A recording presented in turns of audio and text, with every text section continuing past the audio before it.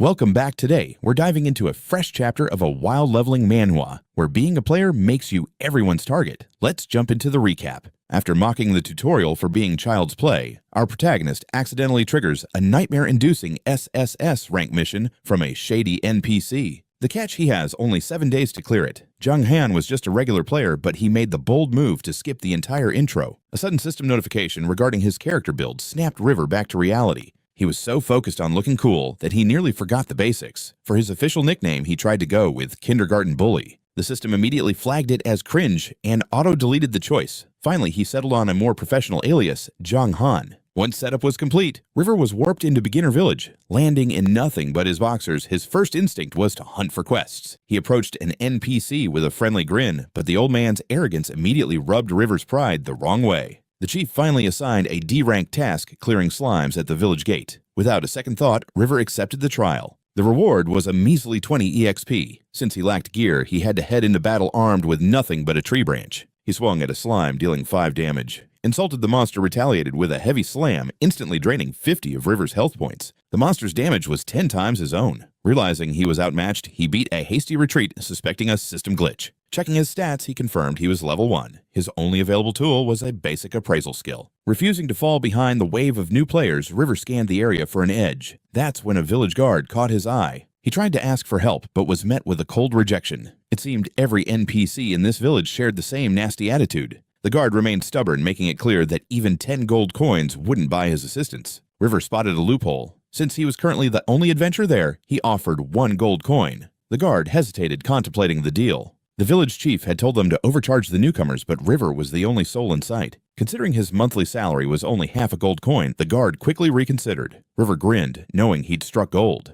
He requested training, and Guard Cairo obliged, teaching him D-rank basic swordplay and C-rank multi-strike. The skill details flashed before his eyes. Cairo immediately demanded the payment. Looking at his empty pockets, River tried to buy on credit. Cairo nearly lost it, thinking he was being scammed by a broke rookie. They eventually signed a 7-day contract. If River failed to pay, he'd be hunted by the guard for eternity. Not stopping there, River managed to borrow Cairo's own equipment. Soon the guard was the one standing there empty-handed. His new haul included soldier's leather armor with 22 defense and an iron sword. Both were common white tier items. With his stats finally boosted, River felt confident enough to take on those annoying slimes again. As he headed back, the first wave of tutorial players finally arrived. River knew he had to move fast to stay ahead of the pack. He unleashed his new combo skill, with the iron sword dealing significantly more damage than the pathetic twig from earlier. The slime tried to retaliate, but with his improved defense, River tanked the hit and finished it off, earning 10 EXP. The rush of using real skills and gear was addictive. River felt a surge of motivation to keep the grind going. After a grueling session, he reached level 2, gaining stat points and 100 HP.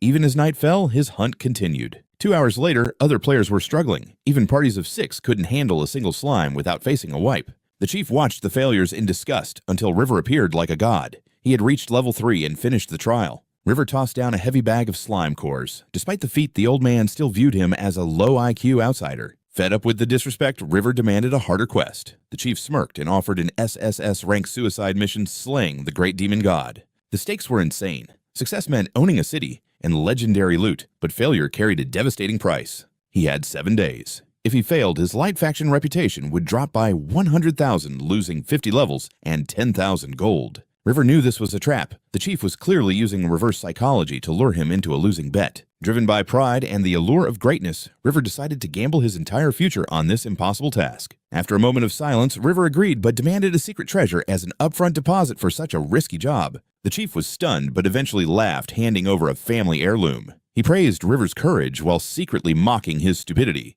Behind that generous smile, the old man was calculating how much he'd profit from River's inevitable downfall. Between the gold fine and making River an enemy of the light faction, the chief expected a massive payout from this fool. As River took the scroll, the system chimed. The SSS-rank demon hunt was officially active with a 7-day countdown. The heirloom turned out to be Wrath of the Fire God, an S-rank item capable of unleashing a low-tier forbidden fire spell. This effect unleashes 5 million fixed damage to every enemy within 200 meters. Night falls upon a desolate forest, where a level 5 Grey Wolf prowls with glowing crimson eyes. Jiang Han draws his blade, unleashing a flurry of slashes that carve through the monster's health bar. 103 damage sends it flying, followed by 110 more from a decisive strike. Jiang Han delivers a crushing final blow, sending the howling beast straight to the afterlife. Level up. Reaching level 4, Jiang Han gains 80 experience and boosted combat statistics. He stares at 3 measly coins in disappointment, realizing his family heirloom was a single-use scroll. At this rate, killing a demon god is impossible, but as he considers quitting, a warning flashes. Player beware. Breaking the 10,000 gold contract requires massive compensation in real-world currency.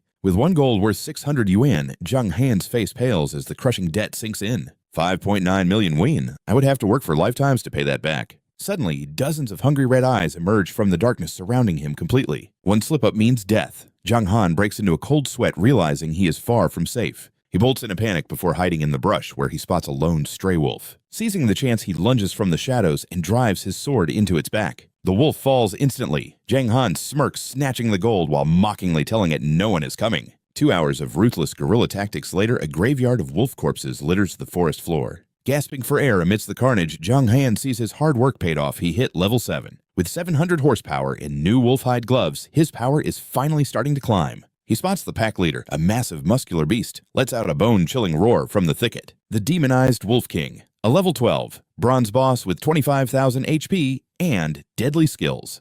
Originally a normal wolf, it became a corrupted survivor after a near-fatal encounter with a necromancer. Twisted by a forbidden curse, it was transformed into a savage demonic guardian of the undead. It blocks all intruders. Jiang Han hesitates, wondering if he should grind more levels before attacking. He grits his teeth, deciding he must find a different path to victory right now. With no one else around, he gambles everything and charges the massive beast head-on. The king senses him instantly turning with a murderous snarl and baring its razor-sharp fangs. Sir, he dodges the first lunge, but a heavy blow to the chest drains over 200 HP. He strikes back, but the system delivers grim news. He only dealt a pathetic 9 damage. The power gap is overwhelming. Jiang Han stares in shock at the boss's untouched health bar. As the king lunges again, Jiang Han tries to retreat, only to be blocked by another wolf. The common wolf sinks its teeth into his arm, draining 78 more health points. Trapped and desperate, Jiang Han's eyes darken as he seizes the smaller wolf by its throat. Earning the Wolf Snatcher title, he uses the whimpering creature as a living shield to threaten the boss. It works. The Wolf King freezes in fear, unwilling to harm its own subordinate. Seeing his opening, Jiang Han chokes his hostage and begins hacking away at the defenseless king. Each strike deals minimal damage, but the king stands paralyzed, unable to fight back. The mighty boss struggles to parry, enduring 1,000 petty cuts until its patience finally snaps. It catches the sword in its teeth, eyes burning with a primal urge to tear him apart. Before the king can strike, Jiang Han shakes the hostage wolf. Don't even think about it. Forced into submission, the king endures 2 hours of relentless slashing until its rage boils over. A crimson warning appears. The Wolf King's health has finally dropped below the 50% mark. A pillar of demonic red aura erupts from the boss, sending a jolt of terror through Jiang Han. Is it evolving? The system flashes a blood-red danger signal warning of an impending transformation. In the world of Eternal, even common monsters can evolve 3 times, reaching legendary levels of power. Boss-tier monsters evolve much faster than standard mobs. Suddenly, the Wolf King lets out a bone-chilling howl as hellfire erupts around him. A system alert flashes. The demonic Wolf King has activated Bloodlust, boosting its attack by 15% and speed by 20%. It drains 0.2% health every minute. Jiang Han scoffs. That tiny drain is a debuff. Please! This boss fight is getting complicated. Warning lights flicker red. The demonic Wolf King unleashes its signature skill, the King's Intimidation. Your attack and movement speeds are both crippled by 10%. This agonizing debuff will persist for 30 seconds. Before Jiang Han can react, the beast lunges, shredding a captive wolf into bloody pieces. Seeing the massive damage, Jiang Han stands frozen in terror. Pale and drenched in sweat, Jiang Han watches the logs. The boss used shredding claws for massive damage, but is now paralyzed by grief for 5 seconds. Wait, the game actually has a mechanic like this. With the king mourning his kin, Jiang Han seizes the opening. 5, 4, 3, 2, 1, he rains down a relentless flurry of strikes. The moment the stun expires, the wolf retaliates with a vicious swipe. Jiang Han fails to dodge, losing 310 health instantly. Shock surges through him. One hit nearly emptied his bar. The system shows Jiang Han's health at a measly 91 out of 700. Realizing he's outmatched, Jiang Han bolts. If I can't overpower you, I'll definitely outrun you, he thinks, desperate for survival. The predator gives chase, launching itself through the air to crush its prey. Jiang Han narrowly escapes the crushing jaws by a hair's breadth. Panting, Jiang Han turns back to face the beast, noting its skill is still active. Bloodlust, huh? He mutters. I need to kite this thing to death. One single touch from that monster means instant game over for me. Basic swordsmanship. Jiang Han shouts dancing on the edge of death while keeping the monstrous wolf at bay. 5 grueling hours pass. Finally, the beast's health hits 0. With one last horizontal slash, Jiang Han drops the king for good. System bronze boss slain. You gain 2,000 experience and 500 reputation points. Jiang Han collapses, gasping for air. Finally, it's over. The massive experience surge triggers a leveling frenzy. Congratulations, you've reached level 8, level 9. Level 10 achieved. As the first player to ever solo a bronze boss, you've earned 10 bonus attribute points, plus 1,000 reputation, and a rare item, the Heaven's Blessing Pearl. Do you wish to announce your glorious victory to the entire world? Warning, a server-wide announcement grants an extra 10,000 reputation. Seeing the massive payoff, Jiang Han doesn't hesitate. Do it. Instantly, a golden banner splits the darkened sky. Congratulations to Jiang Han for being the first to slay a bronze tier boss. The server erupts in chaos. Players everywhere are stunned. The first boss kill already. I haven't even left the starter village yet. While others struggle against lowly slimes, Jiang Han's name becomes legendary. Suddenly, a flood of friend requests begins to bombard his interface. Moon Rabbit has sent a request. Accept a Lonely Wife has sent a request. Accept another request from Lonely Wife. Even VTA50 is trying to reach out. The notifications are endless. The constant pinging is a total headache. Jiang Han wipes them all. Decline all, block all. He finally exhales a sigh of relief. Excitedly, he approaches the carcass to check the legendary loot. But before he can reach it, a chilling voice echoes from the shadows.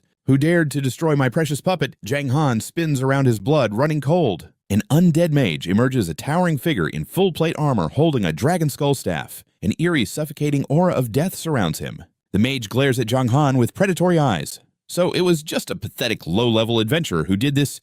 Bright blue flames erupt as the stitched-faced mage, looking like he crawled out of hell, prepares to strike. Jiang Han stares focused. Is this the legendary necromancer from the Wolf King's lore? Jiang Han wonders, his mind racing for a strategy. This boss is on a whole different level. But wait, I still have one final card to play. I am a bronze-rank powerhouse. The mage sneers. Only one step from the spirit rank. Speak your final words before I claim your soul. Unfazed, Jiang Han laughs in his face. A bronze-rank expert hiding in a tiny starter village? How terrifying, he mocks. The mage scowls. Stupid adventurer, do you think the goddess of life's protection makes you truly immortal? Think again. He's arrogant despite his hidden wounds. I'm injured, but killing this insect won't take much effort. Jiang Han sighs, knowing the mage's secret. Before I kick the bucket, I have one last request for a great bronze-rank expert like yourself. Seeing Jiang Han's apparent cowardice, the mage grins triumphantly. A request fine, speak it mortal. Jiang Han looks humble, but his mind is sharp. Can I see your stat window? It's my dying wish. If his health is manageable. The mage's eyes narrow as he grows suspicious. You want to see my information window? My current state is abysmal. The mage thinks. I absolutely cannot let this brat see how weakened I really am. The undead mage hoists his staff high, summoning swirling torrents of emerald light to shield his decaying form. Enough talk, lowly, and die! The mage bellowed in rage. Witnessing the fury, Jiang Han flashed a forced, shaky smirk. This excuse felt a bit weak, didn't it? Jiang Han thrust a scroll forward, shouting, "Stop now, or face the consequences." The mage froze. A forbidden scroll. How could a mere rookie possess a divine tier item like this? Jiang Han's grin turned predatory. Want to live? Show me your stats and surrender all your treasures right now. Check my stats. The mage stammered. You're just checking if my health can survive that scroll's damage, aren't you? He bluffed with a shaky smile. Tear it, you think a one-time scroll scares the great Daniel. Jiang Han's gaze turned icy as he gripped the seal. Fine, I'll just respawn anyway. Can you... Seeing the seal begin to tear, the mage broke into a cold sweat, his expression crumbling into pure dread. In my prime, this would be nothing. But now, I'm finished. His composure vanished into a darkening shadow of fear. After a frantic calculation, he screamed, Wait, stop, what do you actually want from me? Jiang Han went for the throat. Every item, every piece of gear, hand them over. Inside, he was sweating bullets. This NPC is far too smart. The mage finally groaned in defeat. I cannot simply give items away for free. Why not? Jiang Han pressed. World laws. The mage sighed. Jiang Han frowned. Then what's your solution? Jiang Han pondered. These rules coming from an NPC's mouth felt suspiciously specific and strange. How about this? The mage proposed. I'll take you as my disciple. Learn the dark arts. Suddenly, a system window appeared. Necromancer Daniel invites you to the dark faction. Warning, accepting will deduct 100,000 holy reputation points. Necromancer, Daniel wishes to take you as his disciple. Do you accept this dark and legendary pact? Total betrayal, Jiang Han stared at the screen, stunned. Join the dark faction, become a traitor. Jiang Han scoffed. Clever move. If I join, there's no turning back. We'll be tied to the same fate. I'm already a balanced 3-star warrior. Why would I care about your little dark sword arts? Desperate to be believed, the mage raised 3 fingers. I swear it upon the god of covenants. Become my disciple, and I'll grant you the legendary hidden class, the Dark Swordsman. Ding Daniel has sworn a soul oath. Failure to train you will result in his absolute erasure. Class Dark Swordsman, HP 5 stars, a TK 6 stars, DEF and SPD 5 stars, utterly broken. Legends speak of them as the most terrifying undead. History remembers them only as harbingers of global doom. Cold, ruthless, and bloodthirsty. Comparing the classes, Jiang Han was left speechless by the raw power gap. Holy, 5 stars across the board and 6 stars for attack. This is absolutely insane. Each star multiplies growth. 1 attack point equals 10 damage. The scaling was simply monstrous. Ruthless, cold, handsome. That's literally me. Jiang Han grabbed the mage's hand. Master, I accept. Stunned by the sudden enthusiasm, the mage blinked. Wait, really great. I mean, good. Ding, you've joined the Dark Faction. Holy reputation locked at negative 100,000 points permanently. Congratulations, class change complete, the Dark Swordsman. Your stats and appearance are now evolving. Violet aura surged through his veins, pulsating with raw energy. Jiang Han felt a terrifying power awakening within. Potential unlocked. Basic swordplay evolved to Dark Arts. Basic combo evolved to Frenzied Slay. First ever class change bonus plus 10 stat points, 1,000 fame, and the rare undead ring. The transformation was gruesome. Claw's lengthened skin cracked and his eyes dissolved into an endless abyssal black. Master, this look is a bit much. Jiang Han grimaced. Can I look human again? The Necromancer chuckled. Don't fret. That's just the malevolent energy overflowing from your soul. Once you're stronger, you'll control it perfectly. He raised his staff. Take this, the hidden veil. Emerald light enveloped him. System, you have received Necromancer Daniel's concealment art. Humanity restored, but only for 3 days. Jiang Han stood silent. Well, the mage asked, how's it feel? I'm a legendary hidden class, Jiang Han sighed, but my master is only bronze tier. My future looks bleak. Hearing such shamelessness, the mage's face twisted in pure, unadulterated fury. Arrogant brat. The Dark Faction values strength. Surpass me, and you'll catch the great demon god's attention. The mage coughed, regaining his dignity. Enough, Jiang Han. As your master, it's time for your first trial. Go, prove your loyalty to the Dark Faction. Suddenly, a quest notification flickers to life before his eyes. Forced quest accepted heart toward darkness. Difficulty rank A. As a traitor to the light, the Dark Faction demands proof. Kill 100 adventurers or residents of the Light Faction. Reward faction recognition. Jiang Han is shaken. Hunting 100 adventurers isn't that difficulty insane. The mage sneers with a cold, menacing warning. You are the only disciple of the Necromancer to become a Dark Swordsman. Never underestimate your own natural talent. With those words, the mage turns away. Now, Jiang Han, prove your soul belongs to the dark. I am wounded. It takes 3 days to recover. I expect the task finished by then. Only then will I guide you out of this beginner village. Watching the Necromancer walk away, Jiang Han asks anxiously, Master, what happens if I die? He wonders if he can still respawn like a normal player in the beginner village. The Necromancer gives a grim, haunting smile. You've joined the Dark Faction. Did you truly expect the Goddess of Life to protect you? Han stands frozen disbelief, clouding his face. I can't respawn. The mage nods. Indeed, but without the goddess's blessing, you now hold the protection of the ancient demon god. Jiang Han presses for more. What does that mean? But the mage has no intention of explaining further. Walking away, he calls out, You'll see after the class change. Go, my disciple. As a Dark Swordsman, your future will eclipse mine. As the mage fades into the distance, Jiang Han waves. Take care, master. Left alone, he reflects on his luck. A unique hidden class, upgraded gear, and new skills all in one go. Truly unexpected. Passive skill, Dark Swordsmanship, rank B, exclusive to Dark Swordsman. Attack increases 50. Attack speed 20% with swords, 100% effectiveness. Other weapons only grant 50% effectiveness. Silver rank Undead Ring. Attack 15, attack bonus 5%. Required level 10. A ring meticulously crafted by the Necromancer himself. Spotting nearby wolves, Han draws his blade. I need more gear. Time to test these skills. Without hesitation, he lunges. Each strike carries devastating power, wiping out the pack in a single fluid motion. A wolf leather hat drops instantly. He grins. Looting is getting easier. I'll sell the extras back at the village. Just as he's planning, a stranger shoves him aside roughly. Out of the way, the man barks thuggishly. Jiang Han hits the ground dazed. He looks up to see a mob of players surrounding a lone wolf. A hulking player named Chaos Slayer steps forward, his face twisted into a menacing sneer as he looms over Han. Listen, kid, the Hero Alliance owns this territory. Grind somewhere else. Stay out of our way. Han fires back. By what right? I was here first. You're just robbing people. What are solo players like us supposed to do? Another player points a sword at his face. Who cares? This spot belongs to the Hero Alliance now. Are you deaf? Jiang Han slowly stands. Solo players won't just watch you act like tyrants. If no one else will resist, then I'll be the first.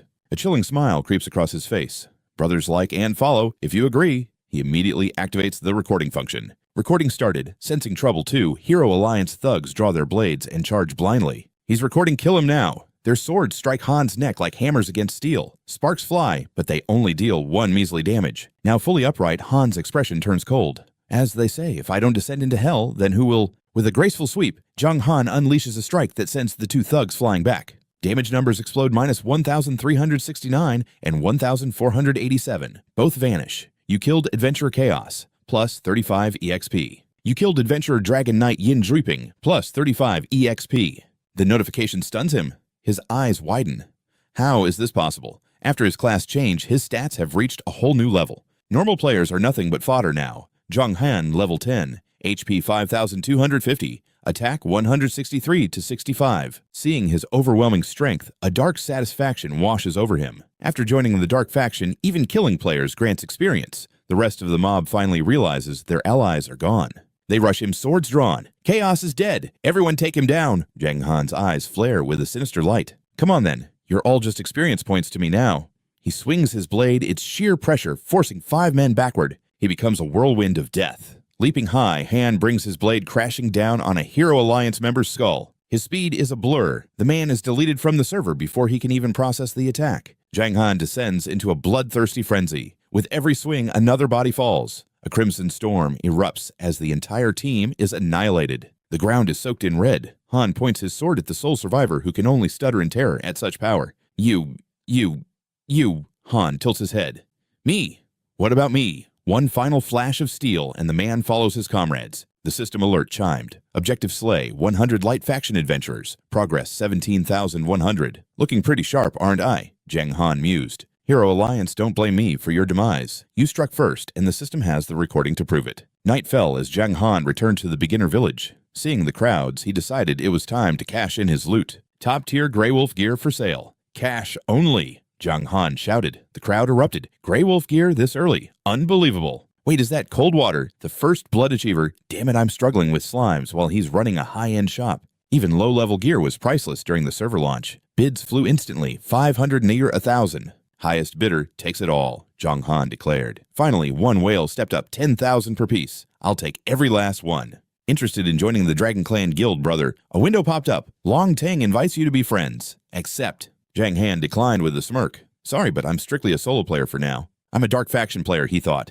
Joining the light faction is a death wish. Luckily, Long Tang just nodded politely. Fair enough. Let's just be friends. If you find more godly loot, sell to us first. We'll pay top dollar. The man realized who he was dealing with. So you are Jiang Han. I'll hit you up next time I have the goods, he replied. Friend added Long Tang. Transaction complete. Haha. Don't forget to send me your bank details. The guild leader laughed. Logging out of the virtual world, Jiang Han pulled off his VR headset and took a long, deep breath. He checked his phone. 40,000 had already hit his account. A satisfied grin spread across his face as he looked at the screen. Time to expose these frauds, he whispered. He titled the video, The Pathetic Heroes of Our City. Uploading now. The video exploded nearly 500,000 views in hours. Likes and shares poured in as the internet sided with him. Isn't that the legend who got the bronze boss first kill the Hero Alliance? Had this coming. What an absolute king. I knew those heroes were frauds. Jiang Han is a beast. Meanwhile, a dark voice hissed, who dares provoke our alliance? Wait and see. Back at their headquarters, a panicked subordinate rushed in.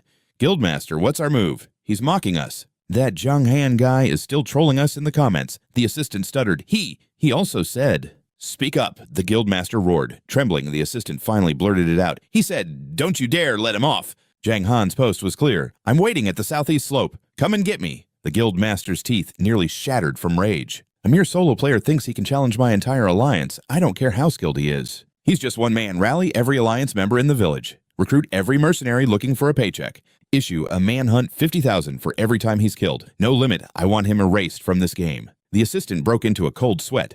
50,000 per kill, boss. Isn't that a bit overkill for one guy? You don't get it, the master sneered. Eternal is a gold mine. We're not just killing him. We're putting on a show. Reputation is everything. If we crush him, we win. How many men, boss? 20, or no, at least 100. Jiang Han is nothing but a stepping stone for our glory. Dawn broke over the southeast slope, and there he stood, waiting. There he is. Found him. The mob surged forward, blades glistening. Jiang Han looked down from the peak and chuckled. Quite a crowd. Actually, no. That's just a lot of juicy experience points. He drew his blade cold steel, humming in anticipation. "Are you all here to die?" he asked calmly. No one answered. Then a roar. "Slay him, 50,000 is waiting." Watching the greedy horde rush toward their doom, Jiang Han didn't hold back. A wild, predatory grin split his face. Time to go God mode, boys. The air shook with their battle cries as 100 players charged desperate for his head. With a disdainful smirk, Jiang Han swung. One flash of steel and 2 players were cleaved in half, forced into an instant logout. System, you have slain Junefire. Gained 11 experience points. System, you have slain Night Prowler. Gained 20 EXP. The remaining players froze. His damage output was monstrous. "This guy is a damn monster." One player shrieked, his face turning pale with pure terror. "No wonder the bounty is so high. Sure, we can respawn, but who wants to lose levels on day 1? As the mob wavered, a leader named World Chaos bellowed, "Don't back down. Think of the compensation. Even if you die, the Alliance pays. We have 100 men. We'll drain his stamina until he drops. Look at his level. He's a mass murderer now. When he finally dies, his legendary gear will definitely drop." "You're fine. What are they?" Jiang Han let out a mocking laugh. "Steal my gear. You think your numbers protect you? Every kill just makes me stronger. I don't care about sin points, but my EXP bar is nearly full. Don't be shy. Everyone, I'll take you all on, one by one." Watching the mob charge, Jiang Han smirked. The server just launched, yet they're already seeking death. Level 2s, exhausted by slimes, dare surround me. Without archers or mages, they're utterly defenseless. Isn't this just free EXP? He instantly deleted a nearby brawler before carving through 3 more. 4 players deleted effortlessly. A bystander trembled in shock. This guy is pure madness. 2 rats struck from the shadows. Their blades merely sparked against his impenetrable armor. "Die," they screamed, dealing a pathetic 3 damage. Jiang Han sneered, "That all you've got?" One horizontal slash ended them both. 20 minutes later, Jiang Han's HP finally hit critical red. The Hero Alliance cheered, "Look, his health is critical. He's finally at his limit. No matter his strength, he can't outlast hundreds of us. Everyone crush him now." Before they could celebrate, golden light erupted. His HP refilled instantly as he reached level 11.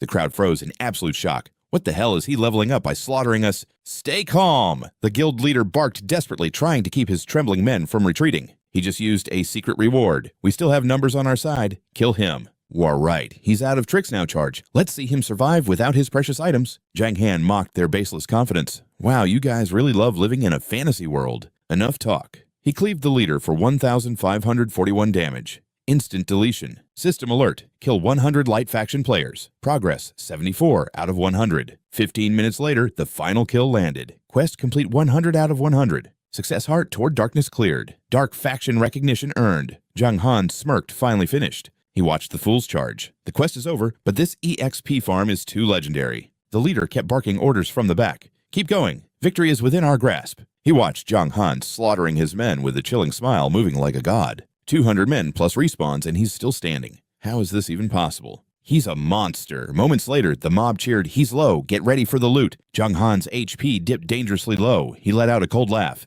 "Me die here." That familiar golden glow erupted again. HP fully restored. System level 12 reached. Jiang Han's gaze turned robotic and lethal. "Keep going, guys. My items are almost gone." The leader paled in absolute terror. "Another level up. How is this even possible?" "Afraid of a little PvP," Jiang Han taunted. "The world is watching. Don't be cowards." Our bronze boss rewards this broken. The entire guild froze trapped in a lethal dilemma. A spearman turned to Chaos Song. "Boss, what now?" The leader barked the order retreat. They fled like terrified dogs. Jiang Han waved a dropped spear. "No gear, I'll take it." 2 levels gained just like that. Low-level players weren't worth the effort anymore. He checked his status. 0 crime points. Killing enemy factions is officially penalty-free. Suddenly, a flashing red warning appeared. An urgent system notification blinked before his eyes. Master in critical danger. If he dies, 50,000 dark faction reputation points will be deducted. Old man. "You just recruited me, and you're already dying." He sprinted toward the canyon. "I can't leave this village if you die." He pushed his limits, sprinting like the wind. He saw his master cornered by a priest. "Surrender now, Necromancer Daniel." His master was fading fast. His opponent, the beginner village chief himself. The chief smirked. "Killing a necromancer is my ticket into the holy sanctuary's inner circle." He leveled his spear. "I've hunted you for months. Your journey ends here today." The necromancer spat blood, sneering. "Don't think a tiny level gap scares me, old fool." Just as the tension peaked, Jiang Han burst onto the scene like a lightning bolt. The chief gasped. "You..." Jiang Han narrowed his eyes. "Old man, what's your deal?" Han scanned the old man's stats, but everything was hidden. Only the name Brandy the Flame Mage appeared beside 3 ominous question marks. With a chilling glare, Brandy warned Han to vanish immediately. Han gulped, wondering who this geezer really was. Just like Daniel, his true power remained a total mystery. Han stopped hiding and unleashed a torrent of dark energy. Thick black smoke erupted from his body. The elder roared, "Such vile darkness, boy, have you fallen to the demonic path." Han put on a face of pure calculated innocence, acting like he didn't even notice the shadows swirling around him. He just flashed a playful mocking smirk. "I'm just a law-abiding citizen," Han chirped. Meanwhile, the elder schemed. If he killed the necromancer and captured this brat, the Holy Order would surely reward him. Han whispered to his master, "Old man, do we actually stand a chance at winning this?" Daniel gave a bitter laugh. "I might have won alone, but with you here, we are definitely doomed." Han's face turned sour. He didn't even know how to respond. How could he help now? Despite the dire situation, the necromancer lived up to his title, remaining eerily calm as he calculated their only path to survival. "There is one way," Daniel muttered. "I can cast a shadow warp, but I need 20 seconds. You have to stall him." Han let out a helpless dry laugh. "Master, you are truly shameless, using your disciple as a meat shield," Han snapped. He reached out his hand coldly. "Give it to me." Daniel blinked, confused. "Give you what?" Daniel asked. Han sighed impatiently. "The quest, without a mission, and a massive reward. Why would I ever risk my neck for you?" The necromancer's veins popped with rage. "You little brat, calling me shameless while extorting me." Suddenly, a system notification flashed before Han's eyes. Quest alert necromancer. Daniel requests your aid. Difficulty rank A. Objective block the path of Brandy the Flame. Mage at all costs. Daniel needs 20 seconds to prepare a one-time warp circle. Your job is to stall Brandy. The promised reward still hidden behind those frustrating question marks. "Fine, I will bite." Han stepped forward with a grin, shielding the old necromancer from the coming storm. "My master is totally unreliable, so I guess it is up to me." The elder ground his teeth, leveling his spear right at Han's throat. "Insolent brat! You dare plot against me right to my face." Han did not flinch. Instead, he raised a forbidden spell scroll, threatening to tear it open. "Don't move a muscle, or things get messy." The elder's spear blazed with golden light.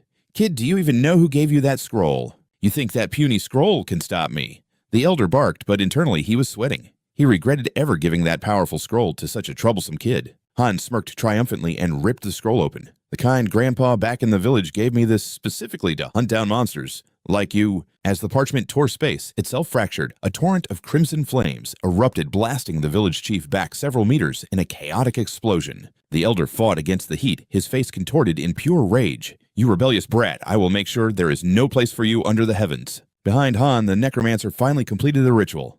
"Shadow warp activate," he roared as the magic circle glowed beneath their feet. A rift tore through the air, bathing them in an eerie blue light. In a sudden flash, both Han and Daniel vanished into thin air. At that exact moment, every player in the entire region received a sudden earth-shattering system alert on their screens. "Attention, player. Han has betrayed the Light faction to join the Legions of Darkness. Kill the traitor to claim rare loot and a unique hidden class." The portal deposited them in a vast emerald meadow. The sky was clear, the clouds were white, and everything felt disturbingly peaceful. A lone rabbit nibbled on the grass, oblivious to the world. Suddenly, it noticed a strange, flickering blue light appearing in the sky above. The light expanded, terrifying the poor creature. Two figures tumbled out, hand desperately supporting a bloodied and battered Daniel as they made their escape. Daniel let out a weak, shaky breath of relief. We made it." A notification chimed. "You have entered the Stormwind Plains." Han's eyes widened as he spotted a golden system window. "Attention, adventurer Han from the Eastern region has officially defected from the Light faction. His betrayal has enraged the Holy Council. All players who slay him will be rewarded with rare items and a unique hidden job." Han stared at the screen in stunned silence. Rare loot, a hidden class. He felt a cold sweat breaking out as the weight of it hit him.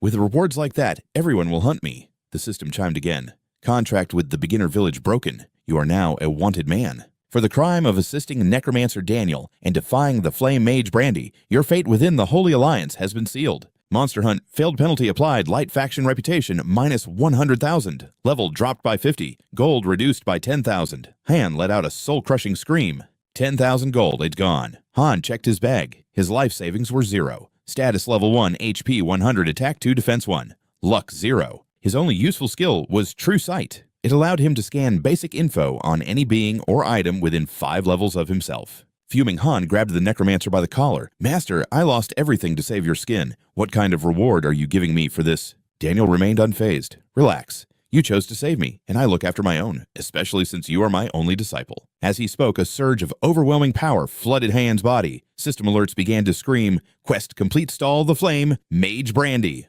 Reward, 100,000 experience points, new skill rank S, Evil Stomp, acquired level up, level 5. Level 10. Level 14. Han clenched his fists, feeling the raw energy coursing through his veins. He grinned as he looked at the description of his new skill. A technique only for those with darkness in their blood. A devastating double strike that shatters both the enemy's dignity and their physical body. Famous across the Heaven Eternal continent, this move infuses both legs with power. For 2 seconds, movement speed increases by 200%.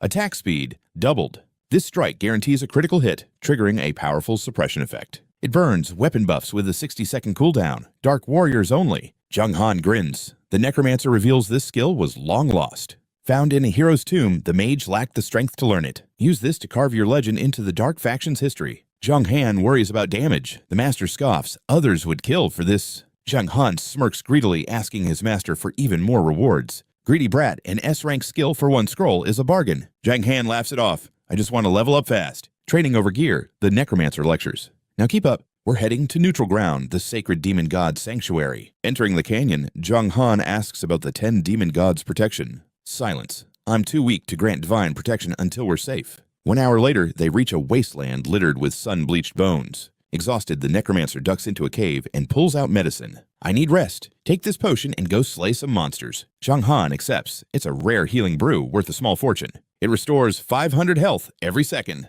30-second cooldown. A C-rank trial appears. Without hesitation, Jiang Han accepts the quest. Objective: exterminate 500 corrupted lizards to prove your worth. Report to Daniel afterward. Jiang Han quickly tracks down his prey.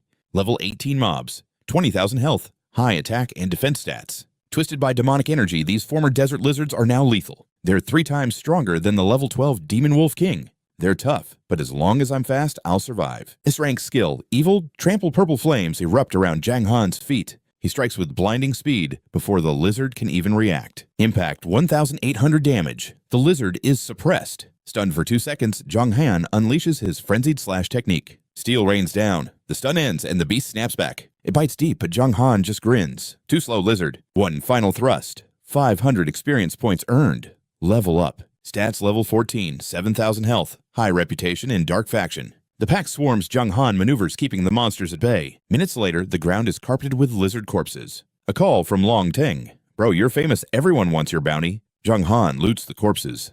Want to sell your head? Dragon asks. Jiang Han freezes in shock. Sell my own head. A bounty split, but in the Dark Faction, death is permanent. No deal, Jiang Han says. Dragon shouts, I'll pay 20 million. 20 million. That's enough to live like a king forever. But his S-rank growth is priceless. He wants true power. He clenches his fist. No, the death penalty is too high. Fine, but the whole server is coming to collect your bounty. Let them come. My head is worth more than their lives. Long Teng smirked. Happy gaming. Then he paused. Wait, I've got more gear. Interested. He sent a screenshot. Total 30,000. You buying? Jiang Han agreed. Deal. As his avatar began to fade, he asked, Where are you? I'll send a runner. Jiang Han told him to drop it in the wasteland. Or the funds first, then I'll send the location, Jiang Han stated. Long Teng agreed and vanished. Meanwhile, Jiang Han unsheathed his blade once more. Back to work. His mission: cull the demonic lizards. He vaulted off the ground, a single cold flash of his sword, decapitating a beast instantly. A system chime echoed. Congratulations, you've reached level 15. Suddenly his body convulsed as eerie violet auras surged through him. What is this? Confusion flared in Jiang Han's eyes. Another evolution. The system responded. Level 15 reached. Dark Swordsman powers activated. New skill learned. Power of Death. Power of Death, a rank A passive. It defined the Dark Knight as a lethal mutation of the Undead Swordsman class. He walks the razor's edge between life and death with horrifying regenerative powers. Even the most sacred holy light cannot purge his dark existence. Skill effect: out of combat, restores 0.5% HP per second. In combat, it drops to 0.1. Incredible. I'm basically unkillable now. Just then, a message pinged from Long Teng. 30,000 sent. Jiang Han replied, Loot is hidden. Send your man. In Eternal, hidden items become ownerless via the system board. If left for 24 hours, they vanish forever. While bronze-grade gear lasts 3 days in the world, silver-tier equipment can remain for up to an entire week. Long Teng replied, Remember, give our Long clan first dibs. We pay fair prices. Jiang Han replied, No problem. He dived back into the lizard swarm. An hour later, his kill count hit 93. Suddenly, a pair of boots glimmered in the sand. Finally, a drop Satri. The rates were abysmal. Item: bronze sand boots. Defense 6 to 10. Effect: movement speed plus 2%. Level 16 required. These boots are essential for the desert, famous across the Tianheng continent for their incredible traction and durability. Solid stats, Jiang Han noted. Too bad I'm 1 level short. Time to grind a little harder then. Suddenly his stomach growled. He logged out of the dungeon sighing. This game is way too addictive. I can't stop myself. He felt more drained than studying for the college entrance exams. Food first. Elsewhere, a voice growled, I was wrong about him. I didn't think Jiang Han was that monstrous. 100 men couldn't beat him. His subordinate bowed. Brother Du, it was my mistake. Brother Du waved him off coldly. Not your fault. Solo players are hard to lead. Go rest. The subordinate left him to his thoughts. Du's face twisted into pure malice. Jiang Han, this blood feud is far from over. I'll hunt you forever in eternal... Back inside the dungeon, Jiang Han returned from his meal, but the moment he landed, a massive force slammed into him. He spun around in shock, only to be hammered by a gargantuan tail. The impact sent Jiang Han flying backward. HP minus 110. His health bar flickered. This lizard has no manners, he hissed. It was the Demonic Lizard King. Demonic Lizard King. Bronze Boss. Level 20. HP 100,000. Attack 180. Defense 120. Skills Ravage Poison Sweep. A brutal lord of the wasteland and enemy of explorers. Jiang Han grinned. A bronze boss, easy loot. He lunged forward, blade gleaming. The Lizard King let out a deafening, earth-shaking roar. Jiang Han slammed his foot down, releasing a shockwave. Shut it! System Evil Kick triggered 1,073 damage dealt. Target suppressed. The beast froze, stunned for 0.35 seconds. Jiang Han cursed, wait, that's it. So short. Despite the king's fury, Jiang Han kicked its face. But then his own health began to tick down rapidly. System poisoned lose 50 HP per second for 10 seconds. Jiang Han quickly downed a potion. Plus 500 HP, plus 500... Can't afford to be stingy with Daniel's potions now. He vaulted high, bringing his blade down in a devastating strike against its head. 575 damage! The king shrieked. Its eyes narrowed as it swung its massive tail toward Jiang Han again. Still trying that, Jiang Han leaned back the tail, whistling inches from his face. In a blur, he severed the tail completely. He let out a dark chuckle. Sneak attacks come with a price. He leapt back to build momentum for the end. Minutes later, Jiang Han delivered a finishing cleave to the king's head. Its HP hit 0. System Bronze Boss defeated. A shower of shimmering gold coins erupted. Jiang Han gasped, what a payout. Let's see what gear dropped this time. 2 items appeared. Bronze Gold Armor Defense 22 to 25. Effect Defense plus 8%. Required level 20. Perfect for desert ambushes. Next was the Bronze Magic Staff Attack 25 to 30 plus 10% attack and 5% spell vamp. Level 20 required. A treasure for rookie mages. Jiang Han mused, armor is good, but I'm no mage. Should I... Suddenly Long Teng messaged, brother, that gear's level is too high. None of my guild members can use it yet. Jiang Han replied, they'll get there. Besides, this staff's stats are absolute god tier. Name your price. Drop rates are hellish. Long Teng sighed. 50,000 is my limit. Early gear gets outdated fast, Long Teng argued. Jiang Han countered, fine. Wire the money first. Same wasteland spot. Within just a few days, 100,000 is already in my pocket. Eternal's potential is massive. The future looks incredibly profitable. Han wears a satisfied smirk. He's now just one step away from finishing his master's task. Time to clear out these remaining lizards. With a swift arc of his blade, Han shreds the mutated beasts into pieces. They never stood a chance. Suddenly, a golden light erupts from his body. Level 16 achieved, he cheers happily, finally equipping his desert boots. His gear set is almost complete. The legendary grind continues. Cutting back to reality, Han pulls off his VR headset with a weary sigh. Starving, he checks his phone to order food, only to freeze in shock. A mischievous grin spreads across his face. Trying to hurt me again, huh? It's Kai, his best friend from college, asking to meet at their usual spot. Bound by a shared love for gaming since graduation, their bond remains unbreakable. Outside, the midday sun blazes down on the city streets. Han weaves through the crowd until he spots a familiar wave. Kai jumps up eagerly, throwing an arm around Han's shoulder. Little Han, how have you been? Listen, I've got a killer job lined up for you. Han blinks confused. A job? What kind? A pro gamer. Over a meal, Kai insists that with Han's god-tier mechanics letting his skills go to waste would be a total crime. Kai is currently working for a powerhouse studio aiming to dominate Eternal. He wants to recruit Han so they can conquer the game together. Han stays calm, declining as he eats. Kai laughs. You think I'd prank you? We're brothers. I promise the pay is insane. A base salary of 8,000 full benefits and free housing. Kai pushes harder with Han's talent. 10,000 a month is just the start.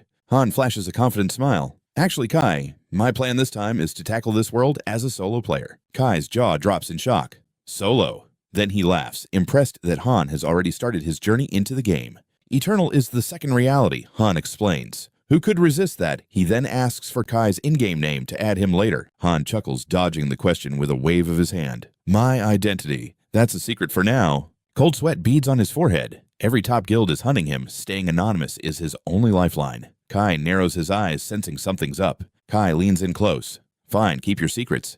But let me tell you a legendary piece of intel I heard. Rumor has it that once players reach a certain threshold, they enter a hidden realm. Han's eyes widen. A hidden realm. It's a trial that determines a player's innate talent. The entry timing is mysterious, likely triggered by reaching a specific level automatically. Eternal doesn't do luck-based gacha. Your strength is earned through these trials. Han wonders how Kai got such high-level intel. Kai reminds him that his studio is a massive player in the industry gathering data to seize total control of the server. Lunch ends and Kai stands to leave.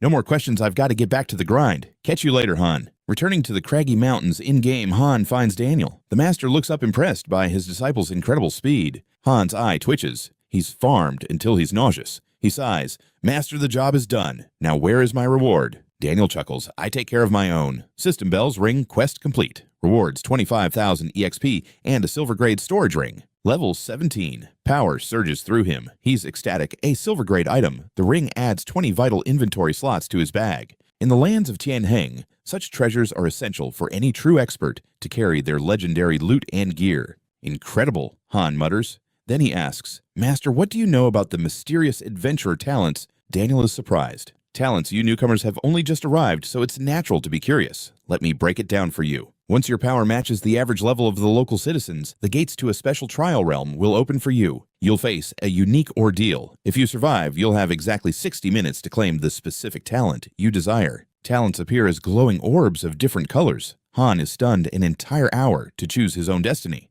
Daniel smirks. Don't get cocky. Most talents are utter garbage. An hour goes by fast when you're surrounded by trash. You'll mostly see rank C or rank D. Daniel's own rank C talent, Mad Alchemy, grants him a chance for double yields. His expression darkens. I've heard the sword god of the Light faction possesses a legendary talent called Sword Heart. It boosts final damage by 80%. A terrifying prospect. Han asks, what rank is something that powerful? Rank S. No, Daniel corrects him gravely. It's rank SS, the absolute peak of Tianheng. SSS is just a myth. The hierarchy is set rank D to rank SS. SS is the ultimate pinnacle. Skill grades follow the same path from mundane to divine. Daniel pats his shoulder. Don't sweat it. Your rank S evil trample already makes you a walking catastrophe. Han sighs. I'd prefer to be called a savior. Then he asks what level defines the average power of a local. Usually around level 20 to 30, often coinciding with silver rank. It all depends on how fast your foundation grows. You'll see soon enough, Daniel says. But first, I'll grant you the blessing of the demon god. Dark energy erupts, shocking Han. Han's heart races. Finally, with the demon, God's protection, he might finally unlock the adventurer's ultimate privilege, the power of resurrection. With a surge of spectral energy, Daniel thrust the cursed skull toward Jiang Han. Great demon god, he chanted, grant your protection to this chosen one. The necromancer, Daniel offered Jiang Han's legendary honor as a tribute to the Dark faction. Suddenly, a violent swirling vortex of shadows completely consumed his body. His physical form began to twist as his eyes turned into abyssal voids with glowing pupils. White cracks fractured his darkened skin while surges of pure dark energy erupted from his core. A system chime echoed, Congratulations, you have received divine protection and unlocked a unique title. As the suffocating shadows finally began to disperse, Jiang Han gasped in utter disbelief. The system announced he had officially betrayed the Light faction, branding him with a new title, The Fallen. He read the notification twice to be sure. The Fallen. This legendary title provided a massive 100% boost to his total health points. The Fallen Jiang Han, rank Bronze Boss, level 17, health 85,529, mana 17,850, attack 207 to 209, defense 1,008 to 1,114, fame 1,000, luck 0. Description: a traitor who abandoned the light. A wicked murderer. Brave adventurers hunt him down. His death will provide incredible rewards to anyone who slays him. Instead of being worried, Jiang Han let out a sinister, excited grin. I have finally become a true boss, and with this title, my health points will be doubled forever. Now I understand why boss monsters have such insane health pools. As a player, I can respawn infinitely trading levels for the chance to grow stronger than any NPC. The Dark faction clearly makes bosses harder to kill to maintain the balance. While Daniel might eventually fall as a native NPC, my situation is completely different. I am a pioneer who joined the darkness, retaining the explosive growth speed of a true adventurer. I possess the terrifying durability of a boss and the evolution potential of a player. I have the best of both worlds. Daniel watched him laughing. My dear disciple, what is wrong? Are you overwhelmed by the demon god's blessing? Jiang Han couldn't stop smiling. It is. Quite impressive. Master, where shall we head next? Can we finally leave this place? Daniel replied with a serious expression. My wounds are healed, so we have nothing to fear. Just stay close to me. In truth, my identity as your mentor is far more legendary than you realize, he boasted. Jiang Han rolled his eyes internally, wondering how his master could praise himself so shamelessly. The two moved quickly, venturing deep into the territory. A system alert pinged. You have entered the map of Gloom City. Gloom City, a Tier 1 stronghold. Legend says it was once the Light Faction's capital, Skylight City. After the 10 great demon gods conquered it, it became a dark fortress. Situated on the front lines, it is trapped in eternal warfare. The Light Faction's obsession with reclaiming their lost capital never fades. Daniel led Jiang Han to the massive iron gates. Suddenly, a thunderous voice rang out. The city lord has returned. Open the gates and welcome him. They stood before the entrance as Jiang Han stared in shock. Master, you are the Lord of Gloom City. Daniel nodded calmly. I took command less than 6 months ago. Very few know the truth. My status as Lord allowed my strength to skyrocket, finally giving me the chance to break through to the soul level. Jiang Han's mind raced. How did a bronze boss manage to seize a Tier 1 city, according to the official game lore? There are 5 tiers of settlements, level 4 villages, level 3 towns, level 2 cities, level 1 main cities, and the ultimate super cities. There is only 1 super city per global region, making level 1 main cities the second most powerful hubs in existence. To conquer a Tier 1 city, one would need strength at the Saint Realm, or higher. A legion of skeleton soldiers marched out to salute Daniel. Lord, you have finally returned. Just then, a crushing aura filled the air, forcing Jiang Han to turn. The Vice City Lord had arrived, Cantor the Undead Knight. Rank Gold Boss. All other stats were hidden behind question marks. Cantor dropped to one knee before Daniel, bowing with absolute reverence. I offer my greetings to the City Lord. The sight left Jiang Han reeling. His master was a bronze boss, yet he commanded a gold boss. Despite this, the Light faction still held the overall advantage in power. Considering the might of the Light NPCs, it was a miracle this city hadn't been retaken yet. Daniel quickly helped Cantor up. No need for such formalities. You handled everything well while I was gone. Daniel then gestured toward Jiang Han, who was standing quietly in the background. Allow me to introduce my newest disciple, Jiang Han. The knight glanced over. Greetings. I can feel a terrifyingly evil aura within you. Your future is limitless. Cantor straightened his back with pride. That is only natural. In the long history of the heaven-hanging continent, there has never been a weak Dark Swordsman. Moments later, Cantor escorted them to the inner sanctum. Lord, I shall leave you here. I await your commands at any time. Very well, you may go. Daniel dismissed him. Jiang Han immediately spoke up. Master, being so close to the Light faction's territory, aren't you worried about an invasion? Daniel laughed with supreme confidence. Why worry? To a necromancer, death is nothing to fear. Ruling this city even for a moment is worth dying for. Jiang Han gave him a flat look. You might not fear death, but I'm not ready to go just yet. Daniel sensed his anxiety and spoke up. I know your concerns. Strictly speaking, necromancers don't truly fit into the Dark faction. Even the high-ranking demons fear the return of the undead calamity. Jiang Han listened in silence, realizing this was a deep part of the game's hidden plot. Then he remembered he was still just a player trying to survive. Every living soul on this continent fears and loathes my kind, Daniel continued. My death is inevitable. But in this city, I have found everything I desired. As long as I achieve my ultimate goal, I will face my end without a single regret. However, I am your master. I have no intention of dragging you down into the abyss with me. Though my position as City Lord brings danger, it also grants me the power to give you incredible rewards. Jiang Han's eyes lit up. Rewards like what? Daniel placed a firm hand on his shoulder. The Light and Dark factions are sharpening their blades for a massive war. We are currently in the eerie calm before the storm. Before the disaster begins, I will forge you into a weapon. My authority as City Lord will provide all the resources you need to reach the peak of power. Jiang Han was impressed. He never expected to find such a sincere mentor in this world. Was this a real person or a high-level NPC?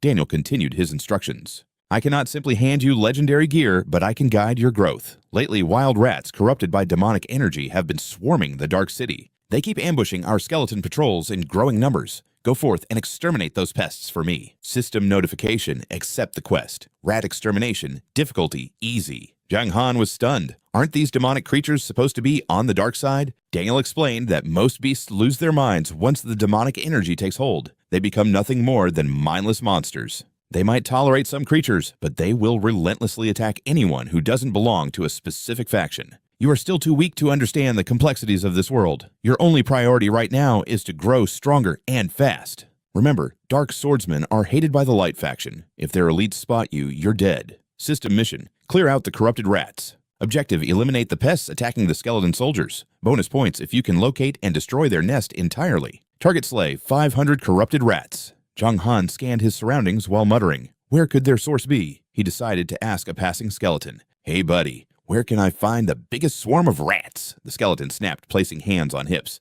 I'm clearly a girl. How could you call me buddy? Jiang Han was speechless. How on earth was he supposed to tell the gender of a pile of walking bones? He quickly corrected himself. My apologies, young lady. Where are the rats? Flattered by his polite tone, the skeleton girl blushed and spilled everything. They gather in massive numbers south of the gloomy city.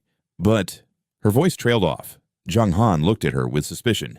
But what? She bowed slightly. They keep trying to crawl inside my ribcage. It's so annoying. I feel like I'm cheating on my boyfriend. Jiang Han stood there dumbfounded. He followed her directions and soon encountered the swarm. Seeing the massive writhing carpet of fur and teeth was enough to make anyone's skin crawl. Jiang Han gasped. That's a lot of targets. His own character windows popped up. The fallen one, Jiang Han. Rank Bronze Boss. Level 17. HP 17,850. Attack 27 to 209. Defense 108 to 114. Reputation 1,000. Warning. A traitor to the Light faction and a truly wicked killer. Brave adventurers slaying him will grant you incredible rewards. Then the monster intel appeared. Corrupted Rat level 22. HP 35,000. Attack 150 to 160. Defense 70 to 80. Skill Gnaw. These things actually hit pretty hard. If I pull too much aggro, I'll have at least 100 of them lunging at me at once. Suddenly the rat screeched and turned tail. Jiang Han was baffled. I haven't even attacked yet. Why are you running system alert? The rats sense your hidden evil aura. Jiang Han's lip twitched. Are you kidding me? I guess being a wicked killer actually has some practical benefits in this game. He charged after them with a roar. Get back here, evil stomp. He slammed his foot down, launching himself into the frantic swarm and scattering them everywhere. A confident smirk played on his lips. If you're too scared to fight back, then you aren't a threat to me at all. Frenzied Slay. His blade became a blur of steel. An hour passed and Jiang Han was still in a killing trance as his experience bar soared. 2 hours later, a flash of light signaled a drop. It was a bronze tier black iron bracelet. Defense 10 to 12. Effect defense plus 3%. Level 20. Item description high-end gear from a tier 3 town smithy. Items like this aren't meant for your average everyday adventurer. He sighed. Another great piece of gear I can't use yet. Just like my rock armor, I need to hit level 20 first. Into the inventory it goes. Suddenly, a global server announcement echoed. Congratulations to the player in the American region for obtaining the B-rank agility talent. Rewards, talent level +1 reputation plus 10,010 free attribute points. Jiang Han was amazed. The top players are moving incredibly fast. System warning. Attention adventurer, your relentless massacre has provoked the wrath of the silver tier boss Corrupted Rat King. The very ground began to tremble beneath his feet. Jiang Han braced himself. The Rat King is finally showing its face. Silver tier boss. Level 25. HP 150,000. Attack 220 to 230. Defense 140 to 155. Description: a king that evolved through sheer demonic exposure. Its power far eclipses ordinary rats, but it rarely emerges from its hidden lair. A massive beast the size of an elephant charged with glowing red eyes. Its defense is solid, but its attack patterns are pure chaos. This might be out of my league. Still, it's a silver boss. I wonder if I'll get a first kill bonus. I can't let someone else snatch the glory of the first silver kill. He gripped his hilt tight. The monster bared its jagged yellow teeth in fury. With a deafening squeak, it lunged straight at his throat. Its massive jaws snapped shut as Jiang Han triggered his skill.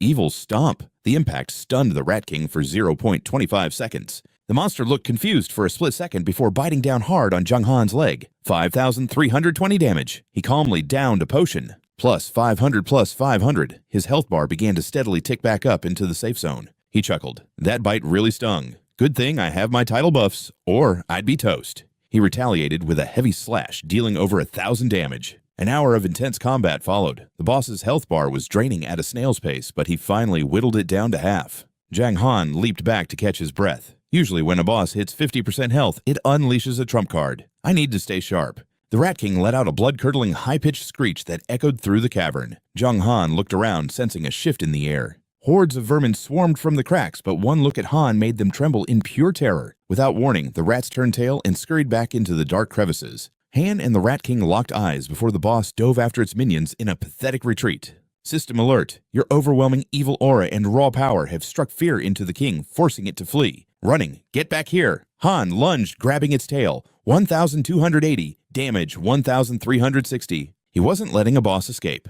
Dragged into the abyss, the beast's health plummeted toward 50,000. Deep in the cavern, the rat's strength surged as healing pulses of 2,500 restored its life. I feel an incredible power nearby. Before him lay a massive violet crystal radiating intense ancient energy.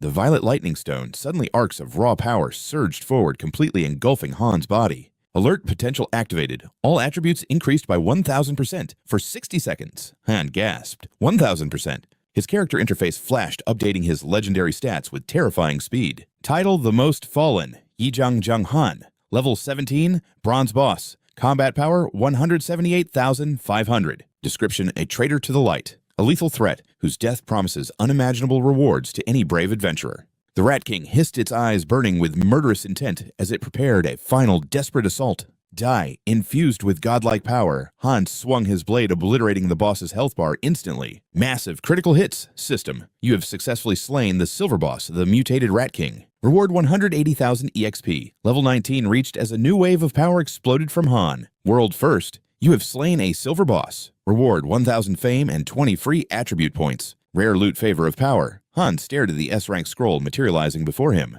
Effect: increases the level of any rank B or lower skill unconditionally. A true divine artifact. Incredible, Han cheered. This is my chance to upgrade my lowest skill to something god tier. System prompt: do you wish to announce your glorious achievement to the entire world of Tianheng? Warning: a server-wide announcement will grant you 10,000 additional fame points. He smirked. Why hide, system? Congratulations to Jiang Han for the world's first silver boss kill. Across the continent, players froze in utter shock. A silver boss? Already? Who is this guy? That's a level 30 boss. How is this possible? I'm still stuck at level 5. While many marveled, his rivals seethed in anger. Jiang Han. Him again, damn it. Han approached the massive carcass to loot. System adventurer, your talent trial will commence in 3 minutes. The sudden notification surprised him, but he smiled. A talent trial? Well, time to get ready. Talents were rare, and these trials were the only path to evolving them into legendary powers. Daniel warned no gear-only skills. Han gripped the scroll. I need the best advantage possible. He tore the scroll open. A blinding light erupted, surging directly into Han's forehead. System S, rank item used. Select a rank B or lower skill to evolve. Dark Swordsmanship. System rank B. Dark Swordsmanship has evolved into the rank A Art of Slaughter. Dark Swordsmanship was just the beginning, a foundation for the absolute carnage to follow. It provided 50 attack and 20% speed, but only functioned at full power with swords. Now the Art of Slaughter reigned supreme, a legendary technique born from a sea of blood and countless battles. Passive effect: base attack increased by 200 points, attack increased by 20%, and attack speed by 50%. This power is insane, Han breathed. The buffs were quadruple the previous rank. With his sword, his damage output was now truly unstoppable. Suddenly, the crystal cracked, revealing a shimmering high-grade core within its shattered shell. Rank of Violet Lightning Stone, an artifact capable of forcing the human body to transcend its limits. It amplifies strength based on the user's hidden potential, a 1-minute window of absolute dominance. Uses remaining 2 out of 3. Effectiveness depends on your class growth stats and skills. Han clutched the rank A stone. One use was gone, but its power was still undeniable. Thinking back, that level up really paid off with extra stat points. If I can dump everything into my attributes for this talent trial, things are about to get interesting.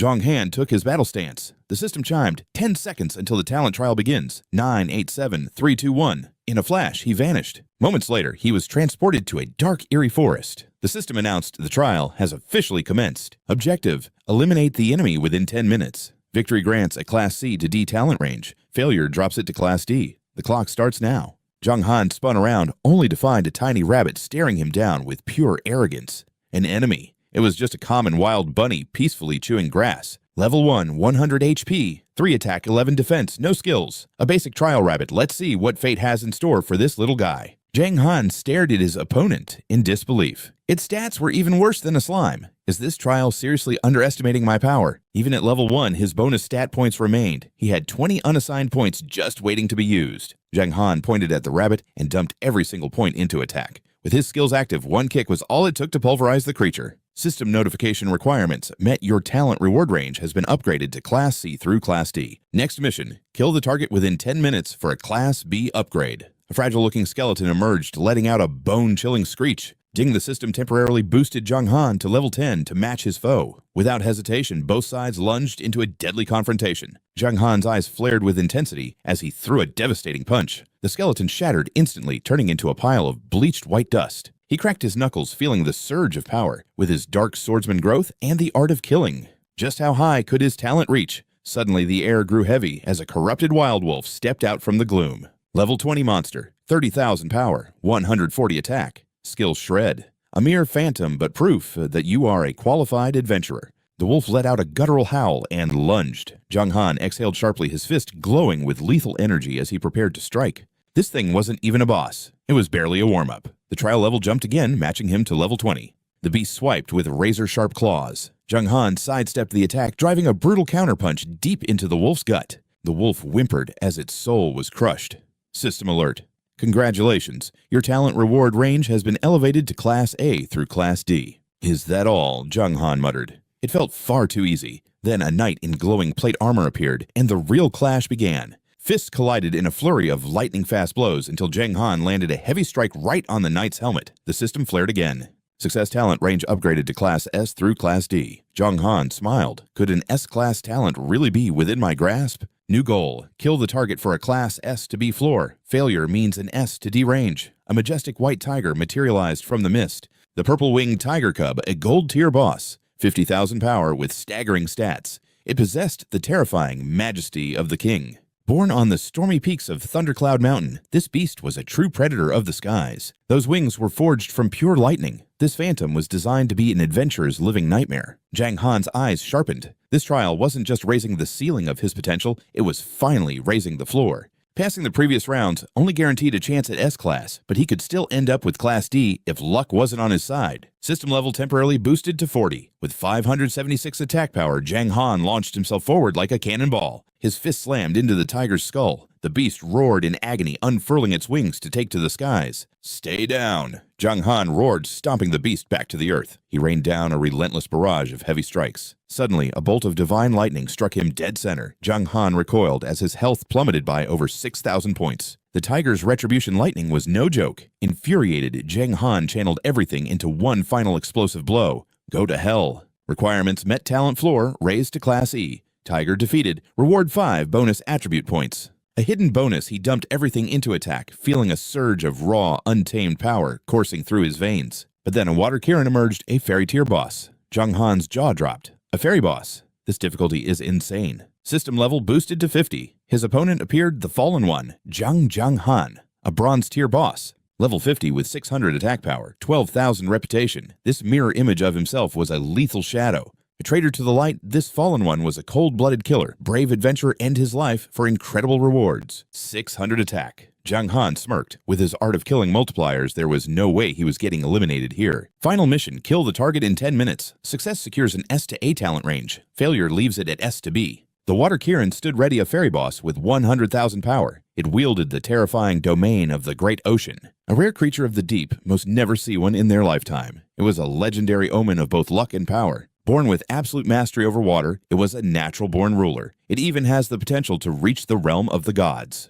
Rising to rule the Tianxing continent as its supreme master, he became a legendary trial hurdle, though even he isn't immune to the trial's mysterious influence. Jiang Han stood frozen in absolute disbelief. This far surpassed the dark gold rank, bridging the massive power gap between Spirit Earth and Heaven grades. Even at level 50, his stats paled before a rank 1 immortal boss. He wasn't just outmatched, his skills were being utterly decimated by the beast.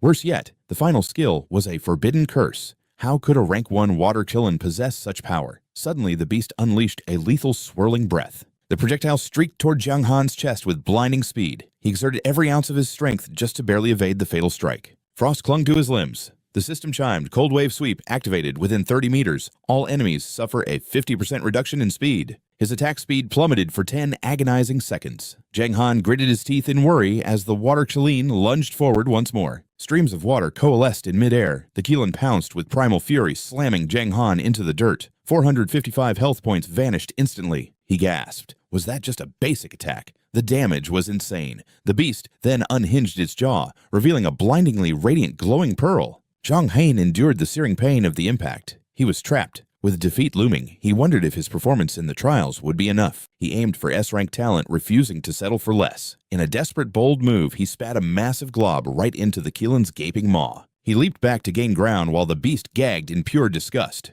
Jiang Han let out a wild, adrenaline-fueled grin at the beast's reaction. "You're not the only one who can spit water," he taunted. "We humans naturally possess the perfect mastery over the water element too.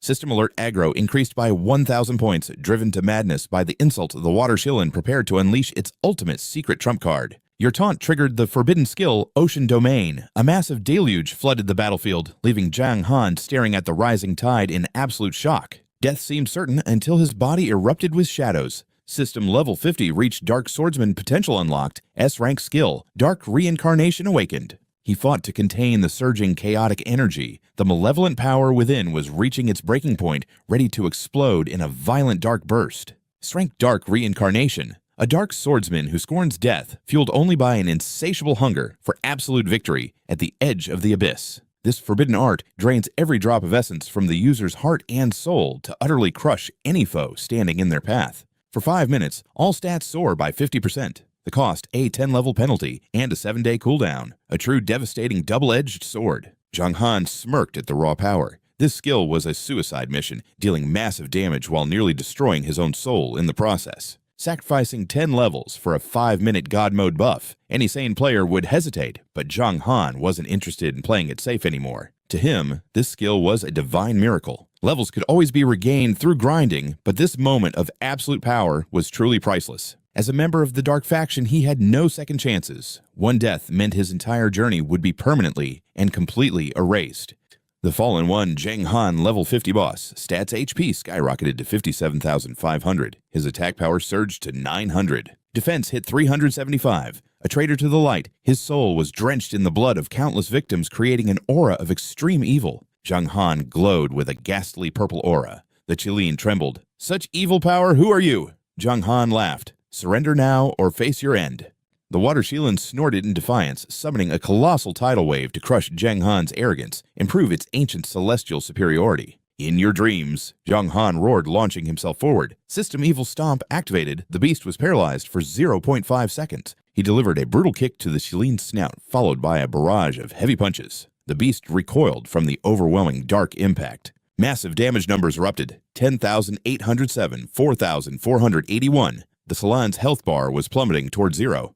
The lost art of evil stomp. The Shilin cried in shock. Jiang Han didn't stop. I know your tricks too, now eat this. Enraged beyond reason, the Water Shilin lunged with a roar of pure fury. You'll pay for that, you damn human, it screamed. A massive whirlpool erupted Forbidden Skill C domain. Legions of aquatic monsters rose from the depths to tear Jiang Han apart from every side. 3 minutes of hell. Surrounded by swirling depths and crushing pressure, Jiang Han felt a cold sweat of true life-threatening desperation. He had to end this now as he struck a venomous water serpent materialized from the domain, its fangs bared and ready to strike. System Toxic Water, Snake Strike 500 health, lost per second. Jiang Han slashed through the beast, desperately calculating his remaining survival time. He could survive 5,000 damage, but the serpent coiled around his leg, dragging his health bar down toward the dangerous red zone. He broke free and charged Die Already. He screamed, raining down a series of bone-shattering blows onto the Water Shilin's massive skull. The dignity of a Shilin shall not be trampled. The beast roared in agony. But Jiang Han's fists never stopped their relentless crushing rhythm.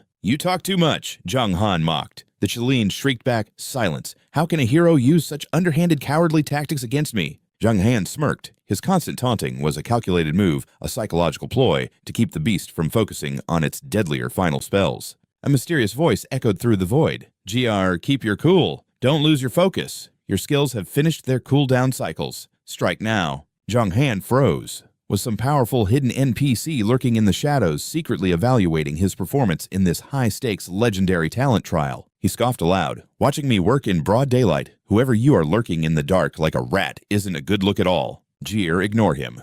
The Water Shilin bared its fangs, eyes glowing with primal fury as it summoned a massive surge of water once more. Jiang Han leaped from its back, delivering a brutal kick to its jaw. System Evil Stomp successfully countered Cold Wave Sweep. Target suppressed for 0.5 seconds. The impact shattered the beast's watery defense. Its health bar plummeted from 20% straight down to a critical 10%.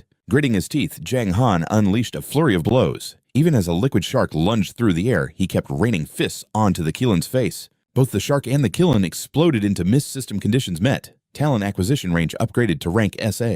Time for my reward, Jiang Han cheered. Better be an S-rank, System Water Shilin defeated. Reward 10 free attribute points. System entering talent selection phase. Suddenly that mysterious voice from before echoed through the void once again. Impressive. Too bad you chose the wrong side. Jiang Han smirked back. Don't you know the light faction is where the real heroes are? With your strength, our paths will cross again, Jiang Han. The voice lingered. Let's hope we aren't enemies next time. System all trials cleared. Entering selection phase. Please choose a talent that resonates with your soul. Warning, talents are permanent and cannot be changed. Jiang Han frowned. No chance for an SS-rank trial? Seriously? Eerie energy surged as countless glowing rank A bubbles filled the space around him. System, you have 60 minutes to select. Afterward, you will return to the Tianheng continent. Jiang Han grabbed a sphere. Rank a passive rock-solid final defense increased by 20%. Are all A ranks this powerful? System, this is final defense, an independent calculation layer that makes you nearly invulnerable. With high base stats, you'd be untouchable, Jiang Han mused. But I've always believed the best defense is a relentless offense.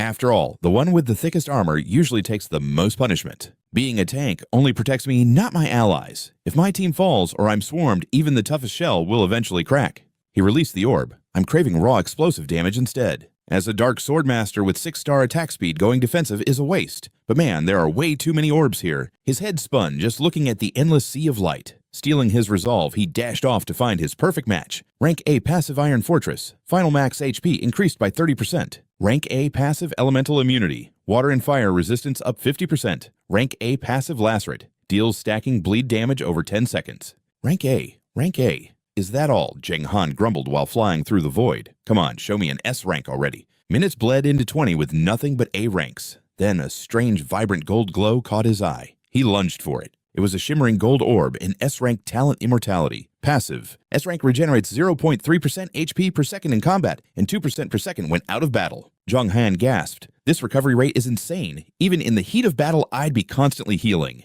I could hit full health in under a minute outside combat. But, he sighed, it's still not an offensive skill. I'll keep it as a backup. If the clock runs out, immortality isn't a bad consolation prize. Time ticked away 40 minutes 50. Then he saw it. Another S-rank. There, you're the one. S-rank passive Berserk. Defense reduced by 20%. Final attack increased by 40%. Jiang Han grinned like a maniac. The glass cannon trade-off was risky, but that massive boost to his striking power was simply irresistible. With his high-speed strikes, this would be devastating. System, do you wish to bind Berserk as your permanent talent? Warning, once chosen, this talent cannot evolve or be replaced. Without hesitation, he gave his answer. Hell yes, System Berserk acquired dark chaotic energy erupted from the orb surging through his body. It's over, though I wish I'd found an SS rank. System, congratulations. You are the second player server-wide to acquire a talent. Rewards, talent, rank +1, reputation +1,000, free attribute points +5. He stood frozen in shock. System S-rank Berserk has evolved into SS-rank Overlord. Congratulations on acquiring an SS-rank talent. Reward luck +1, Jiang Han roared with laughter. The game is actually generous to the runner-up. System trial complete. Returning to original coordinates. His body dissolved as the void faded away. Back in the wild rat den, the rodents squeaked in terror and scattered the moment he reappeared. He pulled up his menu to check the stats. SS rank passive Overlord. Final attack increased by 50%. Pure, unadulterated power, no defense debuff, and a massive damage buff that rivaled the legendary Sword God's own talent. A wicked grin spread across his face. He was ready to dominate. Compared to the Sword Heart, the Overlord talent is pure dominance. Jiang Han cheers wildly. System, you're the best. He's already forgotten the Rat King he just slaughtered. Looking down, Jiang Han's eyes widen at the loot. Talk about a massive jackpot. Scattered on the floor are high-tier boots and a helmet, while a muscular man flexes arrogantly on the screen. The man brags with supreme confidence. Listen up, everyone, I just strolled into the talent trial and walked out with a masterpiece. Feast your eyes on this The Gods Forbidden Zone system. I'm a level 19 assassin, the very first talent holder on the entire server. It is a rank A passive talent called Quick Move, granting a permanent 30% boost to movement speed. The man then gives a greasy, flirtatious wink to the camera. Ladies, DM me if you want to carry. The comment section explodes instantly.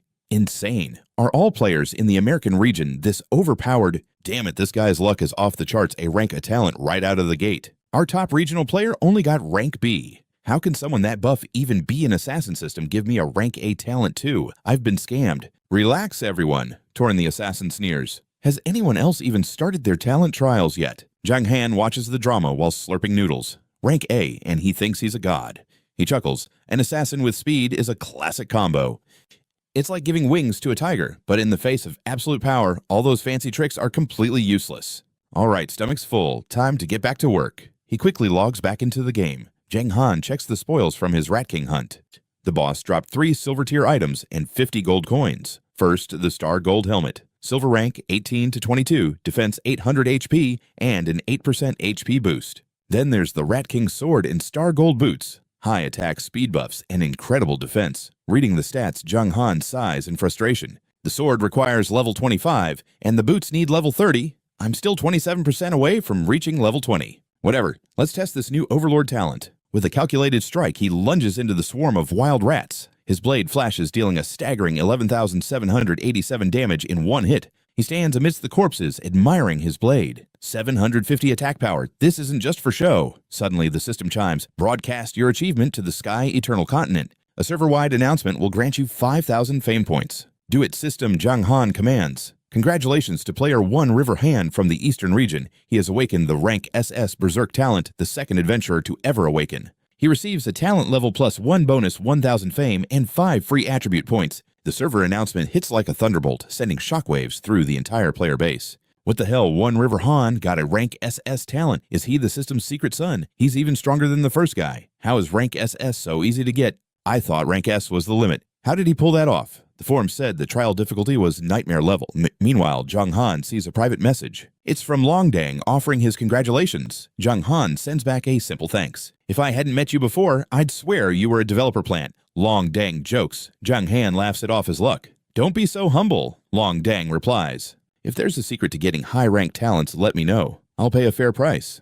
Jiang Han figures there's no harm in sharing the logic. There is no special trick, he explains. The unique secret is based on the growth stars of your skills and class. But even knowing that reaching rank SS is nearly an impossible dream for most players. First, you need powerful skills to boost the probability. Getting high-ranked talents through passive rewards is brutal for beginners. Second, you need the growth stars from a hidden class. Without them, your HP, attack, and defense will never keep up. Third, even for the whales, gathering all these requirements takes an unimaginable amount of time and money. The top rewards are already gone, and rank S is now the peak. Suddenly, a notification pops. Longdang has transferred 100,000 to your bank account. Holy crap, this guy is loaded, Jiang Han gasps. On the other side, Longdang replies, thanks a lot. I knew about passives, but I ignored the growth stars. Your growth stars must be incredibly high, aren't they? Jiang Han thinks of his 6-star attack, but decides to play it cool. Not really, they're all just 4 stars. Suddenly, a global alert flashes. Attention all players, I am buying hidden class quests. Starting price 7 figures. Unique hidden classes start at 8 figures. Price is negotiable. Posted by Longdang. Jiang Han's jaw drops. This is a verified national announcement. It costs 100 gold coins per broadcast. The cash shop isn't even open yet. 1 gold coin sells for thousands of dollars. Longdang just blew a fortune, and I just told him I only have 4 stars. Back at Longdang's base, the leader sits in silence. The growth stars for a unique hidden class must be terrifying. He bites his lip, feeling the pressure. He said only 4 stars.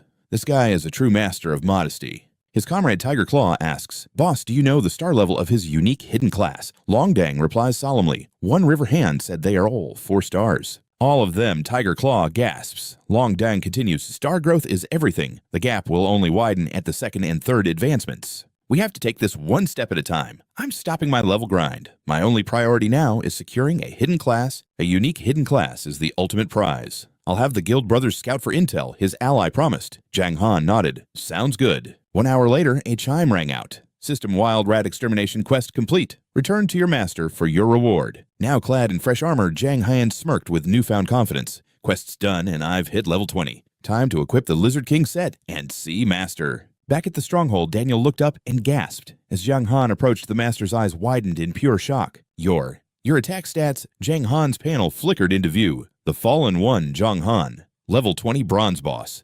25,000 HP, 750 attack, and 160 defense. Description: a traitor to the light who has embraced the dark path. His soul is stained with a terrifyingly evil aura. To any brave adventurers slay him for legendary riches, Jiang Han chuckled inwardly. Just got lucky, I guess. Better to keep his cards close to his chest. If Master knew I possessed an SS-rank talent, he'd lose his mind. Daniel simply grunted in response, though his mind was racing. He couldn't believe it. Before leaving, the boy's attack was barely 200. A few levels later, and it's tripled. This defied all logic. Daniel's face broke into a proud grin. You've clearly awakened an incredible talent. Since you're playing coy, I won't pry. Tell me, what gear do you crave? Jiang Han blinked, stunned by the offer. Wait, I actually get to choose my own reward. Daniel laughed heartily. Of course, I promised the resources of Gloomy City would be yours. Would your master lie to you? Jiang Han beamed. Thank you, master. He unsheathed his blade, his expression turning serious. To be honest, Master, I already have a weapon I'm quite fond of. But the level requirement is too high. Is there a way to bypass it? Daniel took the sword, inspecting the steel. Fine choice for your current level. System Wild Rat Quest finalized. Reward 150,000 EXP and a C-rank Divine Sphere. Level up, you have reached level 21. A surge of dark energy erupted from Jiang Han. The Divine Sphere, a mastersmith's masterpiece that reduces gear requirements by 10 levels for silver rank items. Master, this is perfect! Jiang Han cheered. Daniel gestured toward the sphere. Give it a shot. Jiang Han took a deep breath, focusing his intent. System select the equipment for level reduction. Jiang Han didn't hesitate. The Rat King Sword. The stats immediately refreshed. Silver rank Rat King Sword 80 attack plus 10% bonus and 10% attack speed. Requirement level 15. Jiang Han marveled at the change. He then pulled out a shimmering stone. Master, I want to use this Heaven's Grace Pearl to evolve the blade. Is that wise? Daniel's dark eyes nearly popped out of his head. Where did you find a Heaven's Grace Pearl that's worth 10 times more than the sphere? Jiang Han shrugged, playing it off. Just a bit of luck. Daniel nodded slowly. Impressive. It's a solid plan. That pearl is low grade, but is perfect for augmenting a silver rank weapon. Go for it. Jiang Han gripped the pearl tight. Then let's do it. System select gear for rank advancement. Note only applies to items below silver rank. Jiang Han shouted the Rat King Sword. Suddenly it transformed the gold rank Cloud Piercing Sword. 180 attack, 15% damage boost, and 20% attack speed. Added effect 10% lifesteal. Requirement level 20. The Rat King Sword had evolved into an elite soldier's divine weapon. Jiang Han was ecstatic. Gold rank truly exists in a different league than silver. He swung the blade, watching the steel dance through the air before sheathing it. That base attack was just the beginning. With his percentage buffs and broken talent, his actual damage output was reaching astronomical levels. System, your power has ascended. You have reached the rank of a silver boss. Your title has evolved. Jiang Han gasped as his stats surged again. Title update. The Fallen has become the Shadow Controller. His attributes began to shift and multiply before his eyes. Shadow Controller Jiang Han. Level 21 Silver Boss. HP 26,000. Attack over 1,200. Fame 18,000. Description. The traitor to the light continues to grow under Daniel's tutelage. His latent cruelty is beginning to manifest. Adventurers beware. Killing him now brings even greater rewards. Jiang Han grinned, showing his teeth. With this attack, I can one-shot almost anyone. Shadow Controller passive total HP increased by 150%. He felt invincible with that massive health pool. God's protection really was the ultimate insurance policy. It was only a small spark now, but soon it would grow into a literal God-tier defense. Daniel whistled in appreciation. Kid, that talent of yours is truly something else. Jiang Han bowed politely. It's all thanks to your guidance, Master. Daniel took the compliment without a hint of modesty.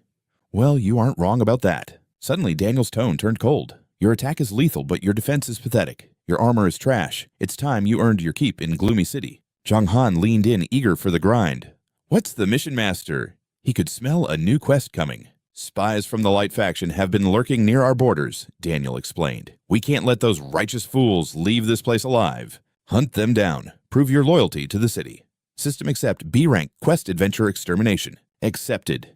Jiang Han clenched his fist. He expected to hunt monsters, but hunting players was even better. The EXP gain would be legendary. Quest Adventure Extermination. Rank B. Since you've joined the Dark faction, all players from your world are now your prey. Slaughtering them is the only way to prove your darkness. High-tier rewards await those who bathe in the blood of their enemies. Objective Slay 500 adventurers. Reward unknown. Jiang Han looked at Daniel. Master, can you hook me up with some potions first? Daniel shook his head. The first one was a quest reward, kid. Now business is business, but as your master, I'll give you a 30% discount. He cheered. Thanks, Master. High-tier healing potions are rare treasures that commoners could only dream of possessing. Recovery 500 HP per second for 10 seconds. 30-second cooldown. Price 35 silver. This potion is the thin line between life and death. To ensure survival, the premium version heals 1000 HP per second. Same cooldown. Price 70 silver. Jiang Han broke into a cold sweat. Even with the discount, 70 silver is nearly 1 gold. His pouch only held 5 gold, 70 silver, and 10 copper. This isn't selling. It's highway robbery.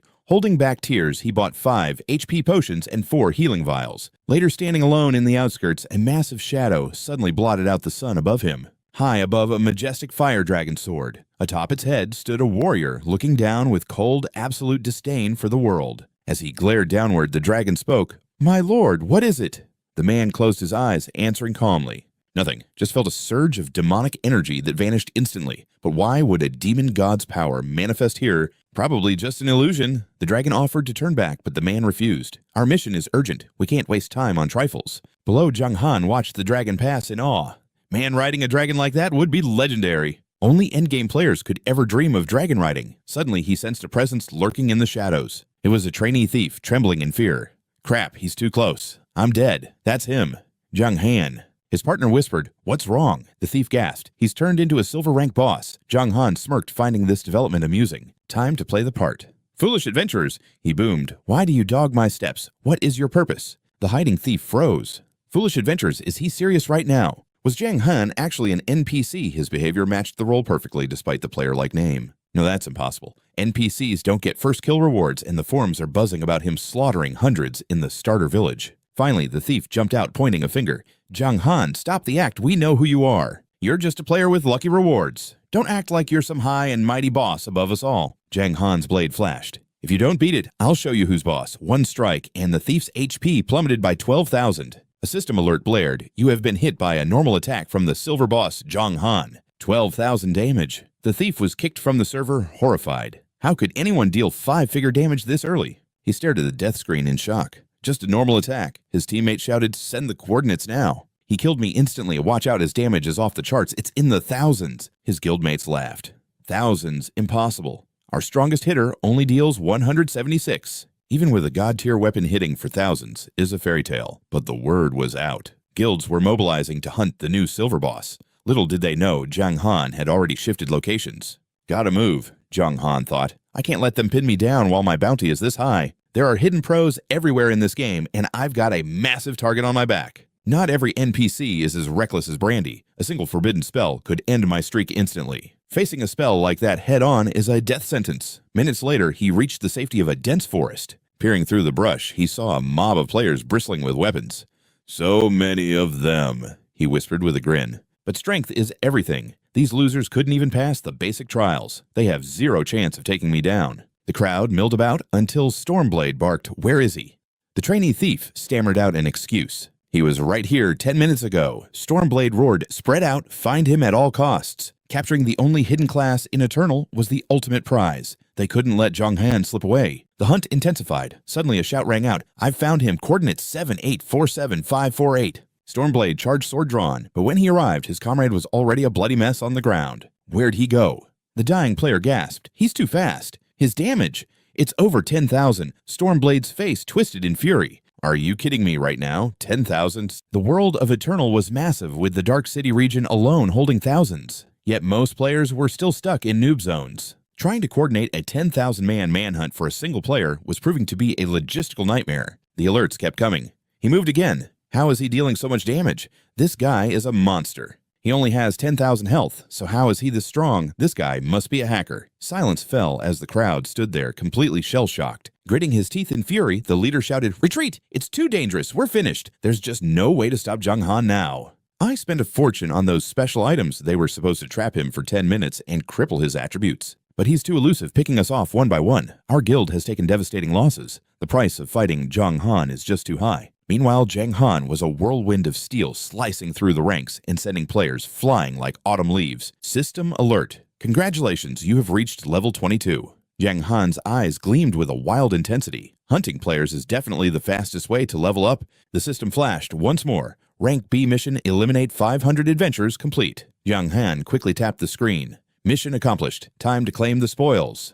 Suddenly, a massive holographic screen illuminated the sky. A system warning blared. Attention! Hundreds of adventurers have perished near the Dark City. This has alerted the Light Faction High Command. They have moved up their timeline and will launch an invasion to reclaim Illumination City in 1 week. Every player looked up in awe as the red warning flashed again. Attention, hundreds of adventurers have perished near the Dark City. The Light Faction's High Command is enraged. They have initiated an early plan to seize back Illumination City within 7 days. For the third time, the system broadcast echoed across the world. Attention, hundreds of adventurers have perished near the Dark City. This massacre has triggered an early response from the Light Faction. Their grand plan to retake Illumination City begins in 1 week. Seeing the message repeated 3 times, Jiang Han felt the tension rise. Is this a siege war? This will be the first major event in the game's history. This would be the ultimate test of the Alliance's coordination. Mobilizing a massive army for a prolonged siege was no easy feat. A system prompt appeared. Notice you have been assigned to the 3rd wave of bosses defending against the Light Faction's siege army. Failure to participate will result in a 10-level penalty and a permanent reduction of 1,000 to all stats.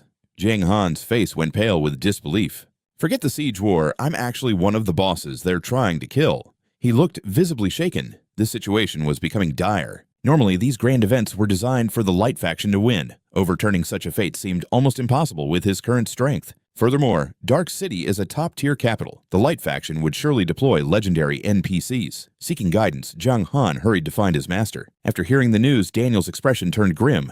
I see. I didn't expect the laws of the Heaven Constant Continent to target you as well. Jiang Han grew even more uneasy. Targeting me, is that something a game NPC should be saying? It felt like the master was openly discussing the game's core mechanics. Daniel stepped forward, placing a reassuring hand on his shoulder. Don't worry, disciple, I won't let anything happen to you. When the moment is critical, I will intervene. Once you are free from the constraints of these rules, I'll use a teleportation array to get you out. But what about you? Jiang Han asked, worried. The master replied calmly, I am a lich. Death is not something that claims me easily. Besides, my mission is complete. Death might even be a liberation. As Jiang Han stood stunned, Daniel looked toward the horizon. Your future will reveal everything. Do not concern yourself with my fate. Jiang Han could only stare at his master, his heart filled with a mounting sense of dread. Daniel sighed softly. We will face the events of next week when they come. You've finished your task, so tell me, what reward do you seek? Jiang Han didn't hesitate.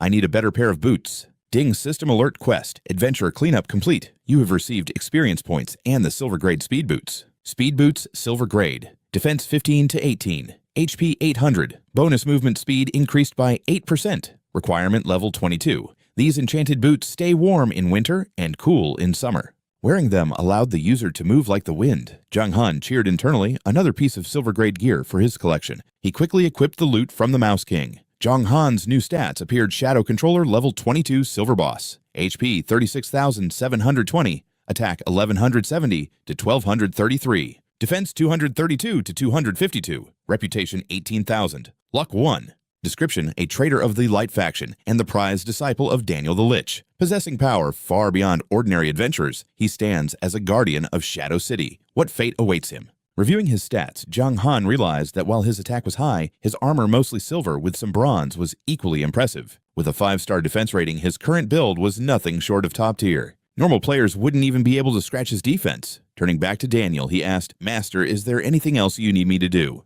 The old Lich stroked his chin. You are a Dark Swordsman with extraordinary talent. As your power grows, you will naturally awaken devastating skills. However, one can never have too many techniques. You must master the fundamentals to truly excel. Take this recommendation letter to the Ghost Swamp. Find the undead swordsman there. He can teach you some truly powerful moves. Jiang Han gratefully accepted the scroll. Thank you, Master. A new quest appeared. The Undead Swordsman, difficulty rank C. Somewhere in the Ghost Swamp dwells a mysterious master of the blade. He was Daniel's greatest creation, but his past life's strength allowed him to regain self-awareness and rule the swamp. Quest delivered Daniel's letter to him. Jiang Han looked at the map confused. Master, where exactly is the Ghost Swamp? Since the game map didn't reveal locations, automatically players had to explore the world themselves, regardless of which faction they served. Daniel pointed toward the horizon. Keep heading north, and you will eventually reach the Ghost Swamp. Jiang Han nodded. Understood. Thank you, Master. Darkness still shrouded the city as Jiang Han patrolled the forest alone. Suddenly, his eyes widened in shock. A system alert flashed. You have entered the Ghost Marsh map. Eerie flickers of light rose like spectral fireflies. Jiang Han stood by the swamp watching silhouettes drift by. These were Rotten Skeleton's common mobs with unknown levels. Combat power 80,000. Attack 250 to 260. Defense unknown. Skill frenzy. These were the remains of those who perished in the Ghost Marsh. Fueled by intense resentment, they rose as the walking dead, harboring a deep hatred for all living things. Jiang Han gasped inwardly. With their level and defense hidden, these monsters were at least level 28. However, most of their other attributes remained visible. Perhaps the power gap wasn't that vast. Sensing a presence behind them, the rotten skeletons spun around, snarling and gnashing their teeth in a low growl. Spotting him on the bank, the horde surged forward in a mindless frenzy. Jiang Han unsheathed his blade and leaped onto the murky surface of the marsh. He led with a brutal kick straight to a skeleton's face, followed immediately by a flurry of razor-sharp sword strikes. Damage numbers erupted over the skeleton: 17,586, 8,175, 88,866, and 11,233. Suddenly, a skeleton lunged its jaws, clamping onto his wrist. His HP dropped by 214 as he instinctively pivoted away. "My defense is now 252, he noted. "These things aren't a threat. System, congratulations. You defeated a rotten skeleton and gained 6,563 experience." He glanced at the fallen foes. Their power was low, but the experience gain was solid. He needed 280,000 to level up, meaning fewer than 300 more kills. He charged back into the fray, calculating his path. "I'll use this experience to break through and reach the next level." Half an hour of relentless slaughter passed. Then the system chimed. "Congratulations, you have reached level 23. Now where was that undead swordsman hiding?" The glowing embers in the ghost marsh grew thicker. Despite the markers he'd left, the map was vast, making the search for the swordsman extremely difficult. His eyes snapped open. "Wait, I've been looking at this all wrong." The quest mentioned he's a sentient being with self-awareness. He quickly pulled up the system interface. The undead swordsman, difficulty rank C, description: a mysterious swordsman dwelling within the ghost marsh. He was Daniel's masterpiece, but his past strength allowed him to retain his consciousness and rule the marsh.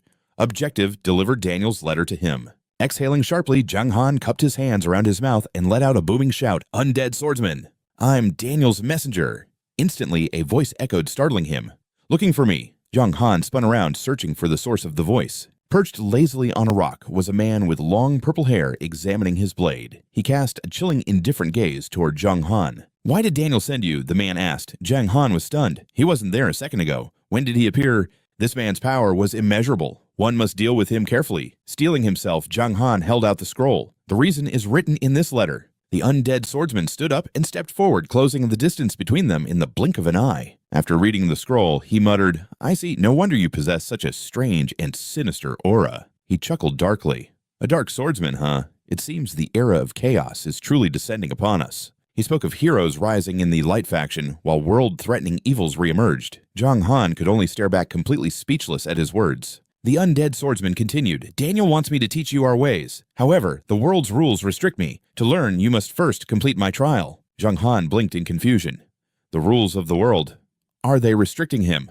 He realized these NPCs had a profound understanding of the game's mechanics knowledge that should have been impossible for them to possess. Was the Eternal Staff afraid the NPCs would become too unpredictable and crash the game? Or did they truly understand some hidden special settings? Jiang Han ventured a question. "What do you think of the laws of heaven and earth?" The man explained, "Rules are rules. If they exist, they must be followed. Even the 10 great demon gods cannot defy them, let alone me." "So you won't try to break them?" Jiang Han pressed. The undead swordsman shook his head. "I fear the rules would destroy me before I could break them." "Enough. These matters are too early for you. Once you become a true dark swordsman who can shake the world, then you may seek the answers. For now, go slaughter those skeletons. Prove you have the right to learn my killing techniques." The system pinged. "Accept the qualification quest." Jiang Han replied instantly. "Accept system qualification quest. Difficulty rank B. Prove your strength to the mysterious Saren."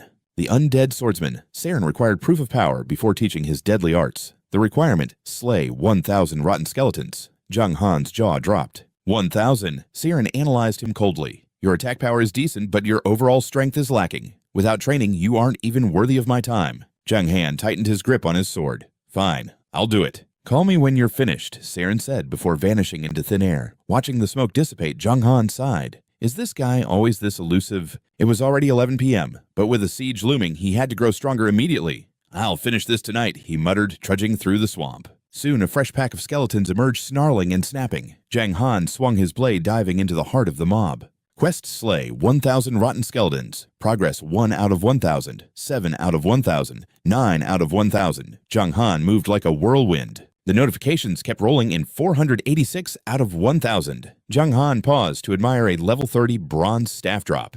Incredible drop rate. This will sell well. 5 hours flew by before the system chime finally rang out, signaling the end. Success. The qualification trial was complete. Jiang Han grinned, realizing he was a mere 5% away from his next major level breakthrough. Suddenly, Daniel's concealment spell flickered and died. Jiang Han's form shifted violently as the abyssal aura reclaimed him, turning his skin pitch black once more. So, This is the raw essence of a Dark Swordsman. A cold voice drifted from the shadows as Saren the undead legend manifested. Master Saren, the task is finished, Jiang Han called out. The old swordsman remained stoic, calmly swiping through his ethereal interface. Impressive. I've been watching from the veil. Your raw power eclipses those at your level. No amount of fodder could hope to break you.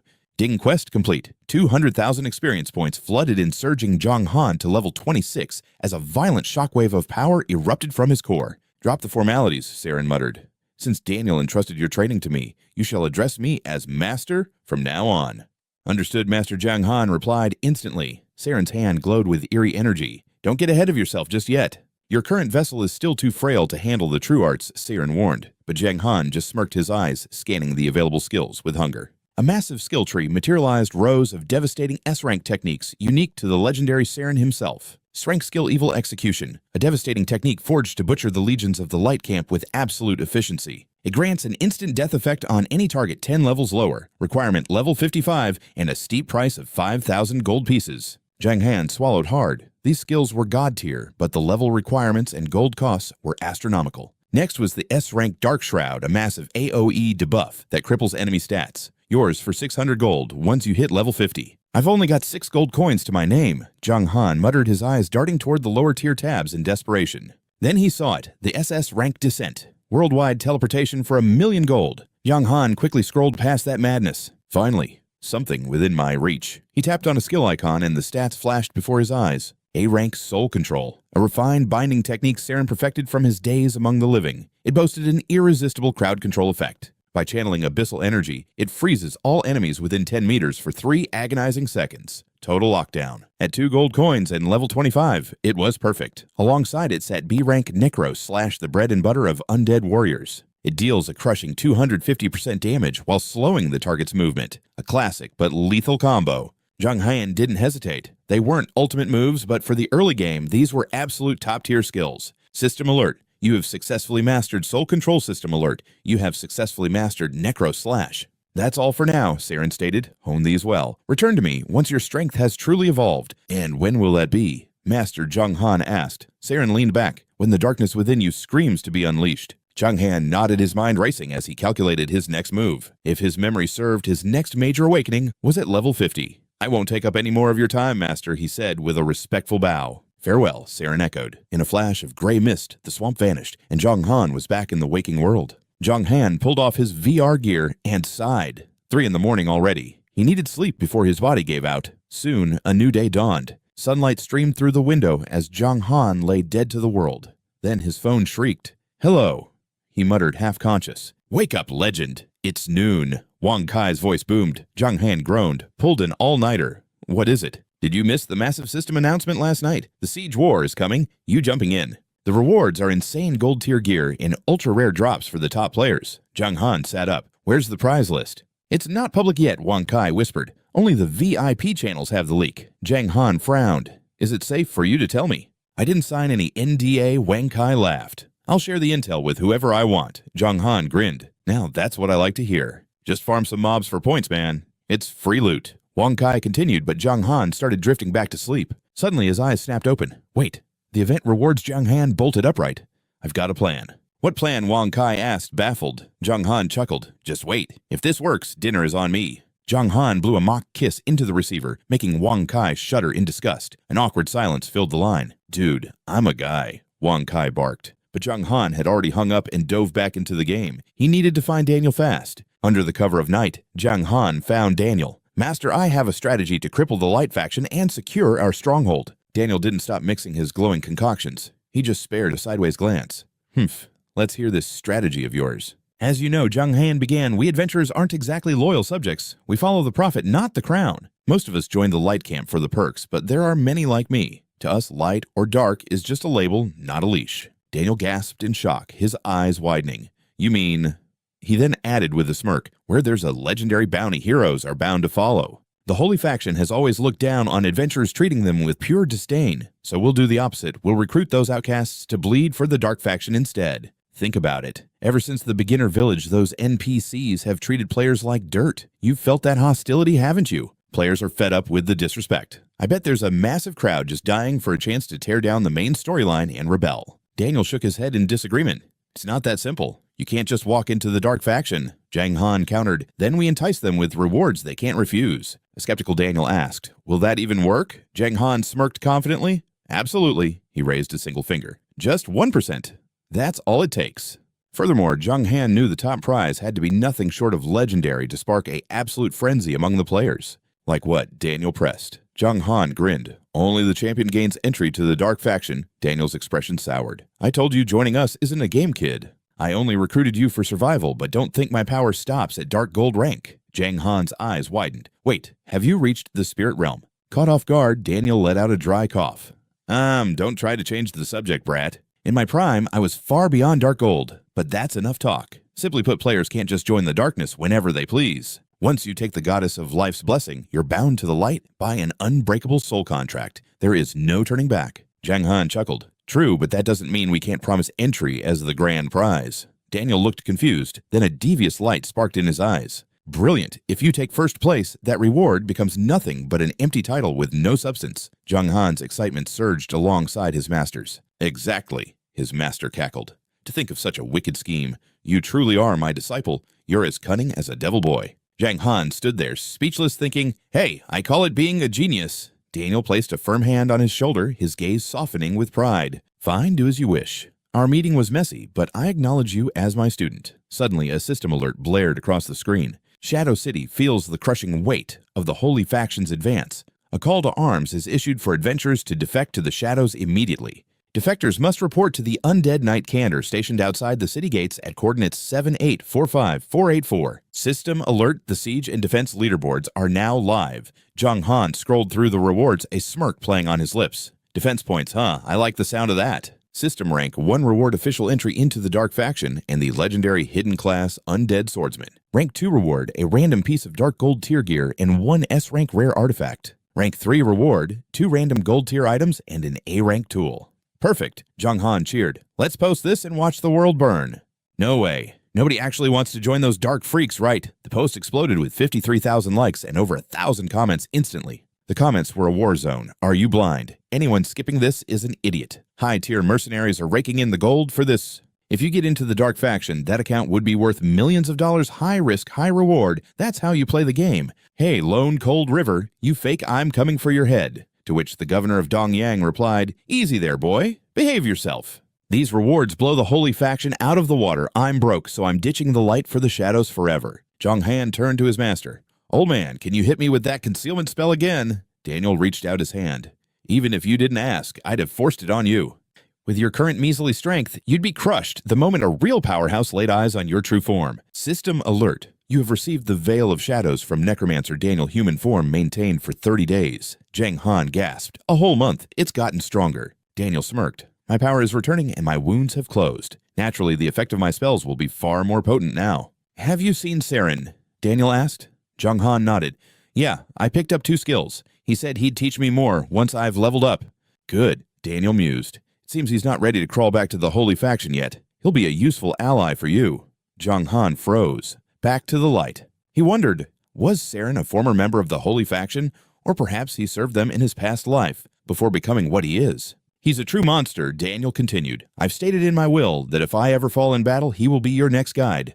Follow me, kid. Death isn't the end for me. Don't grieve when I pass. If you live long enough, we shall meet again in the future. Jiang Han was floored. His master's true identity was becoming more mysterious and shocking by the second. Coming back from the dead, Daniel held up 2 fingers. I'm a necromancer boy. We don't just die. You're still too weak. Get stronger. I expect you to claim that #1 spot when the dust settles. Jiang Han bit his lip, determination burning in his eyes. #1. Challenge accepted. System alert S-rank quest. The troublemaker triggered. Since this was your brilliant idea, you'll have to carry the burden and the cost yourself. Objective secure first place in the city defense rankings. Failure penalty, permanent loss of the demon god's divine protection. Jiang Han realized this wasn't an optional choice. The system was forcing his hand. It wasn't an NPC quest. It was a direct challenge from the game.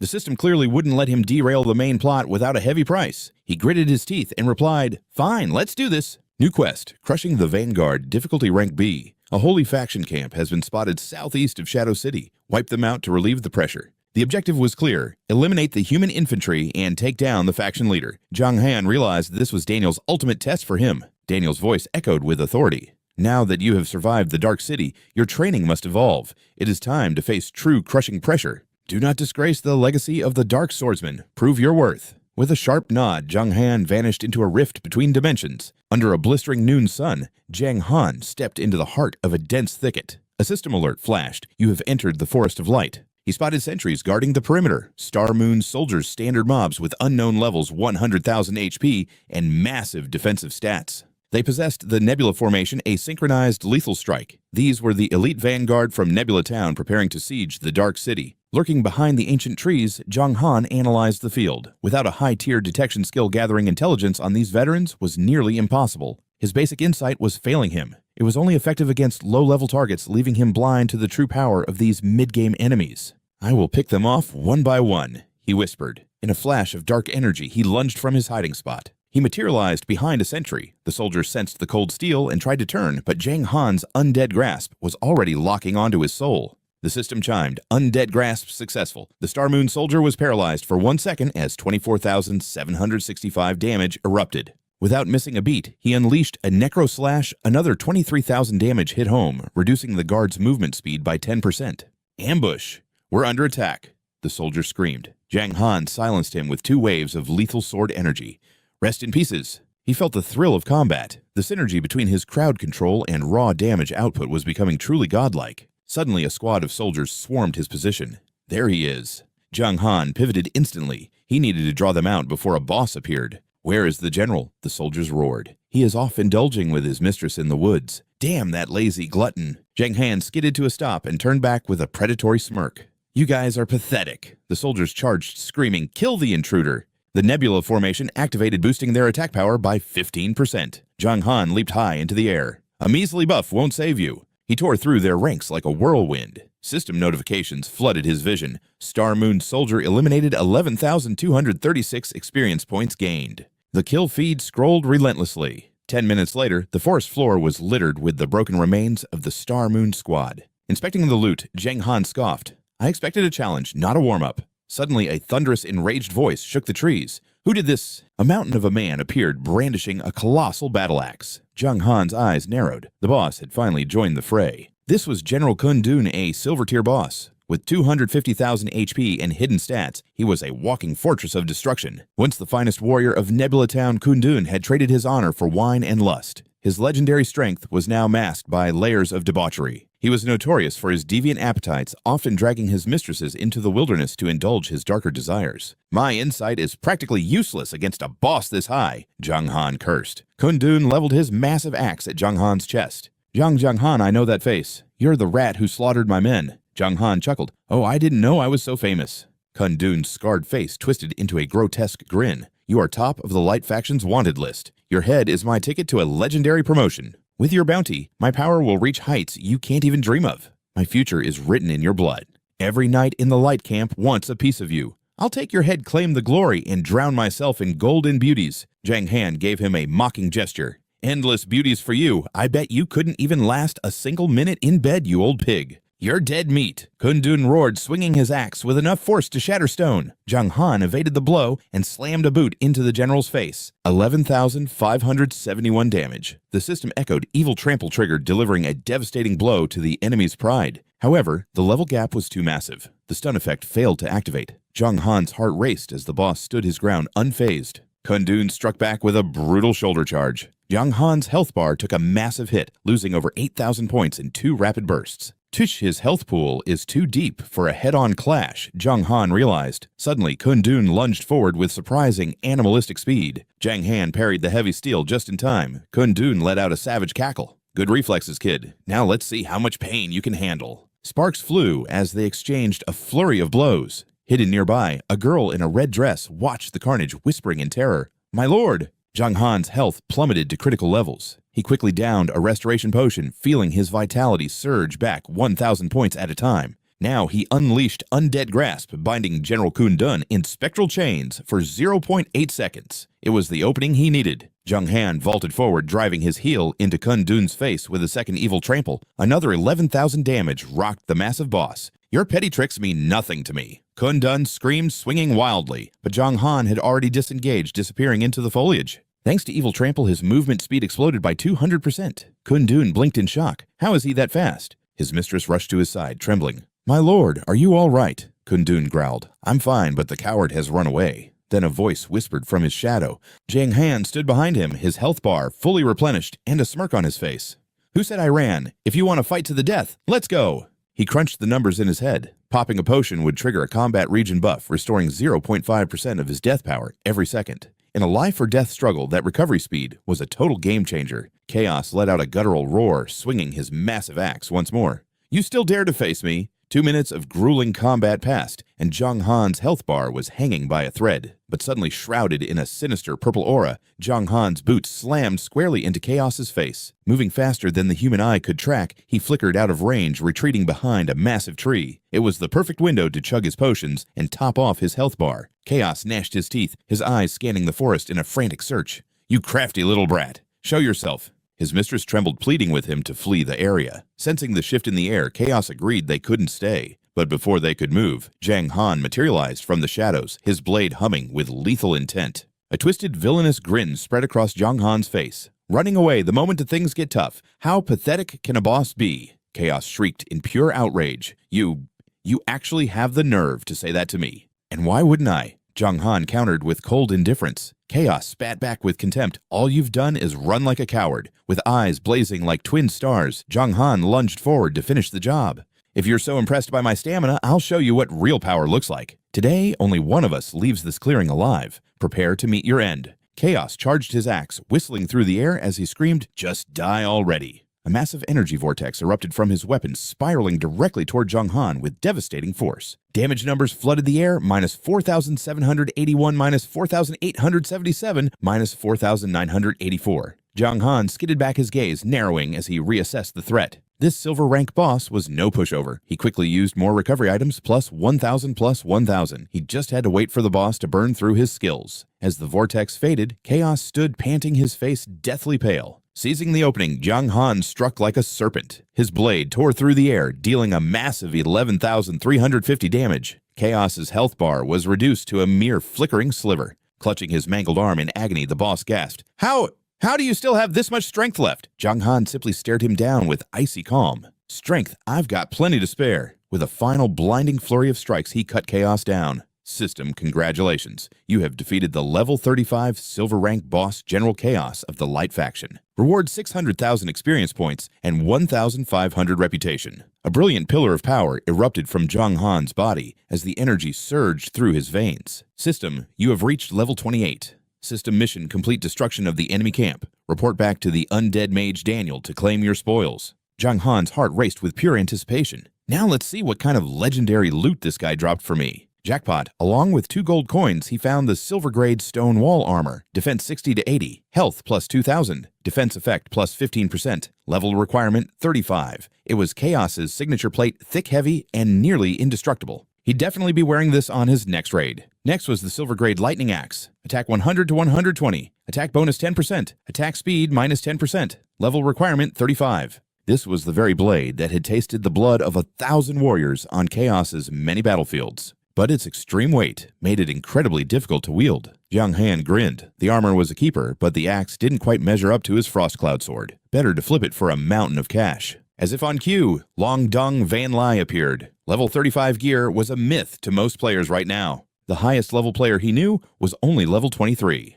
If it fits your build, it's yours. Jiang Han said casually. Since he'd joined the Dark Faction, he had no access to storage. Everything had to be liquidated immediately. It was a high-stakes gamble. If he made one mistake and got killed, his gear and his entire character would vanish into nothingness. Long Dung Van Lee opened the bidding at 150,000. Jiang Han pushed it to 200,000. After a brief pause, the player agreed. Fine, I'm sending the coordinates. Send your runner to pick it up. System Long Dung Van Lai has transferred 200,000 credits to your account. Jiang Han chuckled to himself. Selling gear before it was even appraised. Now that's how you play the market. His attention then shifted to Chaos's mistress, who was huddled nearby in a state of total shock. She was so terrified that she couldn't even find the strength to run away. Jiang Han put on his most menacing, villainous face. He'd always been curious about how realistic the NPCs in Eternal actually were. He leaned in close with a predatory smirk, causing the girl to shriek in pure terror. Stay away. What do you want from me? Suddenly, a system warning flashed red before his eyes.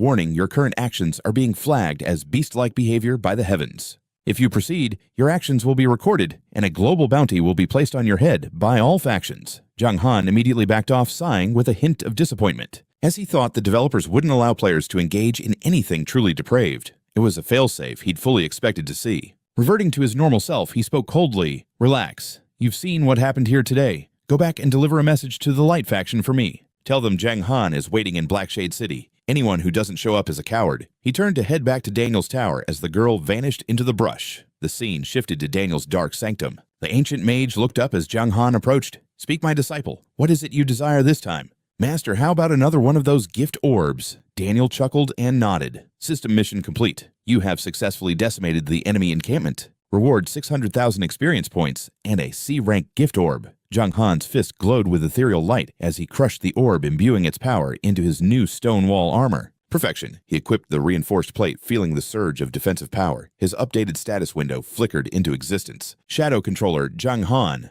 Level 28 Silver Boss. Combat Power 50.22. Attack 1,245 to 1,308. Defense 331 to 374. Reputation 19,500. Luck 1. Description: a notorious traitor to the Light faction, Jiang Han grows in power under the guidance of the undead mage Daniel. Ambitious and deadly, he seeks to dominate all adventurers. Slaying him yields incredible rewards. System: congratulations. Your strength has reached the required threshold. The Dark faction power rankings have been unlocked. Jiang Han blinked in confusion. A faction ranking system. The interface expanded, revealing the terrifying powerhouses of the Shadow Realm. Rank 1, Porter the Chrono Beast. Rank 2, Eric the Seeking Star. Rank 3, Baylor the Abyssal Devourer. Rank 4, Sarah the Fallen Angel. Rank 5, Nicole the Blazing Lotus. Rank 6, Harry the War Beast. Rank 7, the Gale of Destruction. Rank 8, Gale the Soul Manipulator. Rank 9, Atticus the Dragon of Sin. Rank 10, Lori the Malicious Curse. Jiang Han swiped through the screen, searching for his own name. When the number finally appeared, he let out a weary sigh. Well, at least there aren't more than 100 million people in the Dark faction who can kick my ass. Daniel smirked at my reaction. So, you've heard of the demon god's legend. The 10 great demons rule the Tianheng continent, but don't sell yourself short. Can I really join their ranks? I asked, completely stunned. He nodded firmly. Of course. It is your destiny as the Dark Swordsman. Indeed, he confirmed. The previous Dark Swordsman was a legendary figure among the demon gods. When I asked how he died, Daniel's expression clouded with hesitation. Forget that for now. You'll learn the truth later. More importantly, your little recruitment scheme actually worked. Over 200,000 adventurers have officially registered in Khan, ready to defend us once the siege begins. I grinned, feeling a surge of triumph. As expected, I knew players didn't care about justice. They only followed the gold and the thrill. The Light faction claims to be righteous, but players are wild cards. No moral code or system of ethics can hold them back. Daniel, if we keep them at bay, Dark City might actually survive. My heart raced as I wondered aloud. Who exactly are them? Who are you talking about? Daniel gave me a knowing look. You already know, so why play dumb? I froze. The mental games were the hardest part. He waved me off dismissively. Stop overthinking. You're still too weak. Gaining more power is the only way forward. The skeletal infantry are our backbone, but you've already surpassed them. It's time you taught them how to truly kill. System Alert Quest. Skeleton Drillmaster. Difficulty C. Skeletons are sturdy but lack the finesse to face the Light faction's elite forces. Objective: strengthen the army by teaching them new combat skills. Requirement: train at least 5,000 skeletal troops. Understood, I replied. Switching back to reality, I checked my phone and muttered to myself, the food should be here any minute. Hey bro, grab some Malatang. Wang Kai's voice crackled through the phone. I leaned back. My treat. See you at the usual spot. Later at the restaurant, Wang Kai leaned in with a curious look. So what was with your weird behavior this morning? Just a game glitch. I lied smoothly. Talking to you helped me solve a quest. He grinned. What kind of problem lay it on me? I'm a pro now, maybe I can carry you. I laughed it off. It's handled. He persisted. Fine, then what's your level anyway? Somewhere in the 20s. I answered casually. He nearly choked on his drink. No way. What's your rank? I'm only level 19. I'm King's Return, rank 39 on the leaderboards. Come on, what's your in-game? ID, stop being so mysterious. I lowered my voice, looking around. Look, I'll tell you, but keep it between us. He scoffed. Please, I'm a vault. Your secret is safe. I took a deep breath. The truth is, I'm Jiang Han. Wang Kai was mid-slurp when I said it. Oh, one river. Then it hit him. He sprayed noodles everywhere, eyes bugging out in pure shock. Holy, are you serious? He stared at me, connecting the dots. Jiang Han. One river. How did I miss that? Are you really the top-ranked player? I gave a slow, firm nod. He wiped his mouth, laughing nervously. Man, if that's true, you'd better stay hidden. People would hunt you down. Don't sweat it, brother. My lips are sealed. I looked him in the eye. I'm counting on you to keep it that way. Back in the digital world, a flashing red notification greeted my return. System warning, emergency alert. Adventurers aiding Dark City have enraged the Light faction. The siege has been moved up by 4 days. The war begins tomorrow. My jaw dropped in disbelief. Tomorrow, they're changing the event schedule. Is that even allowed in a game like this? Perhaps the NPCs really do have their own agendas altering the story based on player actions. This world feels far too alive. Or maybe the developers are just salty and want to crush the Dark faction before we have a chance to prepare. I looked over at a group of skeletons practicing their thrusts. "My lord," they rasped. I stepped forward, my voice booming. "The city lord sent me to train you. I'm going to teach you how to survive. Gather everyone here immediately." They saluted in unison and scrambled to form up. Rows of bone and rusted steel stood before me. How should I train them? System hint: perform an active skill to demonstrate. The skeletons will attempt to mimic your movements to learn. Note, low potential means imperfect copies, but there is no limit to training. Choose your skills wisely to maximize impact. I rubbed my chin, then a wicked idea struck. All right, listen up, watch closely, because I'm teaching you a legendary move. I leaped into the air, landing a devastating blow that rocked the ground. "Did you catch that?" I yelled, sticking the landing. The secret is the stomp. When those Light faction bastards get close, you kick their faces into the dirt until they stop moving. I couldn't help but smirk, imagining the absolute chaos and rage this would cause during tomorrow's battle. A confused skeleton rattled his jaw. "My lord, could you show us again? I didn't quite catch the face-kicking part." "Fine, one more time." I repeated the brutal movement with even more force, making sure every bone soldier saw it. System 13 skeletons learned D-rank face stomp. 3 skeletons learned C-rank vicious trample. Their potential varied just as I expected. These skills were just watered-down versions of my evil trample, but the utility was exactly what our army needed. "Listen up," I shouted. "Don't waste this move. Save it for when your HP is critical. Make every kick count. Watch your skill cooldowns. Don't waste a single move." The system notified me that thanks to my training, 22 skeleton soldiers have mastered the stomp skill as their primary strike, drastically increasing their efficiency. Jiang Han personally refined every single stance. Perfect, just like that. In tomorrow's battle, you must be flawless. Let those fools from the Light faction witness the true meaning of our terror. System alert. Through your guidance, 45 skeletons have awakened the rank D stomp skill. Training mission complete. Report to your master to claim your rewards. Mission accomplished. With time ticking away, Jiang Han raced toward his master, hoping for a final edge before the storm broke. Sprinting into the chamber, he called out, "Master, I've finished." Daniel sat calmly gazing at the digital sky. I expected as much. Your timing is impeccable. System notification: skeleton training mission complete. Reward granted. Mysterious item: the moon shard. Jiang Han's eyes narrowed. A moon shard. The system interface flickered with static. The item's rank was completely unknown. Item description: an unidentified fragment pulsing with terrifying energy. Effect: grants unconditional immunity to fatal damage once. Cooldown: 1 month. Jiang Han stood frozen. Unconditional fatal damage immunity. This is a reward for a simple rank C quest. Daniel didn't even look up. It is precisely because its power is unmeasurable that I can pass it to you through such a humble task. Jiang Han bowed deeply in gratitude. Daniel sighed, his voice heavy with memories. Destiny is a strange thing. This shard once allowed me to escape certain death. Its power hasn't fully recharged yet meeting you now. Perhaps it was always meant to be your lifeline and mine. Shocked, Jiang Han asked, "But why give it to me?" Daniel placed a firm hand on his shoulder. "My part in this tale is ending. I refuse to let the Light faction scavenge it. Consider this an investment. No need for tears. Remember, my words stay alive, and our paths may cross again in the distant future." "Master, who are you really?" Jiang Han pressed. Daniel just walked away with a cryptic wave. "Ask again when you aren't so weak. Gain strength and the truth will find you." He paused, glancing back one last time. "Tomorrow, your only real mission is to survive." Jiang Han stood there stunned by the weight of the warning. "Rest now. The siege begins at 10 tomorrow morning. I'm logging off." With a shimmer of pixels, Daniel vanished into the digital void. The next morning, 9:30 sharp, Jiang Han gripped his VR helmet, a smirk playing on his lips as he prepared for eternal glory. System initialization complete. Jiang Han stepped into the crowded streets of the game world, his breath catching at the sheer number of players.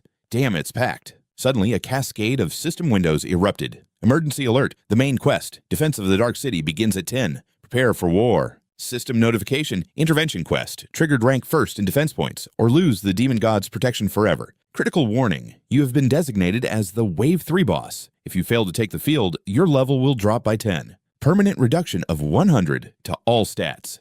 Jiang Han gasped. Is this the price for recruiting players by force? The penalty is insane. Suddenly a voice rang out. "Look, it's Jiang Han. The legend is online. Holy crap, he looks even cooler in person." Everyone in the game wants his head. Is he even nervous? Big brother, can I get an autograph? Boss, what level are you now? I'm level 18 and I can't even see his stats. Jiang Han shoved through the mob. Move it! Inside his mind raced. He was the Wave 3 boss. He reached the battlements and found Daniel. Master. Daniel nodded. System alert. The Great Siege has officially begun. Notice as the Wave 3 Silver Boss, your appearance is restricted. You must remain hidden until the designated time. Chaos erupted below. Laughter echoed as the level 20 Bronze Boss, Doshusha Zul led the first wave of light faction players toward the gates. Armored warriors brandishing heavy maces charged forward, screaming, "Tear down this wretched city! Reclaim Light City for the glory of our faction charge! Slaughter the light faction fools and those disgusting skeletons!" Doshusha Zul roared. Level 20. 80,000 combat power, a true frontline monster. His attack was 350 with defense reaching 150. He unleashed his signature skill, Furious Strike. Daniel raised a hand to arms. The battlefield instantly became a meat grinder. Blood and steel sprayed everywhere as countless skeleton soldiers lunged from the shadows. System alert, skeleton soldier uses stomp. Skeleton soldier uses face kick. The light faction players panicked. What the hell are these moves? Skeletons rained down, planting feet directly onto faces. Players outside the fray watched in horror. Damn, they're going for the face. These skeletons have zero honor. These things are vicious. Thank God I'm on the defending side. This is legendary. I have to record this. Daniel watched the carnage, grinning with satisfaction. That brat. He really is my disciple. Using such underhanded tactics, I love it. Jiang Han flashed a wickedly devious smile in return. Panic spread as the front line collapsed. Run my party cleared skeletons before, but they were never this savage. Cowardly bones, stop hitting our faces. Ignore them, push through for the points. Jiang Han remained calm, flicking through his system interface. The leaderboard flickered no sleep at 23 points, Gen Love at 20. Jiang Han frowned. The war had only just started. The Qingfeng Legion's health pools were massive. They wouldn't fall easily to these amateur tactics. Clearly, killing other players was the fastest way to farm points. To stay safe, he needed a new strategy. He turned to a nearby player. Hey, you got a spare weapon? The guy blinked. I have one, but you're a warrior class. A bow won't give you any stat bonuses. Doesn't matter, just give me the cheapest one and 10 arrows. 10 silver coins for the set. The player handed it over and the item window flashed. Silver tier wooden bow. Attack 6 to 8. Level 5 required. It's just a basic bow made of decent timber. Switching weapons has dropped your attack power to 842. Jiang Han readies an arrow with a smirk. His stats flicker into view. Dark Controller Jiang Han, a silver rank boss at level 28 with 50,220 HP. Attack 1,245 to 1,308. Defense 331 to 374. Reputation 19,500. Luck 1. Description: a traitor to the light faction from the Great Wall. Under Master Daniel's guidance, he seeks to dominate all brave adventurers with his cold ambition. Slay him for incredible rewards. Jiang Han releases his grip, and a lethal arrow whistles through the air, piercing a warrior's chest instantly. HP, minus 7,768. System: you've struck a light faction adventurer. Earned 1 contribution point. The surrounding players turn pale with fear. Their level 20 elite defender was just deleted. The man who lent Jiang Han the bow stands frozen in shock. That's just a standard silver bow. And he's not even an archer class player.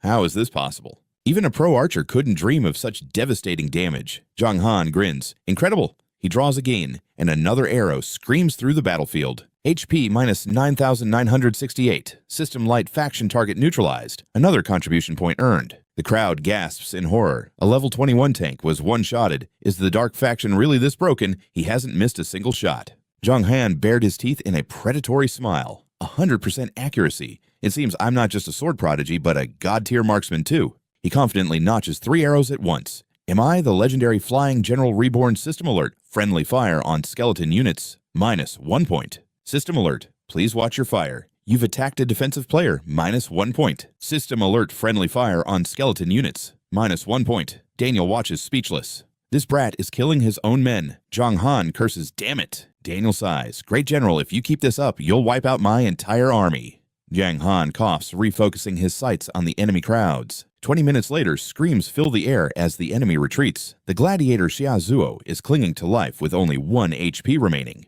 System player Eternal Slumber has slain Xia Zuo, 25 points awarded. Current standings. Number 1 Eternal Slumber, 129 points. 2 Lovely Flowers, 3 Dragon War, 4 Jiang Han, 5 Death God, 6 V50, 7 Ji Lian, 8 Pro Training, 9 Tech Training, 10 Last Hit Bro. Jiang Han narrows his eyes. Only 51 points. The competition is brutal. The top rank has nearly double my current score. System alert. The Thunder Legion, led by level 25 Bronze Boss Great Axe Angus, will begin the second siege wave in 5 minutes. A tide of steel floods the horizon. Angus charges forward, roaring at his troops. Thunder Legion, slaughter them all. Move out. Great Axe Angus. Bronze Boss, level 25. HP 160,000. Attack 300 to 450. Skills Twin Blades and Charge. Angus screams, "Follow me back to Tianguan City." On the walls, the defensive lines brace themselves for the incoming impact. Defenders surge forward as a rain of arrows blurs the sky like a storm. Daniel's eyes flare with power. To the gates! Meet them head on! System the Skeleton. General leads the second wave of undead and adventurers into the chaos of the battlefield. Skeleton General, Bronze Boss, level 25. HP 250,000. Attack 400 to 490. Skills Heavy Strike and Fatal Cleave. The undead swarm out with bone-chilling screeches. Total chaos erupts across the field. Damn it, they just keep coming.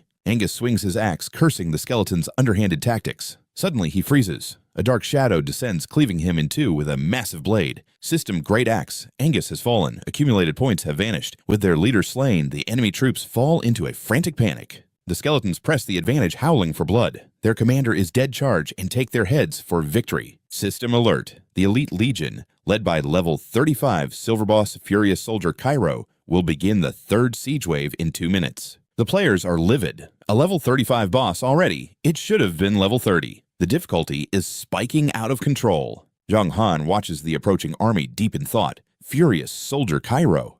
Is that just a coincidence, or is it him? A spatial vortex tears open, radiating power. A thunderous voice echoes through the field. Jiang Han, get out here and face me right now. Furious Soldier Cairo, level 35 Silver Boss. HP unknown. Stats attack 800 to 850. Skills Advanced Swordplay, Silverlight, and Frenzy. Description: once a lazy guard from the starter village, he was considered a total nobody, with no future. But thanks to the village chief, he's become a powerhouse in the town. Jiang Han's eyes go wide. It really is him. Is he here for the debt? I still owe that man 2 gold coins. The two sides collide in a brutal symphony of clashing steel and bone. System alert. The skeleton general has been executed by Furious Soldier Cairo. All defensive points have been deducted. A defensive captain charges forward with a roar sword raised. Jiang Han steps to the front, his hand gripping his hilt in a ready stance. A level 35 versus a level 25. It's a slaughter. Daniel grips his shoulder. Disciple, remember, survive first. Don't let the bloodlust consume you. Understood, he replies firmly. Daniel nods with a look of trust. Then go. Jiang Han vanishes, moving like a phantom through the shadows. System alert, level 28. Silver Boss Dark Controller. Jiang Han will officially join the defensive forces for this third siege wave. Dark Controller Jiang Han. Silver Boss. Level 28. HP 50,220. Attack 1,245 to 1,308. Fame 19,500. Luck 1. Meet Jiang Han, the notorious traitor of the Light faction, rising to power under Master Banin's shadow. Driven by dark ambition, he now seeks to dominate every brave adventurer. Slay him, and the riches beyond your wildest dreams shall be yours. The crowd of players trembled with a mix of fear and greed. Jiang Han had arrived. The ultimate walking jackpot was finally within their reach. System notification alert. You must survive for 20 minutes before returning to the city. Jiang Han's gaze turned cold as he locked onto the horizon. 20 minutes. The system is determined to see me dead. Suddenly a blade flashed. With a sharp tilt, Jiang Han narrowly evaded the killing blow. He countered with 2 fluid, effortless strikes. Don't let him escape. The lead guardian roared. Circle him now. Don't let him breathe. Take him down. Everyone gets a reward today. Jiang Han responded with a menacing, predatory grin that sent shivers down their spines. So, you brought out your elite guards just for me. System notification, over 3,000 adventurers detected. Tenacity and total health points boosted by 50%. System notification, over 5,000 adventurers detected. Tenacity surging. Your final health points have been increased by 100%. System notification, over 8,000 adventurers detected. Jiang Han, controller of shadows. Silver tier boss, level 28 health points increased by another 100%. 140,000 health. It seems the system scales my power based on the size of this pathetic mob. Kill him. The horde surged forward like a tidal wave. Jiang Han remained calm, his blade carving through flesh like paper. Negative 11,000, negative 22,000. System notification, Light faction adventurer slain. Plus 1 point. The players at the back froze, paralyzed by the sudden overwhelming carnage. Is he even human? That damage is insane. A top 10 ranker immediately leaked Jiang Han's terrifying boss stats for the whole world to see. Over 1,300 attack power, At level 28, Jiang Han didn't stop his sword dancing in a relentless whirlwind of death. System notification slain, plus 1 point. System notification slain plus 2 points. The massacre was only just beginning. System notification slain plus 13 points. Jiang Han. A commander screamed, charging forward with his massive blade raised high. A giant blade tore through the air. Jiang Han dodged, but the shockwave still shaved off 5,000 health.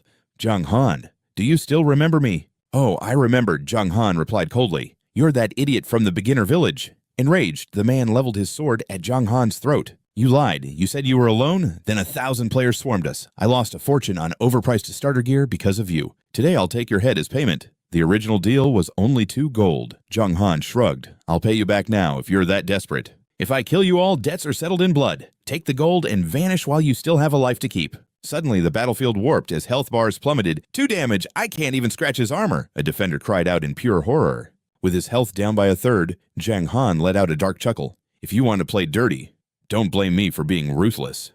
You're on the verge of death and still acting tough. The enemy roared. System alert. Cairo is initiating a high-tier sword mastery skill. Jiang Han didn't flinch his own blade clashing against Cairo's with a thunderous ring. If you want to fight, I'll give you a war. Sparks flew as they traded a frenzy of devastating blows. The onlookers watched in stunned silence, cold sweat dripping down their faces. This is a duel of monsters we can't even get close.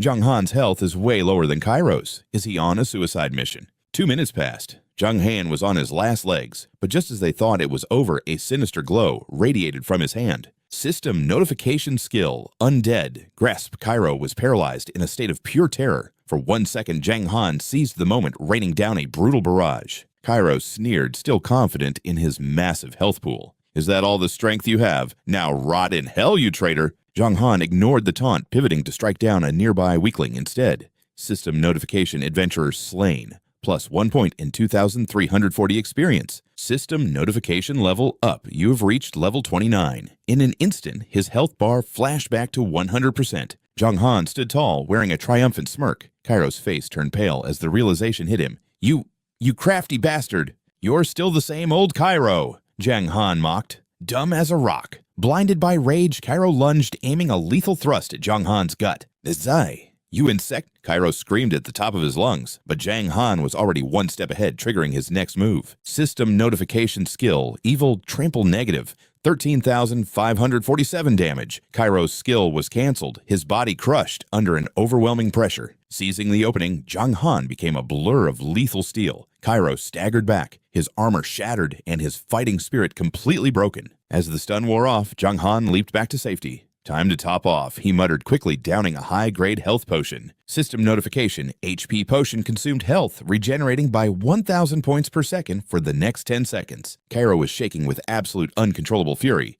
You mongrel, I'll make sure you pay for this humiliation with your very life. System notification, Cairo has activated Berserker Rage attack power up 20%, speed up 25% for 1 minute. A Berserker buff. How troublesome, Jiang Han muttered. Then he raised his voice. Bone soldiers to me, shield your master. The undead horde instantly abandoned their fight, swarming to his side. He can command them like that. This game is completely broken, the players cried. A fortress of bleached bone locked tight around him. System notification skill, Iron Wall, formation defense increased by 100%. Jiang Han let out a mocking laugh. If you choose to join the siege, don't expect to leave in one piece. Watching Cairo fume with helpless rage, Jiang Han's provocations only grew sharper. Just wait until your buff expires, then I'll end you, Cairo hissed through gritted teeth. Powerless to strike, he could only choke out a single word of fury. Jiang Han leaned in with a smirk. Tell me, do you really think a mere minute of frenzy is enough to break through my wall of bone guards? If not, your rage is nothing but a pathetic display of weakness. Cairo turned his gaze toward the crowd of players watching the spectacle and roared. All adventurers fall back. Your presence is only fueling his health and durability. But the players weren't mindless skeletons. They whispered among themselves, should we leave? If Jiang Han falters, we take his head. That bounty is worth a fortune. Seeing the crowd ignore his command, Cairo screamed in frustration. You fools! Meanwhile, Jiang Han offered a cold reminder. Your 30 seconds of frenzy are already half gone. Realizing time was running out, Cairo lunged forward. Damn, Bone Knight, get out of my way! Cairo dove into the skeletal horde, desperate to create an opening. But the bone soldiers were endless, rising wave after wave to block his path. Jiang Han watched the desperate struggle with a cold smile. 20 seconds. Driven by madness, Cairo swung his blade, shattering an entire row of skeletons with a single strike. Cairo gripped his blade tighter as Jiang Han announced, 10 seconds. Finally, breaking through the skeletal wall, he charged forward with a guttural roar. "You talk too much," Cairo yelled. Jiang Han replied calmly, 1 second. Before Cairo could even swing, Jiang Han's foot slammed onto his head, forcing him to kiss the dirt. A system notification flashed across the screen. You have used Evil Trample, dealing 14,786 damage to the angry soldier Cairo. Skill cancelled, target suppressed and immobilized for 1 second. Seizing the moment while Cairo was pinned, Jiang Han unleashed a flurry of rapid strikes. The boss's health bar began to plummet at an alarming rate. Cairo's health bar was now a sliver of red. Jiang Han pressed his boot firmly against the man's face. Facing certain death, Cairo's bravado vanished into terrified pleas. "Jiang Han, wait, let me go, and we'll call it even." Ignoring the plea, Jiang Han delivered the final blow. The system chime echoed across the battlefield. "Congratulations, you have defeated the Wave 3 boss Cairo. Bonus 500 points. You have slain level 35 silver boss Cairo. Rewards 2,000 fame and 300,000 experience points." The spectators were left in absolute shock. "Oh my god!" they cried out in disbelief. A level 35 boss. Defeated just like that. With Cairo dead, a mountain of glowing loot erupted onto the ground, sparking greed in the eyes of every player nearby. "Look at that gear," someone shouted, but the greed quickly turned to fear. Who would dare steal from him one wrong move and he'd slaughter their entire faction? Jiang Han didn't waste a second. "I'll check the loot later," he thought. "I still have 13 minutes of power remaining." Sword in hand, Jiang Han turned toward the surrounding players. "Might as well farm some experience from you lot." He charged into the crowd like a reaper. From high above, the undead mage smiled. "When I am reborn, you shall be a name that shakes the entire Tianheng continent." But then his gaze shifted toward the horizon. His expression darkened instantly.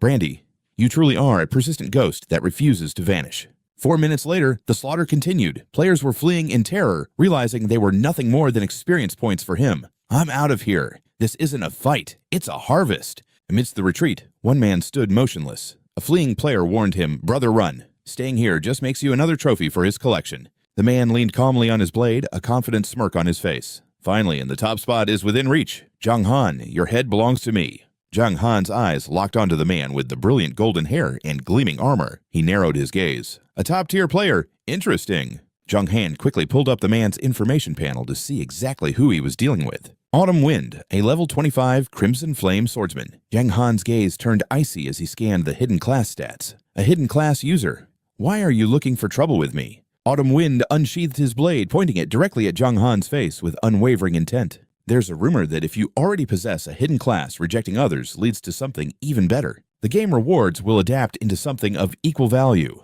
Jiang Han finally understood. Suddenly, Autumn Wind's body erupted in a violent crimson aura of pure ambition. "Besides, I'm curious about your true power. That SS-rank talent of yours is truly something to be envied." System alert, Autumn Wind has activated Crimson Flame Rage. All attributes increased by 50% for 20 minutes. Penalty level will decrease by 10 after the skill ends. Jiang Han's mind raced. A suicide skill. The cost is massive, but the explosive power is undeniable. He's betting everything just to take me down. Before Jiang Han could finish his thought, Autumn Wind transformed into a pillar of fire and lunged forward. "Take this." With one ferocious slash, Autumn Wind tore through Jiang Han's defenses, dealing a massive blow to his health pool. System notification. You have been struck by Flame Slash. You took 10,578 damage. The surrounding crowd roared with newfound hope. "Incredible, a true expert has arrived." The players cheered. There are plenty of powerhouses in the East. Together, we can finally end this monster. As Autumn Wind reveled in his successful strike, thinking victory was certain, Jiang Han suddenly vaulted into the air. "Now," he said coldly, "it's my turn."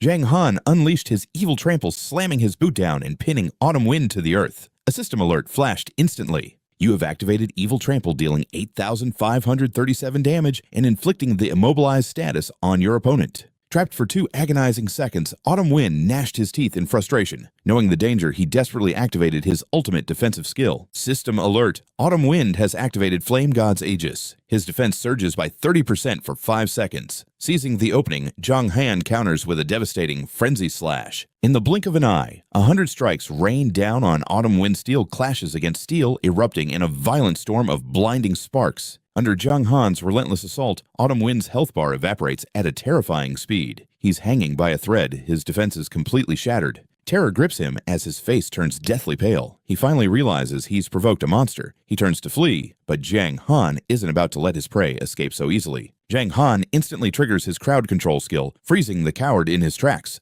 System, you have cast Soul, grasp paralyzing the enemy where they stand. For one agonizing second, Autumn Wind is locked in place, unable to twitch a finger. He gnashes his teeth in fury, wondering how one man can have so many control skills. Desperation takes over as he lets out a pathetic scream.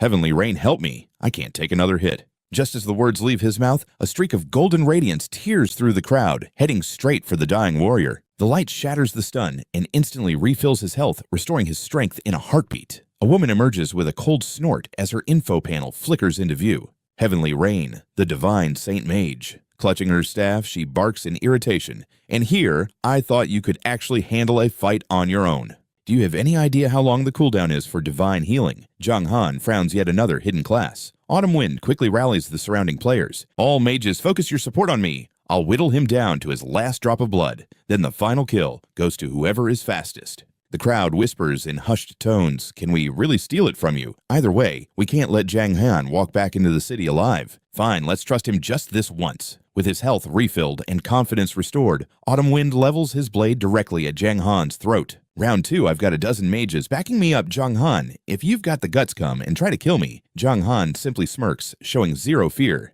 You've got it all wrong. Why don't you try draining my 140,000 HP in 2 minutes first? Enraged by the mockery, Autumn Wind vows to shred him to pieces. Seeing Jiang Han turn to retreat, Autumn Wind roars in fury and lunges forward in a blind, desperate chase. Fight me like a man, you coward. High above the undead mage watches Jiang Han's tactical movement and nods in pure admiration. Brilliant. He's keeping his cool. Once that buff expires, the boy will be nothing more than a helpless lamb led to the slaughter. 2 minutes later, Autumn Wind is gasping for breath, his strength spent. A system alert flashes. Autumn Wind's level has plummeted from 25 to 15. Sensing the massive power drop, Jiang Han finally halts his retreat. Now the real counterattack begins. He swings his blade in a lethal arc, sending Autumn Wind crashing backward. System, you have attacked the adventurer Autumn Wind. 10 contribution points acquired. Without a pause, he strikes Heavenly Rain, blasting the mage away. System, you have attacked the adventurer Heavenly Rain. 8 contribution points acquired. With those final points, a pillar of golden light erupts around Jiang Han.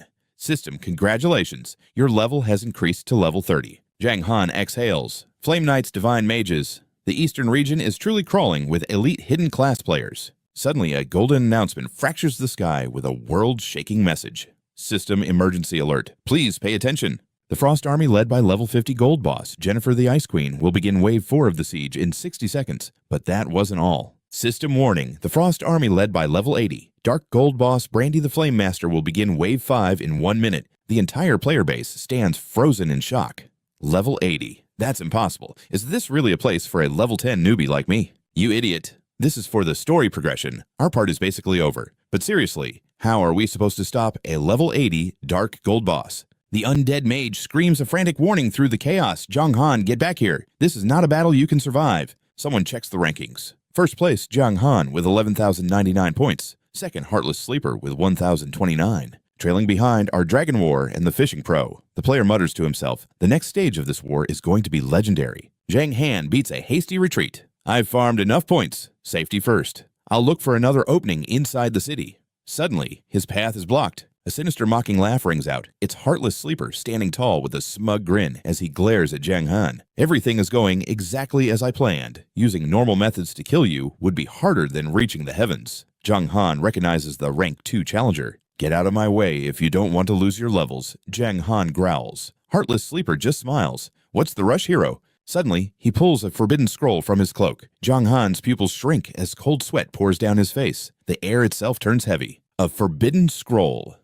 Heartless Sleeper laughs like a lunatic as he rips the parchment open. Jiang Han, no matter how strong you are, it ends here. Can you survive the wrath of the heavens? The system screen flashes a blood-red warning across the horizon. System Heartless Sleeper has activated the Forbidden Scroll, 9 Heavens Divine Thunder, dealing 2 million fixed damage to all units in a 500 by 500 area. Black clouds swirl into a massive vortex, and then a torrential rain of lightning incinerates the earth in a blinding golden flash. Players unable to flee are vaporized, instantly forced into an emergency logout. Screams of agony are swallowed by the deafening roar of thunder. Jiang Han is caught in the heart of the storm. Charred and battered he stands as the very ground beneath his feet shatters into 1,000 pieces. As the smoke clears from the cataclysmic explosion, Heartless Sleeper's crazed laughter echoes through the ruins. Finally, that unique hidden class is mine.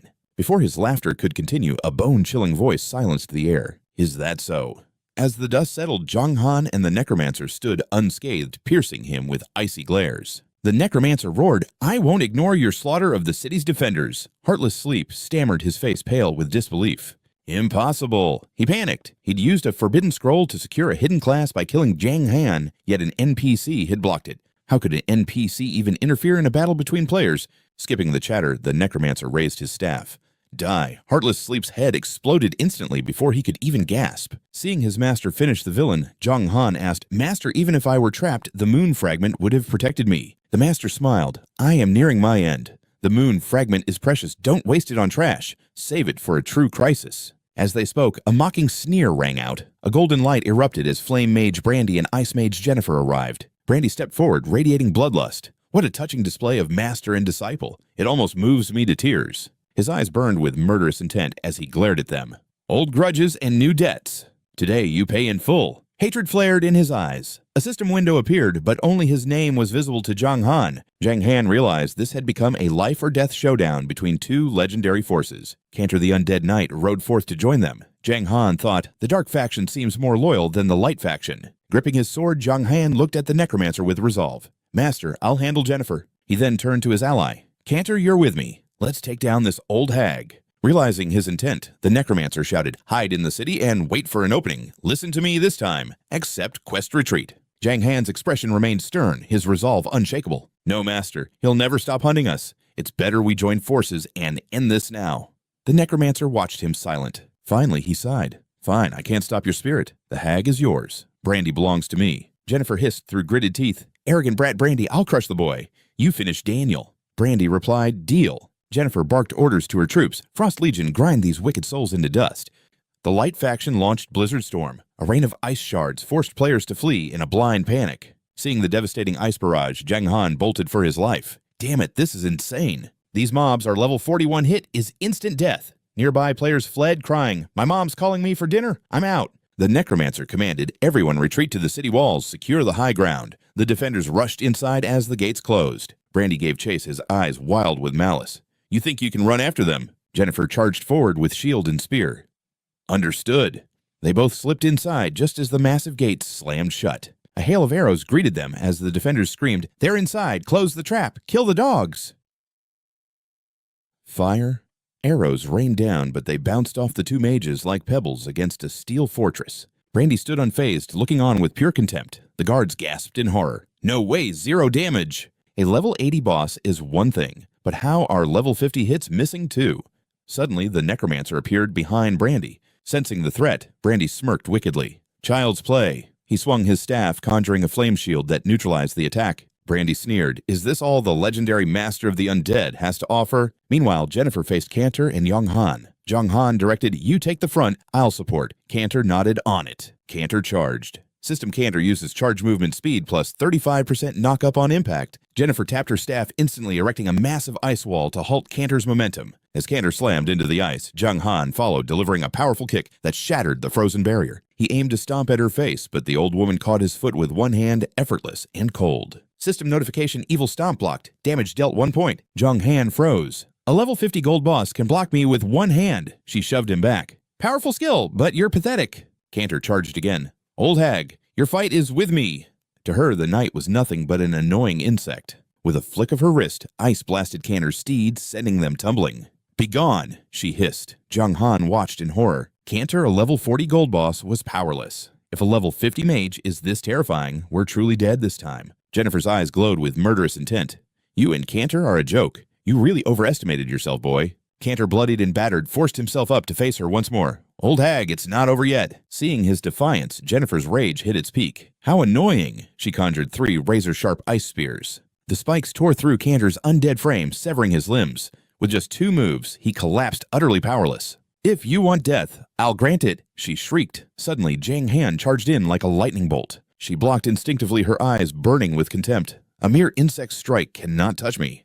But her defense crumbled. Jiang Han slammed her face into the floor, shredding 140,000 HP. Boiling with rage, Jiang Han's eyes glowed purple. "Who do you think you're fooling?" He crushed her face. Just moments ago, Jiang Han had been sent flying by her magic, struggling to even stand. Watching Cantor sacrifice himself repeatedly, Jiang Han felt a wave of crushing helplessness. "I'm so useless. They're dying because of me." If he died now, his character and progress would vanish forever. This was a true life or death gamble. With a roar, he pulled out a shimmering purple stone. Item Grade A Purple Electric Stone. A magical gem that temporarily awakens a human's hidden potential. If potential is high power surges. If not, the boost remains strictly limited. Duration 1 minute. Uses 2 of 3. System factors, growth stars, class attributes, and skills. Jiang Han used the final charge immediately. A violet aura exploded, engulfing his entire body. Pure, unadulterated power coursed through his veins, transforming him into a living engine of destruction. System potential activated. All stats increased by 100%. For 1 minute, the crowd was stunned. Unbelievable damage. What kind of legendary item did Jiang Han just use? Jennifer, pinned to the ground, hissed in disbelief. How he was just a pathetic bug. Jiang Han raised his blade, his cold gaze resembling a demon from the lowest abyss. System Evil Trample used 141,000 damage dealt. Jennifer is now frozen for 10 seconds. He unleashed a relentless flurry of slashes. Cantor watched in awe. This kid, he's full of surprises. "Cantor," Jiang Han yelled. Understanding the signal, Cantor hurled a spear, gutting the boss's health bar. Nailed to the floor, Jennifer screamed in terror. "Brandy, save me quickly!" Brandy, occupied elsewhere, saw Jennifer's pathetic state and flew into a murderous, chaotic frenzy. That weakling pushed a level 50 boss this far.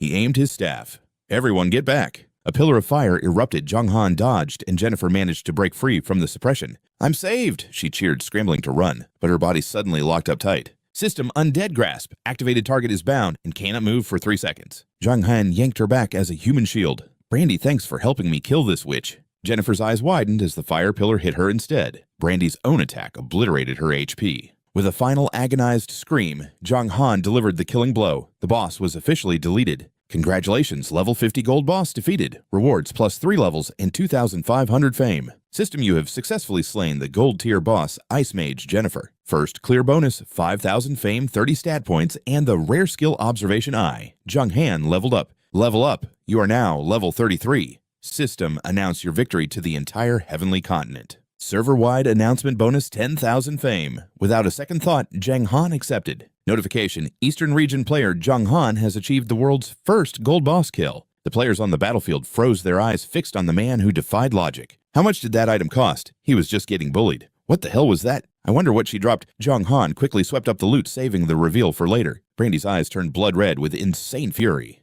You will all die for this. Hellfire erupted from his skin, swirling into a violent, scorching tornado. System Flame Armor activated shield strength 25% HP. Physical immunity granted. Jiang Han charged. System warning, purple electric stone effect expires in 17 seconds. Move now. Han Jiang lunged forward, raining strikes upon Brandy's protective shell, but it was futile. The wall of roaring flames didn't even flicker. How is this possible? Han Jiang gasped. Even the purple lightning stone's power couldn't leave a scratch. That's when the Necromancer Master shouted, "Ah, fall back. You're no match for him."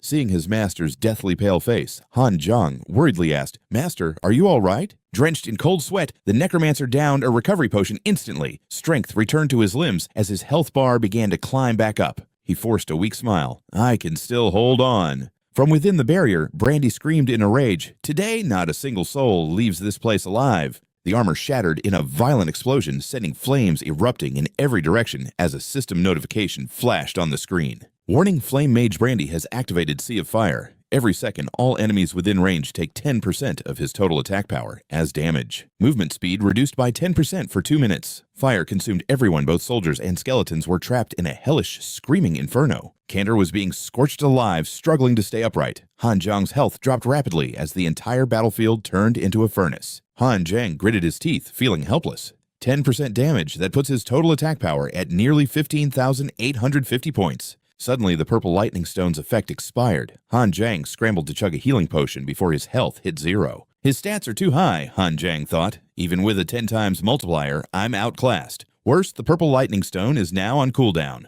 The Necromancer stepped forward to shield him. "I'll hold him. You and Cantor get out of here." Han Jiang refused. "I'm staying to find an opening." The Master was powerless to stop him. Brandy sneered, "What a touching display of loyalty. It makes me want to vomit." He unleashed a massive pillar of fire directly at Han Jiang. "You pesky brat, you've interfered enough. Now rot in hell." The inferno was inches away when Cantor shoved Han Zhang aside. He used his own body to shield the boy, taking the full force of the blast. That single blow stripped 8,718 health. Cantor collapsed instantly. Han Zhang let out a soul-shattering cry. Before fading away, Cantor gasped, "Kid, you're the future of the eternal world. You can't afford to fall in a place like this." Seeing Cantor sacrifice himself left Han Zhang paralyzed with guilt, but in this desperate moment, grief was a luxury he couldn't afford. The Necromancer rushed over and shoved him. "Move!" He grabbed Han Zhang and hauled him out of the reach of Brandy's sea of fire. Once safe, his master prepared for a final showdown. Han Zhang produced a moon shard. "Master, can you use this?" The master sighed. Necromancers are no longer among the living. Suddenly, Brandy pointed his staff at them, laughing like a demon. "Let's see how long you can scramble." A giant flaming demonic skull manifested and surged toward the pair with terrifying speed. The Necromancer threw up a desperate defense. The clash of powers was so intense that the ground beneath them splintered and cracked. Han Zhang was sent flying by the shockwave. Seeing them drained, the old man sneered, "Without that forbidden spell, you'd be dust by now." "Now embrace your end." Badly wounded, the Necromancer wiped blood from his chin and coughed. "Shut your damn mouth." Han Zhang bit his lip, refusing to give in. Is this really the end? He frantically searched his inventory for a miracle. Suddenly his eyes widened. Tucked away was a skill book, the reward for slaying the level 50 golden boss. It was the S-rank Observation Eye. This legendary scouting skill could pinpoint an enemy's ultimate strengths and fatal flaws. It even offers a chance to expose a hidden weakness. It can scan anything up to 50 levels higher than the user. 50 levels higher, Han Zhang realized. This blows basic appraisal out of the water. I'm learning it right now. System Observation Eye learned. Han Zhang immediately focused his gaze on Brandy, his eyes glowing with a faint purple light. Brandy's secrets were finally laid bare. Flame Mage Brandy, rank Dark Gold, level 80, health 10 million, attack 16,000. Defense 12,000, skills Fireball, Inferno Torrent, Fire Shield, and Sea of Fire. A once mighty spirit mage whose rank had plummeted due to age. Fearing death, he sought forbidden longevity. Now he's hunting the very necromancers the Holy Light Cathedral wants dead at all costs. His plan, use the cathedral's holy baptism to cheat death and gain a new lease on life. 10 million health. That's insane, Han Zhang muttered. Suddenly a notification popped up. Weakness detected through the observation eye. A weakness. Han Zhang gasped. The system flashed. Target is elderly. Stamina is critically low. That was the key. Han Zhang shouted to his master, "Master, don't clash head on. His stamina is garbage. We just need to outlast him." The Necromancer's eyes widened. "A war of attrition. I see," he roared. "Every skeleton in this city, charge." On his command, an army of skeletons surged toward Brandy. But the old mage didn't even look worried. He lazily raised a fire barrier. As the horde closed in, he swung his staff. "Be gone, trash!" The skeletons were incinerated instantly. Brandy cackled while unleashing hellfire. "Low stamina. You little pest. Are you trying to make me die of laughter? I might be old, but these toothpicks can't kill me." The skeletons threw themselves into the fire only to be turned to ash. The Necromancer's face tightened as the reality of the battle set in. "You're right. This is going to be a long night." His physical stats might be low, but thinking a few skeletons could exhaust him was a massive mistake. Stepping toward Brandy, Daniel declared, "As long as I draw breath, the onslaught will never end." Jiang Han realized his master was preparing for a final sacrifice. "Don't do it," he screamed. "As long as we're alive, we still have a chance. If you fall, we lose everything." The Necromancer's eyes grew heavy with sorrow. The Dark City never stood a chance. The Light Faction's victory was always inevitable. Panic surged through Jiang Han's heart. What did he mean? Was there another wave of enemies coming? Brandy sneered, leveling his staff at them. "That's right. Now die like the dogs you are." A massive fireball roared toward them like a titan's hand ready to crush them. Tightening his grip on his staff, the Necromancer sighed heavily. "I suppose my role in this story ends here. But since Brandy hates you this much, leaving him alive would be a disaster. He has to die." Daniel unleashed a massive barrier, obliterating Brandy's magic instantly. Jiang Han stared in disbelief. The exhausted old man had suddenly transformed, radiating the power of a completely different person. "Master!" he cried out as a violent vortex suddenly tore open the sky above the battlefield. A bolt of obsidian lightning struck the Necromancer directly. He stood tall, absorbing the raw power as it surged through his veins, his aura exploding with terrifying intensity. System notification: Necromancer Daniel has received unknown external support. All attributes increased by 10,000%. For 10 seconds, a 100-fold boost. The metamorphosis was complete. Daniel was now shrouded in lethal green energy. "Brandy, today is the day you perish," he hissed. The village chief trembled in terror. "What is this power?" Daniel turned to Jiang Han, offering a rare look of approval. "You've worked hard, my disciple. You did well." He spoke with a cryptic weight. "Don't mourn me. If you live long enough, we shall meet again. Only then will you learn who I truly am." Without another word, Daniel unleashed his power on the chief. "No!" the old man screamed as the system chimed again. Warning, due to unknown causes, Daniel's attributes have plummeted by 10,000%. "Master," Jiang Han yelled, but Daniel pushed him away. "Go now before it's too late." Suddenly, a shadow blurred from the top of the tower like a streak of lightning. The newcomer landed with arrogant grace, clapping his hands mockingly. Killing a necromancer never gets old. The system immediately identified the threat. System notification, Flaming Mage Brandy is dead, triggering hidden boss, Holy Knight Herbeck. The knight's cold gaze locked onto Jiang Han's every move. Using the eye of observation, Herbeck frowned. Jiang Han's stats were nothing but question marks. Just how deep did this kid's power go? A sinister grin touched Herbeck's lips. "A Dark Swordsman and a Necromancer, I'm about to make a fortune from your remains." Struggling to hold his ground, Daniel warned him everyone knows the Holy See's twisted obsession with Arcane's bones. "You're inviting a world of trouble." Herbeck ignored him, drawing his gleaming blade. "That's none of your concern, old man." Leveling his weapon at Jiang Han, he taunted, "You're loyal to a fault kid. Too bad you chose the wrong side. Say your prayers before you die. This is the last mercy I'll show you."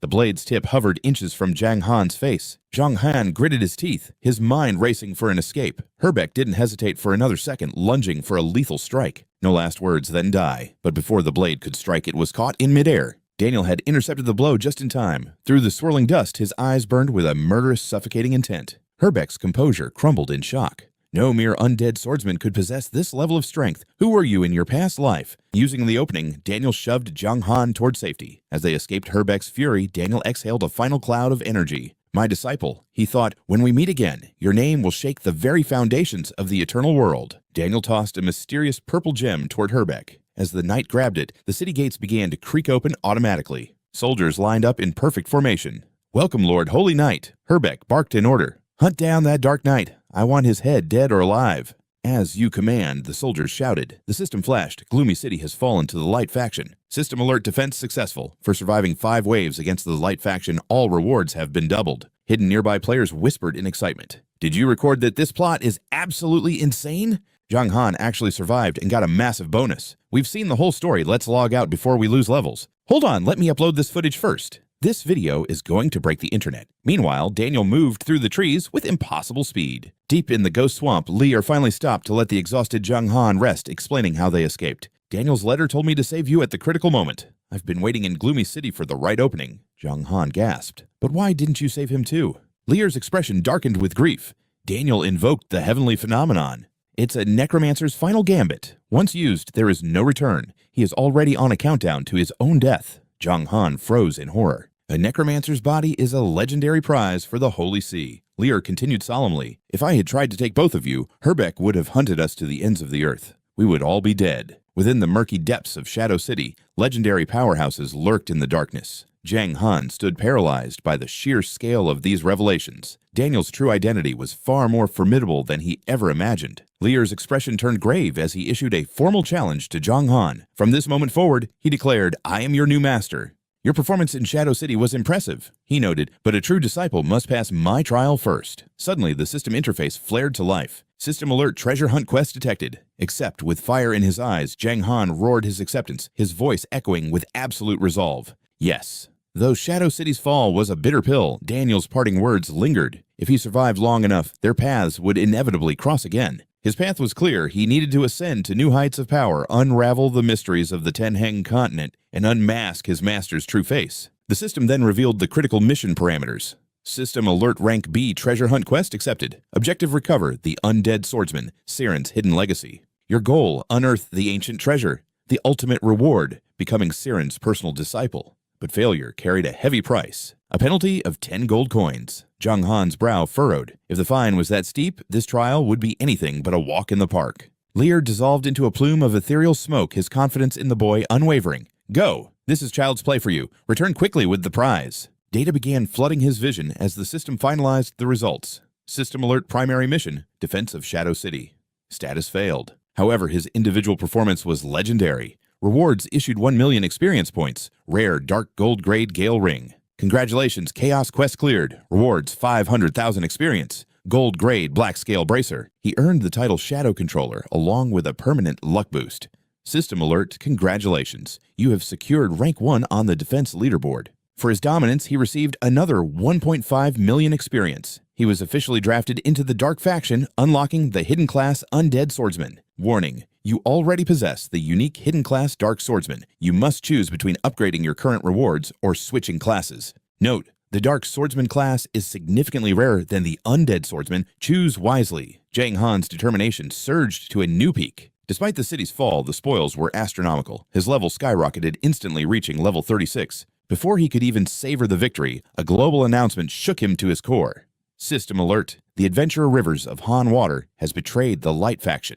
He was now public enemy number 1. The bounty for his head was insane. Rare artifacts, a unique hidden class, and an S-rank skill for his killer. Jiang Han's jaw dropped. Across the continent, rival guilds erupted in cheers as their leaders issued a cold-blooded decree. Finally, Rivers of Han Water, you can run, but you can't hide from your fate forever.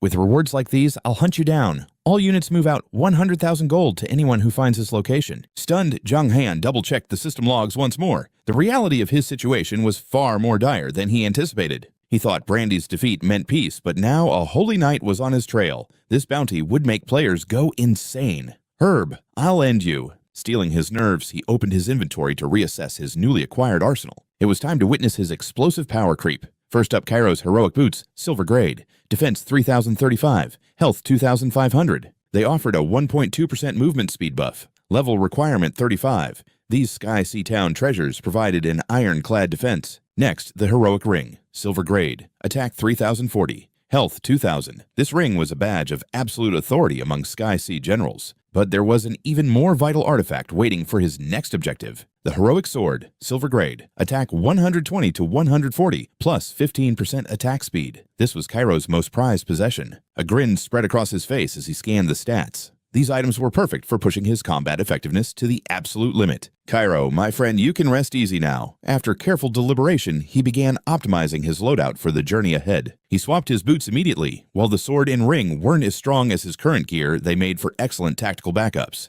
Then he focused on the crown jewel of his defense rewards. One particular item radiated an aura that demanded his full attention. The Gale Ring, dark gold grade, attack up to 180.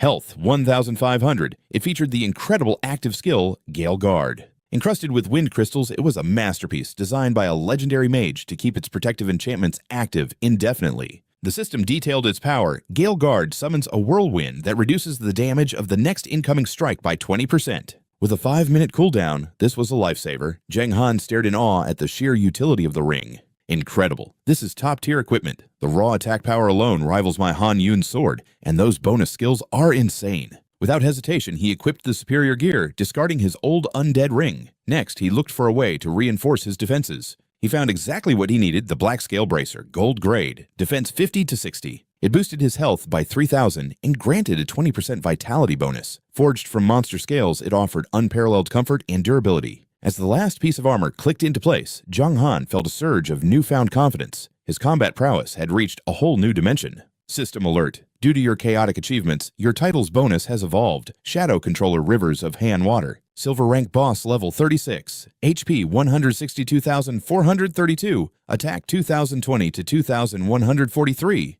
Defense 440 to 494. Reputation 39,000. Once a wicked adventurer who fell into the abyss, he framed City Lord Daniel and seeks to drag brave souls into the darkness. His twisted schemes ultimately failed, but he narrowly escaped death in that final battle thanks to the intervention of the Undead Swordsman. Whether he will truly repent or continue his path of villainy remains a mystery to the world. Shadow Control activated. His HP has surged by 200%. Jiang Han stared in disbelief at the overwhelming numbers appearing before him.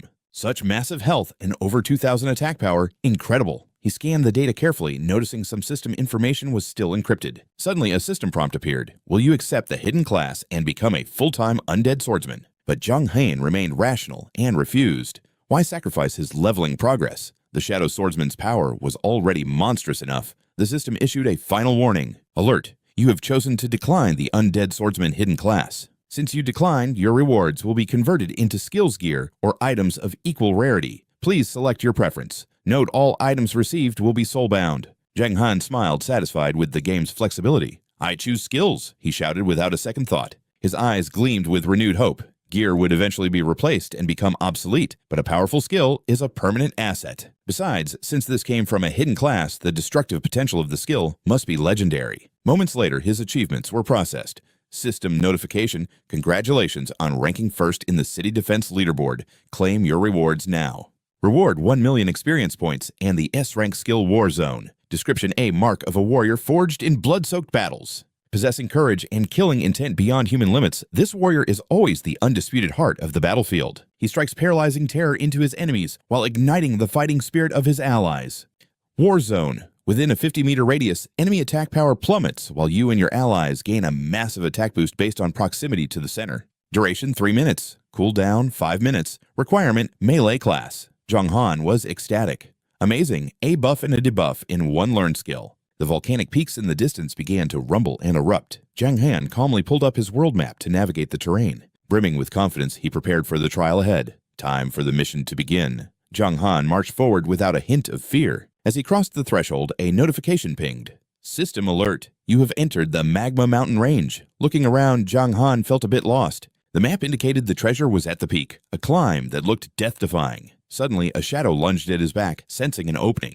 A massive stone fist swung toward his head, but Jiang Han's instincts were sharper, and he evaded the strike instantly. He slipped to the side as the beast's momentum sent its fist crashing into the dirt. Jiang Han didn't hesitate, activating his appraisal skill to analyze the threat. Lava Stone Monster, Common Monster level 38, HP 220,000, Attack 500 to 550, Defense 700 to 800, Skill Stone Fortification. These golems thrive in scorching heat, but possess foul tempers. Since deadlier predators rule the peaks, they are forced to scavenge at the mountain's base. He didn't think much of its mediocre stats. At level 38, its defense was high, but its offense was far too weak to pose a real threat. A bold idea struck him. This was the perfect chance to test the power of War Zone. The system flashed an urgent prompt as he activated it. System notification: you have activated War Zone. Your attack power has surged, and the Lava Stone Monster's attack is reduced by 20% for 3 minutes. Bolstered by this incredible new power, Jiang Han charged at the golem with absolute certainty. The monster recoiled, visibly confused by the sudden overwhelming pressure radiating from the human. Jiang Han leveled his blade, mocking the beast. The golem desperately triggered its defense. Alert: Lava Stone Monster has used Stone Fortification. Attack decreased by 20%, but defense increased by 30% for 2 minutes. Jiang Han just laughed. Hey, Pebble Brain, do you really think that's going to save you? No matter how thick the armor, it's bound to shatter eventually. You're just a sitting duck. And indeed, he crushed the beast with minimal effort. 1 minute later, the system chimed. Congratulations, you have defeated the Lava Stone Monster and gained 2,500 experience points. He frowned at the gain. Just one. This is going to be a long grind. I need 1.2 million experience, which means killing 480 of these. Ah, what a waste of time. Let's head higher. As Jiang Han climbed the steep path, the temperature began to soar to unbearable levels. Upon reaching the ledge, he froze in surprise. Perched on the jagged rocks above was a rowdy, aggressive pack of fire apes. One of them growled, glaring at him with murderous intent. Sharp-beaked fire ape, Common Monster level 40, HP 280,000, Attack 1,000 to 1,080, Defense 420 to 460, Skill Taunting Rock Throw. These agile savage primates love high heat and exist purely to humiliate their enemies. They are known as the most repulsive creatures on the continent. Jiang Han stared back, a bad feeling rising in his gut as they began to jeer. The lead ape shrieked, signaling its companions. Everyone come look, a two-legged intruder has arrived. The pack swarmed around him, hooting with laughter. He's so hideous, truly pathetic. And what's with that weird name of his? Those pests jeered at Jiang Han's weakness. Why, come here, still hiding behind that rock monster like a coward. Losing his cool, he snapped. You damn monkeys! Jiang Han lunged toward the fire apes with explosive fury. His roar shook the air. I'll take your lives for that insult. He struck the horde with lethal, unrelenting force. System War Zone activated self-attack plus 20%. Fire ape attack minus 16%. Duration 3 minutes. Screeching in rage, the apes rained stones down, but it was useless. Jiang Han let out a terrifying, intimidating shout. Is that all? It barely itches. Jiang Han's blade sang, carving through the massive pack with devastating, fatal precision. He fixed a cold, predatory gaze on a small survivor. Listen, Shorty, want a chance to fix your mistake? Trembling under Jiang Han's boot, the leader begged, Yes, please spare me. He growled back, Lead me to your pack. Understood. Satisfied with the response, Jiang Han gestured forward. Good, now lead the way. Man and monster trekked deeper into the mountains until a sudden system warning caught Jiang Han's attention. System 10,000 players have awakened, opening the Heavenly Talent Rankings. A glowing board manifested before his eyes. Talent Rankings 1 Overlord level SS, 2 hero level S, 3 tragedy level S, 4 plunder level S, 5 grace level S, 6 storm level A. Jiang Han smirks, his ego soaring. The only double S rank on the board is me. This feeling is incredible. An even larger swarm of fire apes appeared ready for war. Brothers unite, kill the intruder now. Patience gone, Jiang Han became a hurricane of steel. 2 minutes later, he demanded, "Next, keep moving." At the next outpost, the very peaks began to shatter. A massive shadow plummeted from the sky at terrifying speed. "Who dares slaughter my tribe?" The behemoth slammed into the earth, its massive claws ready to tear flesh apart. This was the king of the fire apes, a towering wall of muscle and primal absolute aggression. Fire Ape King, level 42, Gold Boss. Health 2 million, attack 1800, defense 950. Skills Rock, Throw, Smash, Ultimate Taunt. Tribe leaders are chosen through a mockery contest. The one with the most savage insults rules the fire apes. The king ruled with an iron fist surrounded by beauties. Jiang Han stared eyes wide at the creature's immense size. "A gold boss, my attack is solid, but my defense and health still can't match its raw power." He killed Jennifer using the Pearl's 10-fold boost, but wasting such a resource on this ape would be foolish. The surviving monkeys scrambled to their king. "Big brothers, save us, this human is hunting us down." Snitching already, Jiang Han silenced one with a slash. The king roared, "How dare you touch my subjects? Die, human." The king lunged. Jiang Han braced himself, calculating a kiting strategy if things turned south. A massive fist cratered the ground, sending powerful shockwaves through the soil. The real battle has begun. Seeing an opening, Jiang Han delivered a brutal kick. Evil trample, 16,000 damage dealt. Target suppressed for 0.5 seconds. "Is this all a gold boss can do?" Jiang Han mocked. The king sneered back, "Weakling, is that your best?" Warning, the fire. Ape King is casting its signature skill, Ultimate Taunt. The verbal assault saps his strength, but a witty retort could turn the tides. Jiang Han paused, weighing his words. "So, this is the power of eloquence." Smirking, Jiang Han raised his blade, ready to play his own game. "Oh, you're so mighty. I'm sure your tribe feels perfectly safe while you're losing to a human, right?" The king's eyes turned blood red with rage. System verbal strike, successful boss defense reduced by 10%. That hit a nerve. Jiang Han laughed, launching a flurry of strikes while the beast was blinded by fury. The king scoffs at the shallow wounds. "It tickles. Is your stamina as pathetic as your swing?" The king's counter-mockery hit home, and the system immediately registered the blow to Jiang Han's stats. Warning, Ultimate Taunt successful. Your attack power has been reduced by 10%. Jiang Han stood there completely dumbfounded. "Are you blind, system? That trash talk worked on me." Jiang Han doubled down, hurling every insult imaginable to drive it insane. "You look like a nightmare. I bet no female ape would ever willingly look at your ugly face." "You little system boss, defense minus 20%. Attack and speed reduced by 10%. They faced off. The air thickened with killing intent. As a massive fist closed in, Jiang Han realized, too fast, no escape. Zephyr's Guard. Active damage reduced by 20%. He tapped into his inner core, meeting the blow head-on. Despite the king's desperate rampage, Jiang Han's spirit didn't waver for a single second. 30,000 damage, pathetic. Go back and cry to your mama, you overgrown flea bag. Steel clashed against steel as the two traded blows and insults. Jiang Han mocked the beast, calling its gibberish nothing more than the annoying quacking of a duck. The creature roared in fury, but Jiang Han's verbal barbs were sharper than any blade. The mindless beast could only howl in frustration as he dominated the battlefield. System notification. Your relentless psychological warfare has completely shattered the sharp-beaked Ape King's mental defenses. Damage taken by the enemy has surged by 300%. Jiang Han lunged forward, delivering a devastating final strike. "I haven't even broken a sweat yet." Now perish. System notification. Congratulations, you have successfully slain the level 42 golden boss, the sharp-beaked Ape King. Rewards earned 1 million experience and 20 reputation points. System notification. Hidden title acquired, King of Taunts. The old king has fallen and a new one rises. Jiang Han awakened a bizarre new ability through his legendary mockery. While this title is active, your words will amplify damage taken by enemies by 10%,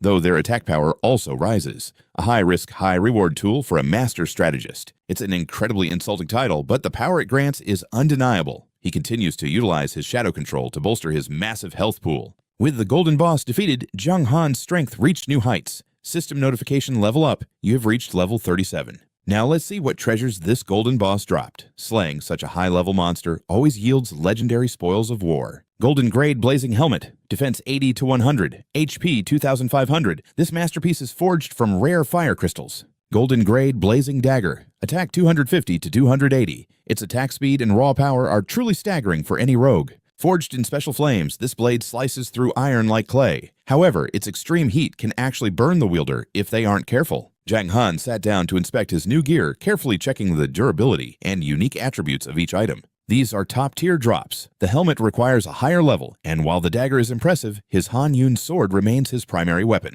As a Dark Swordsman, finding a compatible blade is rare. He decided to wait for a sword class drop rather than switching to daggers now. Resuming his quest, Jiang Han pushed forward toward the mission marker. He moved like a blur, scaling the mountain with incredible speed. System warning: extreme temperature detected. You are losing 10 health points per second. The environment was lethal, but his resolve was ironclad. The higher he climbed, the more the heat intensified. Luckily, his passive regeneration kept him alive. Suddenly, he spotted his target. Finally, I found it. He pulled a strange wooden rod from the scorched earth. Silver-grade wooden rod. Attack 1-to-1. Required level 1. Item description: a tool only a lonely, desperate woman would find useful. Jiang Han stared at it, his excitement instantly turning into pure disappointment. He expected a legendary artifact, but it seemed Saren had sent him on a wild goose chase for a total joke of an item. Defeated, he prepared to head back and turn in the quest, but before he could leave, a strange sensation surged through his entire body. His instincts flared as he realized something was hidden here. Could this be the Dark Swordsman's potential awakening system notification? Resonant energy detected nearby.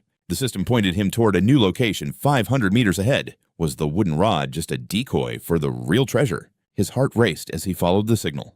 493 meters. The resonance was getting stronger with every desperate step.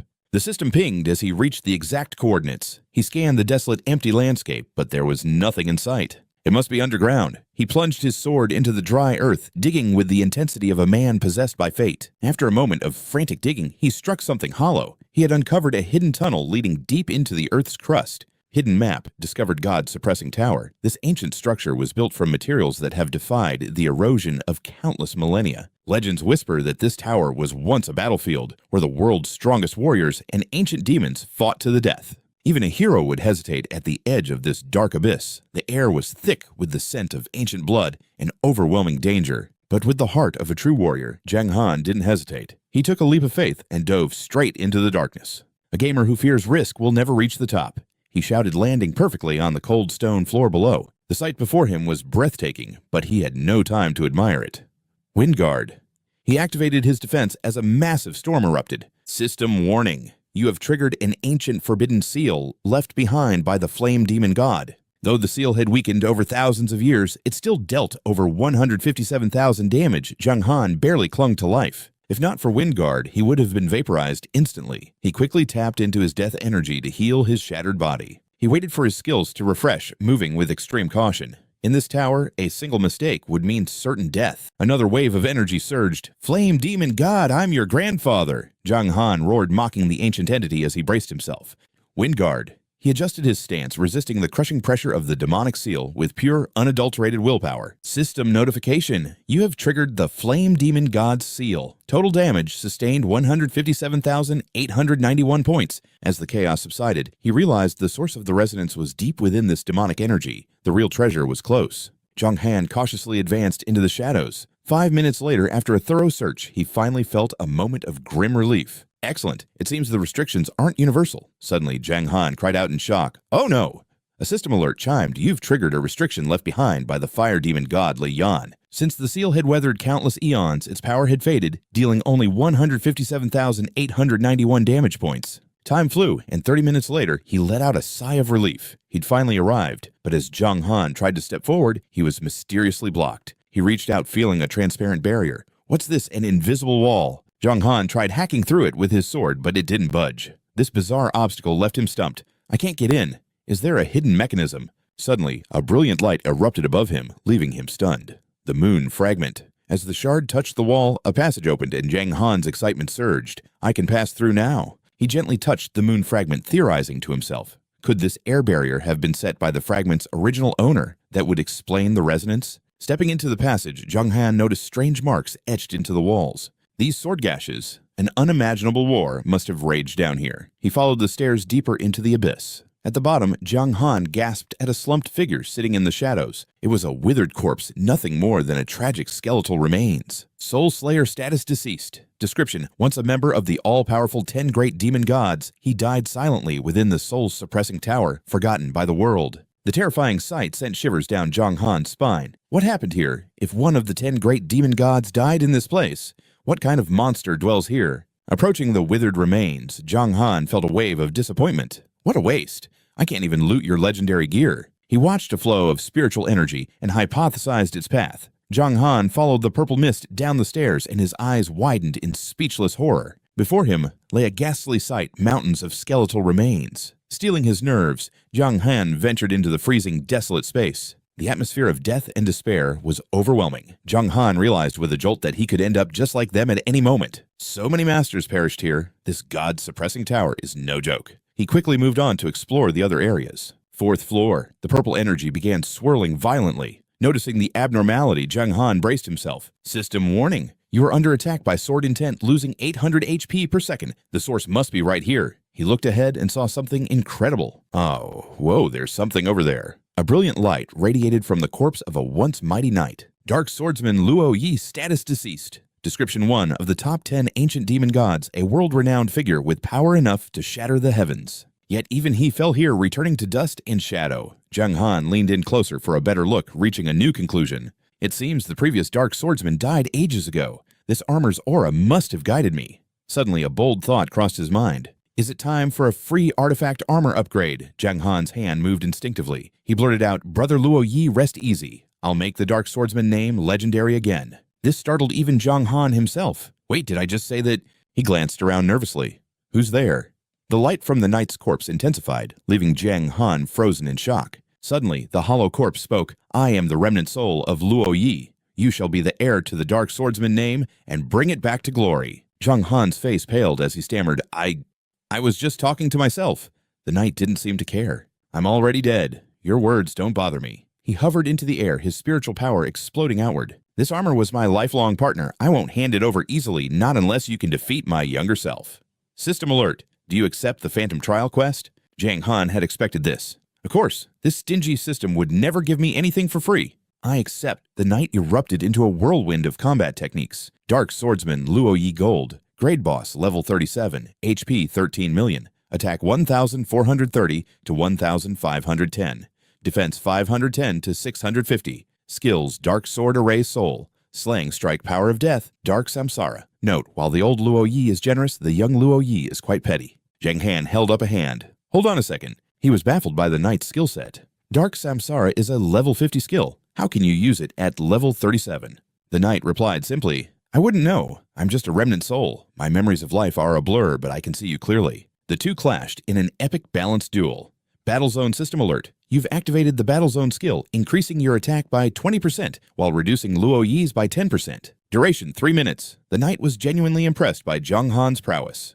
That's a decent technique. Who taught you that? Jiang Han boasted proudly. Natural talent, I figured it out myself. But the knight just scoffed. So, self-taught. You think I'm that gullible? He lunged forward with a devastating kick. Jiang Han countered, dealing a massive blow. System alert. You used Evil Stomp, dealing 26,546 damage to Luo Yi and stunning him for 1 second. The knight immediately retaliated. Necro Slash. He reached out to seize the surrounding spirits. The two collided, unleashing a frenzied storm of steel and shadow. The knight boasted arrogantly of his strength. Your gear is mediocre and your passives are just basic damage boosts. In my prime, my attack exceeded 2,000. My talent must be pretty overpowered then, right? Jiang Han roared at the top of his lungs. Absolutely overpowered. My destiny is to restore the Dark Swordsman's glory. The knight mocked him. Restore? You've got quite the silver tongue. Kid. He began by channeling his spiritual energy to suppress his foe. The warm-up is over. It's time to turn up the heat. Soul power erupted from the knight in every direction.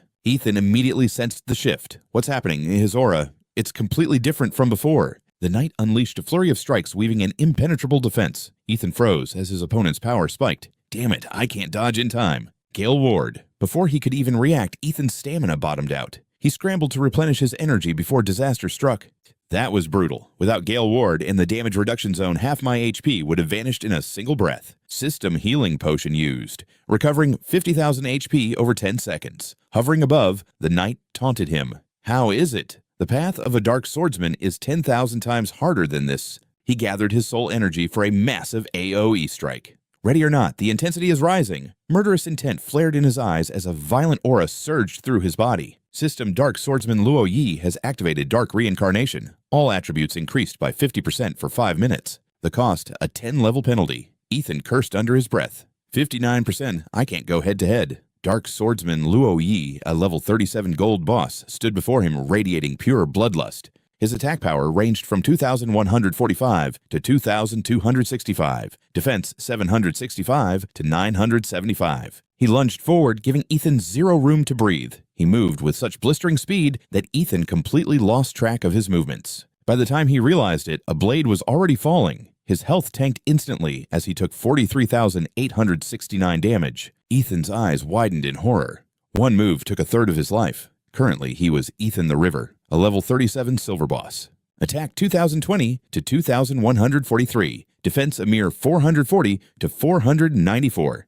His bio, a wicked adventurer descending into the abyss. Ethan had conspired to frame Daniel the Shadow City Lord and even led noble souls down a dark path. But fate had twisted. He survived that battle only through the intervention of the undead swordsman. Whether he'd change his ways remained a mystery, but Luo Yi wasn't waiting for a redemption arc. The second strike was already coming. Ethan recoiled instinctively. Here he comes again. At this speed, a normal dodge is impossible. But before the blade could connect, Ethan leaped high. Not just to dodge, he launched a lightning-fast counter from above. System Evil Stomp activated. Movement speed up 200% for 2 seconds. Damage 16,548. Dark Swordsman Luo Yi suppressed for 1 second. Instead of a basic strike, Ethan followed up with Necrotic Slash. System Necrotic Slash dealt 8,963 damage. Target speed reduced by 15% for 2 seconds. But Luo Yi wouldn't just take it. He swung back with a vengeful strike. Narrowly avoiding the blow, Ethan realized his strategy was working.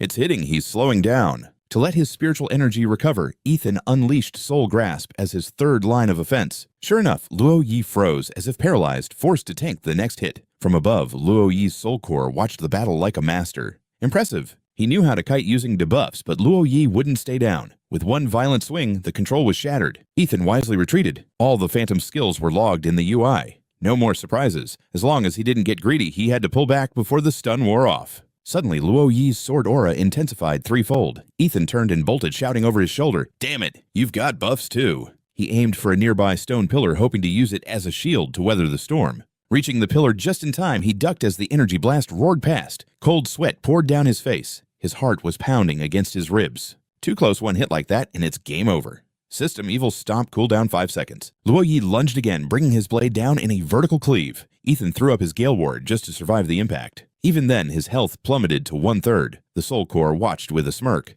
"Ethan, you really are interesting. What a shame. How will you handle the next one?" Scrambling backward, Ethan's mind raced. Pathetic. One move almost ended me, but Evil Stomp is finally off cooldown. As the blade swung once more, Ethan focused. He vaulted into the air, dodging the strike and positioning himself directly above his foe. System Evil Stomp activated. Speed up 200% for 2 seconds. Damage 17,652.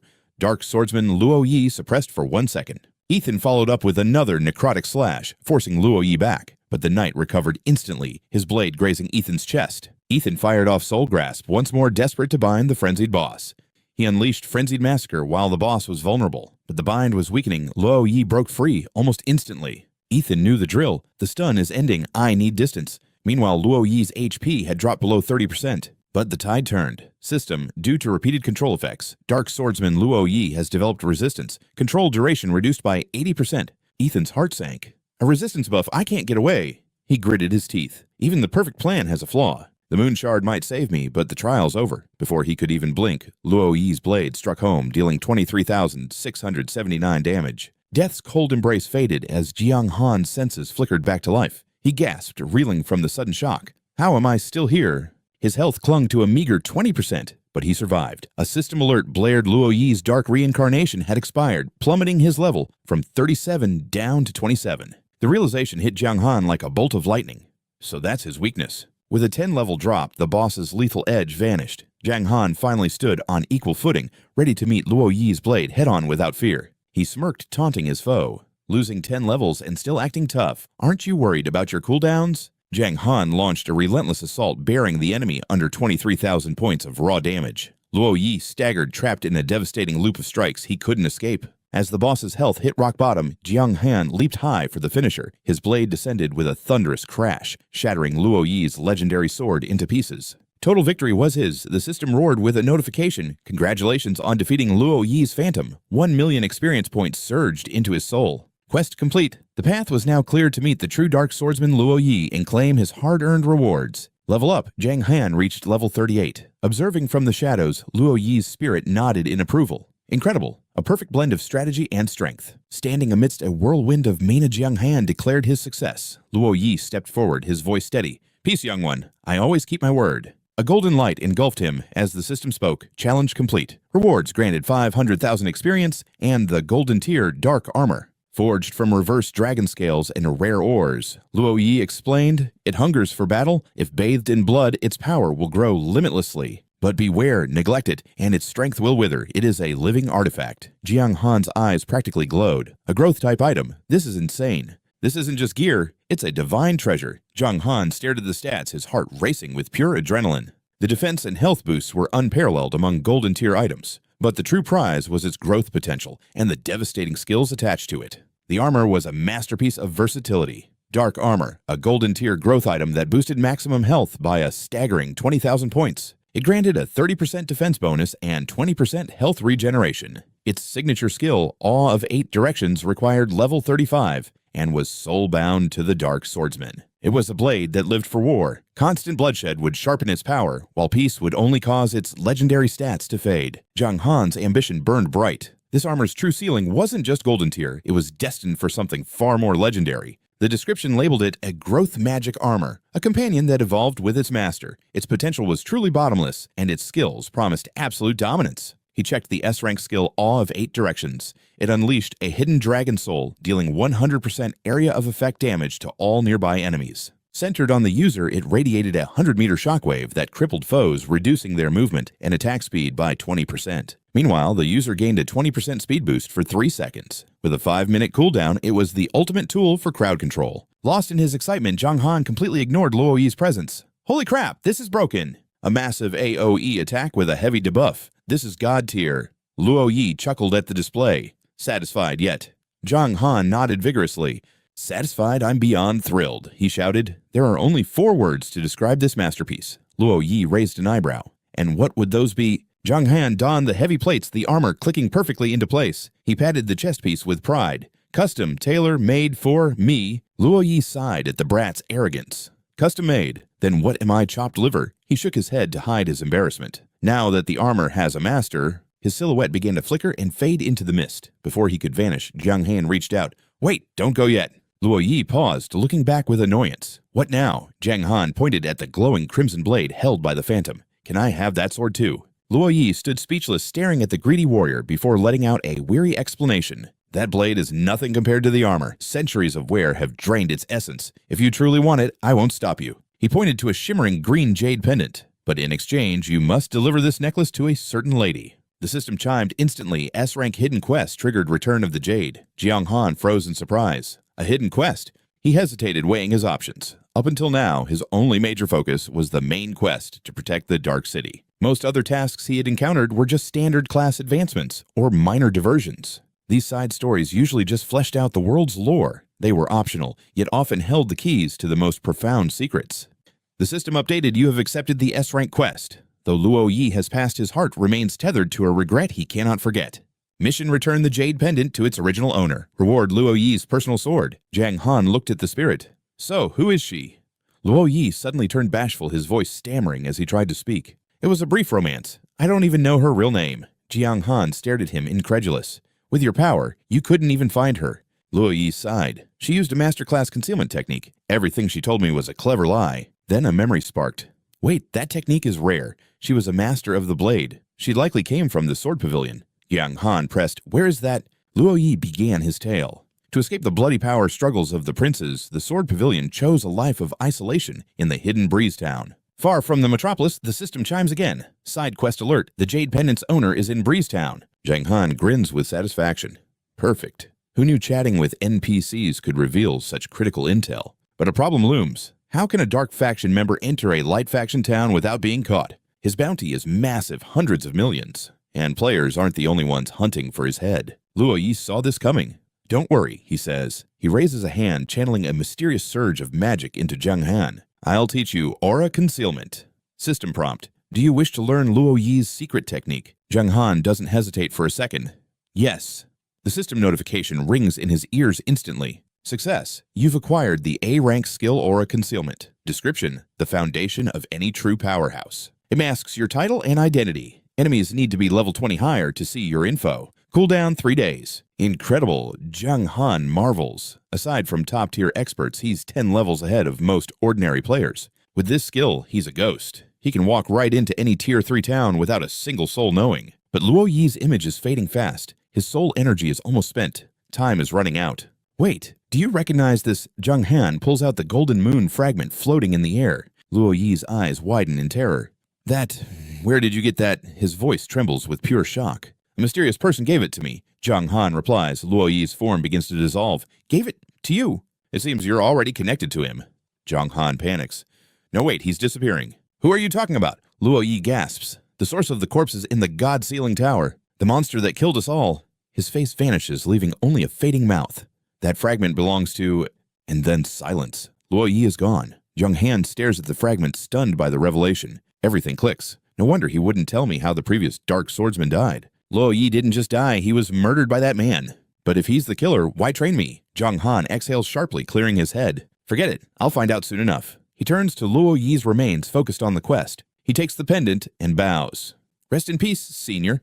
As the pendant leaves the body, Luo Yi turns to ash, leaving a crimson sword behind. The bloodthirsty sword spirit rank. Attack 650 to 750. Damage and speed boosted significantly. 15% lifesteal. Active skill blood drink requires level 35. The legendary blade of Luo Yi. Tragically, millennia of decay have drained its power. This is only a fraction of its former glory. Warning, return the pendant within 3 days, or the sword will be locked until the quest is finished. Jiang Han grips the hilt tightly. The A-rank passive blood drink pulses with hunger. Each kill stacks 1% attack power, max 20 stacks. The carnage only ends when the battle does. He raises the blade to the sky. A dark aura surges through him. This power is intoxicating. Unbelievable. He admires the craftsmanship. This trip to the lava mountains was a total jackpot. Suddenly, a chilling whisper pierces the silence of the night. Give it to me. A green light erupts from the depths. Something is still alive on the 5th floor. Shadows lunge at him like starving beasts. Jiang Han's face pales as they close in. This pressure is insane. Time to bail. He's got the loot, no point dying here now. 30 minutes later, Jiang Han finally breaks surface. He marks the entrance. I'll be back. Suddenly, a cold shiver runs down his spine. He spins around. What now? A massive lava python towers over him. Level 45, 320,000 health. Skill Serpent's Kiss and Toxic Constriction, the true overlord of the lava mountains. Its sheer presence is enough to crush a normal player, but Jiang Han just smirks. The overlord, huh? He doesn't look worried at all. Compared to me, you're nothing. Stat check Jiang Han, level 38, Silver Boss. Attack power over 4,000. Defense 41,000. He's no longer a mere player, he's a monster in human skin. The python strikes. Jiang Han leaps, kicking the beast's skull. In a flash, he swings his sword, aiming straight for its throat. With a devastating strike, he shatters the beast. Standing tall as the system confirms the magma serpent's death, Jiang Han smirks. Killing the weakest one was far too easy for him. Is there nothing left in this world to challenge me? Suddenly, a sharp warning bell echoes across the entire map. It is 2 in the morning, and he has been grinding for the Divine Tower journey. One last quest, then sleep. Jiang Han cheers, rushing back with a rare trophy. Master, I have returned. Out of the mystic mist, a soft melodic voice responds. So it seems you have finally completed the trial. As a long-haired man in purple robes steps through the wind, a notification pops up: quest complete. You have gained 8,000 experience points. Warning, the undead swordsman. Lir is now your master. He glares at Jiang Han, surprised. Impressive. You have harvested quite a lot from the magma range. He sees right through the stats. Level 39. Your aura has completely transformed. Perhaps there is a chance. Lir praises sincerely. Good. I left those clues everywhere for someone to find. Now that you have grown, I will not have to keep running around myself. Jiang Han feels awkward. Clues. Those weird logs shaking it off, he reports, Master, I have triggered a special quest. What quest? Jiang Han pulls out a unique jade pendant. I was told to return this to a certain woman.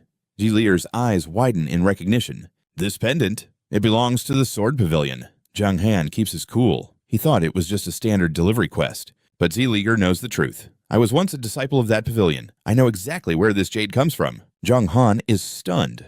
A disciple? You mean when you were alive? He never expected his master to have ties to the legendary Sword Pavilion. Lir touches the jade gently. Every female disciple there, from elders to students, carries one of these. He explains their sacred tradition. If a woman gives her jade to a man, it is a secret confession of love. Jiang Han's jaw drops at the revelation. I see, he realizes. So the woman who loved Luo Yi gave him this pendant as her final vow. A truly tragic romance. But Zilier's gaze turns cold. This jade isn't ordinary. Her status in the Sword Pavilion must be terrifyingly high. Jiang Han senses trouble. Is returning this dangerous to Zilier simply hands it back, neither encouraging nor stopping him. Destiny is at work. He then inspects the blade Jiang Han carries. That sword is also from the pavilion. It must return home too. Accompany me tomorrow. Jiang Han agrees instantly. Understood. With that, Zilier vanishes back into the swirling mist. Rest now. The magma range has drained you. Jiang Han logs off to sleep. At 12 the next day, he dives back into the world of Eternal. He spawns back into the mystical forest. Zilier is already waiting. If you are ready, let our journey begin. As they trek through the wasteland, Jiang Han asks curiously, Master, doesn't it seem strange how I suddenly appear and disappear? He smiles, offering a fascinating perspective on the nature of players and their existence. Adventurers from another world simply return to their own dimension. It is a gift from the god of space and time. Jiang Han ponders this deeply. The god of space and time. Is that part of the game setting? Suddenly, system alert entering Skyglow city map. Jiang Han snaps back to reality. Wait, beyond these mountains is a city. Isn't this the fallen Nether City? Rumors said the Light Faction's army had swarmed this place. Zilier points toward their destination. Oh, we need the teleportation circle in the Dark City to reach Breezetown. Can you hide your presence? Jiang Han no Diaz firmly. I can. Time to test the stealth art Luo Yi taught him, especially since he is wanted by the Light Faction. A disguise would be perfect right now. System stealth art activated. Please choose a pseudonym and adjust your visible stats. A pseudonym.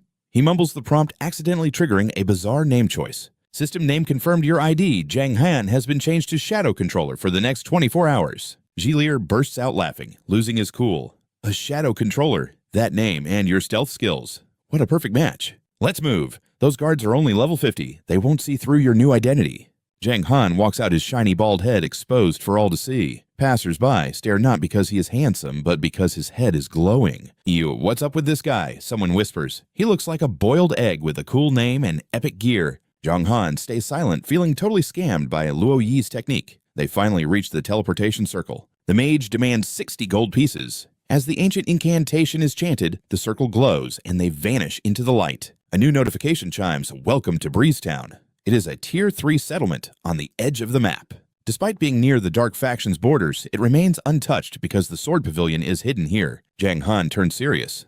A hidden world? Does that mean the pavilion map hasn't opened yet? Zilier decides they should move at night. Jiang Han agrees. Entering a hidden sanctuary will not be easy. He just needs to follow his master's lead. Go shop for supplies during the day, Zilier advises. Just do not draw any attention anywhere you need to go. I burned through all my potions in the magma range, Jiang Han admits. I need to restock immediately. I'll lead the way to the local apothecary. The shopkeeper greets them with a greedy rub of his palms, asking, Welcome, what's your pleasure? Smirking like a high roller, he demands their absolute finest HP recovery elixir, but reality hits hard. Despite slaying golden tier bosses like Jennifer and the Blazing Ape King, his 236 gold coins won't buy much here. The merchant gestures toward a glowing vial on the top shelf. Perhaps this one will suit your tastes.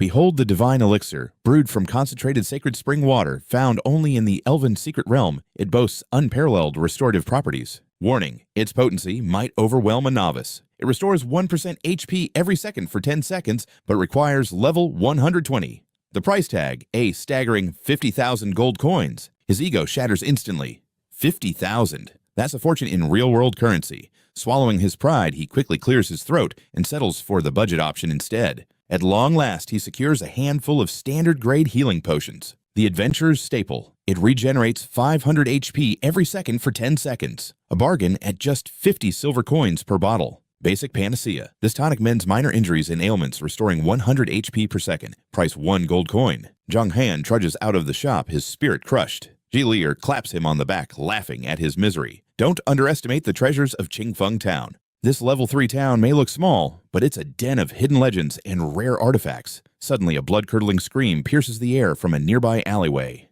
Look at that scoundrel causing trouble in broad daylight. Jiang Han follows the noise, wondering if it's finally his turn to play the hero and save a damsel. Still, why bother? If they're both NPCs, intervening could trigger massive penalties or system warnings. Is it really worth the risk for a stranger? Ding, hidden quest. Triggered arrogant as the wind. Will you accept this challenge? All hesitation vanishes. Jiang Han accepts the quest immediately. Hold it right there! He roars as the system confirms the mission is underway. Quest name, Arrogant as the Wind. Difficulty rank D. Objective, a local thug is harassing a young woman. Intervene now. Your goal, maintain your anonymity while terrifying this thug into submission. To succeed, you must accumulate a specific amount of arrogance points. Arrogance points are earned by striking absolute terror into the hearts of these low-life bullies. You must also evoke intense admiration and awe from the victim. Jiang Han steps into the light. The scumbag pointed right at his face and laughed. An egghead playing hero system appearance insulted. Arrogance -5. Jiang Han flashed his most terrifying glare. Scram! System target is intimidated. Arrogance +1. You dare ruin my fun, the thug roared. Do you even know who I am? He simply pointed at himself with a smirk. Then do you know who I am? The thug squinted at his IGN. Jiang Han. Correct. You're too lowly to know my true name. He activated his observation skill to scan the trash. Let's see what we're dealing with. It was North Fortune, a level 50 dark gold boss, 1,500,000 HP, and massive stats mayor's son, and master of the Wind Dragon Sword. A disgraced disciple of the Sword Pavilion. Expelled for harassment, he was now just a local predator who enjoyed shaming others. Jiang Han froze. A dark gold rank. His stats rivaled the level 80 Brandy. This was supposed to be a rank D quest. The system pings didn't stop there. System North Fortune is suspicious of your identity. Arrogance +5. He gripped his hilt. Show me your strength. Jiang Han just laughed. You're too weak to face me. Zelier, handle this trash. Zelier stepped forward, radiating killing intent. Did you hear my young master? Get lost. My master hates seeing bullies. The crowd stared in awe at the mysterious young master Jiang Han. Fear gripped North Fortune's heart. Was this a hidden expert? The pressure was overwhelming. Without another word, he turned tail and ran. You'll pay for this. I'm calling for backup. Just like that, the quest was complete. System hatred +1,000. Arrogance +30. Jiang Han gave Zelier a big thumbs up. His partner just sighed in annoyance. Then another notification popped up. System, the lady is smitten. Arrogance +20. Pardon me, lady, but I must depart. He had to flee before the backup arrived, and things got truly messy. The girl's face turned beet red. Wait, young master, please tell me your real name. The name's Daniel. System quest completed. You gained 51 arrogance points and 510,000 EXP. Now to the auction. Time flew by like a rushing river. 8 p.m. arrived and silence fell over the entire town. Most lights were out, but the night was just beginning for them. They vaulted over the walls like shadows. System alert. You have entered the Sword Pavilion map. Jiang Han stood frozen, mesmerized by the strange ancient architecture piercing the night sky. So, this is the legendary Sword Pavilion, he whispered. Who would have guessed Breezetown hid such majestic oriental designs? The rumors on the forums were definitely true. Trespassing here is a death sentence. One slip-up and high-level NPCs will wipe you out instantly, stripping away 5 levels. The penalty is brutal. What's our move? He asked, curiosity piqued. Beside him, Saren scanned the shadows, his senses dialed to the max. Head east to the Sword Pavilion. Seek the master for answers. I'll return the blade to the forge. Jiang Han froze. The Sword God. Just the name sent a chill down his spine. I've never met this master, but swordsmen have honor. He won't block your path. He felt uneasy. An S-rank quest. Easy, not a chance. But he couldn't show fear. Fine. You stay safe too. Tyrael vanished across the rooftops like a ghost. Don't worry. My vengeance keeps me alive. Jiang Han's heart hammered. One slip-up meant instant death. He moved through the shadows, watching everything. Minutes later, the Sword Pavilion loomed ahead. Would the Sword God strike him down upon entry? He took a deep breath and pushed the doors open. Hiding was useless against a god. Suddenly, his camouflage shattered. System A, powerful presence, has nullified your stealth. Your skills are suppressed. The mist cleared, revealing a hall of gold. A lone woman sat there, radiating absolute power. The Sword God was a girl. Jiang Han stood paralyzed. This was not the legend he expected. How did she know him? He'd only heard her name during the high-level talent trial. SS-rank Swordheart, Daniel had said. You know me? He asked. She closed her book. Naturally. In the City of Gloom, I was the backup if Tyrael failed. His mentor's warnings finally clicked. Was there a secret pact between the Light Tower and the undead? Everything was a setup. If the pavilion was linked to Tyrael, her presence here was a calculated move. She was the hidden expert Tyrael mentioned. Jiang Han stared at her, unable to look away. He expected an ancient scroll. Instead, her book read, The Overbearing Sword God's Secret Love. She clutched the novel to her chest, blushing. You like this? Wait until I finish this chapter. He shook his head. A sword god addicted to romance. I'm here about this jade pendant. Do you know its owner? At the sight of the jade, her playful mood vanished instantly. Her eyes shimmered before turning cold with fury. Speak! Where did you get this treasure? From the previous Dark Swordsman, he said. He's alive. She shrieked, her voice full of hope. She shook her head. The legacy of a unique class only passes once the master dies. I met his lingering soul, Jiang Han explained. Mission finished, he prepared to leave the temple. Please return this to its owner. My work here is done. Farewell. He turned to go. Xing, a cold blade pressed against his throat. You think you can just leave pay the price? Cold sweat poured down. An S-rank quest. This felt like an impossible double S-rank encounter. This was triple S-rank territory. Take anything but my life. He choked out, his voice trembling. Her eyes turned into predatory slits. She pointed her blade dangerously low. The price will be painful. Wait, Jiang Han shouted, desperate. Let's make a deal. A soul-binding contract. If I survive one strike from your blade, you let me leave this pavilion alive. The city would label me a traitor for letting you go, she countered. Jiang Han began to panic. She stared at him blankly. Sword heart damage. What are you even talking about? He tried to explain the philosophy, but she burst into fits of mocking laughter. Relax, kid. Since you returned the pendant, I really shouldn't execute you. He exhaled in relief. Her smile turned wicked. But to save face, I'll fight you at silver rank. To the death. System notification quest. Updated new mission. The Sword God's Challenge. Difficulty insane. Can a mere mortal stand against a god? The odds were impossible. Objective defeat. Dongfang Yixin at silver level. Level playing field, I accept. She snapped her fingers. Reality shattered, dragging them into a desolate, shadowy dimension. Boss Dongfang Yixin, level 39, HP 23,000, attack 2,820. Skills, Godslayer Art, Phantom Strike, and the Forbidden Thousand Swords. She was a living cheat code. Don't let her looks fool you. She's a powerhouse of the light faction that emperors fear. Jiang Han's eyes widened at her ultimate move, a forbidden class skill. This was a nightmare. Dongfang Yixin's playful gaze vanished instantly. It was time to end this swiftly. She launched her blade with lethal precision. System Sword. God Dongfang Yixin has activated Sword Mastery attack speed increased by 50% range, extended by 200 meters zero cooldown.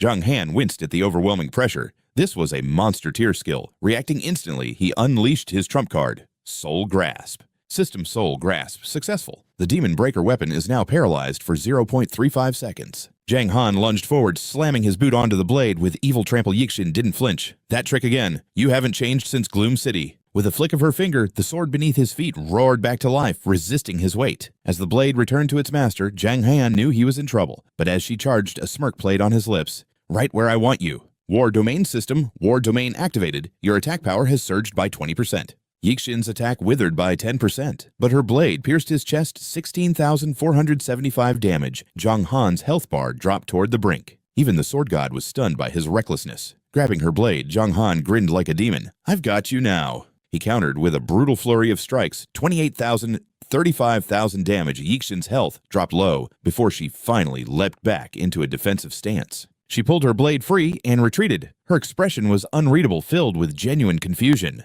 You'd throw your life away like that. Jiang Han didn't answer. Instead, he triggered 8 Direction Tremor. Yixin was left reeling. A colossal serpent manifested fangs, bared, tearing through her defenses. 36,000 damage dealt, though the recoil stung Jiang Han as well. System 8 Direction. Tremor dealt 36,714 damage. Enemy movement speed reduced by 20% for 3 seconds. Seizing the opening, Jiang Han pressed the assault. Despite her slowed state, Yixin's reflexes remained godlike as she parried every blow. System Dongfang Yixin has used perfect parry. Due to the attribute gap, 80% of damage has been nullified. A thin line of crimson appeared on her fair cheek. 17,000 damage. She retreated, summoning her fallen blade back to her side. The moment she gripped the hilt, a golden ore exploded outward. She swung with devastating force. Gale Guardian. Jiang Han raised his barrier, but the impact was staggering. 43,000 damage. His health bar flickered dangerously at 233,000. Her eyes widened. To survive that, he must be beyond silver rank.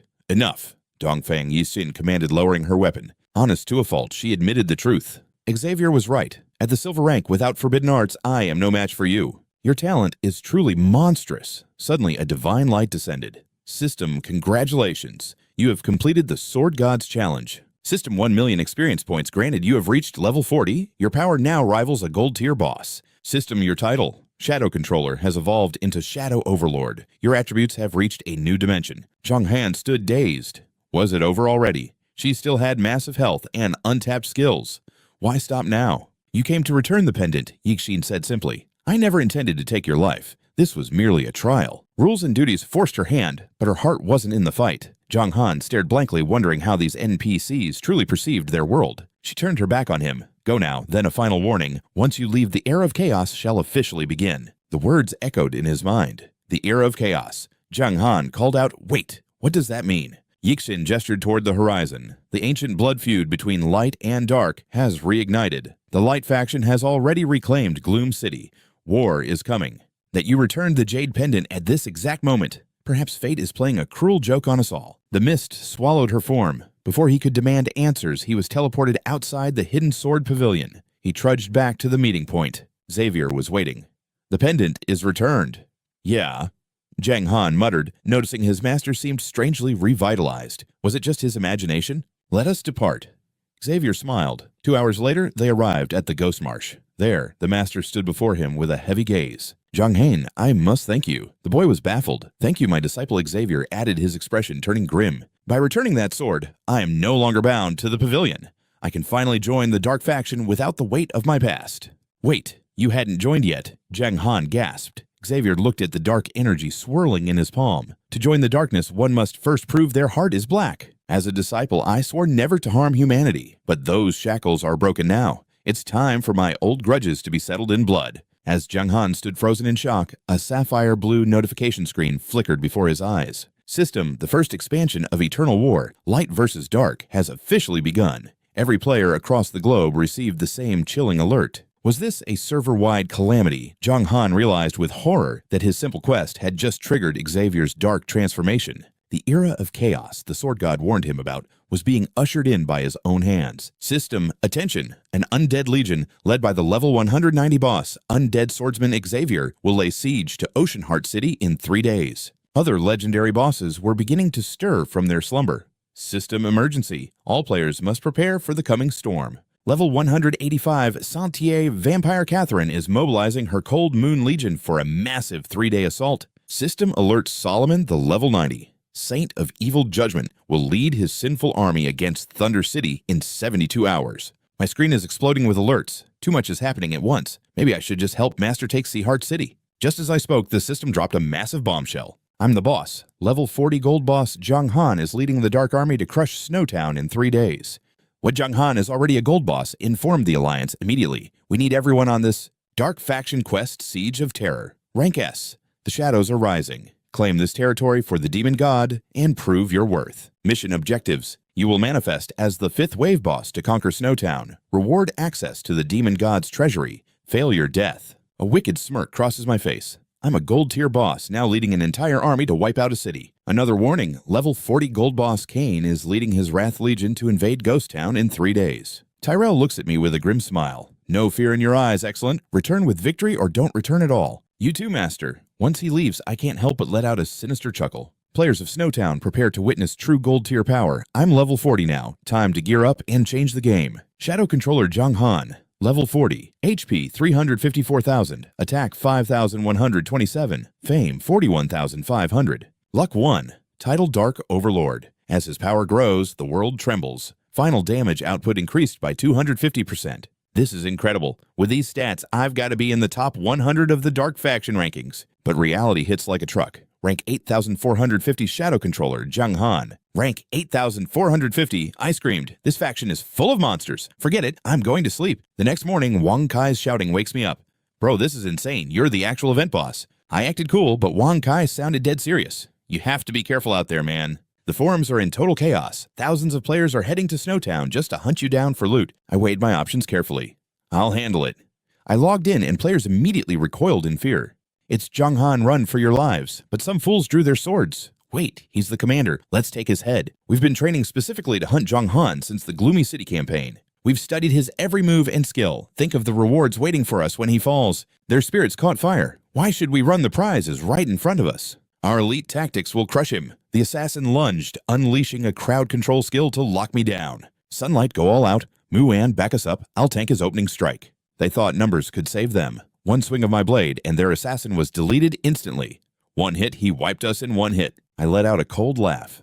In the face of absolute power, your petty tactics are nothing more than dust. My shop alerts started chiming. The Golden Fire Dagger just sold for 2,147 gold coins. Even those old silver speed boots sold for 112 gold. The profits are rolling in. 2,000 gold, who has that much? Then I saw the notification, the real money currency exchange is live. 1 gold coin equals $193. Suddenly it clicked. I'm about to become filthy rich. I cashed out immediately. System $530,000 has been deposited into your bank account. No time to waste. I need to grind before the siege begins. Welcome to the Death Wasteland. A roar echoed as a level 50 elite dark magic Leopard emerged. HP 650,000, attack 2,800, defense 1,550, skills Bloodthirsty Strike and Shadow Claw. A lethal predator born from the wasteland. After being corrupted by evil spirits, its hunger for blood is bottomless. These stats are way higher than those level 45 magma snakes, but for me, this is just more experience. I tore through the monsters for a full day until the level up light surrounded me. Level 41 reached. Suddenly, a system alert flashed red. The main quest difficulty for the Snowtown siege has changed. I opened the logs. Siege of Terror difficulty SS. The shadows are rising and the demon god demands total conquest. You are the Wave 5 boss. Capture Snowtown and crush all resistance. The stakes have never been higher. Access to the demon god's vault is the prize, but death is the price. A rank SS difficulty jump. This just got real. Is the system testing my limits? Suddenly Dragonsaur calls with a juicy rumor from the Romance District. Players there are helpless against a level 60 Dark Gold boss. Now that definitely grabs my attention. A Dark Gold tier boss, unless it's an unbeatable monster, we're all just prey, waiting for the slaughter. Jiang Han decides to move. Thanks for the tip. Don't mention it, just don't let those bastards kill you. Ding a notification flashes. Master Cherie and the Dark Army are waiting in the marshes. Time to move. My blood is pumping. Let's see if these Romance District players actually have any real skill. Deep in the Dark Forest, the troops stand ready. I check Cherie's stats, but something is very wrong. Nothing but question marks. I can see 50 levels above mine. Just how powerful are these undead warriors? Cherie instantly senses my confusion and speaks up. They weren't as strong as me alive. They lacked the luck to regain their souls as true undead swordsmen. Then he points to a mindless, groaning mob. That's your unit. Jiang Han stares in dead silence. System alert Water Realm Imps, elite rank monsters. Level 45, 550,000 HP, massive attack and defense. Skills include critical strike and savage charge. Low intelligence creatures born from demonic waters. They're just basic cannon fodder for the dark faction. Master, can I have some undead swordsmen too? Cherie shrugs. Do you think the rules allow that? I go quiet for a moment before grinning. Then, is there any way to, stay alive? Cherie hands over an item. This is for sieging towns. You probably won't even need it. S-rank Demon God Summoning Scroll. It can call forth a god-tier entity with world-shattering power. It creates a void formation. If it holds for 1 minute, a literal god might join the fray. Jiang Han's eyes widen. With this, I could probably take down a level 1 capital city. Cherie warns him sternly. Unless you're desperate, do not summon these ancient evils. If they find you boring, they'll eat you. One guy summoned Ego and became an instant snack, breaking into a cold sweat, I promise. Trust me, I won't use it recklessly. Inside, I'm thinking this isn't just a lifesaver. Use it wrong, and it's a one-way ticket to hell. Master got anything? Safer, Cherie snaps. Don't push it. You're lucky Daniel isn't here to deal with you. He coughs to hide his annoyance. If you're ready, we march. I sigh in disappointment. Fine. We approach the ranks of armed undead. I ask curiously, Master, what exactly is the dark faction to you? Cherie looks ahead. We are the rebels, the force destined to topple those currently in power. I'm stunned. No evil, no corruption. The 10 demon gods. I thought we were the villains. He glares at my naivety. Do you really think good and evil are that simple to define? Jiang Han, remember this history is written by the victors. If we win, the light becomes the dark. I fall silent. His words carry a heavy, undeniable truth. He clenches his fist. I've seen noble undead and the most disgusting corrupt leaders of the light. I'm not saying we're saints, but our extreme methods have a reason behind them. Even among the 10 demon gods, some have human blood. The light simply brands them as traitors. Looking at his grim expression, I realize this isn't just talk. This is the main quest beginning. We reach the vast youth prairie. Cherie scans the horizon. We're here. The system confirms the location. I look at the empty hills. This is it. Cherie steps forward and reaches into thin air. Suddenly, a massive golden barrier ripples across the sky like a domino effect. He pulls out a scroll. This barrier splits the Tianheng continent. Only the strong can pass. He tears the scroll, releasing a surge of purple light that carves a hole through the gold. Cherie beckons me. Move! Beyond this wall lies the kingdom of humanity. As I step through, a warning blares. Death penalties in the Romance District are doubled. I just smirk. My account gets deleted if I die anyway. Double death. That's a joke. Master Lear turns back with a knowing smirk, offering to guide Ian to the outskirts of Blizzard Town. Ian bows respectfully. Soon Lear leads him into a vast frozen wilderness cloaked in white. This is your target, Lear declares. System welcome to the Frostwind mountain range. Determination blazes in Ian's eyes. Against the biting gale, his spirit remains unshakable. Get ready, Blizzard Town, I'm coming for you. Lear smiles at his protege's burning resolve. Win this, and the Demon God's vault awaits, Lear promises. Ian's curiosity peaks instantly. Lear begins to reveal the ancient secrets of the legendary hidden treasure. It houses mythical gear and ultra-rare secret class change tokens beyond imagination. You may enter the vault, but remember, you can only claim a single prize. Ian grins. A secret class token. That's worth millions on the black market.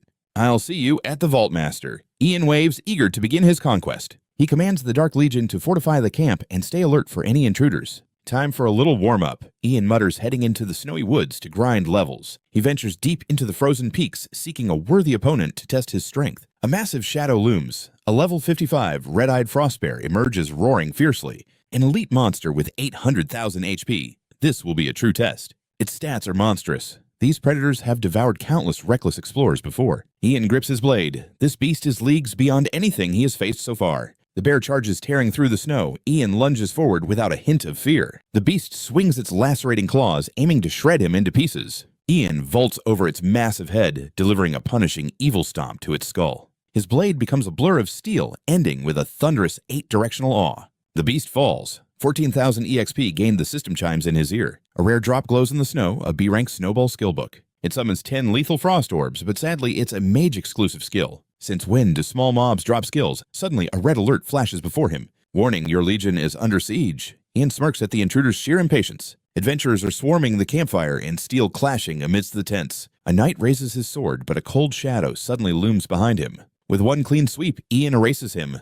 It's Frost River, the crowd screams in terror. Ian realizes they're foreign players. The system translates their panicked cries automatically. They rain skills down on him, but Ian stands like an immovable mountain. His defense is insane. They howl. Is he even a player anymore? Ian's eyes glow with a murderous crimson light. Welcome to my world, boys. Boom. A shockwave erupts, vaporizing everyone within range in a heartbeat. 8-directional awe decimates the field, slowing any survivors to a pathetic crawl. God help us, a survivor whimpers. No melee class should have that range. Ian scans the carnage with boredom. Is this all the resistance they could muster? Suddenly, Ian senses tingle. He pivots just in time to dodge a lethal strike. Meet Shadow, a level 34 elite assassin lurking in the darkness. Shadow frowns at the miss. Impressive reflexes. Most would be dead by now. Ian sizes him up. This guy isn't your average trash tier player. In the blink of an eye, Shadow vanishes into thin air once more. Slash A-blade bites into Ian, draining over 4,000 HP instantly. Another strike hits his flank. The crowd roars as Shadow matches Ian's incredible speed. Jiang Han has been completely cornered. Now this is getting interesting. A healer class, Demon King. With Jiang Han on the line, everyone wants a piece of the pie. The crowd roars as the Demon King swings his blade. Lord Demon King, you're our true god. Despite taking the direct hit, a smirk plays on his lips. Perfect, he thinks. Just like that. Spotting the glowing interfaces, Jiang Han realizes the world is watching via livestream. One strike would be too boring. He needs to give these global players a real show before crushing their hope. The cheers reach a fever pitch, but at the moment of peak hype, his blade plunges through the Demon King's chest, drawing a sudden agonizing scream. This was his trap all along. In one move, Jiang Han snuffs out the audience's flickering hope like a candle in a storm. Oops, my hand slipped, he whispers with icy indifference.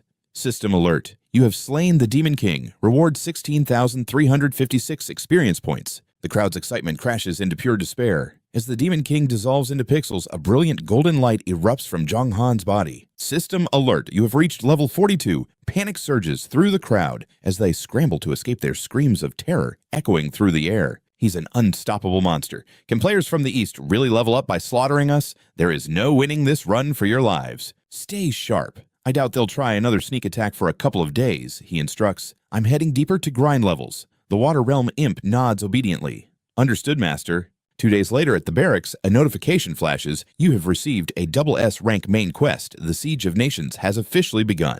Warning, your Dark Legion must be divided into at least 5 waves. Failure to do so will result in a 20% attribute penalty for the entire army until the siege ends. Notice initiate the assault exactly at 10 a.m. Any delay will trigger a 20% attribute penalty for all Legion members. I see, he mutters. The system is forcing a structured assault to keep things fair and ensure the event starts right on schedule. But with a double S rank difficulty, I wonder if legendary beings like Black or Telier will show their faces on the battlefield. Then 5 global alerts ring out. The Dark Faction has officially launched a siege against Seaheart City. The Dark Faction has officially launched a siege against Vermilion Bird City. The Dark Faction has officially launched a siege against Thunder City. The Dark Faction's sieges against High Rock City and Frostfire Town have officially commenced. Seeing the green light from the system, Jiang Han gives the order. First wave of warriors prepare to advance. Move out. A level 20 bronze rank boss named Guja steps forward. Lord Commander, allow me to lead this charge. With Jiang Han's nod, Guja leads the vanguard toward Seaheart City. System alert, level 20 bronze boss Guja has initiated the first wave of the assault.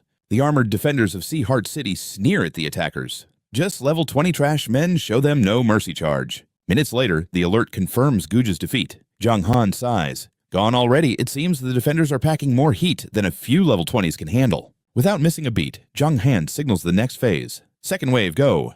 Another battalion of darkness surges forward. System alert level 25. Bronze boss Seth has launched the second wave of the assault. These undead are getting stronger. The defenders warn each other. Stay focused. Seeing the gap, Jiang Han points his blade forward once more. By the third wave, the fighting is savage. How many more of these monsters are there? A weary soldier screams. I can't keep this up. As Jiang Han prepares to send in the fourth wave, a system alert halts him. You must wait 5 minutes before initiating Wave 4. Otherwise, the fourth wave will face a 20% attribute penalty. Jiang Han chuckles. Wow, the system really is a stickler for the rules, isn't it? I guess it's giving the players a breather, he muses. Suddenly, his screen flickers to life, showing the face of Long Teng. The Romance region has already started their live stream, Long Teng Warns, and the Eastern District's main platforms are broadcasting this live as we speak. Millions of viewers are watching your every move. Don't disgrace the East, Jiang Han smirks. Don't worry, this is where the real show begins. 5 minutes pass in a heartbeat. The next wave of the Dark Legion charges into the fray with renewed fury. Warning, a level 40 silver rank boss has launched the fourth assault. The defenders pale in horror. Level 40, we can't hold them back. Sensing their imminent doom, the soldiers' morale shatters. It's over. We're all going to die. Every man for himself retreat. These aren't the level 30 weaklings we're used to. As chaos erupts, a mysterious girl with a bow suddenly appears on the ramparts. Stand your ground, she commands, drawing her bow with lethal precision. An arrow streaks through the air, piercing a Water Realm imp's skull instantly. Jiang Han narrows his eyes, impressed by the damage output. Impressive, but from this distance I can't tell if she's a player or a powerful non-player character. Seeing the reinforcement, the soldiers regain their courage. The city guards are here, back into the fight. 20 minutes of carnage follow before the Legion falters. Urgent notice. The fifth and final wave, led by the level 43 Golden Boss and Dark Lord Jiang Han Shui, is now commencing. Jiang Han's grip tightens on his hilt. Finally, the stage is set for my grand entrance. He draws his blade, roaring, "All units advance, wipe them out." The moment they see him, the defenders break. It's Jiang Han Shui. He's actually here. One screams. I saw what he did in that video. Run. Phoenix grits her teeth, eyes burning with fury. That wretched traitor, I don't know what kind of psychological warfare he's using, but our morale is in tatters. With a commanding gesture, she barked orders to her troops. Stay calm, the enemy ahead is merely a golden tier boss. Do not rush him all at once, prevent him from stacking buffs, and keep his health pool manageable. The soldiers rallied, their shouts echoing in unison. That is right. We have our own golden tier guardians and more than one. Why should we fear him? Phoenix boosted the army's morale, shouting, "Low-level units fall back. Follow my lead. Kill Jiang Han, and everyone gets a $100,000 bounty." Haro level 35 Gale Swordsman with fiery red hair brandished his blade. Jiang Han, your head belongs to me." Before he could finish, a wicked kick slammed directly into his face. Haro was instantly logged out of the server. System Haro defeated 16,531 experience points gained. Sensing the perfect moment, he roared, "Battlefield!" A system prompt flashed. You have activated the battlefield skill, increasing your attack power by 20%. All friendly forces within 50 meters gain 15% attack power, while enemy attack power is withered by 25%. For 3 minutes, the buffed water domain imps charged forward with wild ferocity. Jiang Han carved through the enemy ranks like a hot knife through butter, spreading pure terror. His skills are broken. Not just him, his entire legion is unstoppable. System Adventurer Iva eliminated. You earned 1,247 experience points. With a swift horizontal slash, another foe was forced to log out.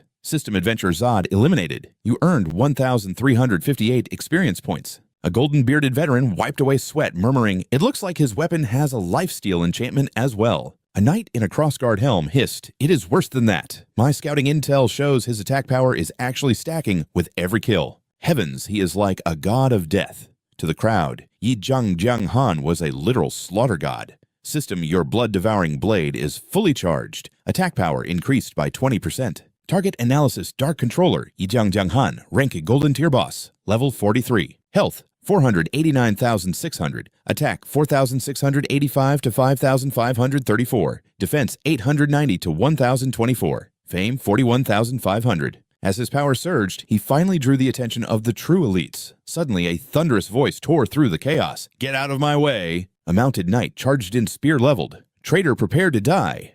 It was Lanta, the level 50 golden tier boss known as the Ice Snowblade. Health, 2,800,000. Attack, 2,850 to 3,120. Defense, 1,950 to 2,060. Skills, Ice, Spear, Blizzard, Rage, Frozen Armor, and Cold Wind Domain. He is the son of the Snowtown mayor and its second in command. Jiang Han gasped internally. Crap Vanguard. Instantly, a shimmering green aura enveloped his entire body. Lanta swung his heavy lance with devastating force, instantly shearing 50,700 health from Jiang Han's bar. System, you were hit by Lanta's Ice Spear. Lost 50,700 health. Attack speed reduced by 20% and movement speed by 15% for 5 seconds. Gritting his teeth as his health plummeted, Jiang Han thought, that speed is no joke. This kid is the real deal. His frustration grew. We are both golden bosses, so why does he get a horse? Nearby, a soldier cheered, yes, our golden tier hero has arrived to save us. Lanta's voice rose arrogantly. Today, Jiang Han dies on our soil. This wolf has demoralized the East for far too long. Jiang Han cursed under his breath. I am still fighting on foot like a peasant. This brat has to go.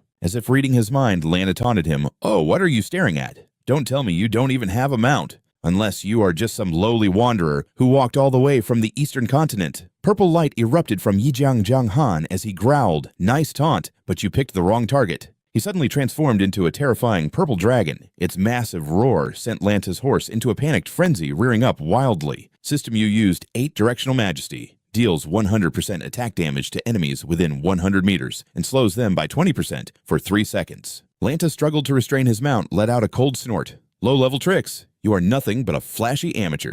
Jiang Han extended his hand, firing a bolt of violet energy. This amateur has more than enough to handle you, he countered coldly. System, you activated Undead Claw. The target's mount has been disabled for 2 seconds. As the horse froze in his tracks, Jiang Han commanded, get down here. Lanta's body instantly encased itself in frozen armor as he braced for impact. A powerful kick connected System Wicked Kick dealt 25,694 damage to Lanta. However, the mount's tenacity prevented a knockback effect.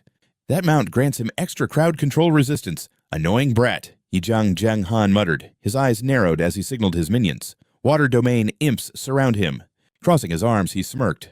Let us see how that long spear of yours handles a cramped, chaotic mosh pit. Jiang Han pointed a finger. I was going to give you a dignified death, but I changed my mind. Imps beat him senseless. And make sure to ruin that pretty face. Lanta gripped his reins, screaming, you lowly Easterner, do you not have the honor to fight me one-on-one? Ignoring the desperate plea, the swarm of water domain imps closed in, weapons raised. Lanta lashed out in disgust. Get back, you filthy undead! But he was buried under the sheer weight of numbers finally crying out, wait, stop! After being beaten into a pulp and forced to log out a chubby imp side, what a waste. I actually liked his face. System Snowtown's Guardian Lanta has been defeated. System, congratulations. With the help of your water domain imps, you have defeated the level 50 golden tier boss, Lanta, the Ice Snowblade. You earned 500,000 experience and 1,000 fame. Level 44 reached, he noted grimly that the rewards were heavily penalized since he didn't secure a solo kill. With tears blurring her vision, Phoenix screamed, despicable. He used such cowardly tricks to murder my precious brother. She signaled her troops to advance. Follow me. I will personally take his head and avenge my brother's blood. Teolo quickly shouted a warning. Stay calm. Phoenix protocol says we can only strike once he enters the city. Suddenly, the gates creaked open as terrified soldiers shrieked, River Han has arrived. System alert to be warned. The Elite Frost Legion is led by level 50 gold tier boss Phoenix and level 60 dark gold boss Cold Wind's Wrath. Teolo took command of the 5th defensive wave. Han froze in his tracks, his mind racing. 2 bosses and 1 is dark gold tier. Looking at the sea of enemies before him, Han realized both sides had been bled white after 5 grueling rounds of siege warfare. But now he faced elite guards, top-tier players, and 2 legendary bosses. He let out a heavy breath, his grip tightening on his blade. He had faced 2 bosses before at Shadow City, but back then Daniel and Cantor were by his side. Now he stood completely alone. Han roared to the heavens. Daniel Cantor, watch closely. This is where the legend of River Han truly begins. Phoenix fired a flaming arrow with pure disdain. Boast while you still can. The arrow grazed his cheek, draining 22,341 health. She notched 3 more arrows, her voice full of venom. You filthy traitor, today I'll offer your head to my brother's soul. System scan Phoenix Frost Guardian. Gold tier boss, level 50. Health 2,800,000. Attack 3,000. Max attack 3,150. Defense 2,000. Skills, armor piercer, blinding shot frost domain. Intro, the top beauty and archer of Icetown. At her command, a lethal rain of arrows blotted out the sky, plunging toward Han's advancing forces. He swung his blade in a silver blur, parrying the onslaught, but his water imps behind him were being cut down in droves. Han gritted his teeth as panic surged. The fire is too heavy. My army will be annihilated before the real battle even starts. He surged forward with a burst of speed, determined to draw their aggro. He sprinted up the ramparts, throwing the enemy lines into total chaos. He's too fast. He's already here, the soldiers screamed. Watch out, he's going for a wicked kick. Han smirked, whispering, wrong guess. In an instant, his human form vanished, replaced by the terrifying silhouette of a massive purple dragon. System Alert 8. Directional Awe activated. Enemies within 100 meters take full damage. Attack and movement speed reduced by 20% for 3 seconds. As the transformation faded, Han's sword carved through the nearest guard. Suddenly, 3 arrows whistled through the air, aimed directly at his back. The projectile slammed into his spine, dealing 132,123 damage. Han gritted his teeth and popped a recovery skill. System Alert Healing Potion consumed, restoring 1,000 health per second for 10 seconds. Damn it, he hissed. In a fair fight, she'd already be dead. But with a swarm of players and a hidden dark gold boss lurking, he couldn't afford to reveal his true power just yet. He glanced back, seeing his reinforcements finally arriving. A wave of relief washed over him. His water imps would buy him some time. Time to thin the herd, he thought. Han roared his command. Water imps, annihilate everyone in your path. Their roar shook the battlefield. The 2 armies collided in a brutal symphony of steel. System Alert War Cry activated. Your attack power has increased by 20%. All allies within 50 meters gain 15% attack power. An arrow meant for Han hissed past, burying itself in his soldier's skull instead. Phoenix's face contorted with pure rage as she screamed, "You useless trash!" She plunged an arrow into a water imp's throat, deleting it instantly. Wipe out these filthy undead, Han. There is no escape for you. Han ignored her taunts, carving a path through the front lines. Suddenly, the Demon King shimmered into existence behind him, daggers aimed at his spine. System Alert Critical Strike from the Demon King. You have lost 4,356 health and are stunned for 0.35 seconds. He glanced over his shoulder, seeing the assassin lunging again. The Demon King. Him. Again. He hissed under his breath. The assassin's blade bit deep, dealing 12,634 damage. Han spun to retaliate, but the Demon King had already vanished into the shadows. Han cut down another soldier and beat a tactical retreat, letting out a mocking scoff to bait his pursuers into a trap.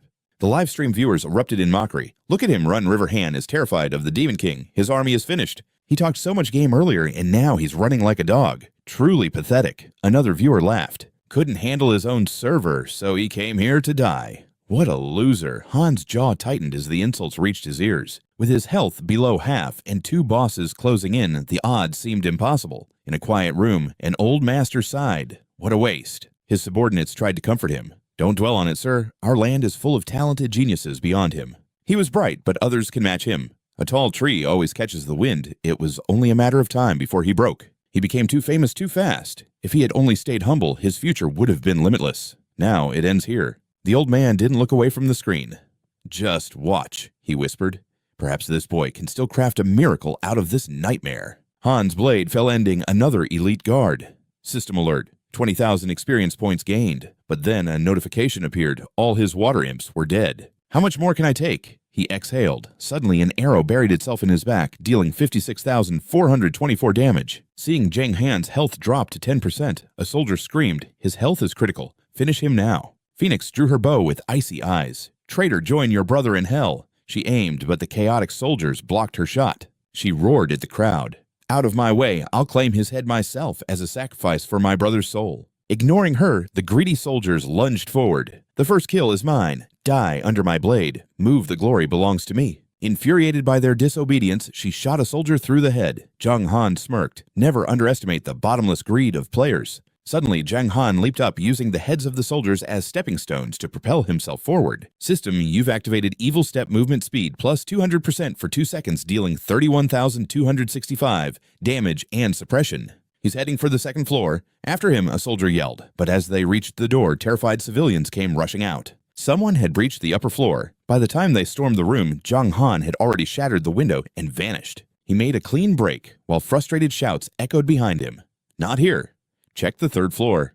Search every corner move. He slipped through a window into the next building, leaving his pursuers clutching at shadows. He was gone without a trace. A brown-haired youth paused, confused. Did he escape? His companion hissed, impossible. The system penalty for fleeing would be catastrophic. Phoenix punched the stone wall in a blind rage. Find him, ransack every room I want this entire town turned upside down. The live stream chat exploded with mockery. River Han is running like a dog. The boss is unharmed. He's just waiting for death.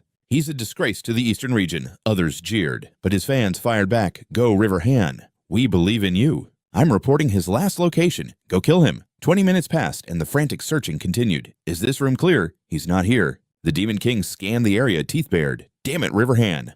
How did that bastard just vanish into thin air? Excuse me, brave adventurer.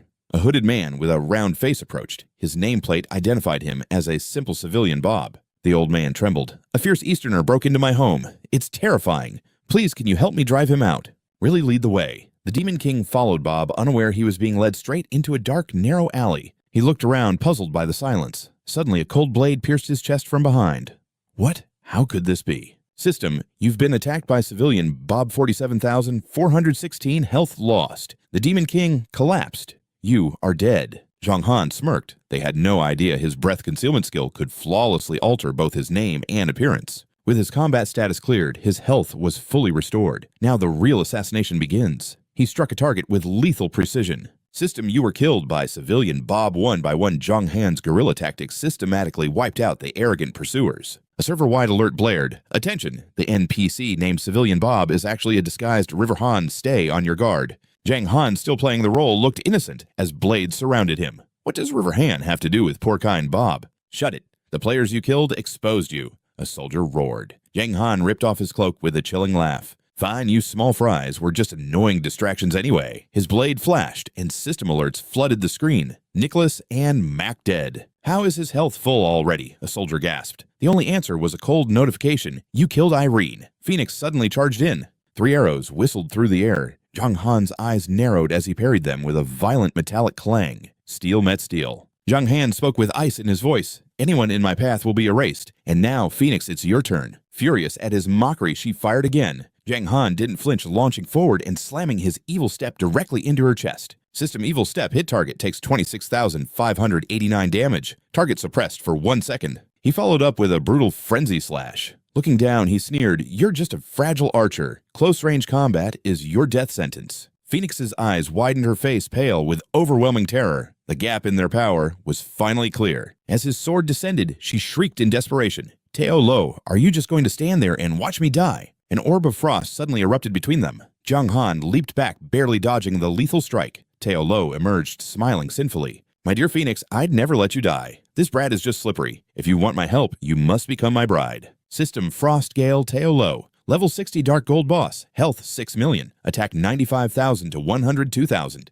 Skills: Ice Bolt, Frozen Storm, Absolute Zero, and Desperate Frost. A legendary powerhouse fueled by pure, unadulterated greed and lust. Lore: once a golden rank warrior, Teo Lo sacrificed his soul and beauty for the power to forcibly possess Phoenix. He is dangerous. His face was a mask of burn scars from forbidden potions, but his aura was suffocating. Phoenix glared. "Just kill him already." "As you wish, my beautiful bride. Thank you, traveler, for delivering my prize to me. Your struggle ends here." Jiang Han broke into a cold sweat. The gap was astronomical. His own maximum attack was barely 4,000. This was true despair. Teo Lo's defense alone sits at a staggering 6,000, making his guard seemingly impenetrable. Yet looking closer, his actual attributes might not be as legendary as the rumors suggest. Jiang Han taunts him, "Your dark gold ranked Teo Lo, but you lack true ambition." Teo Lo scoffs, "Those words will be your last." Smirking, Jiang Han swings his blade toward Phoenix. "You paid a heavy price for her. She must be your greatest weakness." The villain panics, unleashing a desperate strike. Clever brat, but Jiang Han blurs past, and the blow slams into Phoenix instead. It worked. Phoenix's health plummets by 102,435. Teo Lo screams in pure agony, "Phoenix!" Frozen solid by the Frostwind domain, Phoenix gapes in shock. Jiang Han chuckles, "Teo Lo, thanks for the assist." "You damn fool, are you trying to kill me?" Phoenix shrieks. Teo Lo's eyes turn cold. "Forgive me, but his games end now." Teo Lo ignites his Frost Breath Sweep, raining jagged shards down. Jiang Han's health drops by 34,800. System alert, Teo Lo activated Frost Breath Sweep enemies within 200 meters. Take 200% damage for 20 seconds. Ignoring the pain, Jiang Han charges. Suddenly, a black arrow streaks past, exploding into a dense cloud of suffocating smoke. Phoenix's voice hisses, "Don't even dream of escaping, System. You've been hit by a fatal arrow. 43,257 health lost, movement slowed by 20%. Cowardly players watch from the shadows. He's finished. Finally, our chance to strike has arrived. Move in now. If we're lucky, we can steal the final kill." Jiang Han halts as pathetic single-digit damage pings off him. He grins. These vultures are the perfect fuel for his next level. A massive purple dragon erupts with awe of 8 directions, vaporizing the crowd. Level 45 achieved health fully restored. What? Phoenix gasps. Teo Lo growls, "So you had a hidden trump card. But even at level 45, you can't defeat me." Jiang Han clenches his fist, purple lightning dancing across his skin. There's only one way to find out, isn't there? Lightning surges through him as Phoenix desperately triggers Frostwind Domain, creating a shield equal to 10% of her health. Jiang Han's blade bites deep into her chest, tearing away 126,800 hit points. Phoenix stares in horror at her shattered guard. "Impossible! He broke through my ultimate defense in a single strike." As he lunges again, her mind reels. How is this happening? Meanwhile, Jiang Han feels a titanic surge of power. System A-rank item, purple lightning gem activated. Potential breakthrough achieved. All attributes increased by 1,000%. 56 seconds remain. Another slash erupts, dealing 403,987 damage. "Teo, save me!" Phoenix screams.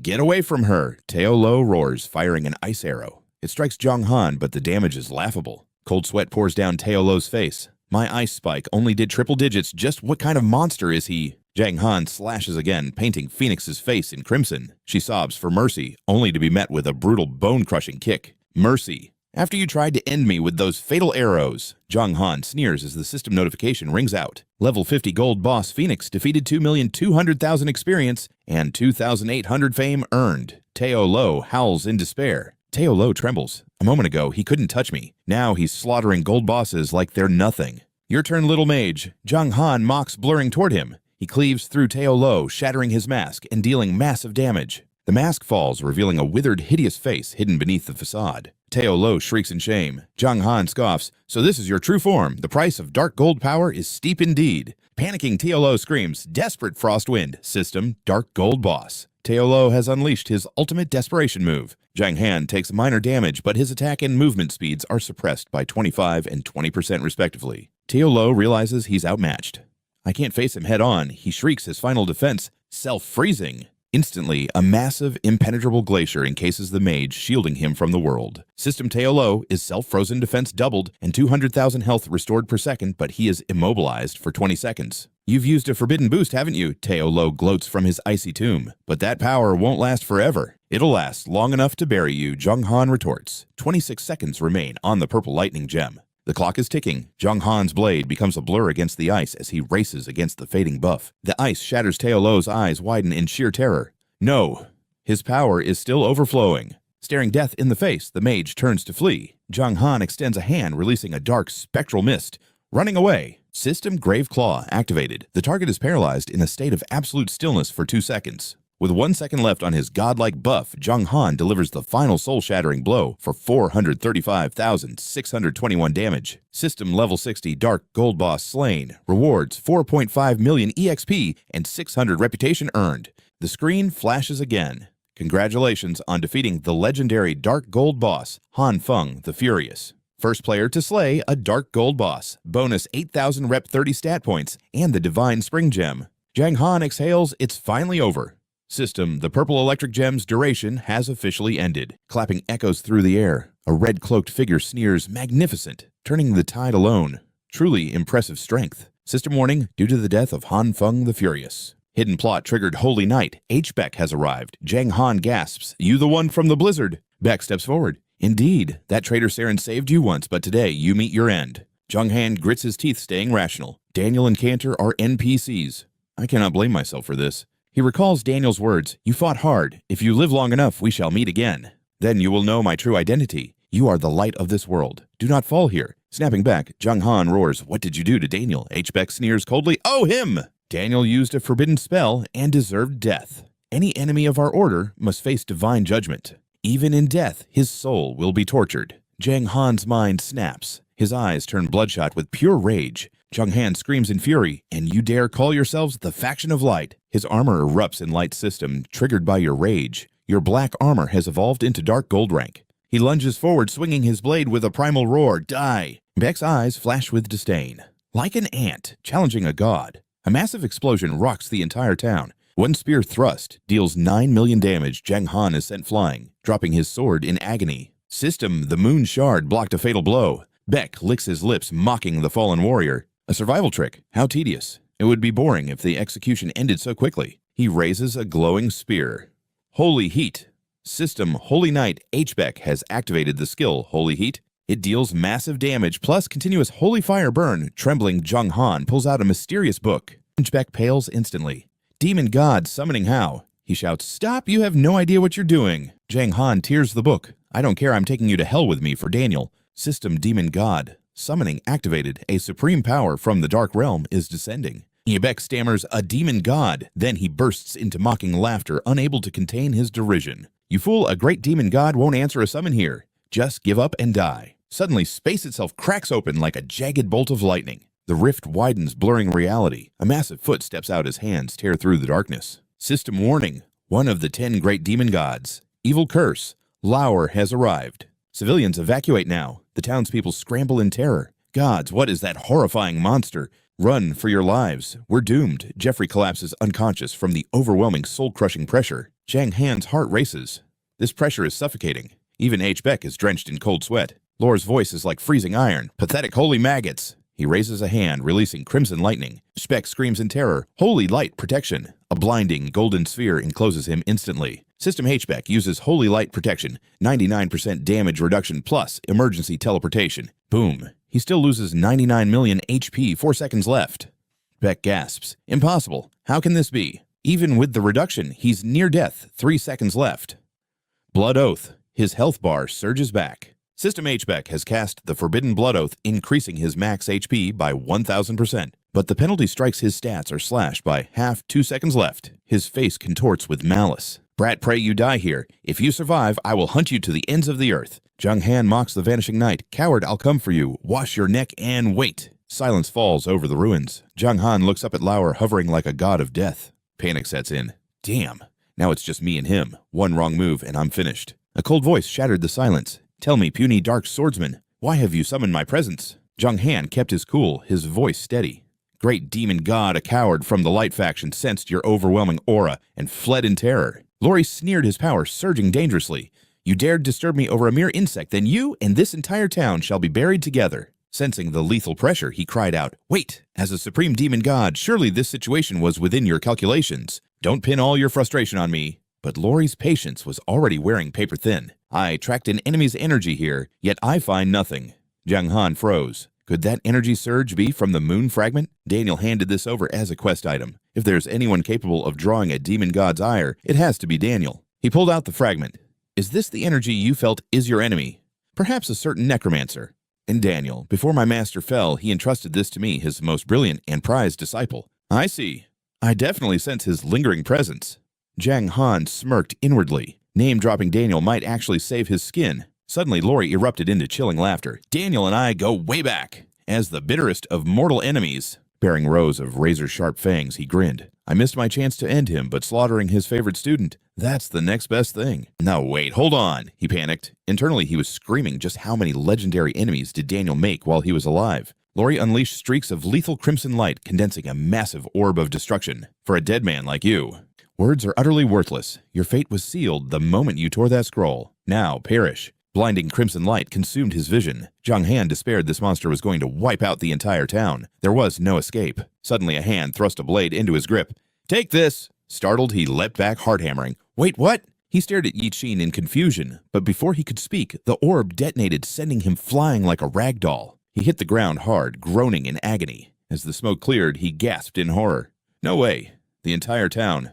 It's just gone. Lori was nowhere to be seen. He glanced at the sky. The rift had vanished. Hey, Sword God, you still with me? Only a haunting silence answered him. He searched frantically until he turned around, finding Yixin clutching her bloodied left arm. Sword God, are you hurt? Despite the chaos, she managed a playful peace sign and a weak smile. I'm okay. That makes 2 favors you owe me now. He blinked, totally confused. Wait, why 2? First, I stopped Lori from turning you into dust. Life-saving favor right second. I'm from the Light faction, your sworn enemy. I should have ended you myself, but I didn't. Isn't that another life saved? He sighed, defeated. Fine, I get it. Thank you. He grabbed her shoulders, worried. Look at your wound. You need a healer. She just winked playfully. Relax. Remember, I'm the legendary sword god. He pointed toward the empty sky where the rift once gaped. It's gone. Does that mean you won the fight? I suppose so, she murmured. He retreated to the abyss. He gulped, anxious. I really ticked him off. Is he coming back for my head? She let out a soft laugh. Don't worry. To a demon god, you're nothing more than a tiny, insignificant insect. Think about it. Do you hold a grudge against a bug that briefly annoyed you? Exactly. He slumped, his ego bruised. Thanks for the explanation, but that actually kind of hurts. She giggled, blushing slightly. Oops. Sorry. Well, my work here is done. Don't forget those 2 favors. He nodded. I won't. Sword flight, she commanded, summoning her blade. With a powerful leap, she landed gracefully on the floating steel, soaring into the clouds and out of sight. He watched her fade into the distance, awestruck. Sword flight, that's so cool. Suddenly, a familiar golden light bathed his body. System alert SSS-rank main quest, City Conquest. Complete rewards 4 million EXP. Access granted to the Demon God's Vault. System alert Icetown destroyed. Occupation impossible. Defaulting to destruction rewards 1 million bonus EXP and a rare treasure map. Level 48. Reached world announcement. The Dark Legion led by Jiang Han has successfully raised the Tier 3 Icetown. He let out a long, weary sigh of relief. Finally, it's all over. Time to head back. Not a bad haul for one siege. Let's see what else I scored while I walk. As his boots crunched in the snow system, pings filled the air.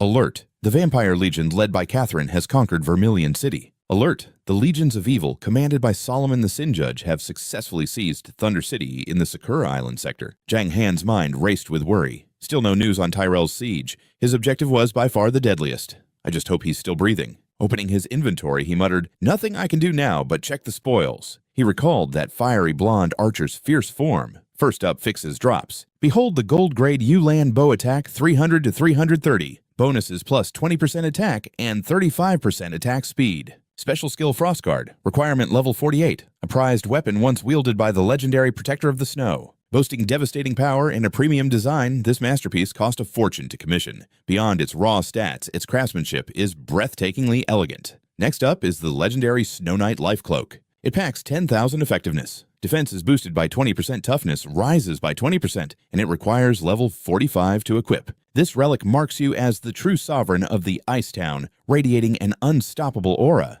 Third on the list is the Grade A Blind Arrow. Its purpose to pierce the very eyes of your enemies. Even a near miss is fatal, as the toxin clouding the tip will blind any foe. On impact, it deals 150% damage and cuts the target's health in half. With a 5-minute cooldown, it's a must-have for any elite archer. Jiang Han rubbed his chin with a smirk, realizing the surplus gear alone would fetch hundreds of thousands on the market. Sorting through his memories, he remembered another skill book waiting for him back in Lanta. Then we have the gold grade ice and snow bracelets, offering up to 120 defense and 5,000 health. They grant a 30% health boost at level 46 forged from pure frost crystals for ultimate protection. Following that is the Grade A Ice Seal Armor. This skill channels the essence of frost to manifest a shimmering blue shell, shielding the user from any onslaught. It cranks up defense by 30% for 2 minutes with a 10-minute cooldown. Best of all, it has no class restrictions. Jiang Han wasted no time in mastering the Ice Seal Armor. The system chimed, Congratulations, you have successfully learned the Grade A skill Ice Seal Armor. Suddenly, a dark notification flashed. The sinister power of the Dark Swordsman has corrupted the skill, evolving it into the Grade A Black Flame Armor. Jiang Han blinked in shock. Black Flame Armor. The description for the Black Flame Armor was terrifying. It ignites the dormant dark fire within the user's body, coating them in a shroud that skyrockets defense and impact resistance. Defense is surged by 30% for 2 minutes with a 10% bonus to toughness. It comes with a 10-minute cooldown period. Jiang Han's excitement peaked. This unique secret class has truly broken even enhancing standard skills into something far more lethal. He then turned his attention to the loot from that mysterious masked boss. Dark Gold tier treasures never disappoint. First were the Gold Grade Wind Spirit Boots, level 48, offering 90 defense and 20% movement speed. Crafted by a master tailor and enchanted by a high-tier wind mage, these boots are ultra-thin, breathable, and light as a feather. Next is the Grade A Blazing Potion. This rare concoction is distilled from pure magma, infused with exotic materials to create a volatile elixir. Once consumed, it forces the body's latent potential to explode, granting a 10% boost to all core attributes. However, there is a 20% risk that the fire elements will clash, causing a 10% penalty. Finally, the Dark Gold Frost Wind Robe appeared, boasting massive health and defense. It grants 30% defense and 20% ice resistance, plus a unique self-freeze survival skill. This level 55 masterpiece is restricted to the summoner class. Though it looks delicate, this robe is woven from specialized materials that can shrug off the most biting Arctic winds. Ordinary blades can't even scratch it, making it a dream item for any mage. Lastly, the Dark Gold Flame Demon Helmet appeared, providing 12,000 health. Requiring level 58, it boosts defense by 35%. It was forged from the scorched stone of a flame demon's core and infused with precious ores. Its appearance is sheer dominance, easily one of the finest dark gold pieces in existence. Curiously, its full set effects remain a mystery. Jiang Han sighed, realizing he couldn't use most of this gear yet. "What a waste," he muttered, "especially this flame demon helmet.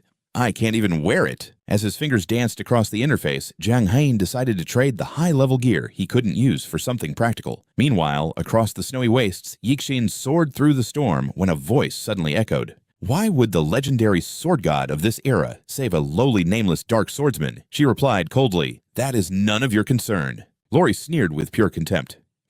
Unless every generation of your sword pavilion shares some scandalous bond with those dark outcasts. Fine, be gone." As he turned to leave, Yixin called out, "Wait, our duel isn't over yet." Lori didn't even slow down his voice, dripping with arrogance. "You aren't even worth the effort of a fight. I only spared you because I owe a debt to the previous sword god," he remarked without looking back. His warning was bone-chilling. "Block my path again, and I will erase the sword pavilion from history." Yixin watched him vanish, her fist clenching. "Lori, don't you dare look down on me. Next time, I'll be the one to end you." Back in his own space, Jiang Han donned the Snow Knight cloak and burst into a satisfied laugh. "Ha ha, now this is what a hero should look like." Checking his status, he equipped his dark armor, feeling his power reach an entirely new level as his stats surged. The dark gold. Dark armor boosted his defense to 550 and his health pool to a staggering 50,000. Defense skyrocketed by 50% while health increased by 30%. It even unlocked a devastating special skill. Known as the 8 Directions Awe, this level 45 skill is exclusive to the Dark Swordsman. Its power is absolute and cannot be mitigated or cancelled. Suddenly, Jiang Han remembered the hidden rewards he earned from defeating that old hag in the Dark City. He hadn't been a high enough level to open them until now. He glanced at the ice crystals, nodding in approval. "These are perfect for boosting my elemental resistance. As for that staff, I'll just sell it for a quick profit." The Grade B ice crystals are rare gems found only on the highest peaks of the snowy mountains. Their effect depends entirely on where they are slotted. Slotted in a weapon, they add frost damage, but in armor, they grant cold resistance. The system notified him that he had successfully socketed an ice crystal into his Wind Spirit boots. The Wind Spirit boots hummed with power, gaining a permanent 10% bonus to ice defense. Jiang Han opened his palm as a brilliant golden light erupted. "Let's see the ultimate prize for a first-time dark gold kill." It was a shimmering, multifaceted orange jewel. The data revealed it to be a level 5 God's Favor gem, a legendary treasure that only those chosen as protectors of the gods can ever hope to find. It contains a divine energy so potent that even the strongest masters in the world would kill to possess it. Once activated, it allows the user to merge 2 existing skills into one ultimate ability, excluding innate talents. Jiang Han gasped. The first dark gold boss kill really is a game changer. This God's Favor gem is the real deal. Fusing 2 skills into one will skyrocket my combat power. Is it possible to merge 2 S-rank skills into a legendary SS-rank ability? Suddenly, a system alert blared. The undead legion led by the swordsman Tyrell was sieging Seaheart City in the Meituan region. Jiang Han stood there completely stunned. Tyrell finally surfaced. He is the expert here, so I will regroup with him first. Clenching his fist with resolve, Jiang Han checked his overwhelming new stats one last time. The system interface flickered to life. Dark Overlord Cold River, Gold Tier Boss, level 48. Health 655,200, attack 4,041 to 4,383, defense 2,331 to 2,583, reputation 69,300. Luck 1, description follows. As Cold River's power surged, he caught the attention of some truly dangerous high-level entities. Amidst the biting chill, Jiang Han let out a raspy cough. Tyrell is going to be floored when he sees how much I have grown. Arriving at the Mystic Swamp, he spotted his mentor and waved enthusiastically. Master, I have returned. Hearing the familiar voice, the mentor gave a knowing smile. Cold River, you truly never cease to amaze me. It is hard to believe the demon god Evil Lao actually used that scroll's summon to descend upon Frosttown. Jiang Han flashed a thumbs up, masking his deeper thoughts about the demon god's sudden arrival in that frozen wasteland. The system logs would report the event, but the sword god's intervention remained a secret. Tyrell approached, looking puzzled. The demon god? He did not trouble you? Jiang Han shrugged. Not at all. I had to bail. He leveled Frosttown before vanishing into thin air. Tyrell let out a heavy, regretful sigh upon hearing the report. My mistake. I should not have handed you such a cursed relic. Jiang Han hesitated, thinking of the sword god. He needed to keep quiet to protect her from any fallout. Choosing his words carefully, he replied, The situation spiraled beyond anyone's expectations, Master. Do not beat yourself up over it. Quickly changing the subject, Jiang Han asked, Master, have you heard of the God's Favor Gem? Tyrell's eyes widened in surprise. The God's Favor Gem. After a brief pause, he explained, That is an incredibly rare artifact. It seems your little excursion was quite profitable, was it not? It fuses two abilities into a superior one with a chance to even boost its rank. The lower the initial rank, the higher the success rate. Merging two S ranks makes a rank up nearly impossible. Rubbing his chin, Jiang Han nodded. I see. Already he was mentally mapping out his ultimate skill fusion. Once I reach the demon god's vault, I will finally use the gem to create the perfect skill. Sensing Jiang Han's deep silence, Tyrell stepped forward, clapping him on the shoulder. Listen, you need to go and get some rest first. The upcoming siege will be brutal. Once you have recovered, I will take you to the vault. Exhausted, Jiang Han nodded robotically. Understood. Thank you, Master. Anxiety gnawed at him. Defeating Tulo was draining enough, but then that monster Herbach had to show up. He was running on fumes. The next morning, a refreshed Jiang Han found Tyrell waiting for him. The mentor asked, Are you ready? Jiang Han landed and gave a firm nod. Satisfied, Tyrell declared, Then let's move out. With that, the duo set off on their journey. After traveling a while, Jiang Han spoke up.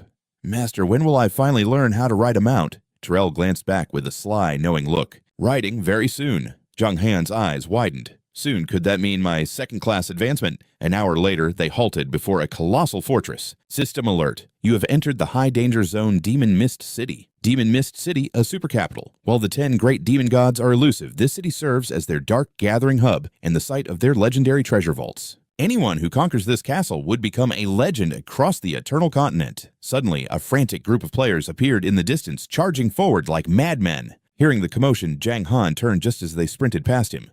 The demon god's treasure, it is finally ours, they screamed in pure excitement. Surprised, Jiang Han turned to Tyrell. Who are those guys? His mentor replied casually, They are just like us. They successfully raided the Light Faction's boss. Only the leaders of the winning raid can gain entry to the demon god's vault. He paused, then explained, The vault has 5 floors equipment potions, skills, materials, and special tools. Combat and looting are forbidden inside, so you are safe to choose. But whatever you do, do not set foot on the 6th floor. The 6th floor is a prison for terrifying entities that can shake the world. At your current level, entering that place means certain death. 30 minutes later, at the vault entrance, the players gathered to claim their rewards. Jiang Han eyed a massive green giant. Could that big guy even fit inside? Reading his mind, Tyrell reassured him. Don't worry, once he passes through that gate, his massive frame will shrink down to normal size. Time is limited, so we need to split up once we are inside. Relieved by the explanation, Jiang Han gave a quick nod of agreement. With that, Jiang Han stepped through the threshold. The moment he entered, his jaw dropped at the sight before him. He stood within a majestic ancient citadel. A system prompt flashed. Attention, you have entered the demon god's vault. You have 10 minutes to choose one treasure. Exceeding this limit or taking more will trigger the Vault Guardians. Jiang Han surveyed the beasts roaming the halls. One item in 10 minutes. Since new gear is not my priority right now, I should skip the equipment hall. He headed to the 2nd floor's potion section, figuring consumables might be less valuable. His eyes landed on a crystal vial. Fairy Spring Water, immortal grade. A legendary essence from the Holy Fairy Spring capable of resurrecting the dead and healing any wound. In an era where elven artifacts are mere myths, this find was priceless. It grants 100,000 health, regenerating 5% every second. However, each use permanently drains your vitality. Next was the Celestial Grade Great Strength Pill, a legendary dwarven secret reserved only for their elite warriors. A permanent boost of 1,000 attack power, though it only functions once per person. Jiang Han stared in disbelief at these god-tier consumables. Permanent attack stats with no level requirement, absolutely insane. This was the key to obtaining power far beyond the reach of any current player. He covered his mouth, forcing his racing heart to steady. "Calm down. Focus," he whispered to himself. 2000 attack is massive now, but will it stay unique as the game progresses? With a plan forming, Jiang Han headed to the skill floor, hoping to find a perfect match for his God's Blessing gem. Upon entering the third floor, he was met with endless rows of forbidden technique scrolls. He stroked his chin, eyeing the A-rank Whirlwind Blade. 300% attack speed for 20 seconds, a lethal choice for knights. Then there was the A-rank Fortress Swap, offering 90% physical damage reduction at the cost of half his attack power. Good skills certainly, but Jiang Han felt they lacked that legendary spark he truly needed. Suddenly, a shimmering scroll caught his eye. His breath hitched. It was the S-rank Dragon Slaying Slash. It channels the raw fury of ancient dragons into a devastating strike that shatters everything in its path. Dealing 150% damage, it leaves enemies with a soul-shredding bleed effect. 25% damage every second for 5 seconds. This skill was pure, unadulterated destruction. Jiang Han gripped the dragon-slaying slash, weighing his options carefully in the dim light. Only 4 minutes left. He decided to scout the fourth-floor treasures before making his final gamble. He scanned the room. Hidden class items like the Red Flame Swordsman sat waiting for a master, the Black-White Summoner, and the Soul Collector. This place was a graveyard of legendary legacies. These were powerful, but none could outshine his current Dark Swordsman class. Nearby, a green-skinned giant named Fiki was agonizing over 2 scrolls. "Damn it, which one should I take?" Jiang Han's eyes widened as he saw what was in Fiki's hand, the S-rank duplication tube. This mystical tool had a 100% chance to clone any S-rank item or lower. Incredible. "With that tube, I can double my God's Blessing gems."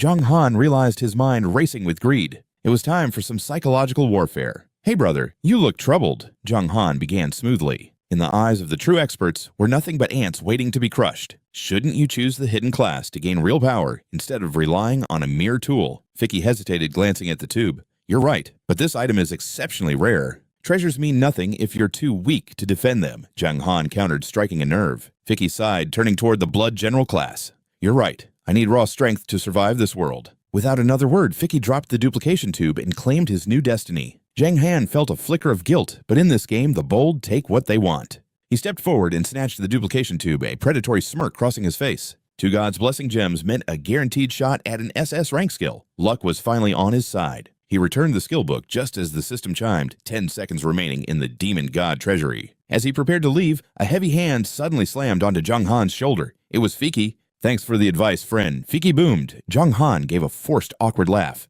"No problem at all." Fiki extended a massive hand. "Let's be allies. I'm Fiki." "I'm Jiang Han. Nice to meet you. If you ever need help, find me in Sky Sea Town." "I'll protect you," Fiki declared, laughing heartily.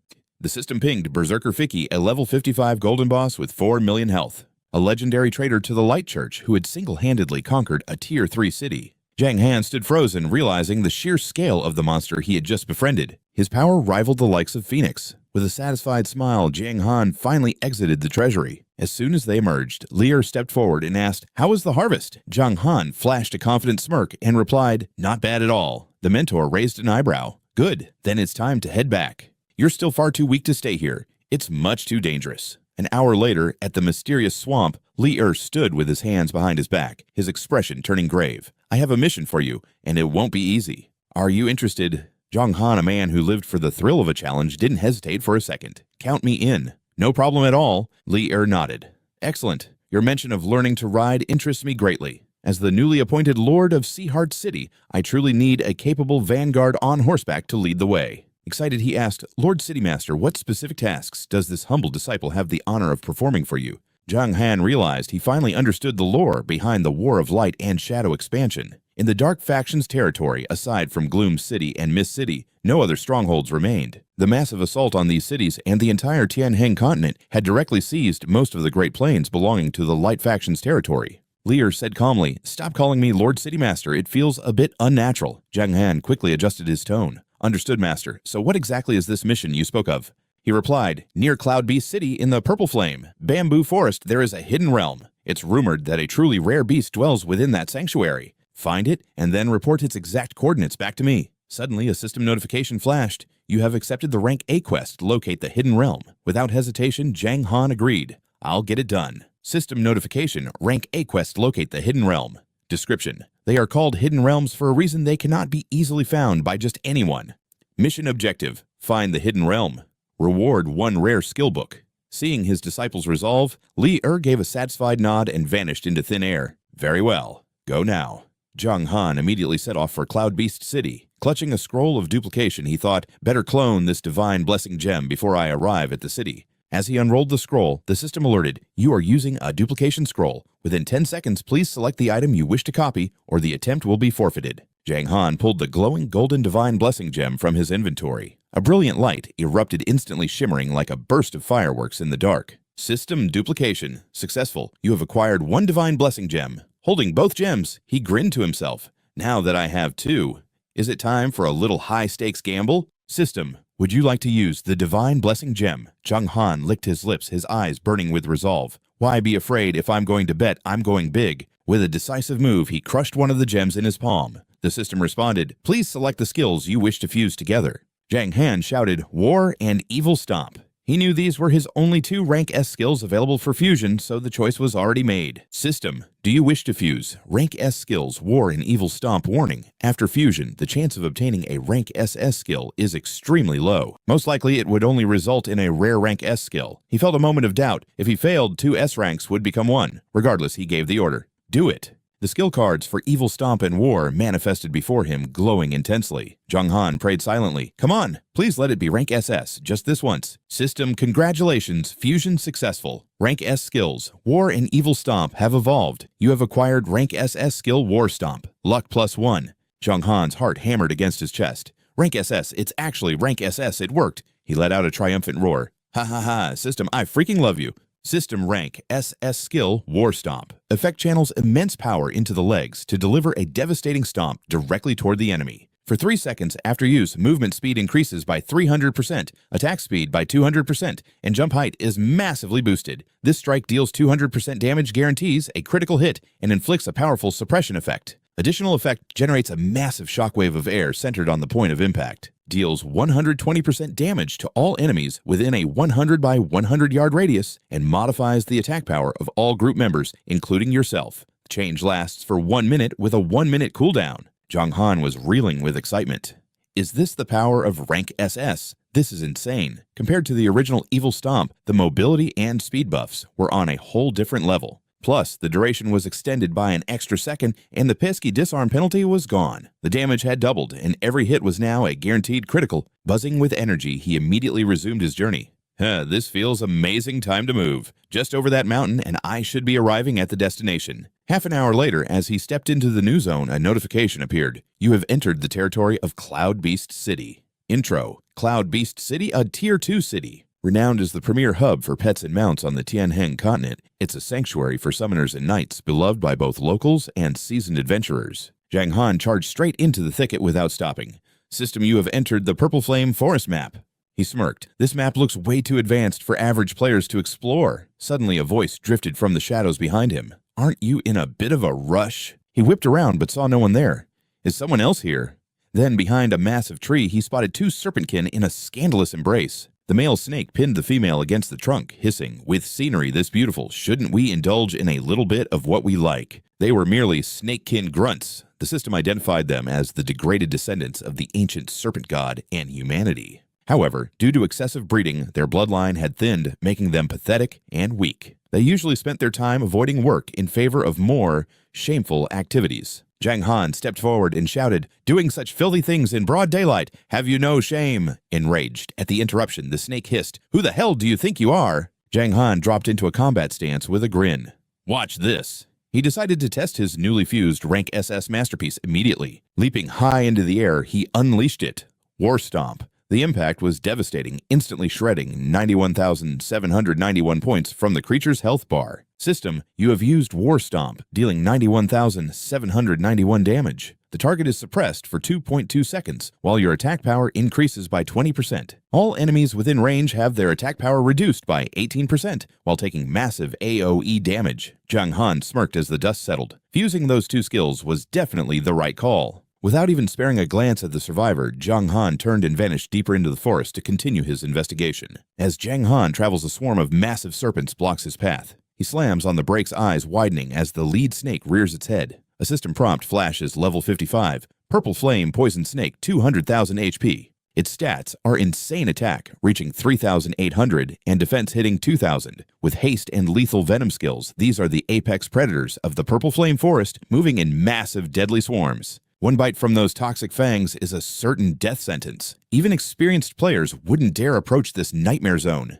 But instead of fear, Jiang Han grins. This is exactly the mob density he needs. Suddenly his title shifts from Shadow Holder to the King of Taunting. Now his words can manipulate the enemy's attack power by 10%. The trade-off, he will be drawing every bit of aggro in the vicinity. Jiang Han pulls a quick turn and starts sprinting, baiting the horde to follow him. He shouts back mockingly, "Hey, you brainless worms, is that the best you can do?" Enraged, the snakes hiss and surge after him like a scaly tidal wave. Along the way, he spots two snakes coiled together and cannot resist a little trolling. In broad daylight, "Disgusting, I am turning the lights on for you," he mocks. The male snake, furious at the interruption, lets out a murderous hiss. 10 minutes later, a literal sea of serpents is breathing down his neck. Jiang Han pushes his speed to the limit, glancing back at the hundreds of purple flame snakes now locked onto him. This is the moment he triggers the black flame armor, boosting his defense by 30%. His stamina climbs by 10% for the next 2 minutes. Jiang Han leaps high into the air, spinning mid-flight to deliver a devastating war kick right into the heart of the swarm. He does not stop there, unleashing a rapid-fire succession of heavy strikes.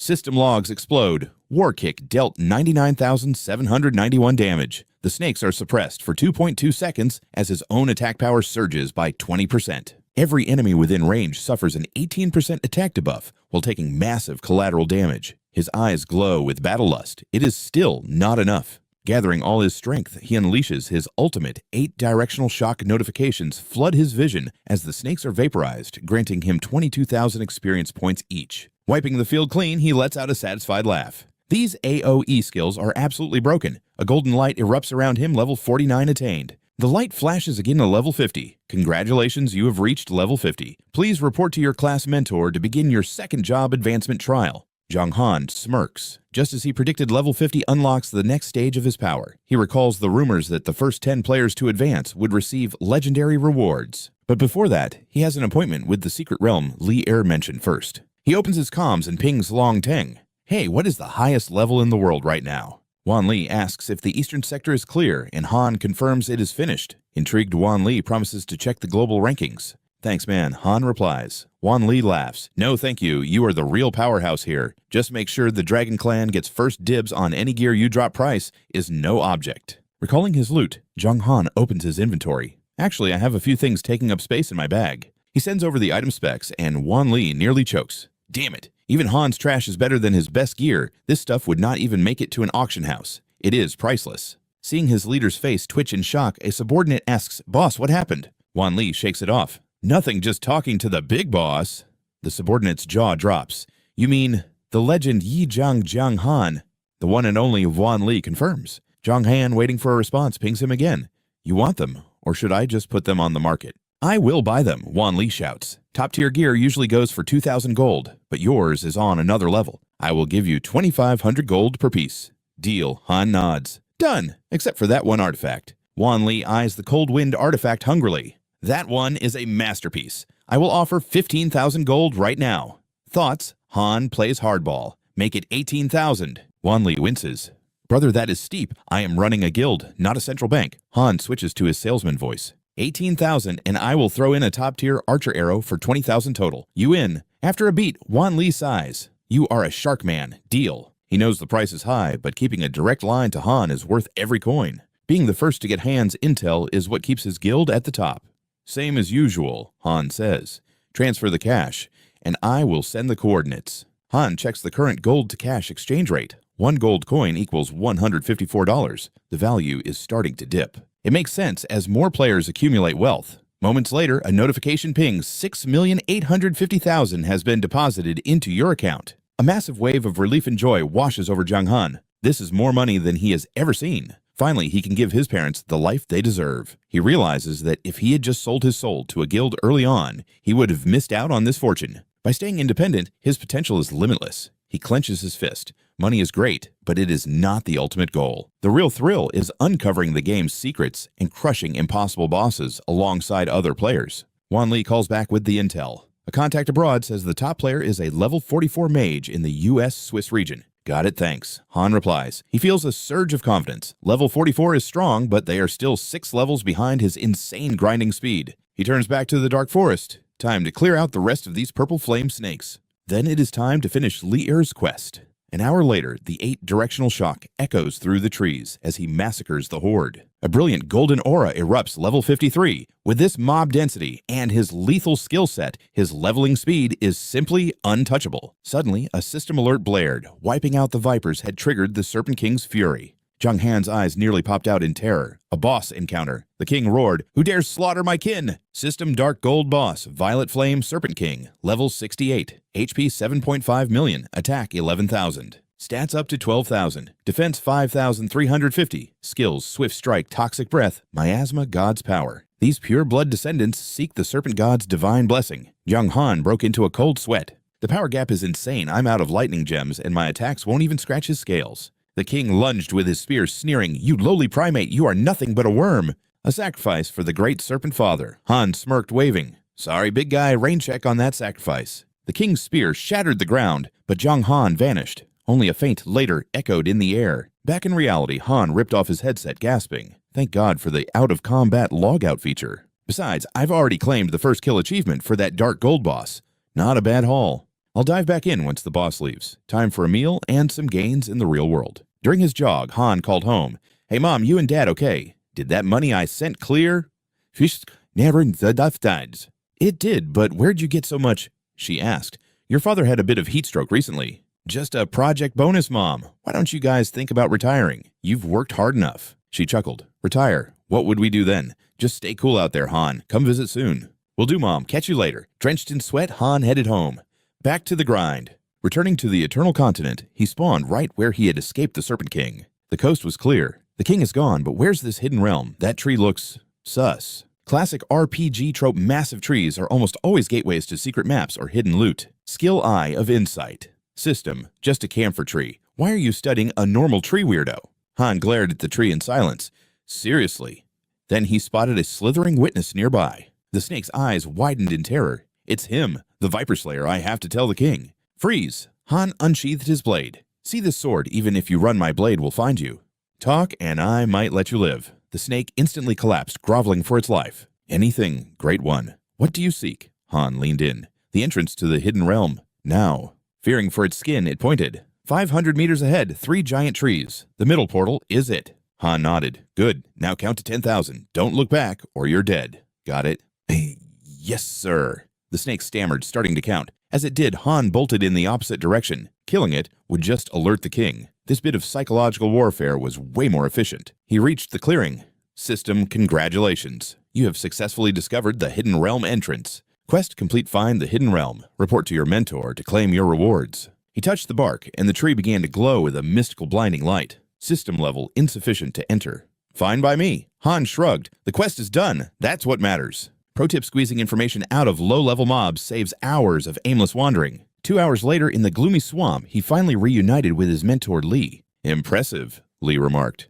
"Finding the entrance in a single day." Han smirked. "Just pure talent, master." System A-rank quest complete rewards, 2.5 million EXP in a rare skill book. Han stared in disbelief. A rare S-rank skill for a scouting mission, Shadow Chase. Passive. S-rank master riders can push their mounts to the absolute limit, unlocking their true potential. Effect: mount durability increased by 20%. Movement speed increased by 20%. Requirements: none hand cheered. Finally, a riding skill. This changes the entire game. "I'm one cool mount away from dominating the continent." Li raised an eyebrow. "Satisfied." "Beyond satisfied. Thank you, master." Li waved it off. "Think nothing of it, disciple." Li's expression turned cold. "I've officially joined the Dark Faction. I am now Lord of Seaheart City. As City Lord, the heavy burden of defense rests on my shoulders. I cannot remain outside for long." Confused, Jiang Han asked, "What do you mean?" And the man then produced 2 mysterious items.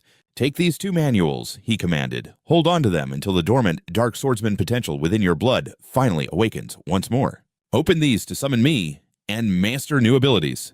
A system alert chimed Undead Resonance Rank A. A specialized forbidden seal had been engraved into his very soul. Once unleashed, it alerts the master immediately. Effect: summon the level 193 immortal boss, Undead Swordsman, Tyler to your side in an instant. Jiang Han gripped the 2 manuals, inspecting them with intense focus. Zelier added one final warning. If you face a lethal threat or an unstoppable foe, call me. However, traveling from Seaheart City takes time even at full speed. I cannot appear instantly. Overwhelmed with excitement, Jiang Han bowed deeply. I understand. Thank you, Master. With hands behind his back, the Master replied, These compensate for your future growth without my quests. They are a reward for your strength, not a free gift. Jiang Han nodded firmly. I understand. Zelier's eyes flashed with a sharp light as he stepped forward, his expression becoming deathly serious. Dark Swordsman Jiang Han, do you regret forsaking the light for the Dark faction? Without a moment's hesitation, he answered, I have no regrets. Jiang Han realized this was the final test for his second awakening. Zelier gripped his shoulder. Do you dare draw your steel against the Holy Light faction? I do. He roared. Satisfied, the Master declared, Then I, Zelier, officially recognize Jiang Han as worthy of the Dark Swordsman's true power. Jiang Han blinked in confusion. Wait, don't I need to complete an official advancement quest first? The Master shook his head. Did I not mention the secret realm?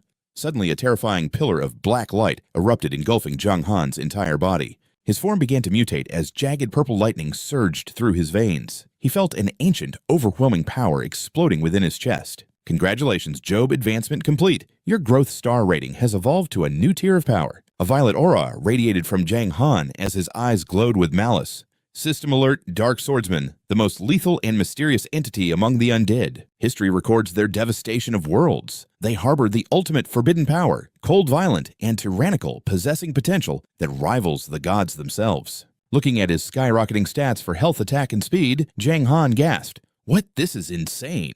Every growth star had doubled. Notification. You are the first player to complete a job advancement. Reward 20 free attribute points. He received 5,000 fame and a rare rank A enhancement pearl. Feeling the raw energy coursing through him, Jiang Han smirked with satisfaction. The rewards for being the first are truly massive. Zelier interrupted his thoughts. Now that you've ascended, it is time to master new skills. Jiang Han rubbed his chin, calculating his next move. Right. It appeared there were only 2 legendary skills available for him to learn now. First was the passive Evil Spirit rank B. As a high-tier undead, he projected a terrifying aura that struck fear into the hearts of all. It grants a 20% attack boost for 40 gold. The second was the rank A skill Bone-Crushing Strike, a truly devastating technique. Most creatures rely on their skeletons. By forcefully shattering their bones, their movement and offensive capabilities are completely neutralized. It deals 150% damage with a chance to trigger Fracture for 30 seconds, crippling the enemy's stats based on the injury. With a 1-minute cooldown and a 60 gold cost, it was pricey, but for such overwhelming power, Jiang Han didn't hesitate for a second. Dark Swordsman skills are truly in a league of their own. The system chimed. You have successfully learned Evil Spirit and Bone-Crushing Strike. As the skills synced, Zelier's face turned grim.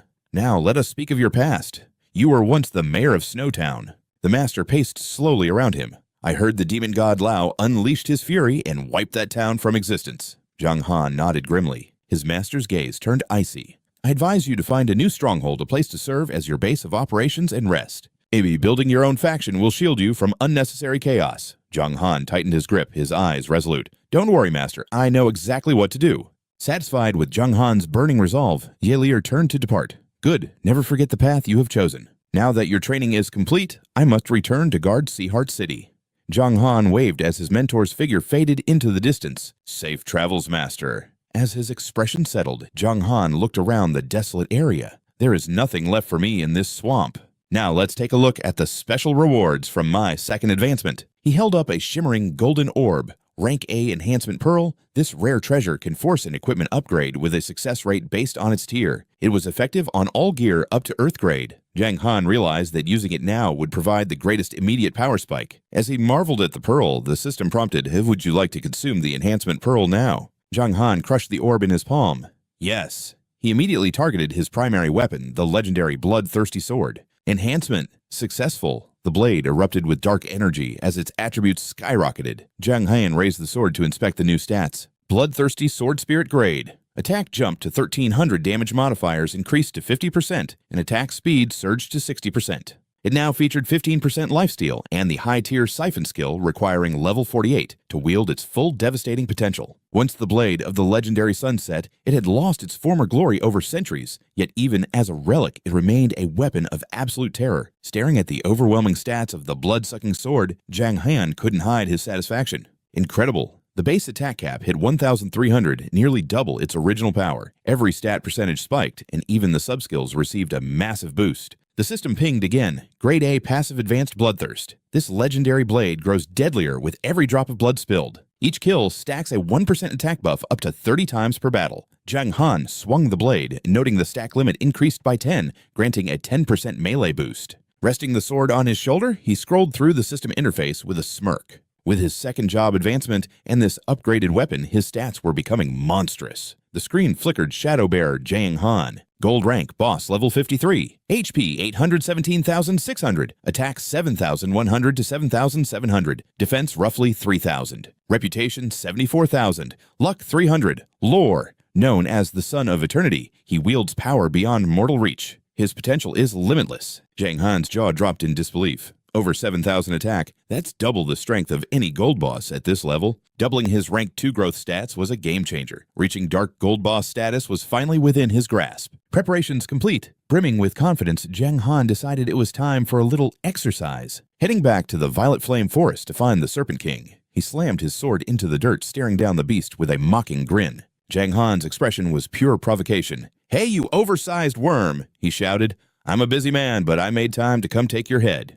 System taunt successful. Serpent King's attack dropped 10%. Enraged, the beast lunged with its spear, hissing, "You puny monkey, you only know how to run." Alert title changed from King of Taunts to Shadow Controller. HP increased by a massive 40%. The spear struck, but Jiang Han vanished instantly. The weapon slammed into the earth, shattering the ground where he stood. Suddenly, he materialized above its head, bringing his heel down in a crushing war stomp right between its eyes. System War Stomp dealt 107,000 damage, target suppressed for 0.75 seconds. Self-attack boosted by 20%. All enemies in a 100-yard radius are suppressed. Their attack dropped by 22% while taking massive collateral damage. Dropping down, Jiang Han unleashed Berserk Slash, carving 2 deep gashes into its belly. "How is this possible?" the Serpent King roared in shock. "You couldn't even scratch my scales before. How can you hurt me like this now?" Exploiting its confusion, he lunged with Undead Claw. The blood-sucking sword pierced deep, followed immediately by a bone-crushing strike. System Bone-Crushing Strike landed. The Serpent King suffered 56,500 damage. Debuff active. Due to the Bone-Crushing Strike, the Serpent King's movement speed is slashed by 30%.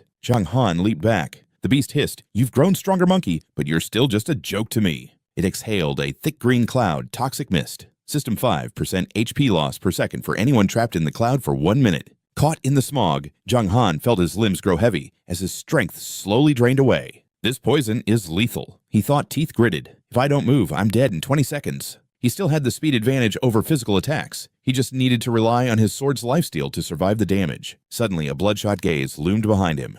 System alert. You've been struck by Venomous Serpent Strike. HP dropped by 132,000. Attack and speed are debuffed for 1 full minute. I can't lose like this, blinded and dying. He realized he had to break out of the mist to reset the fight. Seeing him retreat, the Serpent King flicked its tongue mockingly. "Trying to run, my children, come out and feast." A swarm of snakes flooded the field. Jiang Han hesitated, but then a grin spread across his face. This wasn't an ambush, it was a free HP buffet. Power surged through him. "Thanks for the gift, King," he laughed. 8 Directional Shockwave. System Shockwave dealt 200,000 damage. Massive lifesteal triggered 30,000 HP, restored instantly. Watching his health bar refill, he smirked. With his current output, these snakes were nothing more than walking health potions. "Come on, is that all you've got?" he taunted. The Serpent King let out an ear-splitting roar of pure fury. Vile human, it raised its spear, glowing with dark energy. "Great Serpent God, I sacrifice everything for your divine power." System alert. The Serpent King has activated the forbidden skill, Serpent God's Might.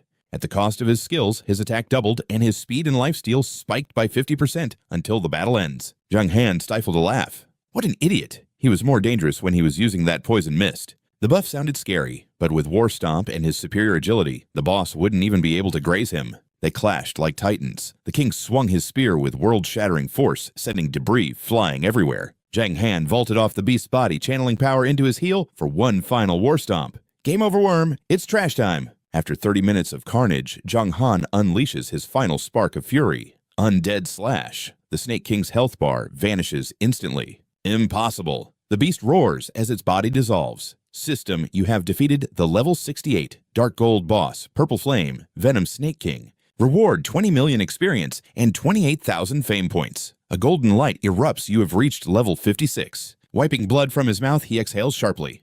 Finally over. Time to see what loot a Dark Gold boss drops. Fame has reached 100,000. The World Martial Arts Tournament is now live. Jiang Han's eyes widen in sheer disbelief. Achievement: first player to reach 100,000 fame bonus reward, SS-rank deathmatch contract. Jiang Han opens his interface, his brow furrowing. A deathmatch contract. What kind of item is this? SS-rank deathmatch contract. Once signed, both parties enter a duel to the death. The loser forfeits everything. The winner takes all class gear and wealth. A fair one-on-one duel with zero interference. Single use only. He stares at the screen, heart racing. This isn't just a challenge, it's a total life or death gamble. The price for losing is beyond devastating, it's total ruin. With proper planning, this scroll becomes a god-tier weapon. But the Dark Swordsman isn't the only Apex class out there. He decides to save the scroll for a better opportunity. It might even fetch a legendary price later. Next, he inspects the fallen boss's spoils, picking up a jagged dagger. Item: Dark Gold rank Venom Fang. Requirement: level 65. It seems the Snake King's gear is still out of reach.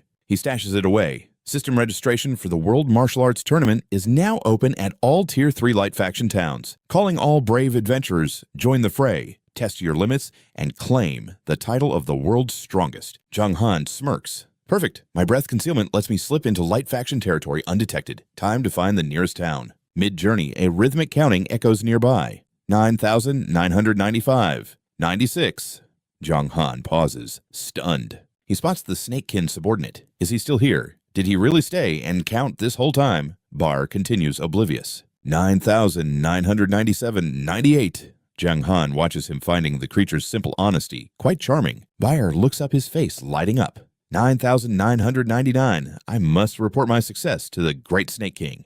Jiang Han delivers the grim news. Your king is dead, but because you kept your word, I'll spare you. What's your plan? Bayer freezes, completely lost. I will follow your lead master. Jiang Han nods. Good. You're loyal. Follow me. The Snakekin bows his head low.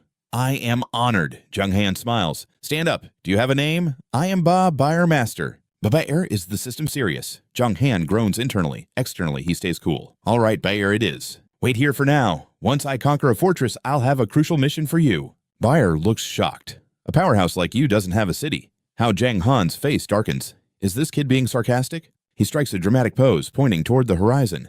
A great question.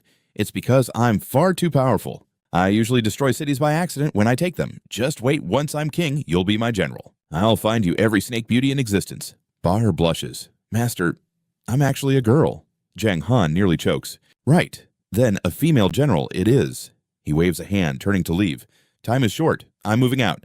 With the king gone, players will swarm this zone. Stay hidden until I return to claim you. Bayer salutes. As you command, Jiang Han crosses the boundary into a new territory. System, you have entered a new map. White Crane Town. Jiang Han pauses. Better use breath concealment to disguise my identity before I enter the gates. System breath concealment active. Please choose a pseudonym. A purple aura swirls. Please, no more embarrassing names this time. System reusing previous fake ID. New human optimized name assigned. Jiang Han screams at the heavens. Not again. Now, sporting a bald disguise, he enters the city gates. Now then, where do I sign up for the tournament? He notices a massive crowd gathered in the town square, encircling a glowing crimson gemstone. That must be the place, he mutters, approaching the jewel. A nearby adventurer shoots his bald head a confused look. System World Martial Arts Tournament. East District. Glory and legendary treasures await the victors of this grand event. Rules. The system will randomly match adventurers against one another in high-stakes duels. Losers are eliminated instantly. Winners advance until the top 10 remain. No repeat opponents within 5 consecutive matches.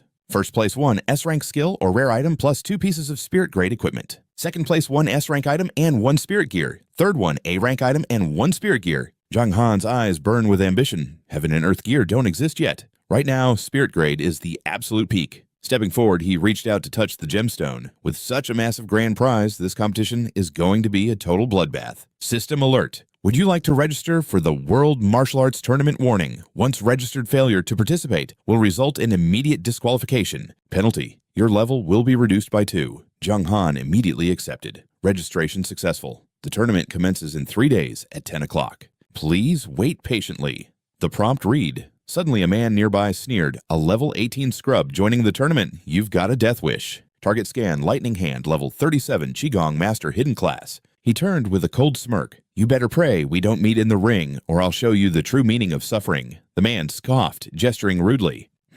A bottom feeder like you, I could slice you into 8 pieces with 1 finger. Jiang Han ignored the barking Qigong master and walked away. It's a shame combat is disabled in town, or I'd send him back to the novice village. Still, revealing my identity for trash like him isn't worth it. Suddenly, the bustling sounds of the market filled his ears as players shouted out their wares. Don't miss the clearance on high-grade potions. Check out this Tier B skill book. I just found treasure maps for sale. Looking for treasure? Come take a look. Jiang Han thought, now that Gold Exchange is live, players are finally getting down to business. Then he heard a faint cry. Mount super rare, mount. Jiang Han's eyes widened. Super rare. The seller waved him over eagerly. System info, Mount Stone, contains a sealed creature that can be summoned as a loyal steed. Jiang Han held the stone, breaking into a cold sweat. Super rare, huh? System notification donkey, growth stage, bronze tier. Effect movement speed plus 20%. Note, he's not fast, but he's a hard worker. Don't rush, the good days are still ahead. The seller narrowed his eyes. Pretty amazing, right? NPCs won't even sell mounts to players yet. Catching this donkey was a nightmare. My friends and I spent ages on this. Don't just look at the stats. I'm the only one in town with a mount for sale. Jiang Han looked at him skeptically. Fine. How much? The man held up a finger. 1,000 gold. Jiang Han shook his head. Too expensive. That's over 150,000 in cash.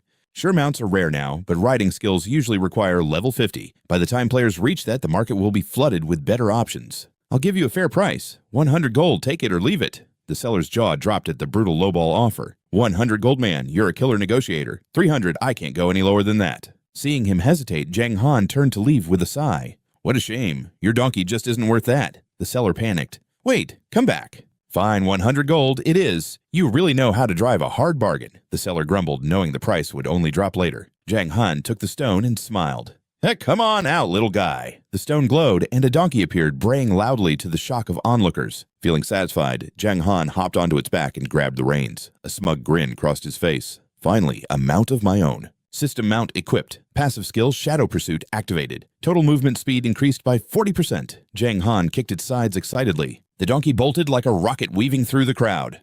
Whoa, since when was a donkey this fast? Out of the way. Once he adapted, Jiang Han laughed. Haha, destination Sky Sea Town. 2 hours later, he arrived, warning you have entered Dark Faction territory. System new map discovered Sky Sea Town. He looked at the looming fortress. So this is Feiki's domain. He recalled his master's advice to find a safe base. And I did meet Feiki a few days ago, back at the Demon God's Vault. As he entered the gates, the streets were alive with the cheerful chatter of the townsfolk. Don't run kid fresh fish for sale. Jiang Han smiled. He didn't expect a Dark Faction town to be so orderly and peaceful. Feiki might look like a rough brute, but he's actually a brilliant administrator. He even let the original residents stay. Jiang Han unmounted and walked toward the inner gate, eyeing the town lord's mansion. It was time for a visit. A guard stepped forward, blocking his path. Apologies. The lord's mansion is off limits to strangers. Jiang Han got straight to the point. I'm here to join Sky Sea Town. Please inform the lord. The guard nodded. Wait here. I'll report to Lord Feiki. Jiang Han waited patiently. He turned to the other guard.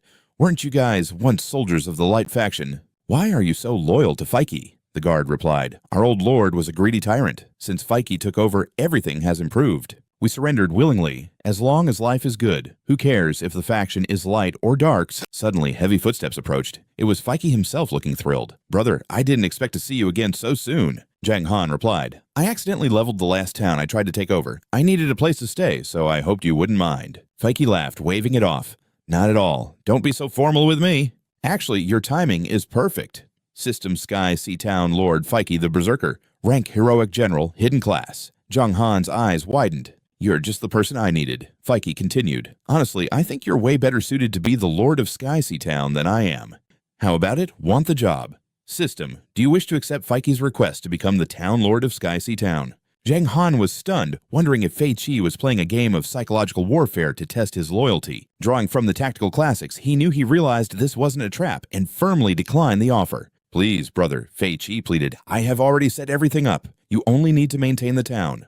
Jiang Han stood firm. I support you, Fei Qi, but I will not take what is rightfully yours. If you keep pushing this, I will have no choice but to leave. Fei Qi hesitated, his resolve wavering. Jiang Han cut him off. Is there a hidden reason? Is there a burden? You are not telling me. Suspecting a main quest from the Golden Boss, Jiang Han followed him inside the manor to speak privately. Once secluded, Jiang Han got straight to the point. All right, Fei Qi, tell me exactly what is going on. With a pained look, Fei Qi explained his tribe's origins on the fringes of the Holy Light territory. The church had been ruthless enslaving their youth to build massive fortifications against their will for years. They fought back and exiled their oppressors, but the church's retaliation was brutal. Fei Qi's eyes burned red. The Holy Light Army descended to wipe them out. In the chaos, his 8-year-old sister was snatched away. As the sole survivor of the massacre, he joined the Dark Faction, fueled only by finding his sister. He revealed that during the siege, the former lord of Sky Sea Town finally confessed her secret location. "So you want me to rule while you go on a suicide mission?" Jiang Han asked. Fei Qi nodded. Jiang Han was confused. "How does this involve me?" Fei Qi gestured. "I know your legend, Jiang Han." He spoke of Jiang Han's past with the church, his mounting debts, and his eventual exile to shadows. He recounted the fall of Gloom City, where Daniel and the 9 necromancers gave their lives in battle. The Holy Light Church had harvested their remains, turning their essence into powerful, mysterious soul gems for rituals. Jiang Han was stunned. The mention of his master Daniel proved this was no ordinary side quest. Fei Qi explained the necromancer's power came from a legendary godlike adventurer who died long ago. Gathering 9 gems could shatter the world's laws, summoning higher beings from other dimensions to this realm. The church's ultimate goal was to summon one of their own deities to manifest within the mortal world. Jiang Han's mind raced. If Daniel was just a fragment of power, how strong was the original adventurer? He realized the true threat was not just the church, but the ancient entity they were summoning. "What does it mean to break the rules?" Jiang Han asked. Fei Qi shook his head, lacking details. He explained the adventurer's power was fundamentally dark, requiring a horrific purification ritual to cleanse and use. The church planned to sacrifice 100 pure maidens to purge the dark gems for their divine ritual. They preach love and justice. Fei Qi roared in fury, while preparing to slaughter innocent children in secret. His voice cracked with rage. "My sister is only 8. How can those monsters do this to her?" Jiang Han saw his desperation. "Do you really think charging in alone will save her, or just die?" Storming the church headquarters was certain death, but Fei Qi was beyond caring for his own life. "I know the risks, but I have a special method to teleport directly to her side immediately. If I can beat the guards, she is free." Suddenly, a hidden system notification flashed before Jiang Han. Hidden quest, the rescue. Difficulty, SA. Jiang Han's brow furrowed at the extreme danger level. The quest was dynamic, meaning every choice would change the outcome. The stakes were higher than ever. Jiang Han smirked. He was not the type to let a man this loyal walk into death alone. "Fine then, brother," Jiang Han said, pointing. Fei Qi gasped. "You will take the town lord position?" "No," Jiang Han replied firmly. "I am coming with you to save your sister." Fei Qi wept with joy. "System, you have accepted the secret main quest, the rescue. Difficulty is set to SA. Objective, rescue Lai sister of Berserker Fei Qi. Warning, you will face the Holy Light Church's judgment." Jiang Han shrugged. A no-penalty failure meant nothing when the mission itself was a death sentence. "When do we move?" Jiang Han asked. Fei Qi wiped his eyes. "In 5 days at most. The ritual starts on the 5th night. I will not let her die." Jiang Han nodded his resolve. "I will prepare." Fei Qi smiled, offering every resource in the city for the coming war ahead. "I asked for a lazy job in Sky Sea Town, anything but mayor." Surprisingly, he agreed without a second thought. A lazy job done. "System, you've been appointed as the Royal Traveling Bard." Jiang Han's eye twitched in disbelief. "A bard, huh? At least it's peaceful." Then I got serious. "Where's the best place to grind? Make it a challenge." 2 hours north lies the Flame Demon Ridge, Fei Qi warned. "But those monsters are brutal. Watch your back, kid." Flame Demon Ridge. That's where the legendary gear drops. I headed to the merchant. "Boss, give me 100 mount stones." The shopkeeper nodded, eyes gleaming. "That will be 3 gold coins in total. Pleasure doing business with you." Capturing beasts in eternal heaven was nearly impossible. The rarer the creature, the lower the success rate, so stones were common stock. With a bag full of stones, I was ready. Who knows, I might snag a legendary mount. Next stop, Flame Demon Ridge. Riding my donkey, I crossed the border. System entering Flame Demon Ridge. Suddenly, a roar shook the air as a monster lunged. Elite Flame Demon. Level 70. Health 1.5 million. Attack 6,800. Skills: Fearless Flame. Iron Body, Blazing Fists. Born from volcanic magma and corrupted by demonic energy, these brutes were pure chaos. They thrived in the heat, guarding the ridge. These elites dropped powerful cores. Their attributes were far superior to any normal monster I had faced before. Jiang Han frowned. Farming snakes in the Purple Flame Forest was a cakewalk. Too bad I've already cleared that place out. This was going to be tough. Their stats are insane, I muttered. Luring them all together won't be easy at all. Exactly what I was thinking, a voice chimed in from behind. I spun around, stunned. Who the hell was tracking me? It was Jia. Her eyes flared with rage the moment she saw me. You little thief. What are you doing here? System Water, Kirin Jia. Level 20 Celestial Boss. Health 5 million. Attack 6,800. Defense 3,800. A master of water elements with devastating skills like Frozen Heaven, she was a rare omen of both fortune and destruction. Even in her youth, she possessed the aura of a true unstoppable overlord. Once fully matured, she would ascend to the God Realm, becoming one of the strongest beings on the entire Eternal Continent. I broke into a cold sweat. She was the celestial boss from my trial. I may have messed with her back then. I cleared my throat.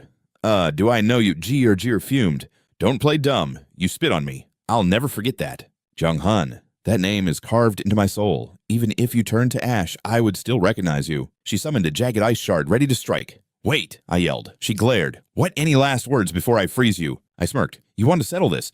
Then let's have a fair duel. Or are you too scared to face me? Without that mysterious voice helping her, before I would have slain her. Gia bit the bait. Scared, let's go then. No calling for backup when you lose, I challenged. Her expression darkened. Of course not. I'll crush you myself. Suddenly, a pillar of golden light pierced the clouds. A booming voice echoed, Gia, stop this nonsense at once. My heart skipped a beat. If we had actually started fighting, I would be a corpse by now.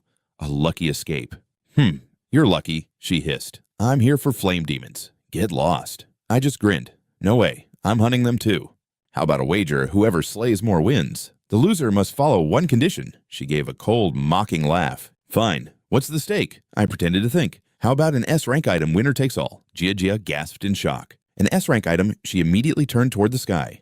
Dad, he's loaded. Let's just kill him and take his loot. My mouth twitched in disbelief. Seriously, do you have no shame or dignity at all? Your father is a noble Kirin. He wouldn't stoop to robbery. I looked at her. So you, in one word, yes or no? You're on, she yelled, hands on her hips. System, you have accepted an A-rank wager quest. Talk about guts betting against the water Kirins themselves to see who can butcher more flame demons. This was going to be epic. 2 hours on the clock. The reward unknown. I flashed a confident smirk. Let the games begin. Better keep that bag open, she sneered, because that S-rank item is mine. She soared into the air as the countdown began. Score Jaja, 0. Jiang Han, 0. She landed before a flame demon water, swirling around her palms. She launched a jagged water saw slicing through the air. The flame demon groaned as its health bar dropped instantly. Incredible. Even at level 20, a celestial boss's damage is insane. Her water element was the perfect counter for these monsters. Behind me, a massive fist of molten rock was ready to swing. I licked my lips. All right, my turn to shine. The ground shattered as I leaped into the air, dodging the strike. I landed with a flourish, slashing my blade tauntingly. Come and get me, you mindless rockheads. A swarm of demons roared, charging toward me. Gia watched from afar, confused. Taking on a horde of flame demons alone is suicide, but Jiang Han dives headfirst into the fray. He delivers a crushing blow right to a demon's skull. System War Kick activated, dealing 152.47 damage and locking the target down for 1.5 seconds. A massive debuff ripples out, slashing enemy attack by 13%, while Jiang Han's fury explodes with 120% damage. 4 massive fists strike at once. Jiang Han blurs past, letting the clumsy beasts smash their own comrades instead. System critical hit. 57,911 health points vanished. The lingering flames now burn for 1,000 damage per second. These tanks are tougher than they look, Jiang Han mutters, slicing through the heat. Nearby, Gia watches her jaw hitting the floor. How is an adventurer this broken? Gia's seethes. Her level cap is holding her back from using her best area of effect spells. At this rate, defeat is inevitable. 30 minutes of relentless slaughter pass, and the system logs begin to overflow. Congratulations, you've slain an elite flame demon. Enjoy your bounty of 35,000 experience points. The score is 12 to 34. Jiang Han is impressed. For a level 20, immortal boss, Gia's prowess is nothing to sneeze at. A devious thought strikes Jiang Han. Could this Qilin be tamed as a mount? Meanwhile, a drained Gia finally retreats to catch her breath. Phew, seeing her struggle, Jiang Han tosses an item her way. Here, take this stamina recovery potion. Generosity. Please. It was a binding stone. The system flashes taming failed, and Gia's eyes flare with pure indignation. Whoops, my bad, wrong pocket, Jiang Han smirks. Gia fumed. This jerk actually tried to turn her into a common pet. Another 30 minutes pass. The final tally is 78 to 124. As the last demon falls, treasure spills onto the floor. Dark gold loot. The flame demon bracers offer massive defense and a staggering 40% boost to maximum health. Requiring level 60, these bracers were forged from the core of the volcano, infused with the rarest minerals in existence. This is the ultimate dark gold piece. The stats completely dwarf Jiang Han's current ice snow bracers. What hidden power lies within? 2 hours of grinding later, the bet is officially settled. System victory is yours. The wager has been decided. Looks like I win. Jiang Han chuckles, his eyes gleaming with greed. He approaches Gia palm, outstretched for his prize. Hand over the S-rank item. Gia scoffs, turning her nose up. You want treasure? Too bad you'll get nothing but my life. Jia, your behavior is unbecoming. Suddenly, the god-tier water Keelan Jia descends, placing a fatherly hand on her head. A bet is a bet. Don't drag our clan's name through the mud, he scolds. Jia huffs her face, turning a deep shade of crimson. A god-tier NPC. Jiang Han's heart skips a beat. Aside from a name, every single one of this man's stats is a terrifying mystery. So, little one we meet for the second time, Jia notes calmly. Jiang Han realizes the old man is right. This isn't their first encounter. He remembers their talk during the talent trial. Back then, Jia had expressed regret over Jiang Han's choice of factions. Indeed, Jiang Han nods. You've grown even faster than I anticipated, Jia observes. Jiang Han just rubs his neck, offering a humble smile. A promise is a debt. Jia produces a mysterious artifact. Father, no, that's too much. Jia cries, but one stern look silences her. Jia, he warns. The girl sulks in silence as Jiang Han eagerly accepts the legendary reward. Much appreciated. System, you've received the S-rank Shillin's Blessing, a divine gift that channels the very essence of fortune and prosperity into its holder, permanently increasing health by 50,000, attack by 500, and defense by 400. These stats are absolutely monstrous. 10% more movement speed, and a point in luck. It's every player's dream except for one thing. It's currently unusable. Jiang Han stares at the scroll, bewildered. This level of power-up would cause a server-wide riot. So why is it locked? Sensing his confusion, Jia asks, do you understand why I've bestowed this upon you? Please enlighten me, Jiang Han replies. First, consider it an investment. I see a spark in you, and I wish to be part of your destiny. Second, our kind are beacons of fortune. We see the threads of fate and steer clear of the shadows. But you, boy, carry a terrifying aura of slaughter. Calamity is following you. Be wary. Jiang Han froze. Is this really just an NPC talking?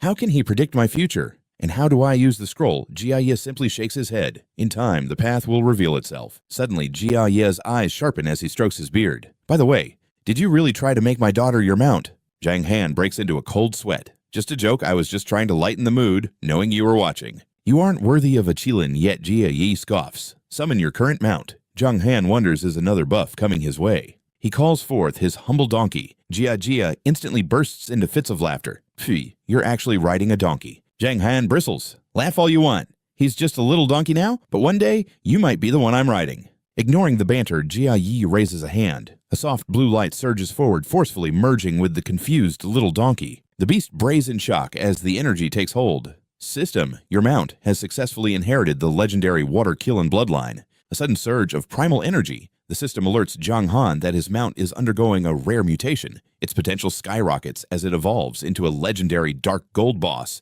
the blue-scaled beast. Shimmering azure scales now armor its powerful frame. This level 50 dark gold mount boasts a staggering 120% movement speed, plus massive boosts to attack and total health. Its durability is enhanced by 30%, making it nearly unstoppable. It even unlocked a devastating special skill, Terrain Leveler. Originally just an ordinary donkey, it fused with the bloodline of a water Qilin. Now it possesses divine speed and a level of endurance rarely seen in any living creature. Jiang Han is ecstatic. Not only is this beast 6 times faster than before, but its combat buffs will turn him into a juggernaut while mounted.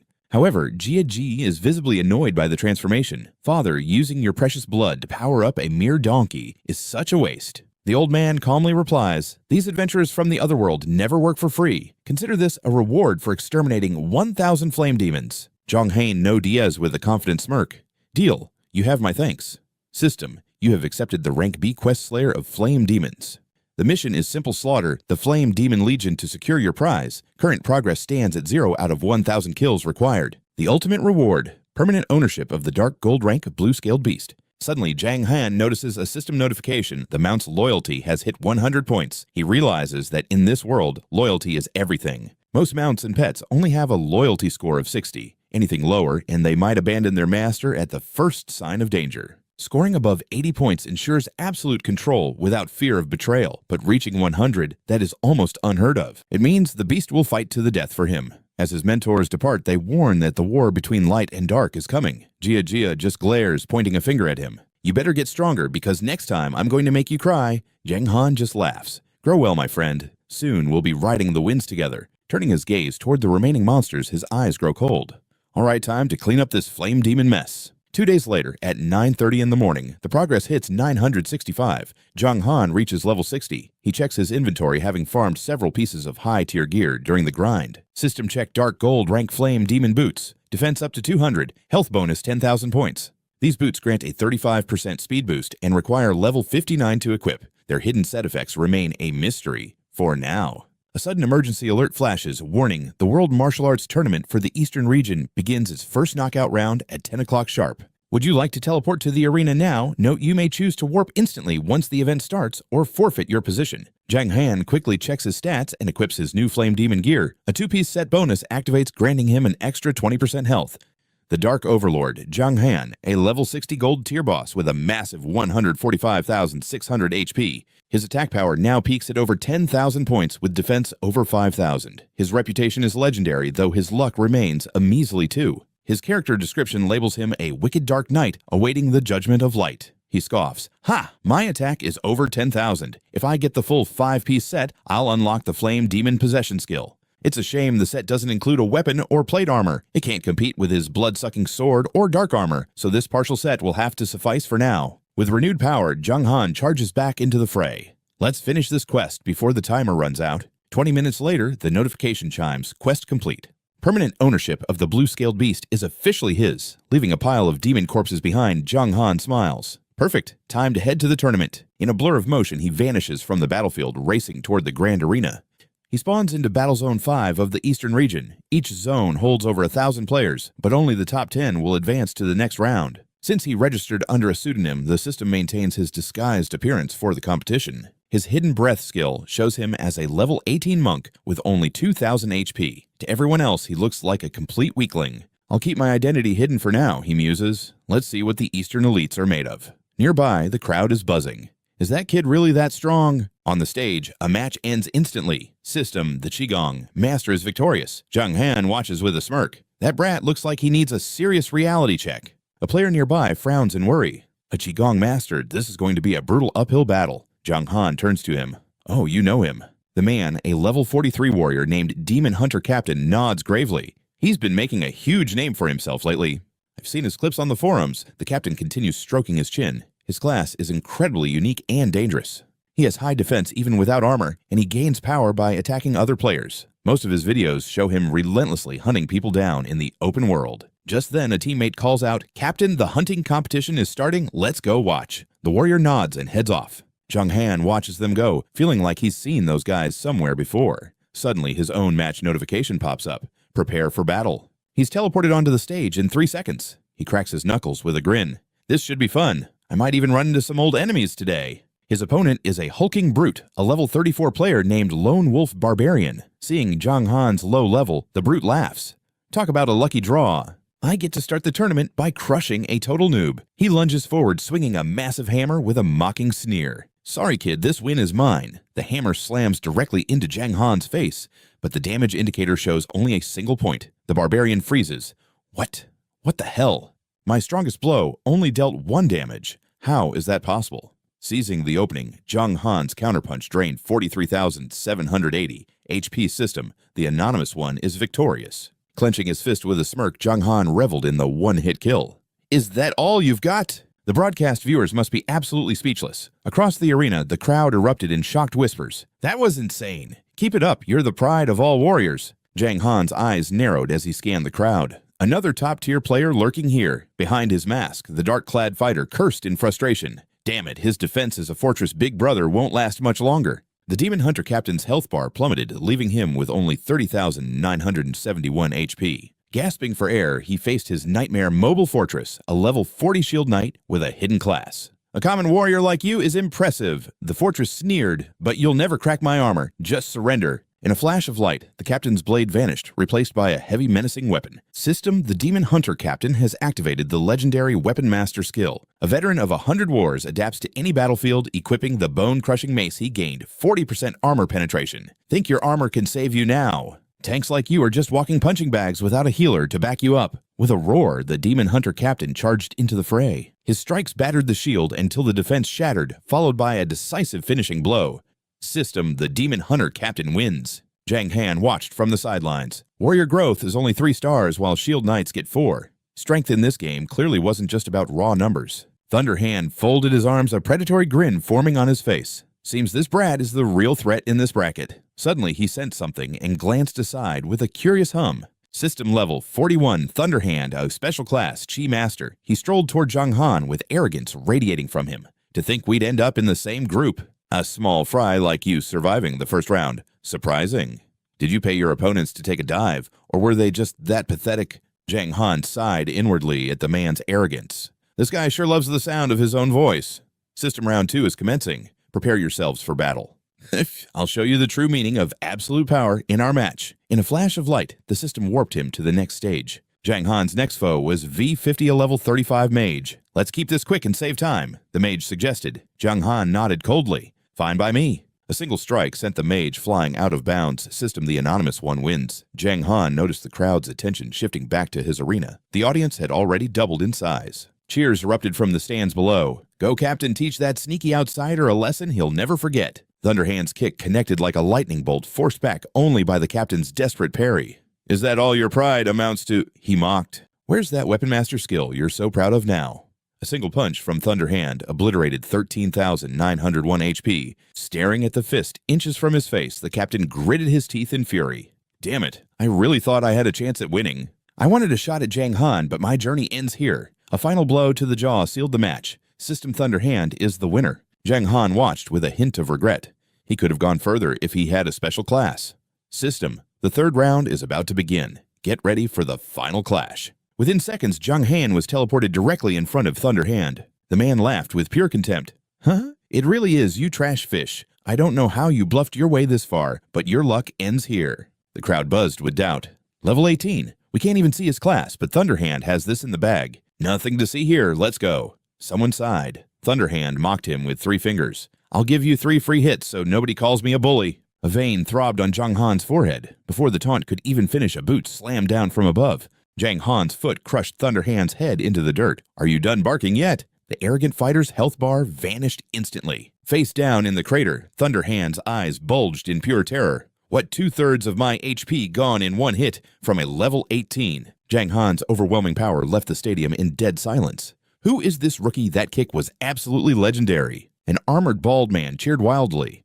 I thought he was a noob, but he's a god. Beside him, a dark-haired youth frowned. Unless he has a unique hidden class, this is impossible. The spectators turned on a dime, roaring with excitement. Go for it. Wipe that smirk off his face for us. Thunderhand snarled, his pride shattered. You've got some skill, brat, but can you handle this? Eat this and vanish from my sight. A swirling sphere of destructive energy formed in his palms. System Thunderhand is channeling sky-rending wave. 5 seconds of concentrated fury, prepared to obliterate everything, now die. Jiang Han didn't even flinch as the blast engulfed him. The damage indicator popped up 79. Thunderhand's jaw dropped in absolute disbelief. My ultimate move did 79 damage. Before he could process the horror, Jiang Han's fist was already there. The air itself seemed to crack under the pressure. A staggering 45,901 damage erupted. Too weak, Jiang Han muttered. System, the anonymous one, is the winner. System, congratulations. You have advanced to round 2 of the World Martial Arts Tournament. Round 2 commences tomorrow at 10 in the morning. You may exit the arena at your leisure. Power surged through Jiang Han's veins as the level up kicked in. No time to waste. The real mission starts now. With the tournament qualifier over, Jiang Han needed to prep for the next trial. In a flash of blinding light, he vanished from the arena. At the scorching flame, Demon Peaks, Jiang Han surveyed the volcanic landscape from his mount. More flame demons ahead. The perfect chance to test this mutated beast's power. System alert. You have mounted the gold tier boss, blue-scaled beast stat speed, plus 140%, attack plus 30%, HP plus 50%, and tenacity plus 50%. Grinning with excitement, Jiang Han snapped the reins. Incredible, this speed is like a literal bolt of lightning. With a mount, this elite farming mobs will be a breeze. He carved through the flame demons, utilizing his new tenacity bonus to pull on monsters safely at high speeds. 15 minutes later, Jiang Han unleashed his 8 directions awe skill. The unsuspecting monsters were instantly pulverized into a shower of sparks. System Elite Flame. Demon slain. You have gained 35,000 experience points. He watched the last of them crumble, a satisfied smirk playing on his lips. Mounted combat is definitely the way to go. Suddenly that familiar golden light engulfed him. System level up. You have reached level 61. Glancing back at the settling dust, he realized the flame demons were nearly extinct. His farming efficiency was reaching terrifying new heights. Time to head back. He needed intel from the Sword God regarding the Church of Light's upcoming sacrifice. He immediately retreated to the Sword Pavilion in Qingfeng Town. From a distance, he spotted a figure dancing with a blade. It was Yixin, the sword god herself, immersed in her training. Sensing a gaze, Yixin's eyes sharpened as she swung a devastating arc of energy toward him. "I ordered you to leave. How dare you show your face here again?" Caught off guard, the strike landed heavily, plummeting his health to a single point. Breaking into a cold sweat, he chuckled. 1 point. Talk about a close call. Realizing it was Jiang Han, her expression softened into annoyance. "You again? Are you actually addicted to bothering me? Don't you realize the trouble your presence brings me?" Jiang Han approached calmly. "Relax, I came in secret. I need your counsel on something urgent." She arched an eyebrow, intrigued despite herself. "Oh, and what might that be?" He began relaying the gravity of the situation. "They are sacrificing 100 innocent children," he said, eyes narrowing. "I cannot let this stand. I'm going to tear that ritual apart." Yixin's gaze hardened into a cold silence. Finally, she crossed her arms and shook her head. "I am a champion of the light faction. I cannot help you." Her refusal hit him hard. Was her allegiance to the faction truly more important than saving innocent lives? It seemed he would have to clear this trial without the sword god's aid. Suddenly, Yixin shouted, "Listen well, for I can only say this once. A Dark Swordsman is pure evil. Your blood and soul are tainted." Jiang Han stared back, completely baffled by her bizarre logic. "But I am actually a nice guy," he muttered. Suddenly, the sky darkened as ominous thunder rolled in. Even Yixin looked visibly shaken by the shift. "Leave now," she urged frantically. "If you stay, I will be forced to strike you down." Without another word, Jiang Han bolted from the area. Logging off, Jiang Han prepared for the night. He had exams tomorrow, plus a high-stakes rescue mission with Ricky at dawn. He grabbed his phone and dialed Wang Kai's number. Right there is one more piece of the puzzle to set in place. "Brother, I need a favor." Wang Kai laughed on the other end. "Why so formal? You know I have always got your back. What do you need?" "Recruit a crew of top-tier thieves to infiltrate the Dark Faction, find a specific NPC, and tell him I'm about to be executed by the Church of Light. The funds for the operation have already been transferred." Wang Kai nodded, the gears of the plan already in motion. "I was wondering why the legendary Jiang Han was so quiet," Wang Kai teased. "Plotting something wicked," Jiang Han chuckled. "You will see in 2 days. Good night. Goodbye." At 7 o'clock, sharp the next day, Jiang Han logged back into Sky Seatown, a surge of azure energy radiating from his avatar. The rescue mission begins now. If all goes well, he will make it back for his 10 o'clock exam. Ahead, he saw Ricky testing his massive battle axe. "Ricky," Jiang Han shouted, rushing forward. "The situation has changed. If we do not save your sister within the next 2 hours, she is dead." Ricky's face twisted in horror as he gripped his axe until his knuckles turned white. "What? You cannot be serious." Damn, those hypocrites of the church. They moved the ritual up. Jiang Han felt a pang of guilt. "I'm sorry, Ricky. My actions forced their hand." "No time for apologies now. Do you have a way in?"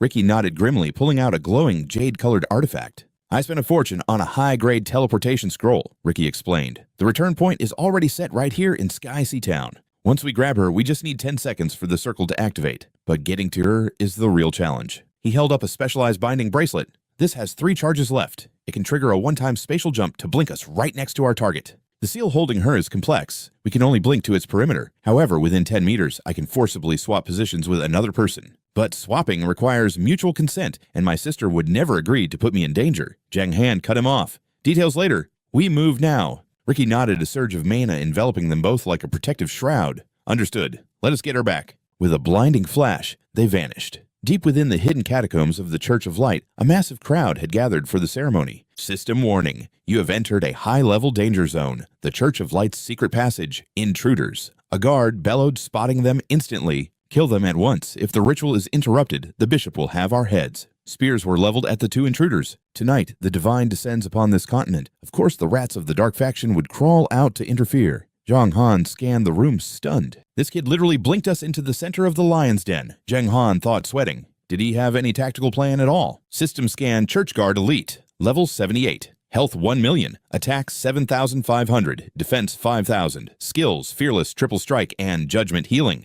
The soldiers of the Light Holy See were absolute fanatics charging without any fear of death. Jiang Han realized these 2-star elite mobs had even higher stats than flame demons. Suddenly, golden barriers locked down the sacrifices. Screams of terror echoed from within the secret passage. The temple guards stared in confusion as the formation began to glow with an eerie light. Had the gods themselves descended in rage to punish those who dared to interfere with the ritual? They sneered at the duo, laughing mockingly. "Ha ha ha, divine retribution awaits you both. You'll never see the gates of heaven. Your only destination is the pits of hell." Jiang Han turned to his ally with a sharp gaze. "I'll hold these pests off. You charge the formation and see if you can shatter that barrier or destroy the array." Fei Kai hesitated, looking at the overwhelming numbers surrounding them. But there are so many. How can we break through? Jiang Han's eyes were firm as he emphasized, "Just trust me." Taking Jiang Han at his word, Fei Kai bolted forward like a madman. "Out of my way, you temple dogs!" The guards merely snorted in disdain as they saw him charge. They leveled their jagged spears at Fei Kai. "Did you really think two pathetic insects like you could break our holy formation? Show them the true power of our faith. Move out." But Jiang Han, mounted on his blue-scale beast, pulled the reins and charged straight at them. "Get lost." The guards froze in shock as the massive beast thundered toward them. But Jiang Han didn't hesitate, trampling a soldier into the dirt without an ounce of mercy. System alert. You have used the skill War Trample, dealing 214,710 damage to the temple guard. The target is suppressed for 2.5 seconds, and your attack power is increased by 20%. This skill also buffed Berserker Fei Kai's power while debuffing all enemies within a 100 by 100 range, slashing their attributes by 15% for 1 minute. The impact kicked up a massive cloud of dust, leaving the guards coughing. Cough, cough, hold the line. Don't break formation. Meanwhile, Fei Kai was already carving a path through the enemy ranks. "Get out of my way," Fei Kai roared. The guards shifted their focus to stop him. "Brothers, forget the other one. Kill this knight first." Spears bit into his mount, and Jiang Han's strength began to waver. He swung his sword from above, realizing that while mounted, the beast's health was being rapidly depleted instead of his own. The prisoners trapped behind the glass saw the chaotic battle and rallied, slamming their fists against the shimmering magic barrier in a desperate bid for freedom. "Someone's actually here to save us. The light holy sea is nothing but a pack of liars. Big Brother, crush those cruel bastards. Go for it. We're with you." Small bursts of healing light began to hit Jiang Han. He realized these were apprentice priests. Even their minor healing spells could turn the tide of this desperate battle. 10 minutes later, the ground was littered with the bodies of temple guards. Damn it, how is that rider on the blue beast so incredibly powerful? Why hasn't the Archbishop arrived yet? 2 hours passed, and only Jiang Han and Fei Kai remained fruitlessly hacking at the shield. "It won't break," Jiang Han muttered. Fei Kai nodded grimly. "Let me try one more time." Jiang Han commanded his beast to strike with everything it had, but a sudden shockwave sent the mount reeling as the damage was reflected. System alert. Your blue-scale beast has perished. It cannot be summoned again for 3 hours. Jiang Han stood there stunned before reaching out to touch the pulsating wall. "What is this thing?" Just then, Fei Kai's sister cried out through her tears. Brother Fei Kai looked at her with pure desperation. "Lily." Tears streamed down the little girl's face.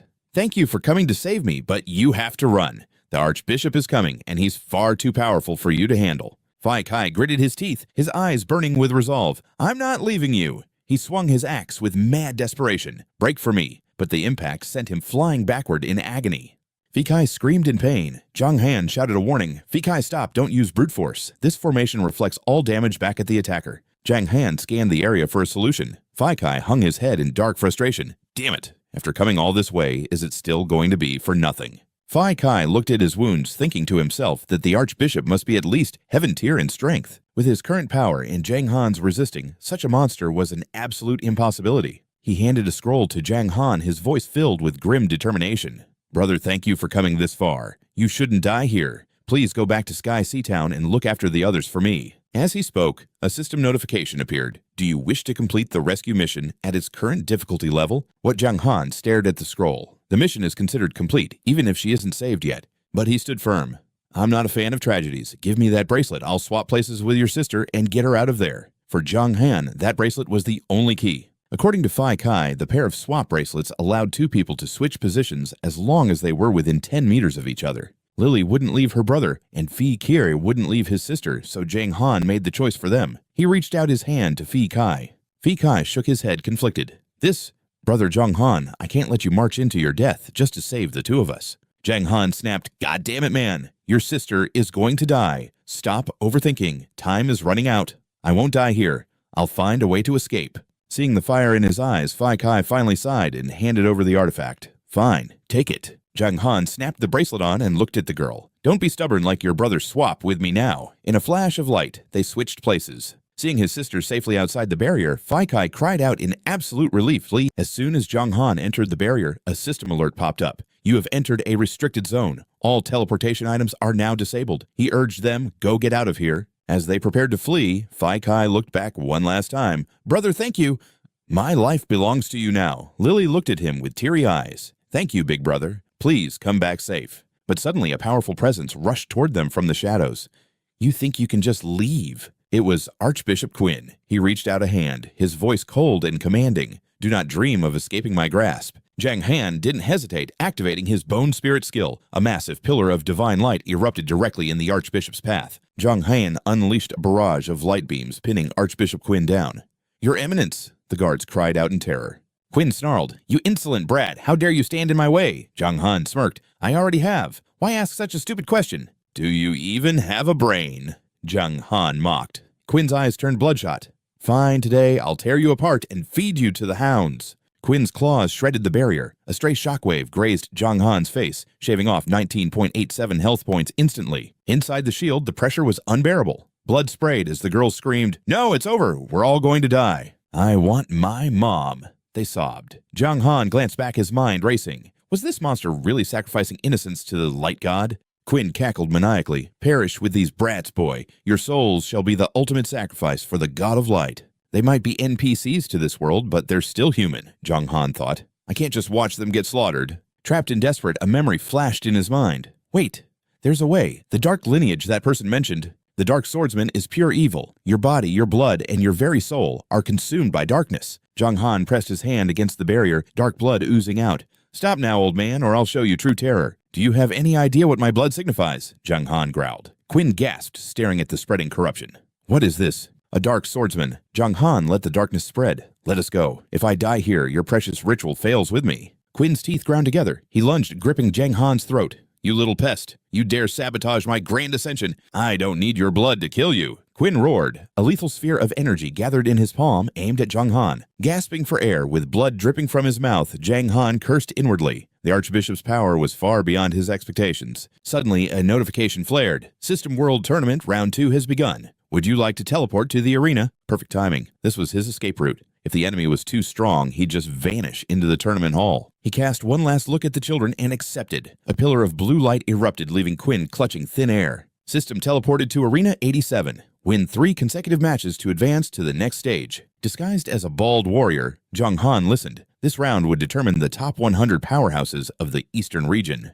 His S-grade bond bracelet pulsed. Legends say the god of time and space forged it for his beloved. Effect 1. Instantaneous position swap with a designated partner, no conditions required. Effect 2. Establish a mental link with the partner for 1 minute, regardless of distance. Jiang Han stared at the relic. This could be a game changer, but I only have 1 charge left. His opponent, Qing Feng, a level 48 assassin. "Time to get serious," Jiang Han muttered, drawing his blade. Qing Feng froze. "Wait, aren't you that bald guy who went viral?" Jiang Han didn't wait. He swung his sword with lethality. 1 strike was all it took. Qing Feng disintegrated instantly. System, the anonymous player wins. These players were no match for him. Let's end this quickly, he thought, cleaving through the next challenger in seconds. The third opponent didn't even see the blade coming. Another one shot, another victory for the anonymous player. System, congratulations, you've advanced to round 3. Matches resume tomorrow at 10 a.m. Please prepare. An hour had passed in the arena.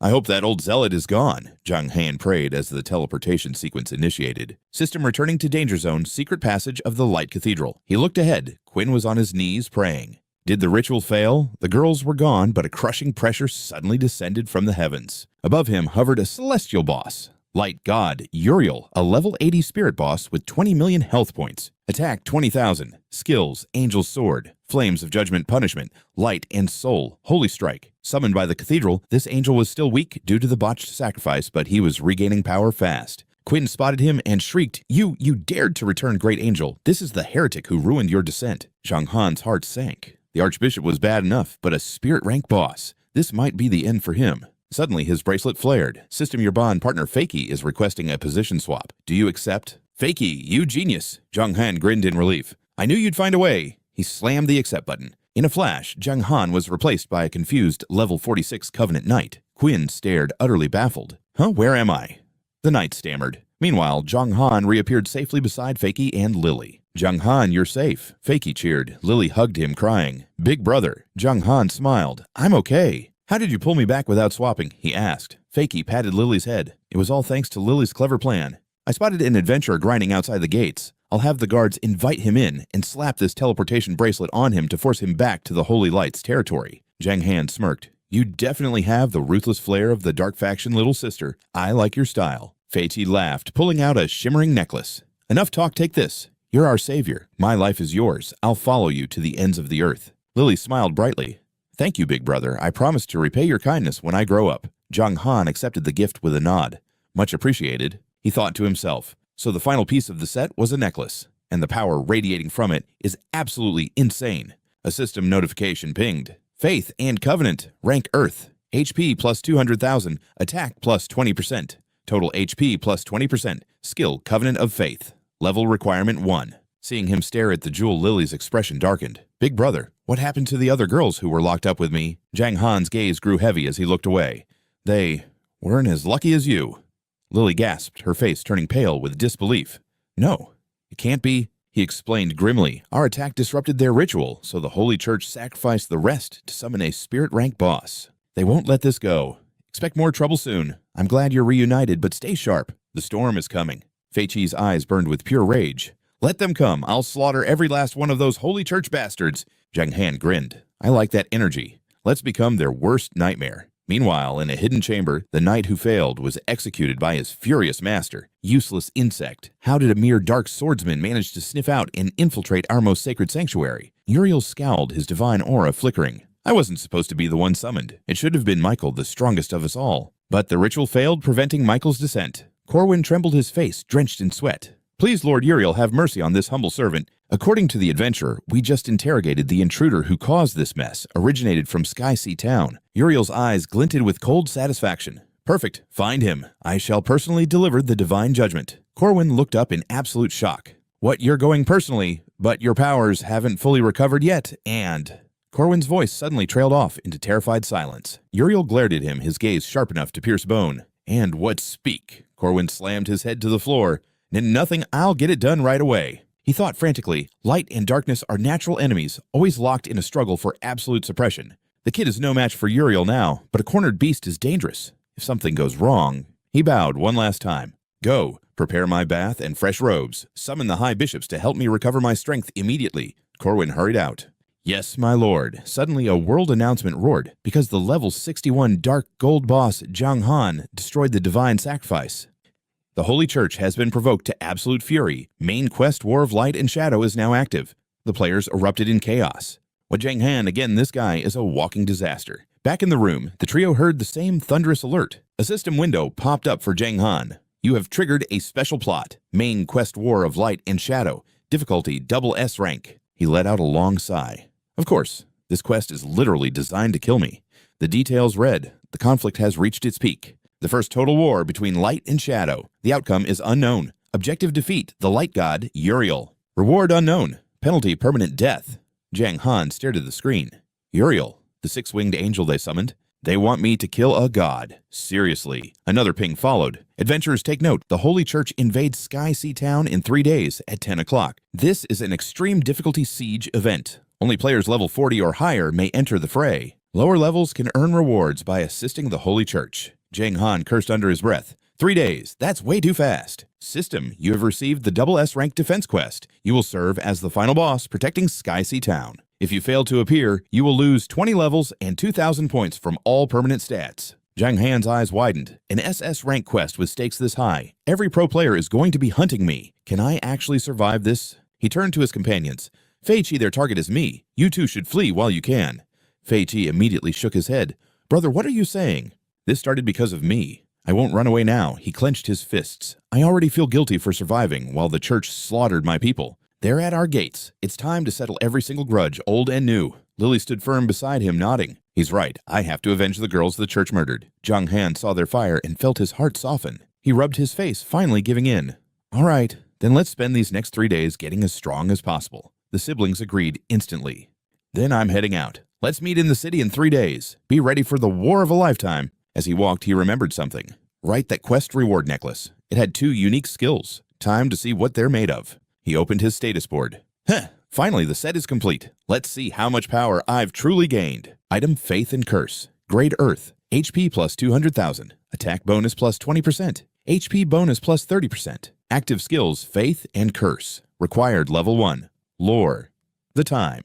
God, heartbroken over his lost love, left this relic behind as he ascended to the heavens. Locked within is a fragment of ancient power designed to help survivors endure the abyss. The S-rank passive skill, Absolute Faith. When your conviction is unwavering, the universe will inevitably answer your call. Then there is the S-rank passive skill curse. By swearing upon your very soul, you can unlock devastating power for a brief moment. The heavier the burden of the curse, the more godlike the strength you receive. Gazing at the screen, Jiang Han was absolutely floored by these new abilities. These two unique skills were tied directly to the necklace's history, whether fueled by pure belief or a dark, forbidden oath. Both represented a spark of divinity left by the god of time. Suddenly, the system chimed, your combat power has ascended to a legendary level, reaching the Dark Gold Boss tier. Your status has evolved. The system announced that your title Dark Overlord has now progressed into the ominous Dark Prelude. Dark Prelude grants a massive 300% boost to maximum health. He equipped it instantly stunned to realize he had truly become a Dark Gold Boss. Time to check the stats. The attribute panel flickered open. Dark Prelude Jiang Han, level 61 Dark Gold Boss. Current health 4,580,000. Attack power 10,231 to 11,188. Defense 5,141 to 5,539. Reputation 100, 2,300. Luck 2. Description: when the light of judgment descends, the Dark Swordsman shall be the first to stand against it. Jiang Han's heart raced. With over 4 million HP, players could wail on him for hours without a scratch. His attack was also monstrous. Suddenly, Lily came running, shouting, "Big brother!" He spun around to see Lily sprinting toward him, completely out of breath. Jiang Han asked, confused, "What happened, Lily? Why the rush?" She held out 2 treasures. "My brother and I still feel we owe you so much. Please take this bracelet and this technique scroll. We hope they help you." He took the artifact in surprise. "Isn't this the shackling bracelet? Why is it still here? And it even has 2 charges remaining." The system displayed the info, shackling bracelet, 2 out of 5 uses left. Lily smiled. "This belongs to its master. Even if others take it, it returns home upon their death. I am giving it to you now, making you its true owner." Furthermore, the usage count is tracked separately for each individual master. The bracelet currently held 2 charges. Jiang Han gripped the skill scroll, realizing this was exactly what he needed to elevate his game. This technique might be ordinary to others, but for me, it is a massive game changer. System intermediate writing skill learned. Mount attributes are now significantly enhanced. If you possess higher writing tiers, the attribute bonuses will stack. He smiled and patted Lily's head in gratitude. "Thank you, Lily. These items will be incredibly useful." Lily beamed with a bright smile. "I am just glad I could help you." With her task finished, she quickly turned to leave. "I have work to do. My brother and I must start our own training now." Jiang Han nodded and summoned his blue-scale beast. "System, you have used the intermediate writing scroll. Your mount's attributes have surged to a new level." A detailed notification appeared on the screen. Blue-scale beast growth stage. Dark Gold Boss tier. Level 50 mount. Movement speed 130%. Attack plus 50%. Health plus 80%. Durability plus 40%. He mounted the beast, feeling the surge of power. With the riding skill upgraded, his mount's capabilities had reached a terrifying new peak. Images of Uriel flashed through Jiang Han's mind. Despite his growth, he knew there was still a massive chasm between him and the God of Light. Given enough time, Uriel's strength would surely become peerless, especially since the angel possessed 2 devastating forbidden spells. The system panel appeared Uriel, God of Light, level 80 Overlord. Defense 8,000 to 8,500. Skills, Angel's Sword Flame Judgment, and the Forbidden Soul Scourge. Jiang Han pulled the reins and rode off. He realized the sword god's sudden change in attitude was likely due to the corrupting influence of the light's power. "I can't disturb her yet," he thought. "First, I'll head to Flame Demon Ridge to grind levels." An hour later, he was systematically slaughtering hordes of fire demons. "System, you have reached level 62. He looked around at the smoldering remains, feeling the thrill of his newly resurrected power. These fire demons no longer provided enough experience to satisfy his hunger for growth. "I'll rest for now. Tomorrow, I explore a new map." Jiang Han opened his friend list, searching for the player named Long Teng to initiate a conversation. It was time to sell off the junk in his inventory. The siege war in 3 days would be brutal, and he couldn't let these resources go to waste. He messaged him directly. "I've got a mountain of gear I risked my life for." "Interested?" Wan Li gasped. "Wait, a level 60 dark gold set." Jiang Han smirked. "What's your offer?" Wan Li agreed immediately. "Your last batch was top tier. I'll take everything you have right now." The trade was completed in seconds. "System, your account has been credited 7,240,000 gold." Jiang Han grinned at the massive payout. The Dragon Clan leader was certainly a big spender. Wan Li then added, "One more thing, the Dragon Clan will be participating in the siege war." He continued from his side, "I may be the guild leader, but I can't ignore the players' desires. We aren't a strict military unit." If I stop our level 50 elites from joining the event, my reputation and the guild's standing will be ruined. Please try to understand." Jiang Han shook his head. "It's fine, but since our partnership has been good, here is a warning: stay away from me, or you might get hurt." Wan Li's lip twitched. "You've got a lot of nerve, kid." With the deal done, Jiang Han logged off to catch some sleep. The big match was at 10 tomorrow. At 7:30 a.m., he was already galloping on his blue-scale beast toward a mysterious region north of the ridge. 30 minutes later, a system alert echoed, "You have entered the Tranquil Lake map." A lone figure sat ahead, their back turned to him. The scan only showed Common Fisherman NPC. Jiang Han paused. An ordinary NPC. Here in dark territory. He dismounted, carefully creeping toward the figure to see what kind of secrets this strange fisherman was hiding. Rio turns as Jiang Han approaches, his eyes gleaming with interest. "Young Shadow Swordsman, fancy a cast?" he asks, offering a rod. "Join me for a little relaxation." System alert. Would you like to accept the fishing competition quest? Jiang Han takes the rod, stunned that this old man saw through his hidden class instantly. Since it's a contest, what are the stakes? A duel without stakes lacks soul, doesn't it? Rio chuckles, his eyes never leaving the calm water. "You're absolutely right." Rio points across the lake. "Win and I'll give you the rarest prize I've ever pulled from these depths. But if you lose..." Rio strokes his beard with a smirk. "I don't need your gear. If you lose, you simply owe me a massive favor." Jiang Han nods, a confident grin spreading across his face. "Deal." System fishing competition accepted. Difficulty rank B. Quest details: rank B fishing duel. Outfish the mysterious elder. A high reward gamble with nothing to lose but a favor. Objective: catch more fish than the old man within 60 minutes. Reward: unknown. Rio asks, "Ready to start?" "Anytime," Jiang Han replies. Rio's gaze sharpens, his aura shifting as he prepares to cast. "Then let the games begin." Before Rio can finish his sentence, Jiang Han's line hits the water. A sudden splash. He's already reeling in his first catch. Item identified: armorfish. A common breed known for its tender meat and high nutritional value. This fish's broth grants a 5% max health boost for 10 minutes. Even the fish here provide buffs. Jiang Han marvels. Rio panics, waving his arms. "Hey, that doesn't count. We hadn't officially started the timer yet." Jiang Han sighs. "Is this legendary elder a sore loser? Fine, we start now." Rio grins, satisfied. The duel begins. Jiang Han casts his line again. Hooked another armorfish. He flashes a taunting grin. "Looks like I'm leading, old man." 20 minutes pass. Rio glares at Jiang Han's massive pile of fish. This brat, he's a pro pretending to be a novice. Suddenly, Jiang Han hauls up a turtle crackling with raw electricity. Rio's jaw drops as the creature sparks with power. Rank a thunder turtle. A rare specimen infused with lightning essence. Its effects are nothing short of legendary. Eating this grants a 20% stat boost and a permanent 50-point attack increase. Rio sweats. "Are you cheating?" Rio is reeling. A thunder turtle in 30 minutes. He fears what kind of monster Jiang Han might pull up next.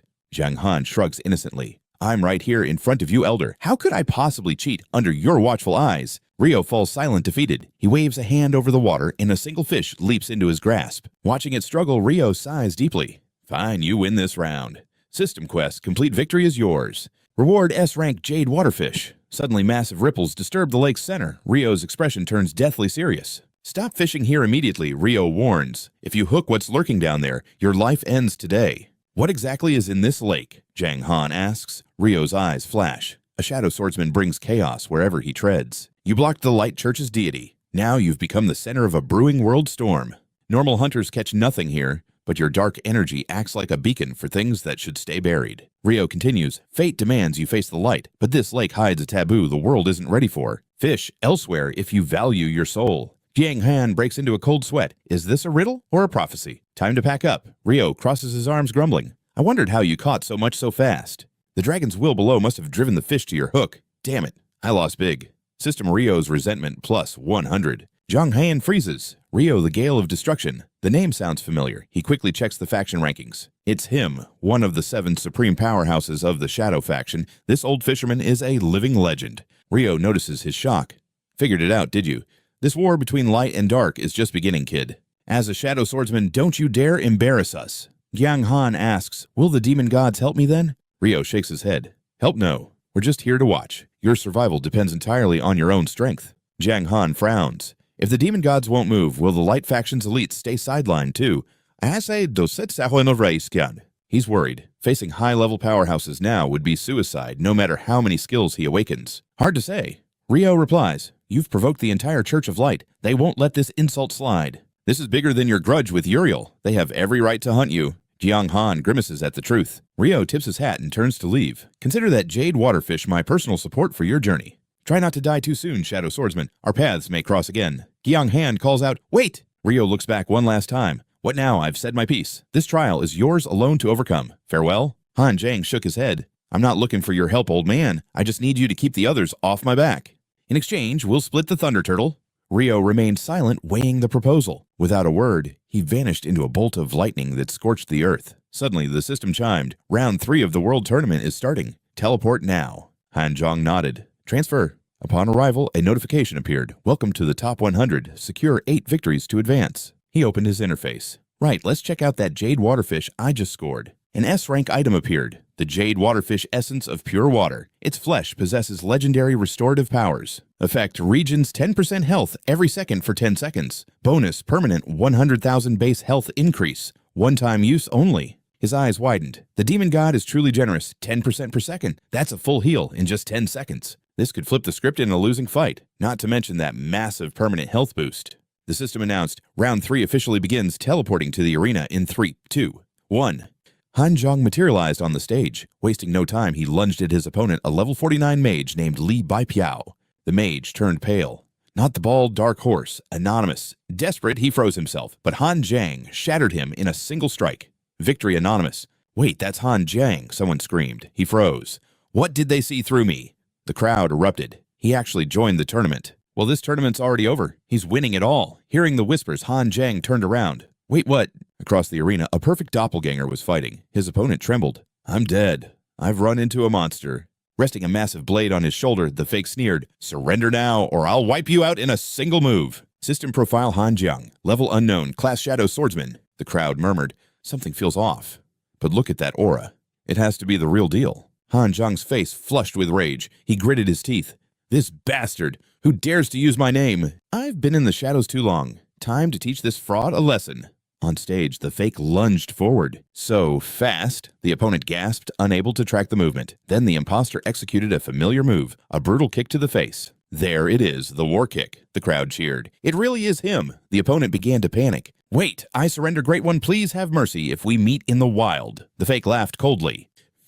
Wise choice. Otherwise, I'd have hunted you back to the beginner village. System victory Han Jiang. The fraud then turned to a camera. Are you seeing this, my loyal viewers? Donate 10,000 credits, and I'll personally carry you through the ranks. Limited spots available. Act fast. Nearby, a level 53 Dragon Knight named W. Chan scoffed. He's just a clown using Han Jiang's name for profit. Shadow Swordsman is just a rare light faction class. Only fools fall for such a pathetic ruse. Han Jiang's eyes narrowed. A Dragon Knight. That's a legendary tier class. Most players would kill for that power. Having a massive dragon as a mount was a dream. Han Jiang spoke up. Excuse me, how can you be so sure he's a fake? The knight turned. Because I've encountered Shadow Swordsman before. Shadow Swordsman and Dark Swordsman sound similar, but their stat growth is worlds apart. His only skill is masking his level. With a dismissive wave, W. Chan began to walk away. It's a shame the real Han Jiang isn't here. Han Jiang felt like his head might explode with fury. That little rat.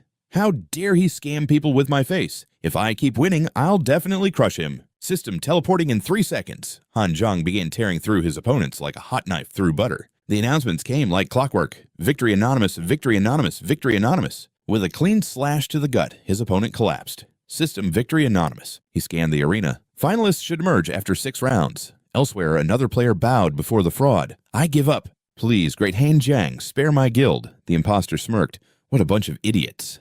Using his name is like a cheat code. The fraud's eyes glimmered with greed. I only made this character for a laugh. At first, people mistook me for him and hunted me. But as his legend grew, they started trembling at the sight of me. He recalled being trampled by an undead soldier. System, you have been hit by trample.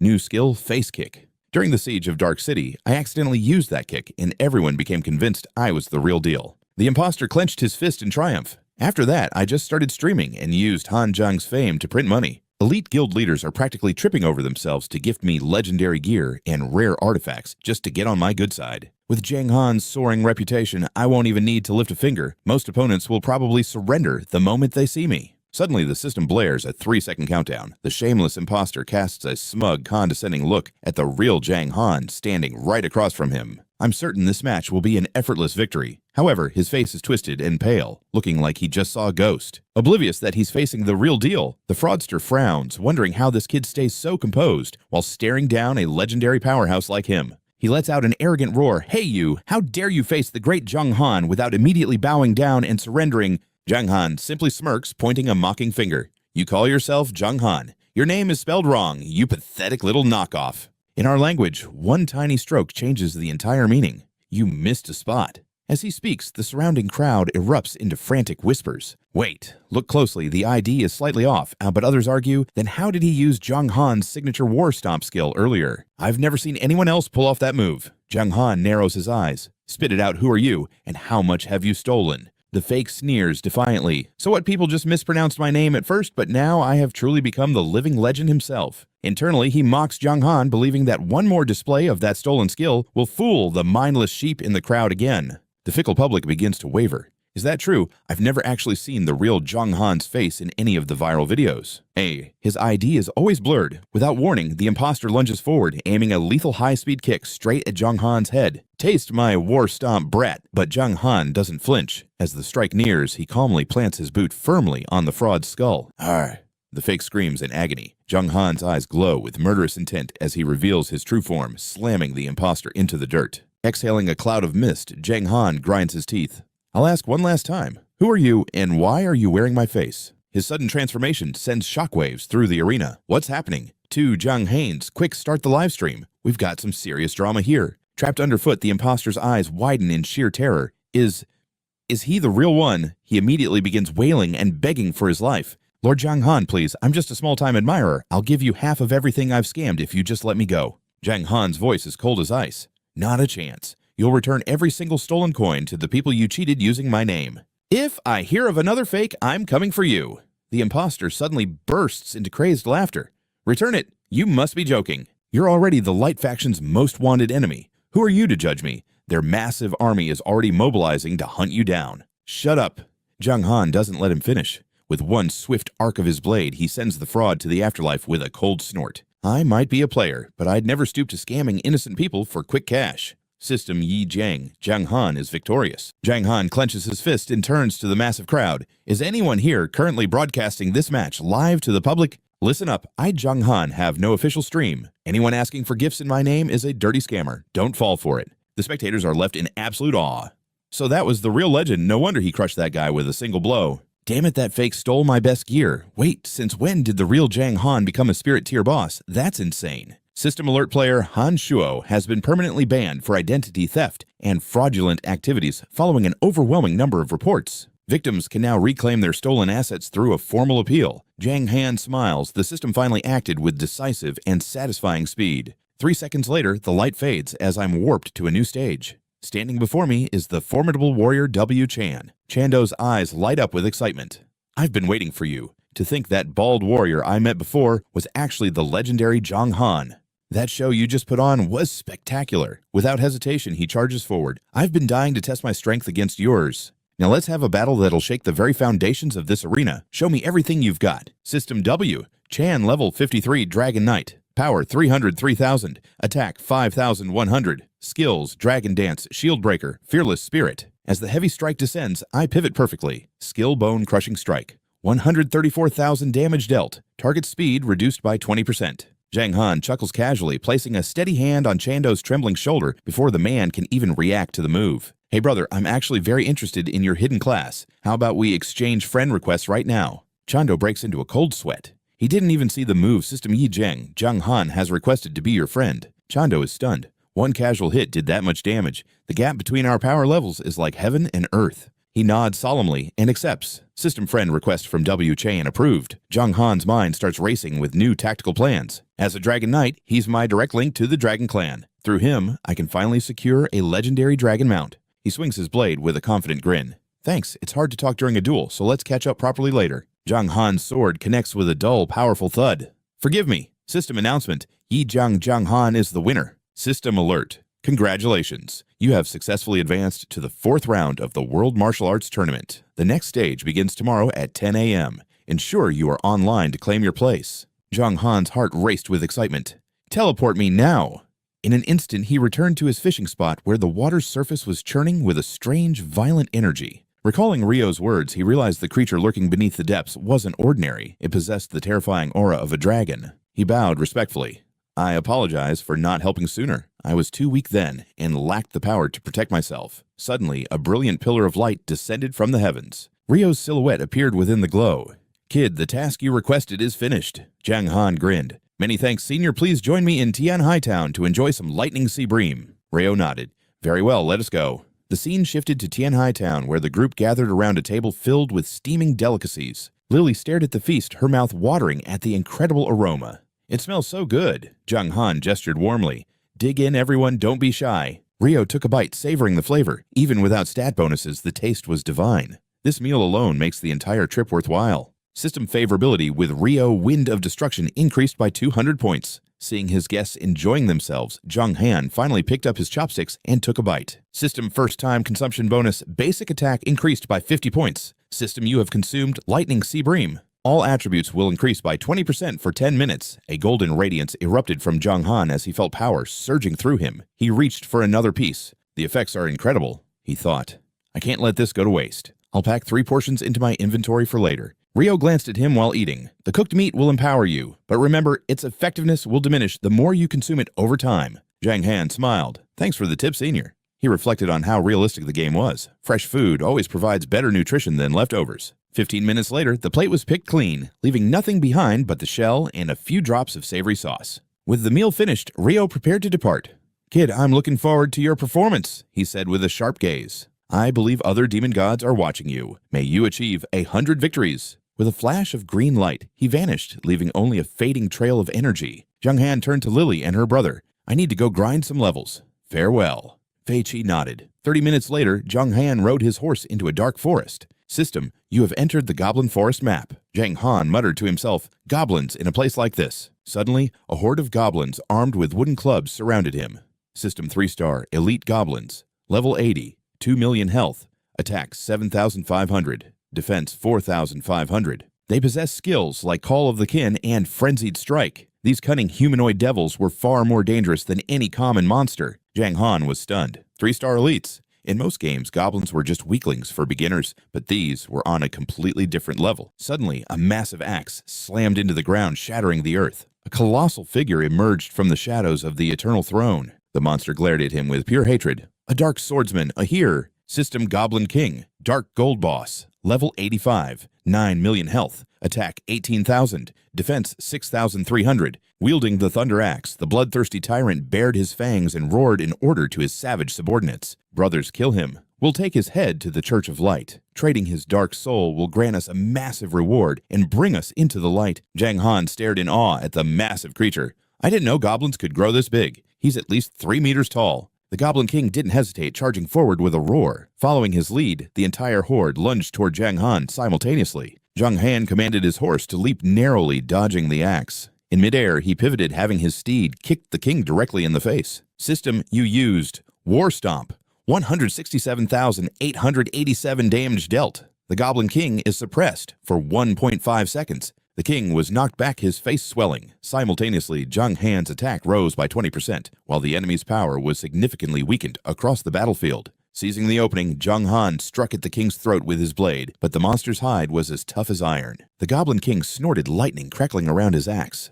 Curse you, stop jumping around like a flea. With a furious roar, he unleashed a devastating strike. The shockwave dealt 261,420 damage, nearly overwhelming Jiang Han. System Goblin King used Thunder Axe critical hit on your mount. You take 300% damage and your attack power is reduced by 10%. Jiang Han struggled to maintain his footing. That axe is terrifying, as expected of a level 85 Dark Gold boss. This won't be easy. Evil of the undead, he cried out. Dark energy exploded from his blade, enveloping the king in a suffocating black mist. Exploiting the distraction, Jiang Han lunged behind the giant and drove his sword deep into the monster's knee. System Bone Break Strike 67,451 damage dealt. Target's attack power reduced by 15% for 30 seconds. Howling in pain, the king broke free from the suppression and swung his axe wildly.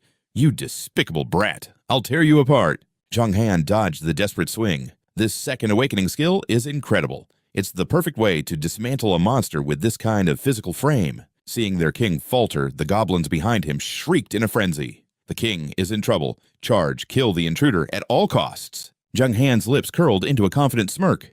Come on then, I'll wipe you all out in a single stroke. He leaped high into the air. He unleashed a massive war stomp. The impact shattered the ground, obliterating the smaller goblins and sending the king reeling back in shock. System alert! Congratulations, you've defeated the level 85 Dark Gold boss, the Goblin King. Reward 6.5 million experience and 6,500 fame. He wipes his nose as a familiar golden radiance erupts. Level 63 reached Jiang Han exhales, eager to see what loot this king left behind. As the Goblin King's corpse dissolves, 3 items emerge. First is the Thunder Roar Great Axe, Dark Gold rank. Attack 1050 to 1200 plus 40% attack power. It grants 20% attack speed, and the skill Thunder Axe. Passive Master Hand. Requirement level 80, crafted from rare thunder crystals. Forged with precious diamond ore, this divine weapon unleashes devastating lightning strikes. With Master Hand, the level requirement is slashed by 20. Jiang Han marvels at the massive domineering axe. With 2 unique skills and insane stats, it's an absolute beast of a weapon.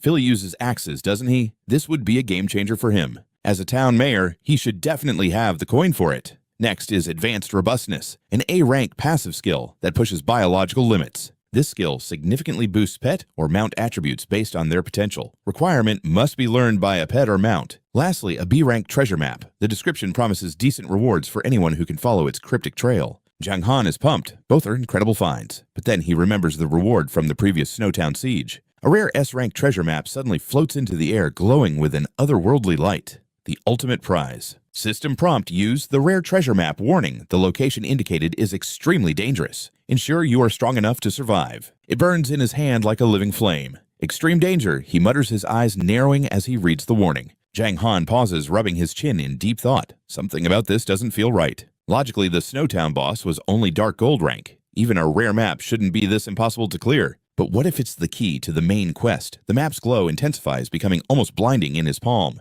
Item used: System alert destination revealed the Fallen Fortress. Coordinates 174-14554. Warning: the treasure at this location will vanish in 3 days. The clock is ticking hero. Jiang Han opens the system interface to search for intel. What exactly is this Fallen Fortress? A dark city appears on his screen. Level 11, main city located at the abyss's edge, deep within the Shadow Realm. A gateway to hell itself, guarded by Seraphim, the 4th of the 10 great demon gods. Jiang Han freezes in disbelief. A level 1 city guarded by a legendary Seraphim. This treasure hunt just turned into a nightmare. He pulls out Advanced Robustness. If he's going into the Shadow Realm, his mount needs a serious upgrade first. System teach Advanced Robustness to the Dark Gold Mount Blue Scale Beast. Jiang Han nods.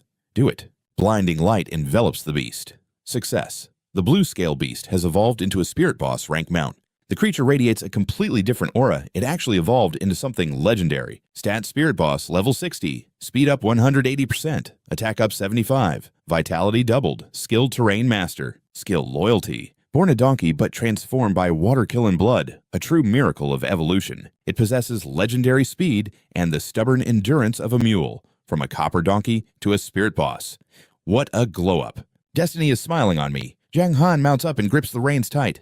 Next stop, Fallen Fortress. He blurs across the landscape in a cloud of dust. 30 minutes later, the alert pops up: entering Danger Zone Fallen Fortress. Those walls are massive, at least 30 meters high. Jiang Han dismounts, bracing his legs for a massive vertical leap. Let's see if War Stomp can give me the extra momentum I need to clear this wall. The ground shatters as he launches upward, but he's falling short. Damn it, just a little bit more. He digs his fingers into the stone, cracking the wall as he hauls himself up. That was way too close for comfort. War Stomp provided just enough lift. From the top, he sees the fortress crawling with elite guards. Their levels are all hidden question marks. Even for a Shadow Warrior, it's best to sneak past these monsters. Slipping past the patrols, Jiang Han reaches the City Lord's mansion in under 5 minutes. He frowns. Stealing from a demon god's home, is this map trying to get me killed or what?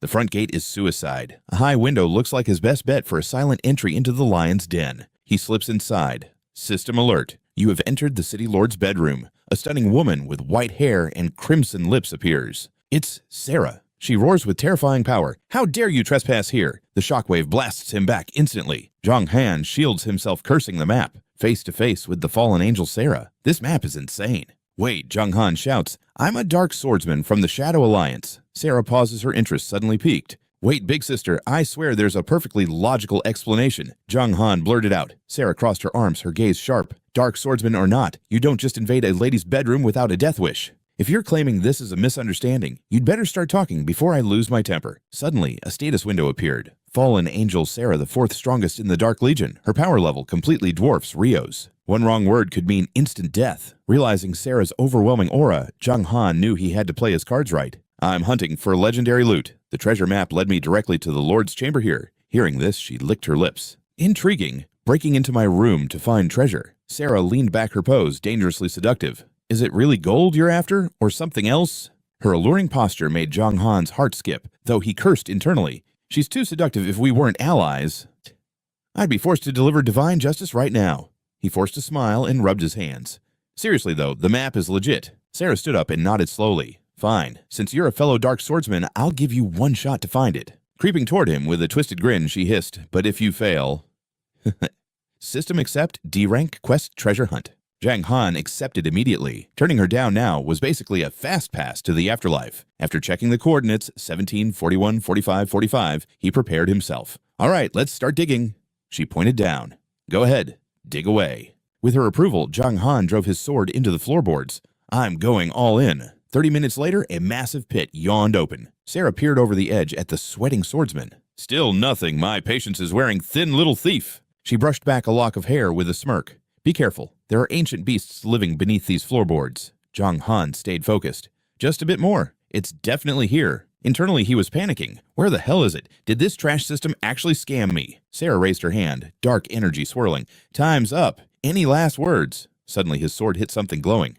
There it is. Even Sarah gasped in shock. To her surprise, a legendary artifact had actually been hidden beneath her feet. He pulled out a radiant ore. System Primal Crimson Stone, a rare catalyst that can massively evolve any weapon's grade. Its unique essence allows it to fuse with any mineral, making it the ultimate ingredient for crafting a divine artifact. As the celestial grade ore floated in his hand, Sarah's aura snatched it. She laughed triumphantly.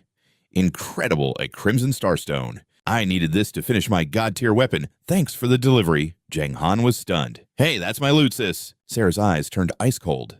Got a problem with that. She reached back and plucked a single feather from her dark wing. Consider this your payment. Don't say I never gave you anything. System quest, complete rewards issued. An S-rank fallen feather drifted down. Though it was from a demon, its properties matched the highest tier angel feathers. It granted the user the power of flight for 30 minutes, a massive tactical advantage. While active, all stats increased by 20% with 3 total uses. Jiang Han cheered internally. This was pure gold. In a world of ground-bound fighters, 30 minutes of flight was a literal cheat code against enemies. This feather is my support for your upcoming trial, Sarah said, admiring the stone. You've got excellent timing. On this continent, only I can grant a mortal the power of dark gold tier flight.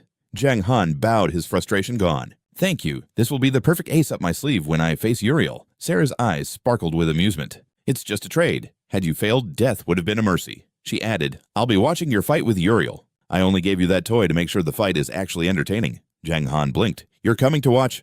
Usually players watch the NPCs. Now the roles were flipped. Sarah's face suddenly flushed when mentioning Uriel. Her cheeks turned pink as she clenched her fist. Of course, Uriel is a true god, a divine entity. Watching a mortal dark swordsman face a god's judgment, the sheer drama of it is absolutely intoxicating. Jiang Han stood there speechless, his lip twitching at her bizarre, fanatical excitement. A clash between man and god sounds like a total blockbuster, he muttered. Sarah let out a bored, dismissive yawn. Enough talk. Now get out of my room. Before he could react, her massive wings swept toward him. Jiang Han was suddenly wrapped up and launched like a cannonball, screaming as he plummeted toward a distant waterfall. Soaking wet, he poked his head out of the water. That woman is seriously bipolar. Well, goal achieved. Time to head back to Sky Sea Town and sell this thunder axe to Fiki. Returning to Sky Sea, he saw the familiar towers. At the training grounds, Fiki was busy pummeling his own men. More fight like you mean it. The soldiers collapsed against the walls, gasping for air. Commander, you've fought 50 of us already. Have some mercy. Fiki roared back. No, we're on the front lines. If we don't train like demons, we won't survive the Light's invasion. Suddenly, his gaze shifted back and locked onto him. Hey, brother, were you looking for me? Jiang Han pulled out the spoils of war. Interested in this axe, Fiki gripped it, testing the weight with a stunned expression. A fine blade. This will grant me incredible strength. Jiang Han smirked. Glad you like it. Are you buying? Fiki held the weapon, his expression turning awkward and hesitant. I want it, but I'm short on funds. The previous mayor of Sky Sea Town taxed the people dry. I can't burden them further. Jiang Han frowned, caught in a moral dilemma. He couldn't just give it away for free. Do you have any rare artifacts instead? Fiki rubbed his chin deep in thought. An artifact? Let me see if I have something worthy of that axe. He pulled out a chrono pearl. My last treasure, I was saving it for a god-tier skill, but it's yours. Jiang Han accepted it, intrigued. System S-rank Chronopearl detected. Contains the essence of the god of time. Grants mastery over the flow of time. Effect permanent skill. Cooldown reduction. Minimum 30%, maximum 60% reduction based on rank. Jiang Han's eyes widened in shock. Permanent cooldown reduction. This was a legendary tier treasure. Fee Ki Yu! You're just a small border tribe. How did your people come to possess a relic from the god of time? He gripped the Chronopearl tight. Transaction complete. We're brothers now. No need for formalities. Fei Qi's expression darkened slightly, but Jiang Han grabbed his hand with a confident grin. Relax, we are in this together. Moved by the gesture, Fei Qi whispered, Brother, the pearl's value far exceeds the axe. I'd give it freely, but the laws forbid it. Jiang Han realized the truth. A fair exchange was a fundamental rule of this world that even NPCs couldn't escape. Before Fei Qi could say another word, Jiang Han cut him off with a firm tone. I'll return an S-rank treasure of equal value later. My word is my bond. The axe is yours. Besides, if the city falls in 2 days, this pearl is useless. Don't let the light take it. Fei Qi finally nodded. Fine, but you must swear an oath. Not by choice, but by necessity. Jiang Han raised his hand. No problem. I swear to return a treasure of equal value within 60 days, or let the heavens strike me down with a meteor. System, the vow of the gods has been accepted. Violation will result in immediate divine judgment. New quest equivalent exchange. Difficulty A rank. Reward claimed. The debt must now be paid. Objective, give Fei Qi a thunder axe and an S-rank treasure. Limit 60 days. Penalty, absolute destruction. Jiang Han exhaled in relief. The price was steep, but the Chronopearl's power was simply too vital to pass up. It was the key to evolving his war stomp, the only way to survive the crushing defense battle ahead. He recalled his past struggle. Without Tyrell's scroll, at Ice Snowtown, the Black Gang's guns would have finished him. Details matter. Fei Qi looked down, his voice low. I hope you don't think I'm being stingy, brother. Jiang Han shook his head. Blame you. This pearl is priceless. I'm the one pushing the deal to defeat Uriel. Fei Qi nodded slowly, his face etched with a newfound resolve. Exactly. This world is unfair, so we must rebel. We need strength to protect those we love. Jiang Han stared in silence, moved by the NPC's depth. What is it? Fei Qi asked. Is something on my face? Even now, the realism of these NPCs was breathtaking. Jiang Han shook it off. Nothing. Let's both give it our all. Farewell. With the deal finalized, Jiang Han mounted his blue-scale beast and thundered away into the distance. Night was falling. Time to hunt some goblins. But first, let's use the pearl. System activate S-rank Chronopearl. He nodded instantly. Yes. System, please designate a skill to receive the Chronopearl's blessing.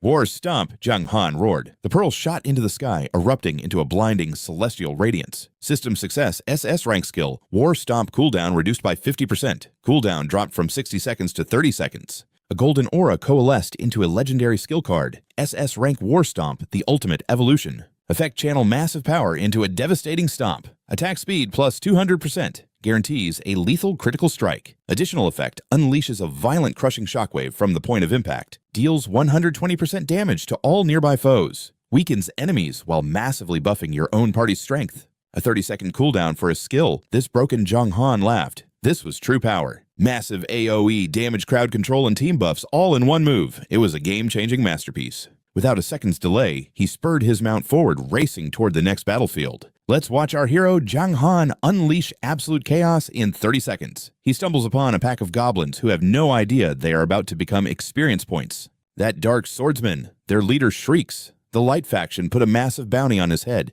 Get him, boys, we are going to be rich. Jiang Han just flashes a predatory grin. No need to rush, fellas. Form a single file line and come at me all at once. Moments later, he activates his newest high-level skill. With one devastating war stomp, he shatters the earth and obliterates the goblin horde instantly. A dying goblin gasps in disbelief.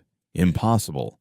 How can you spam such high-tier area of effect skills back-to-back like that? Jiang Han does not offer an explanation. He just continues the massacre until a golden light surrounds him. He has reached level 64. With his War Stomp cooldown slashed by 50%, his leveling speed is so insane that the monsters cannot even respawn fast enough to keep up. That is enough for today. Tomorrow is the prestigious Top 100 tournament. The next day, the stadium is packed with eager spectators. The system announces the start of the 4th round, the World Martial Arts Tournament. It is a battle for the top 10, and all previous losses are wiped clean. Each contestant has 4 lives. Opponents are randomized until only the elite 10 remain. Jiang Han scans the arena, sizing up the competition. As the field narrows to the top 100, the number of players drops, but the arenas are expanded to accommodate their massive power. Only true monsters remain now. Suddenly, a figure approaches Jiang Han with overwhelming hostility. It is the infamous King of Thieves. This level 59 assassin sneers at River Han. I heard you are an expert at sniffing out hidden players. Think you can actually find me? Without waiting for an answer, he draws his daggers and vanishes into thin air, activating his ultimate stealth technique to begin the hunt. The system warns of the King of Thieves' hidden presence, but Jiang Han does not hesitate. With one swift strike, he sends the invisible clown flying. What? How did you do that? The thief screams. Jiang Han just chuckles. Why bother finding you when I can just kill you instead? Speed and power, that is all it takes. The system rings out the final verdict. River Han is the victor. The crowd erupts in shock, one-shotting people with an area of effect skill. That is some dark gold rank boss level damage. Is he even human?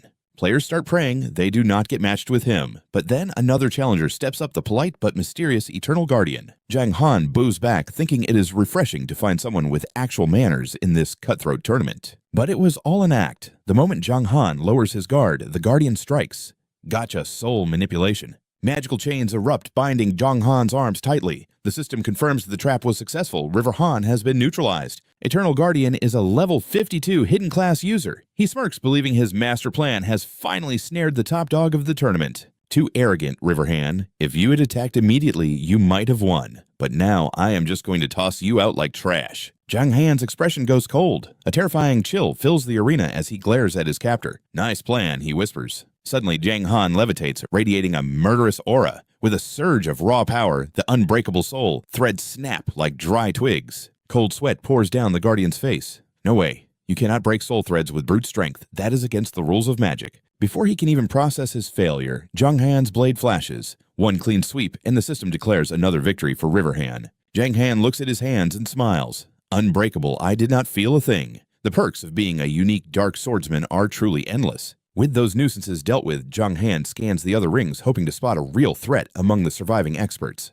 He hears a roar from a nearby arena. Go Guild leader curious Jiang Han wanders over to see what all the fuss is about. On the stage, a massive tank of a man is pointing his sword at an opponent who seems to be treating the match like a joke. Old Man Lake, what is wrong with you? The warrior bellows. Are you really going to disrespect me like this just because I am older? Put your armor on and fight me like a man. But Old Man Lake just sighs and gives a nonchalant shrug. Sorry, Pops, this isn't personal. He flips his hair back with a cocky grin. Armor just slows down my swing. Meet Old Man Lake, the level 57 Shadow of the Gods. Without warning, he draws his blade, and crackling bolts of lightning begin to dance across the steel. Don't worry, I take every fight seriously, he says. The warrior snarls, charging his sword with every ounce of his power. Then pay for your hubris. In a blur of movement, Lake vanishes. He moves so fast, he literally disappears from the warrior's line of sight, reappearing behind him. The warrior does not even realize he has lost until the cold steel grazes his throat. One strike and another challenger is sent to the graveyard. Someone in the crowd screams, "Wait! That is Old Man Lake, the legendary leader of the Godslayer Pavilion. He is usually a ghost. No wonder he is so strong. His guild dominates the entire Eastern District." Jiang Han freezes. He watches the silver-haired swordsman intently, his instincts screaming that he has finally found a true rival. That move! Jiang Han mutters, his eyes wide with shock. It was too fast. Even I could not track his movements. Nearby, a girl named Autumn Wind giggles. No matter how many times I see it, the boss's finishing moves are always so stylish. Beside her, Heavenly Flower crosses her arms with a sigh. I just wish he would wear some actual clothes. He is ruining our guild's image. It looks like the finals will definitely feature a clash between the guild leader and Jiang Han. Given the leader's monstrous strength, even Jiang Han might finally taste defeat. Jiang Han suddenly appeared behind the man, patting his shoulder with a smirk. Long time no see. You challenged me back in Gloom City, didn't you? Wudong recoiled in terror, his voice trembling. Jiang Han. As the crowd caught wind of the name, the entire stadium erupted into a chaotic frenzy. Is Jiang Han actually here to scout Elder Hu's match? With two legendary masters in the arena, there is no telling who will emerge as the victor. Elder Hu leveled his blade directly at Jiang Han. Your reputation precedes you, kid. I've waited for this. I hope you don't disappoint me. Jiang Han's eyes burned with resolve as he replied, Don't worry, against an opponent like you, I'll be going all out. System alert teleportation to the arena begins in 5 seconds. Bathed in a golden radiance, Jiang Han frowned. Wait, he isn't wearing any armor. Does he really plan to dodge every single strike? This Elder Hu is definitely going to be a nightmare to face in the finals. As Jiang Han leaped onto the stage, Wudong just sighed and threw up his hands. I surrender. I thought my red flame rage would carry me to the top, but meeting you here is just pure bad luck. Then his gaze turned icy. But mark my words, even with your broken stats, you'll never stand a chance against our guild leader. Jiang Han raised an eyebrow, genuinely intrigued. Oh, and what kind of secret trump card does he have? Wudong scoffed, turning away with a pout. Like I'd tell a sly fox like you. Figure it out yourself. With that, he vanished from the stage. The ultimate clash, the Light Camp's strongest champion versus the Dark Camp's legendary boss-tier player. The entire world held its breath for this historic showdown. System notification, Wudong has forfeited. Jiang Han is the winner. Watching him walk away, Jiang Han narrowed his eyes. That guy is definitely hiding something big. I'll dig for info on the forums once this is over. Without missing a beat, he moved on to crush the remaining contestants one by one. System notification, Jiang Han is victorious. One after another, every challenger fell beneath his blade. The announcements became a rhythmic chant of his absolute dominance. System notification, congratulations, you have secured a spot in the top 10 world tournament. The final rankings will be decided tomorrow at 10 o'clock sharp. Tomorrow, the true champion will finally be crowned. As the crowd dispersed to prepare, Jiang Han curiously pulled up his system interface to scout his rivals. Elder Hu-huh, let's see what the community knows about this guy. But to his surprise, the forums were almost completely silent regarding his background. He was a total enigma, a ghost who left no trail. Yet building the top guild in the East District was no small feat. This guy was dangerous. It doesn't make sense, Jiang Han muttered. Usually, a guild leader needs to show off to attract new recruits. Why stay so hidden? Shaking his head, he glanced at the map in his hand. Whatever, since there's no intel, I might as well go farm some high-tier loot while I wait. System notification, B-rank treasure map activated. Coordinates received 37112-049. Warning, this treasure will vanish in 72 hours. 15 minutes later, Jiang Han reached a desolate clearing. He unsheathed his sword and began to dig deep into the earth. Success. He unearthed 3 high-grade B-rank pet stones. These rare items promised a significantly higher capture rate compared to standard stones. Jiang Han grinned, weighing the stones in his hand. Not bad. I don't know when the pet system launches, but having these ready is a huge advantage. He quickly opened his status window. With the Wings of the Fallen and his Thundercore armor equipped, his combat power was peaking. Add to that his newly upgraded Epic Tier War Stomp, and he was finally ready. It's time to hunt my first Spirit Grade boss. He began scanning the database for any known Spirit Grade threats in the vicinity. The list populated the Bat King Reel the Great Wolf Elder and someone named Martin the Desireless. The world of Eternal was massive, but trailblazing players had already pinned several locations. So far, only 5 elites had managed to kill a Dark Gold boss. No one else is ready for a Spirit Grade fight but me. Judging by the names, Martin the Desireless sounded like the easiest target to start with. He was also the closest target. Sorry, Martin, you're going to be the sacrificial lamb for my first Spirit Grade kill. After a 40-minute trek, he found a humble shack where a man lay fast asleep. Jiang Han approached cautiously, but the target didn't even flinch. Martin was snoring loudly under a tree, mumbling in his sleep, "Please, no more overtime."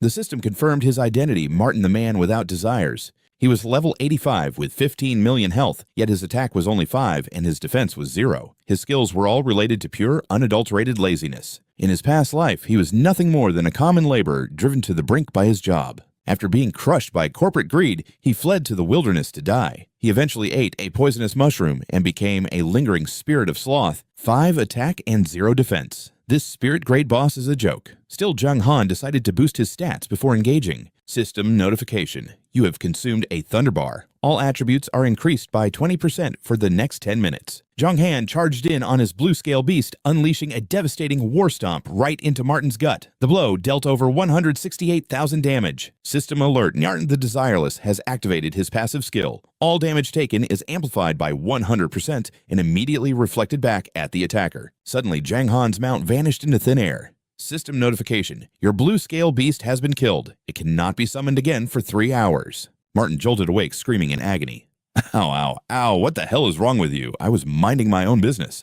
Jiang Han stood frozen in shock. What just happened is his passive skill, always active. This is a total nightmare. Ignoring the chaos, Jiang Han focuses on one goal, total annihilation. He unleashes Necrotic Slash, instantly shredding Martin's power by 99,875 points. Martin shrieks in agony, but Jiang Han's own health and power suddenly plummet twice as fast. What a cheap low-blow skill, Jiang Han mutters, stunned by the backlash. If he attacks again, will the recoil kill him? Blind with rage, Martin swings a heavy fist. You brat, I'll crush your skull for that pain. The system blares. Martin the Indolent activates Daydreamer. His next strike's attack power surges to 999,999. With a 2,000% damage boost, a fatal blow is guaranteed. Jiang Han stares in disbelief, cursing, "Damn it, how can a skill be this broken?" He quickly layers Gale Ward and Black Flame armor, but when the massive fist connects with his face, his health only drops by a single point. Jiang Han blinks at the gloating Martin, completely baffled. Wait, that's it. he wonders, while Martin bursts into a triumphant laugh.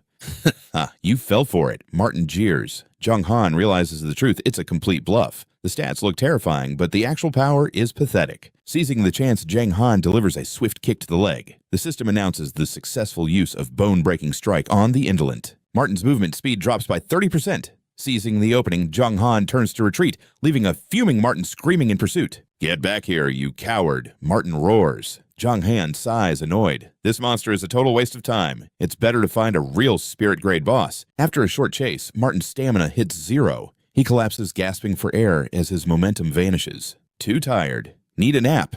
I'll kill you tomorrow, Martin wheezes. The system chimes. Martin the Indolent has activated Aura of Indolence. Jiang Han turns to see the boss sprawled lazily on the ground, leaving him speechless. He rubs his eyes, feeling an unnatural wave of sleepiness. A massive yawn escapes him as his vision blurs. Time slips away until Jiang Han's eyes suddenly snap open, heart racing. He bolts upright, finding Martin still fast asleep nearby. No way. Did I actually just fall asleep inside the game? He checks the system clock and grits his teeth. Over 2 hours. Martin, you absolute piece of trash mob. He growls. Is this laziness aura a secret mechanic to force players to quit? A sudden realization hits him as he glares at the sleeping boss. If raw physical damage won't work effectively, perhaps there's a more psychological way to break this guy. Jiang Han stands over him with hands on his hips. Hey Martin, why are you sleeping? Your co-worker Jack just bought a luxury mansion in the capital. At the mention of Jack, Martin stirs slightly. He rolls over unimpressed. So what led him? I'm perfectly fine lying right here. That didn't work. Time for a different approach. Jiang Han thinks. He shouts louder. Martin, what do you think you're doing? Is your work finished? Suddenly, Martin's health bar takes a hit. He jumps up, his face pale and sunken. What are you, a system notification? The system logs 109,861 points of mental damage. Jiang Han smirks. He's finally found the boss's weakness. He crosses his arms, putting on a stern, intimidating face. Exactly. I'm the supervisor your boss hired to monitor your pathetic performance. Jiang Han fires a beam of light past Martin, slacking off in the middle of the night. Look at your peers, they're all outperforming you. Everyone else is pulling all-nighters because of your laziness. What have you actually contributed to the Alliance? Martin staggers, clutching his head in pain. Martin's eyes glow with sudden fury. What do you know? I've slaved away for 20 years, and for what 10 silver coins a month? Why should I work overtime for nothing? Martin screams. Jiang Han scoffs back. Because you're too selfish to sacrifice for the Alliance's progress. A brilliant light erupts from Martin as he reaches his breaking point. The system alert finally rings out across the field. Congratulations, you have defeated the level 85 spirit boss, Martin the Indolent. Rewards 30 million EXP and 10,000 reputation. Jiang Han sighs, feeling a hint of pity. Sorry, pal, without my own past trauma, I never would have thought of such a cruel strategy. Gold light envelops him as he reaches level 67. The system announces his victory over the spirit grade boss to the entire server. As the first player to solo a spirit boss, he gains 15,000 reputation, 50 stat points, and the rare War God's Blessing. 3 treasures drop. Jiang Han eyes the loot. A skill book don't tell me I actually inherited one of Martin's weird abilities. The system flashes bathed in high-tier blood. Your Black Darkness armor has evolved to spirit grade. Its attributes have reached legendary levels. Jiang Han grins as a golden aura radiates from his body. I need every bit of power I can get before facing Uriel. Between the first kill bonuses and the gear evolution, his combat prowess has skyrocketed. He checks the new stats of his armor. Spirit Grade Darkness Armor, defense 1,000 to 1,200 HP plus 150,000 defense effect plus 80%. HP bonus plus 50%. Special skill Grand Sovereign's Presence. Level 60 required. Class Dark Swordsman. Attribute Indestructible. Soulbound. Growing type. Satisfied, Jiang Han picks up the skill book to see what kind of power Martin left behind. System Daydreamer B rank. Description. Though it is but a dream, no one can strip a soul of its right to imagine. Effect. If the target is within 50 levels, you can feed them false information to completely deceive their senses. The cost your next attack deals only 1 damage. Cooldown 1 day. It's a specialized tool for psychological warfare. Jiang Han's face falls. Only B rank, I was hoping for something a bit more legendary than a trickster's daydream. Would having no desires or lazy aura make me totally invincible? Probably, but since this gear is free, Jiang Han isn't complaining. Besides, if I get too overpowered, the game balance would be completely ruined. Daydream, if used skillfully. This life-saving ability can completely deceive any opponent. The system chimes in. You have successfully learned the skill Daydream. Next up is the Spirit Grade Phantom Cloak, boasting 50,000 health and a defense range of 200 to 220. Now let's look at the effects. It grants plus 40% defense, 20% health, and 30% agility, along with the special skill Sprint. Level 80 is required. Lore says a powerful hero named Martin was slain and lost this very cloak to his killer. Finally, we have the Sky Pole Staff. This spirit-grade weapon packs 1,000 to 1,200 attack power with a massive 50% attack bonus. It adds 20% health, 20% casting speed, and 20% healing effectiveness. The special skill Practice Makes Perfect unlocks at level 80. This is the legendary staff every priest craves. It massively boosts every single attribute. With a priest wielding this, the entire team's safety is practically guaranteed. Jiang Han rubs his chin while browsing the menu. These cloak stats are insane, but it's a shame I have to wait until level 80 to equip it. It'll take some time to get there. As for the Sky Pole Staff, it's a top-tier spirit-grade item. Its value across all servers is definitely not to be underestimated. Suddenly a thought strikes him about Fei Qi's sister. Wait, Lily is a priest too, isn't she? If I give this staff to Lily, what would I get in return? That family is favored by the god of time, so they must have time orbs and legendary necklaces. There's a high chance that Lily is carrying some other incredible treasures on her person right now. Thinking of this, Jiang Han lets out a devious grin. Man, this feels wrong. How could I even think of doing something like this? He pulls out the War God's Blessing Scroll. Before returning to Tianhai Town, he needs to check the final reward from his first spirit-grade boss kill. S-rank War, God's Blessing. Receiving this divine favor grants total enlightenment, making your combat style far more lethal. It significantly enhances chosen skills to boost their overall power. The power increase ranges from 50 to 150% based on the skill's base stats rank and current effects. Jiang Han is stunned. This scroll's effect can directly and unconditionally multiply skill damage. His heart races with excitement for the future. He can't leave this scroll in the main inventory, so he has to choose one skill to evolve right now. Without a second thought, Jiang Han tears the War God's Blessing Scroll. The system prompts, "You are using an S-rank item. Please select a skill to enhance." His eyes light up. War Stomp. He decides to go all in without any hesitation. Let's do this. I want to turn War Stomp into a skill with a super low cooldown to annihilate everything in sight. The system announces your SS rank skill. War Stomp has been enhanced by 80%. Rank up, your War Stomp has evolved into an SSS rank skill. Behold the SSS rank War Stomp and its devastating new effects. For 3 seconds after stomping an enemy, your movement speed jumps 300%, attack speed hits 200%, and jump height is massively increased. The following strike deals 200 to 360% damage. It's a guaranteed critical hit that inflicts a powerful suppression effect. Bonus effect, it deals massive splash damage to all enemies in a huge area. It weakens enemy attacks while buffing yours and your allies' combat power. Duration is 1 minute with a 30-second cooldown. System alert. You are the first player to obtain an SSS rank skill. Rewards include +1 luck 50 stat points and 50,000 fame. Looking at the system panel, Jiang Han can't contain his joy and lets out a loud shout. Holy crap! Not only did the damage skyrocket, but it hit the ultra-rare SSS rank. He then summons his blue scale steed and charges away. This feels incredible. No more delays, I need to get back to Tianhai Town fast. Once there, Jiang Han spots his friend and shouts, "Fei Qi!" Confused, Fei Qi asks, "Back already, brother. What brings you here this time?" Jiang Han nods, sizing him up. "Looks like you've leveled up quite a bit, haven't you?" Fei Qi points to his axe with pride. "Yeah, thanks to this weapon I can farm in high-level zones and even scored some decent gear." Jiang Han smiles. "Good to hear it's useful. By the way, is your sister around?" Fei Qi beams. She's studying with the only gold-rank priest in town. Her light affinity is so high that she became a bronze-rank priest in just 2 days. Her future is limitless. Jiang Han crosses his arms, impressed. "That's amazing. With the God of Time's blessing, you two definitely have extraordinary potential." "Where is she? I need to find her." Fei Qi points toward the square. "At the North Plaza. She's currently healing the townspeople for free." Fei Qi asks suspiciously, "Wait, why are you looking for my sister?" Jiang Han gives a mysterious smirk. "Oh, nothing big. I just have a pretty good staff in my hands. Better to give it to one of our own." Right, Fei Qi is left speechless by Jiang Han's vague response. After thinking for a moment, Fei Qi says in fear, "Big brother, are you trying to strip me of all my treasures? These divine relics are ancient family heirlooms." Jiang Han turns and shakes his head. "Who would take advantage of their own brother?"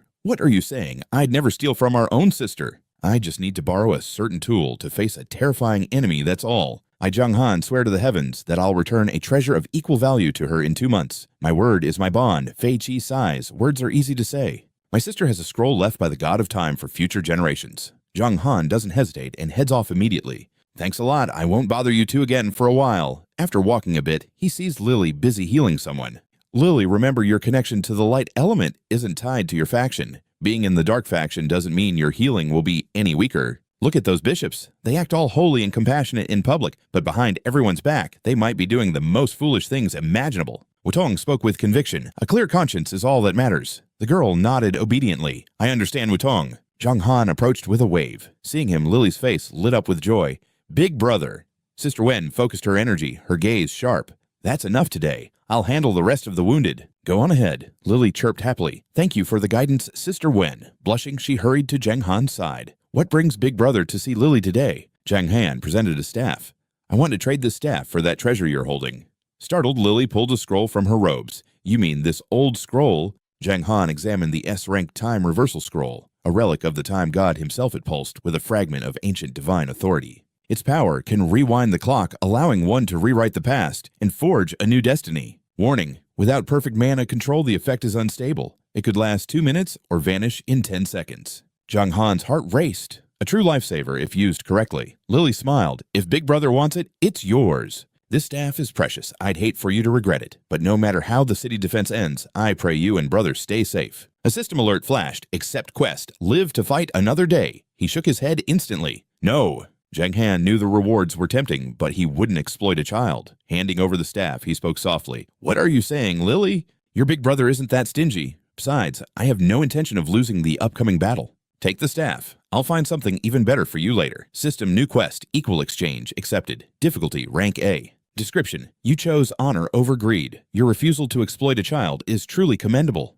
Objective, gift the Tian Xuan staff to Dark Singer Lily. Repay her later with a treasure equal to the time scroll. Limit 60 days. Penalty, obliteration. Dark Singer, he wondered. Lily took the staff and winked. I'll let you in on a little secret, Big Brother. Lily has a special class too. Even rarer than Fei Chi's Valkyrie, it's a unique hidden class, the system chimed. Dark Singer Lily. Bronze rank level 10. HP 1 million. Attack 500 to 550. Defense 400 to 420. Lore, a maiden of pure spirit walking a jagged path. Even in the depths of the abyss, her heart remains unshaken. Jiang Han froze. A level 10 bronze priest with stats like these. Lily beamed. Thank you for the amazing gift. She closed her eyes in prayer, calling upon the shadow to protect him. A shroud of dark light enveloped Jiang Han. System, you've received Soul Cleanse. All attributes increased by 10% for 3 days. Jiang Han gasped. You can use this staff already. He was baffled. The Tian Xuan staff required level 80, yet Lily wielded it effortlessly at level 10. Who was this girl? Gripping the staff, Lily's power surged. My dark blessing lets me ignore all equipment requirements. Big brother. I'm stronger than I look. I'll definitely back you up later. Jiang Han stared in disbelief, ignoring all requirements. That was absolutely broken. Had he just accidentally raised a future demon god? Elsewhere, deep within the holy light cord, Uriel siphoned energy from captives. His eyes remained shut, drinking in their essence before casting a cold glance downward.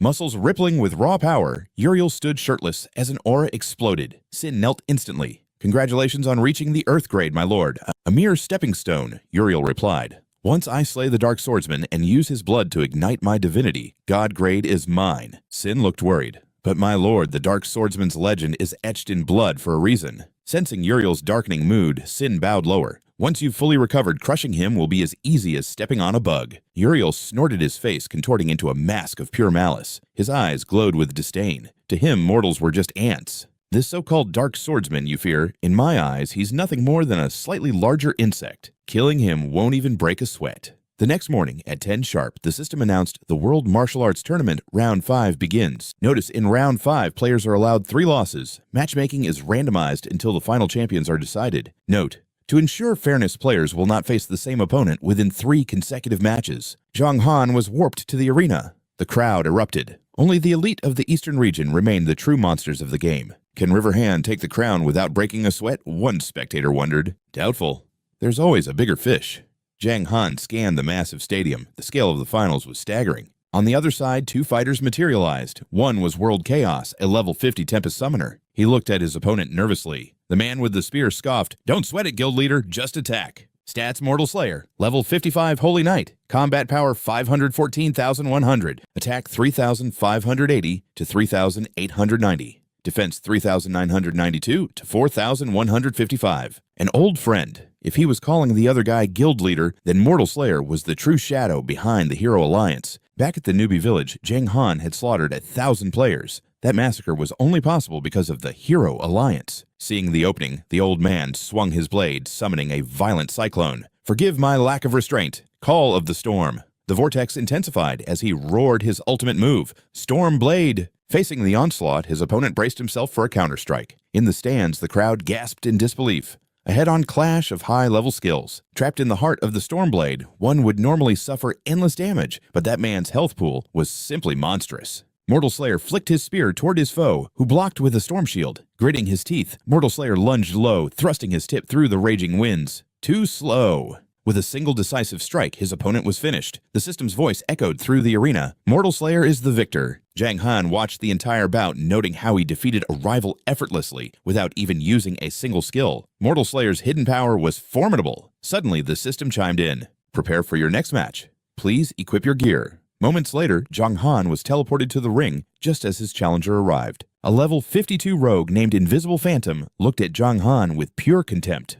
One cold river, huh? Looks like your luck just ran out. He vanished into a blur, charging at lethal speeds. Phantom materialized like a ghost behind Jiang Han, who remained eerily still. Without hesitation, the rogue brought his blade down in a killing arc. Snapping back to reality, Jiang Han narrowly evaded the strike. Phantom blinked in shock, wondering how he reacted so fast. Determined, he flicked behind Jiang Han once more using the same blink technique. Jiang Han flashed a sinister grin as dark energy swirled around his palm. Using a heavy skill like War Stomp against a stealth class felt like overkill. Let's try this instead, Jiang Han shouted, unleashing a wave of corruption. Reveal yourself, evil of the departed. The shadow energy slammed into his foe, forcing a scream of agony. Phantom clutched his stomach, his face contorted in pain. To think a skill could be used that way. Raising his blade, Jiang Han coolly remarked, it was merely a lucky shot. With a clean sweep, he severed the rogue's head. The system announced Jiang Han as the winner, sending the arena into a frenzied uproar of whispers. Jiang Han's tactical execution was on another level. You really think he snagged all those server first bloods by pure chance?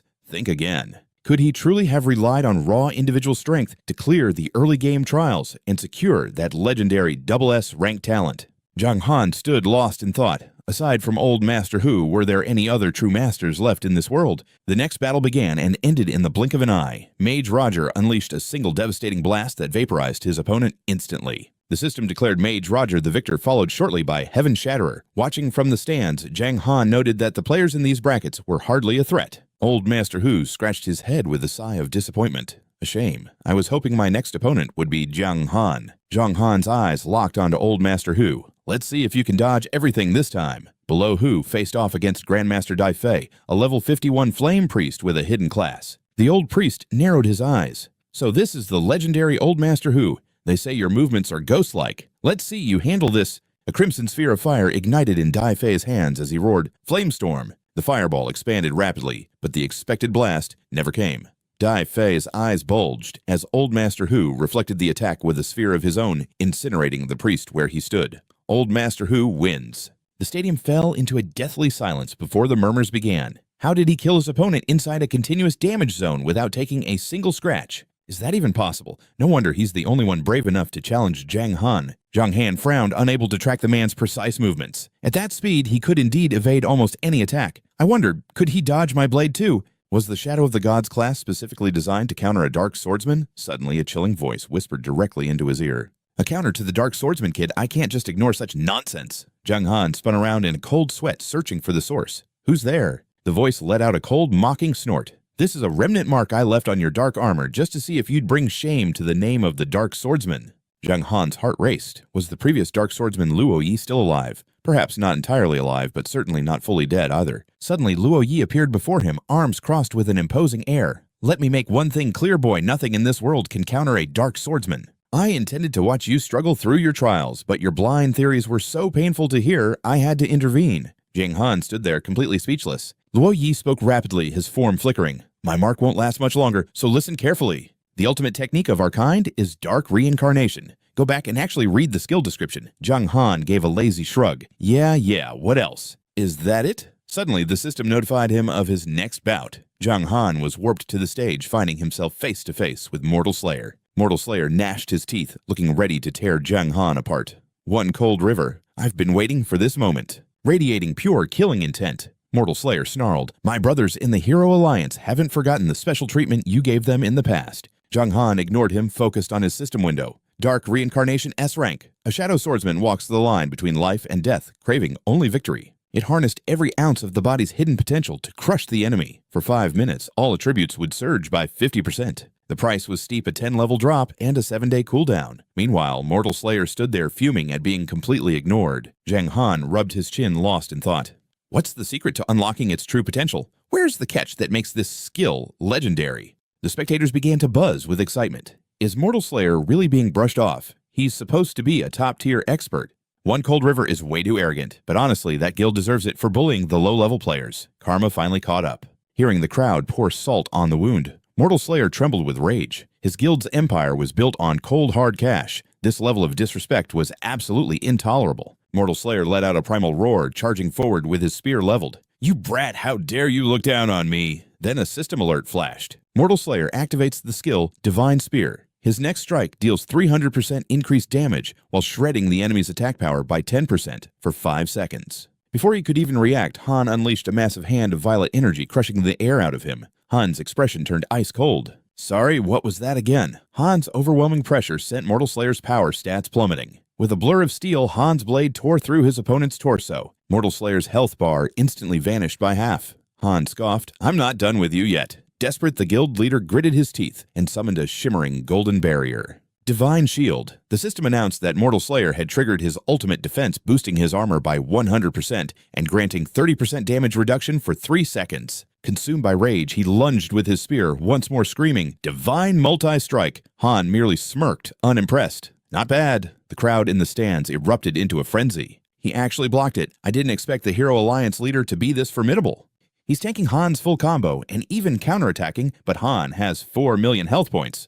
Winning this seems impossible for him. Mortal Slayer's eyes burned with hatred. If you hadn't crippled my guild members' levels in the early game, we would have surpassed the God-slaying pavilion long ago. Han's eyes narrowed into slits. Your men were arrogant and blind back then. They tried to steal my grinding spot and got slaughtered. I was going to let it go, but you kept sending mobs to gank me. Today's humiliation is your own damn fault. With a cold grunt, Mortal Slayer ignored the words and lunged at Han once again. Survival of the fittest kid. In this world, you either join a guild or get crushed. A solo player like you is walking straight to a dead end. As the spear tip grazed Han's face, he didn't flinch, he just smiled. In a flash, Han swept his leg, shattering Mortal Slayer's stance and forcing him to his knees. Han gripped his sword tight, his voice echoing through the arena. Sorry, but some people are just born to explore this world alone. I'm one of them. Being a puppet for players like you is just too boring. Without a shred of mercy, Han's blade flashed cleanly, severing his opponent's head. The system declared Han the victor. He stood on the blood-stained stage, completely unscathed, and let out a dismissive snort. Humph. Mortal Slayer pointed a trembling finger at him from the respawn zone. Han, if my high-tier cooldowns weren't so long, I wouldn't have lost. I thought you were a god. Turns out you're nothing special. Seeing him rant like a madman, Han was speechless. How can someone lose that badly and still be that arrogant? Han thought to himself, I have 3 chances to fail, and we might meet again. Next time, I'll give him a lesson he'll never forget. On the adjacent ring, the system announced the victory of the great god, Doi Fai. As he moved to the next round, he began checking his gear. Han was soon warped into a match against the great Lao. The man laughed, resting his sword on his shoulder. Finally, it's your turn. I've wanted to test your strength for a long time. System prompt, the great Lao, class Shadow of the Gods, level 59. Health, 875,100. Attack 5,310 to 5,630. Defense 3,100 to 3,330. His skills included War Soul Peace Pact and Divine Descent. Han realized he was facing the top ranker, a powerhouse from the Light Camp's eastern region. Despite being 8 levels lower, he managed to stay at the top of the leaderboards. Han raised his sword. The pleasure is mine. Lao narrowed his eyes. Our paths crossed today, but in tomorrow's siege war, I won't be showing any mercy. Han met his gaze directly. The leader of the god-slaying pavilion is too modest. I know my head carries quite the bounty. Everyone wants a piece of it. Seeing Han scrolling through his system menus, Lao spoke up. Hey brother, give me a spot on your friend list. My last request was auto-rejected. Han chuckled softly. Ah, my bad. I have all requests blocked by default. A moment later, a notification pinged. You are now friends with the great Lao. Lao raised his blade, stroking the steel, as crackling lightning began to dance along the edge. Thanks. We'll talk more after this. But for now, the system roared. The great Lao has activated War God Possession. All attributes increased by 20% for 1 minute. Without another word, Lao blurred into motion. Han didn't retreat. Instead, a terrifying purple aura erupted from his body, shaking the entire arena. Suddenly, a spectral violet dragon materialized behind Han. He launched a heavy strike, but Lao miraculously parried it. Han was stunned. He blocked that. How about this? Han unleashed Undead Malice, a massive spectral hand reaching out to crush his foe, but Lao vanished, reappearing instantly behind Han. I missed. Lao's sword came crashing down, but Han rolled away just in time as the ground shattered. Lao grunted, his eyes sharp. "Oh, you've got some speed!" Han repositioned in midair, looming over his opponent. War Stomp has maximum velocity. Let's see you dodge this. The impact shook the stadium, but Han's eyes widened in disbelief. Lao had completely evaded both the direct hit and the massive shockwave area. Seizing the opening while Han was dazed, Lao swung his blade in a perfect arc, dealing 21,981 damage. The spectators went wild at the sight. Holy crap, that was incredible! The great Lao actually has the upper hand. Han's skills are all missing. Is this the true power of the #1 guild leader? In the stands, Wahong cheered with a slight blush. Our leader is just too cool. But the players behind her weren't so sure. Han's health pool was still at a staggering 4 million. I still think the God-slaying pavilion leader is going to take this. That health bar is a joke. A guild member turned back with a mocking grin. Judging a fight purely by stats is so amateur. If stats decided everything, we wouldn't need to duel at all. Wutong kept her eyes glued to the fight. Stats only exist to cover for mistakes, and our leader, he never makes mistakes. Down in the arena, the duel reaches a fever pitch as neither side budges an inch. Watch closely, Jiang Han lunges with a lethal strike, but Elder Hu vanishes like smoke. Han's lungs burn as he gasps for air. To Elder Hu, victory is already decided. Panic flickers in Han's eyes as the old man prepares his next move. Something's wrong. The system log only showed a basic buff, so how is he this fast? Before Han can react, a blade whistles toward his throat. Kleng Han parries sparks of purple light flying everywhere, but in a heartbeat, the Elder vanishes again. How can his movement be this god tier? He's dodging everything. His stamina is hitting rock bottom. This suffocating pressure, it's just like the life or death struggle against the purple flame Serpent King. Am I just a boss waiting to be farmed? Han grits his teeth. No, there's no way a player at this stage should possess such overwhelming power. He looks up to see the Elder closing in. Keep it together, he commands himself. Every skill has a weakness, and I just have to find it. Suddenly, a system chime rings out. Fueled by his sheer will to survive, the Dark Reincarnation skill evolves, awakening a new passive ability. Skill learned, counter victory mastery 1%. Han freezes in shock. What? But the system isn't done yet. The notifications keep rolling in. Dark Reincarnation rank S. A shadow swordsman who dances on the edge of death, fearing nothing but defeat while hungering for glory. He draws upon every ounce of his soul to crush his foes. Passive skill, counter victory, current effect unknown. Han's eyes widen. Is this what Luo Yi mentioned? But why is the skill description completely blank on my status window? Seeing Han dazed, Elder Hu scowls. Focus, he roars, swinging his blade. How dare you daydream in the middle of a death match? The strike looms instantly. Han erupts with a dark violet aura, activating 8 directional awe. A sharp purple gleam flashes across his pupils. Time slows down. The Elder's movements are suddenly visible. Ignoring the debuff, Hu charges forward, his body wreathed in crackling lightning. Now Han counters with a devastating slash, sending the Elder flying. The crowd gasps in shock. Did the legendary Elder Hu actually slip up? Jiang Han isn't going down without a fight. A smirk plays on his lips. It landed. Did that passive skill just boost my accuracy? Seeing his opening while the Elder recovers, Han lunges forward. If the tide is finally turning, it's time to end this now. Staggering back, Elder Hu looks up. A mistake. No, he's awakened it. Suddenly, Han unleashes Undead Malice, a giant spectral hand clawing for the Elder. Whiff. The hand clutches thin air as the Elder flickers behind him. Missed again. Did I misread the skill? Han's heart sinks. He glances back in horror. Elder Hu is already there, his blade descending like a sharp guillotine. Peace pact, and so. The Elder bellows.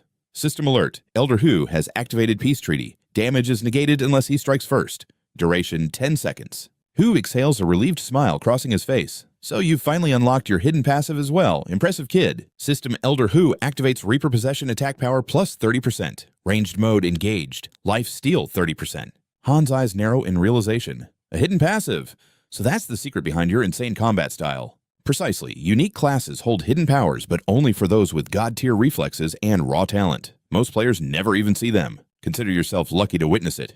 Hu smirks, swinging his blade again. Enough talk. Let's finish this dance. The Elder strikes again, forcing Han back. His strength is draining fast. Not yet, Han roars, unleashing his defensive aura. Black Flame Armor, System Defense plus 30%, Durability plus 10%, Duration 2 minutes. Han tracks Hu's movements. He still doesn't get the counter victory mechanic, but his instincts are screaming, allowing him to react before the blow lands. He needs to close the gap. Once that Reaper buff expires, he'll have one shot to pin the old man down and finish him. The crowd watches with bated breath. Han's lead has vanished, and with the Elder's lifesteal active, the gap is widening once more. Right then, the system chimes. Ding Reaper power has expired. The dark aura surrounding the Elder finally begins to fade. Hu stares Han down. His HP is below half, but charging in now is a massive gamble I might not win. Han just unlocked that passive. His mastery must be low. He can't possibly counter perfectly yet. Should I bet it all on his failure? A self-deprecating laugh escapes Hu's lips. Ha ha! Since when did I become such a hesitant coward? He unleashes a torrent of purple energy. The shadows swarm Han, who stands eerily still, eyes fixed on the incoming storm. Flash Hu reappears behind him in a blink. Let's see you try to counter this one, Jiang Han. Han doesn't flinch. Instead, he glances back with a predatory grin. Found you. Suddenly, Hu's body freezes. Damn it, a trap. A colossal spectral hand erupts from Han, crushing the Elder in its iron grip. Got you at last. Nowhere to run now. With a violent swing, the giant hand slams Hu down, his HP bar plummeting. Now, die necrotic slash. Crit 97,000 damage dealt. Speed reduced by 15%. Han leaps high into the air, preparing a final crushing blow. Hu panics, trying to dodge. The War Stomp. If that hits, it's game over.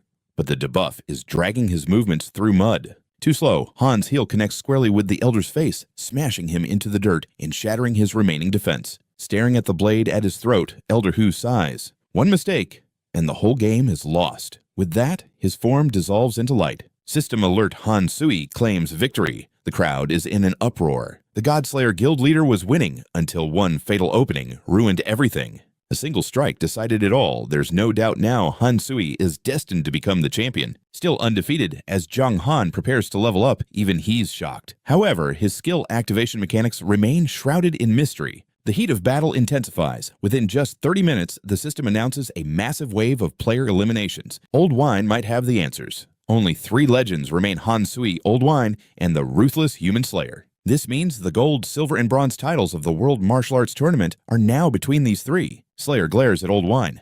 Today, everyone will see who truly rules the Eastern region. He sneers with pure contempt. Strongest guild, just a meaningless title. Old Wine retorts, take it if you want, just give me a real fight first. Watching the Titans clash, Jiang Han finds this rivalry between the East's top guild leaders incredibly entertaining. Old Wine strikes with a devastating palm, followed by a brutal finishing blow. System: Old Wine is the victor. Next up, Slayer versus Jiang Han. Cold sweat drips down Slayer's face as he faces his second nightmare of the day. A guild leader cannot lose this pathetically. But Jiang Han doesn't wait. He lunges forward with explosive force. Slayer raises his shield in terror. Divine Shield. A massive explosion suddenly rocks the entire arena. Jiang Han's boot crushes his face. A clean, total defeat. Slayer laughs from the ground. Try surviving tomorrow first. I'm just a holy knight, but tomorrow you'll face the overwhelming might of Uriel herself. Jiang Han silences him with a final slash. Pathetic. Don't dream of others winning your battles.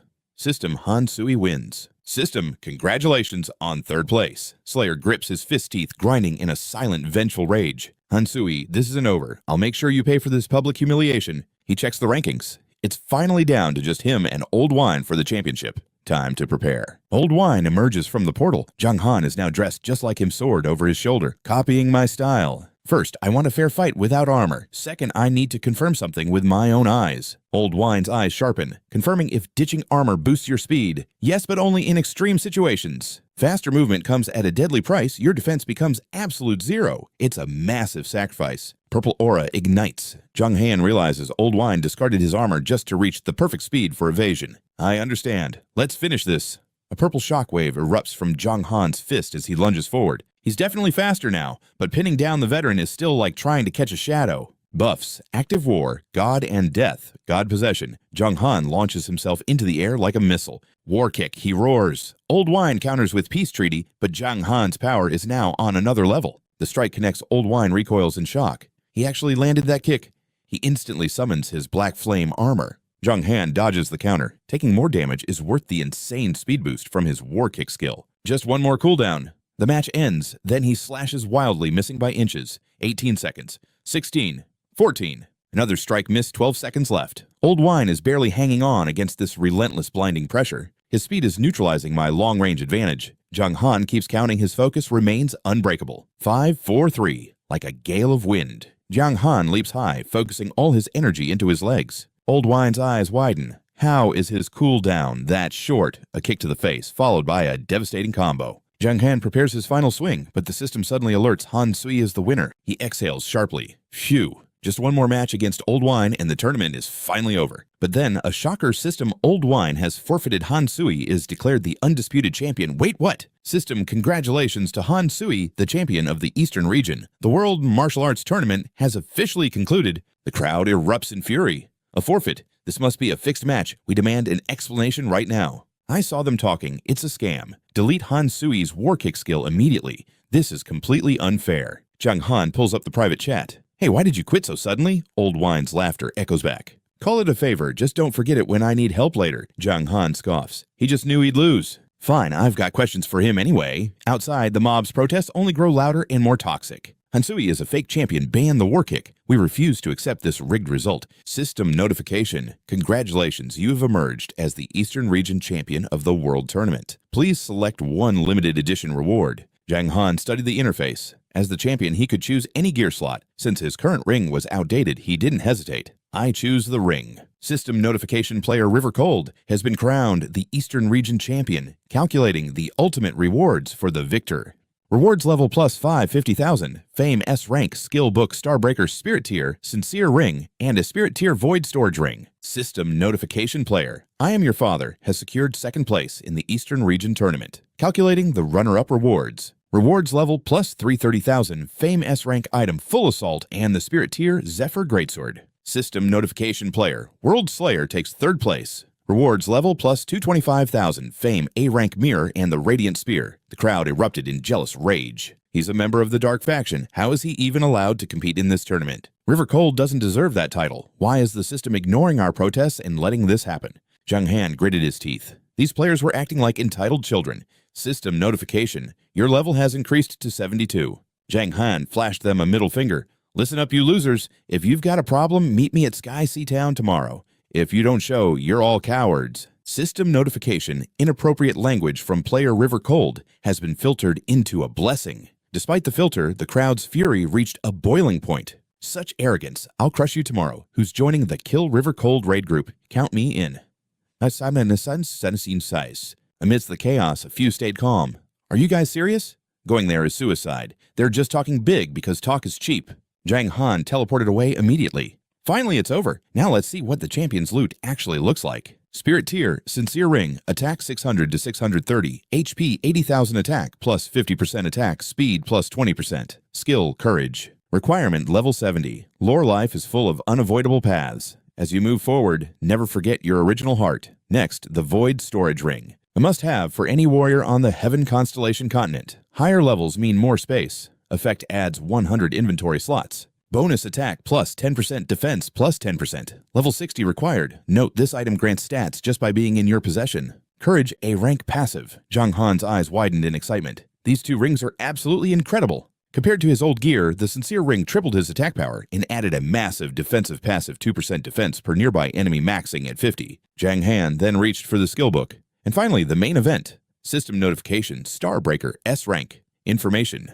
Lord, those who possess true strength can shatter the stars themselves. This is the essence of the star-breaking strike. Effect concentrates total power into one hit. Deals 500% bonus damage. 10-minute cooldown. Restricted to melee classes. Note, this skill cannot be used as an area of effect attack. He beamed with joy. This was the massive burst damage he'd been missing. System notification. You have successfully mastered the skill Starbreaker. Everything is ready. It's time to see my updated attributes after equipping the new rings. System notification. Dark Overlord River Cold. Rank Dark Gold Boss. HP 8,780,000. Attack 18,089. Defense 8,978. Fame 233,800. Luck 3. Lore. When the judgment of light descends, the evil Dark Swordsman will be the first to fall. He marveled at his 8 million HP and 18,000 attack power. I've done everything possible to prepare for tomorrow's siege. No regrets regardless of the outcome. Jiang Han then sold his old gear to Long Deng. It was getting late. He needed rest for the upcoming war. The next morning at 9:30, the system roared to life.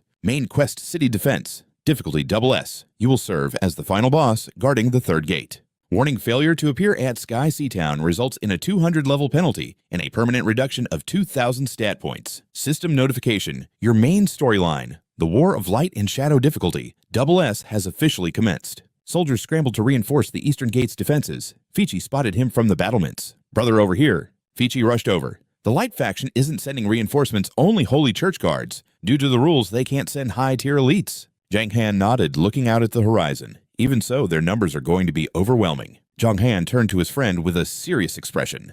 "Fichi, in this battle, your priority is your own safety. Stay behind the front lines and keep close to me. Survival is everything. Don't engage until I give the word." Fichi looked conflicted. I'm sorry," Fichi whispered, looking down.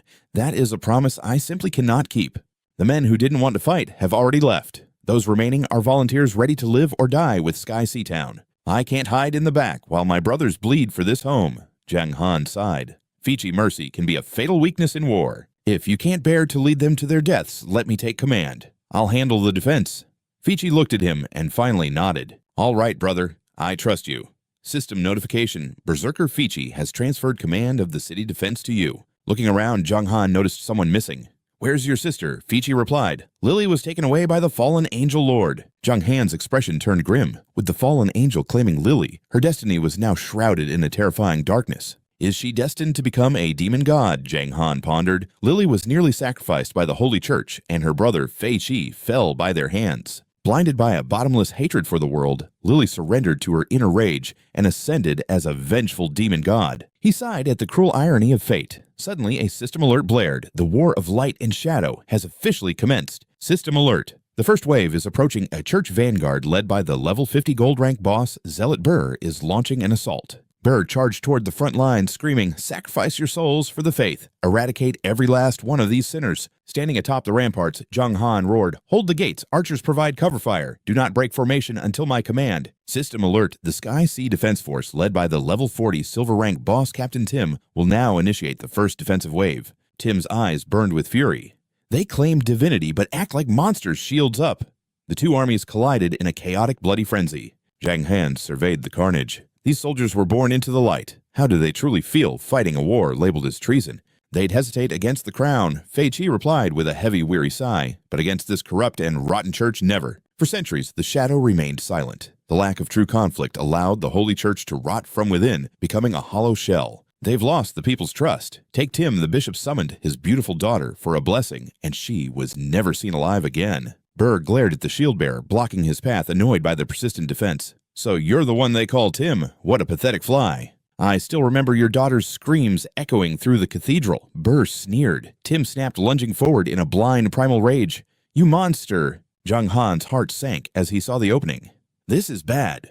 Suddenly, a system notification flashed. Level 50 gold boss Priestess Ona has appeared. Ona led the dark acolytes into the fray to save Tim. Burr let out a twisted, sickening cackle of delight as he tasted blood. A priestess. What a lucky find. Burr laughed. Jiang Han gasped from the wall. "Ona, isn't she Lily's mentor? Stay back. It's a trap." Knowing they were outnumbered, Ona chose to sacrifice herself. She channeled her mana, resurrecting fallen soldiers with a surge of holy radiance. Burr swung his spear, cutting through the ranks. Buffed trash is still trash. He launched his weapon straight at Ona's heart.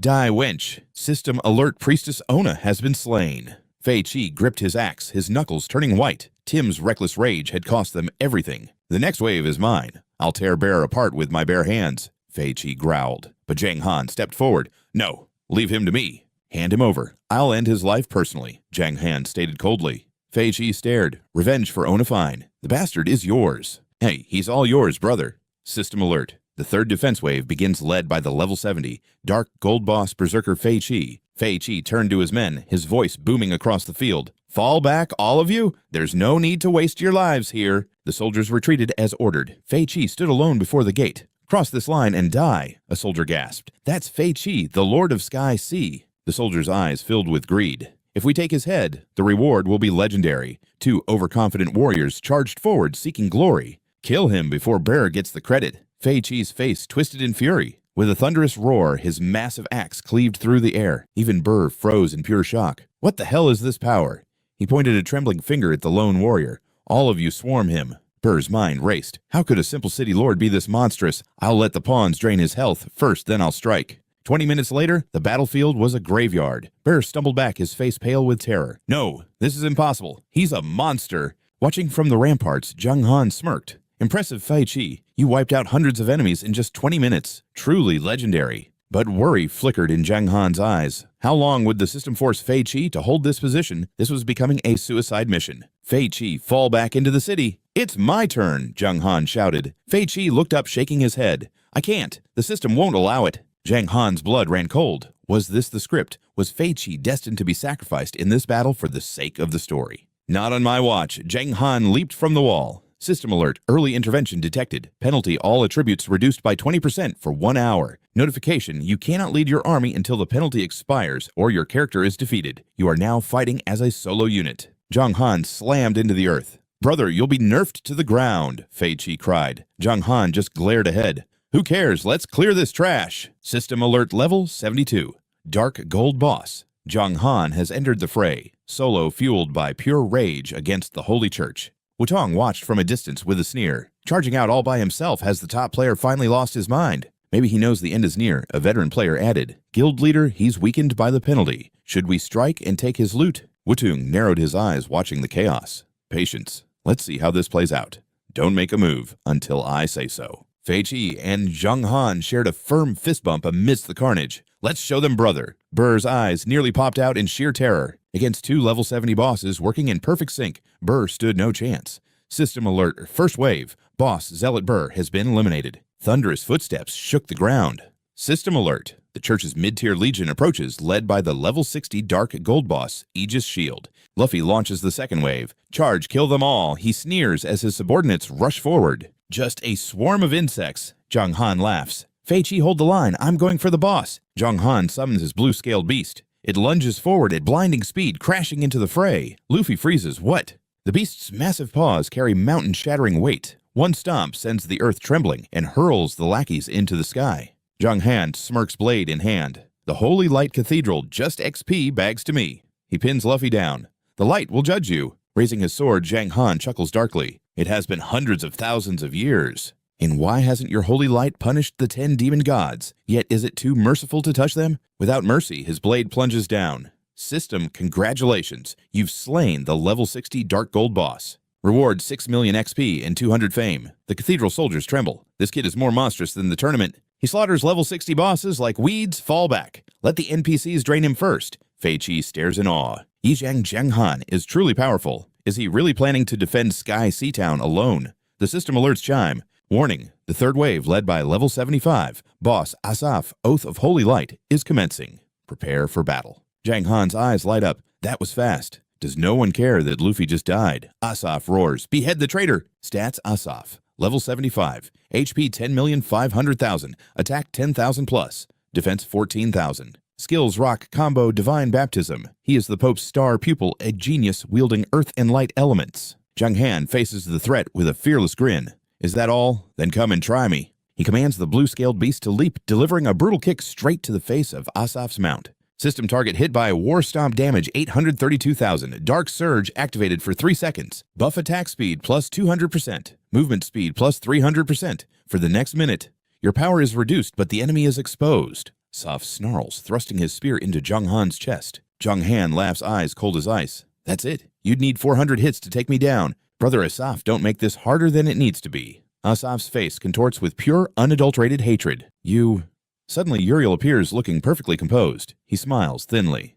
The Dark Swordsman has teeth. I see why you're jealous. Quinn looks up from below, trembling. My lord, are you certain we can still win this? Uriel glares down. He has no chance. Once I've slaughtered that swordsman and those demons, I'll deal with you all. He glances at the battlefield with disdain. This decisive battle, it's nothing more than a minor distraction. The real entertainment is butchering the Dark Swordsman. The church's army roars blindly, rushing forward. Protect Lord Asaf, glory to the light. Jiang Han secretly laughs. Perfect. This is exactly what I needed. I'm almost level 73. He charges forward, the ground shattering. 40 minutes later, a golden light erupts from him. System level up. You are now level 73. Asaf grips his reins, cursing. An AoE ultimate every 30 seconds. Insane. In just waves, his entire army was annihilated, yet Jiang Han's health remains untouched. Asaf sweats, grinding his teeth. If I run, Uriel will kill me anyway. With a desperate roar, Asaf charges. Jiang Han watches with a spark of respect. Not a bad resolve. You've earned my full power. Jiang Han grips his hilt.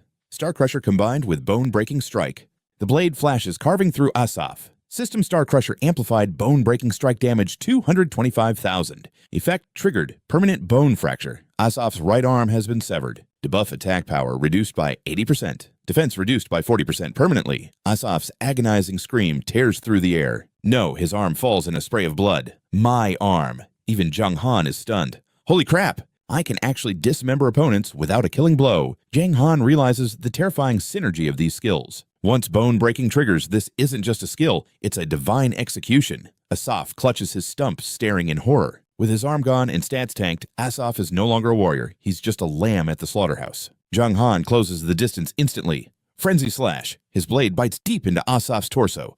Die. System, congratulations, you've slain level 75. Boss, Asaf, reward 15 million XP and 400 fame. Note loot will be delivered to your inventory shortly. Jiang Han stands in silence. The spectators are speechless. This is cheating. He's literally hacking limbs off now. The battlefield falls into a stunned, fearful hush. Warning! The fourth wave, led by level 80, Boss Nydia the Listener, arrives in 5 minutes. Prepare yourselves. Wait, is the fourth wave really Uriel, the Light of God? This just got complicated. Seeing his minions slaughtered, Uriel's eyes blaze with fury. Useless trash, he snarls. You've utterly disgraced my divine name. He rips off his cloak, casting it aside with disdain. Golden armor shimmers as 2 pairs of wings unfurl. Fine, I shall deliver the divine punishment myself. System, due to the dark field, Jiang Han has desecrated the sacred divine ritual. The church's fury has awakened the hidden earth-grade boss, Uriel Light of God. He streaks through the air with godlike speed. Jiang Han's eyes widen in pure shock. He's coming straight for me. Before he can react, Uriel's hand clamps around his throat like a vice. Too fast, Uriel slams Jiang Han backward, roaring. Be honored. Your execution shall be carried out by my own hand. System, Uriel has activated the forbidden skill, Soul Lash. System, all attributes decreased by 20%. Pain reception increased by 100%. Jiang Han gasps, his lungs burning. Attributes down 20%. I can handle that. But 100% pain. The game limit is supposed to be 10. Suddenly, Uriel's fist crashes into Jiang Han's chest with tectonic force. Jiang Han is sent flying, a strangled scream caught in his throat. His face is a mask of blood and bruises. Why? Why is the pain so agonizing?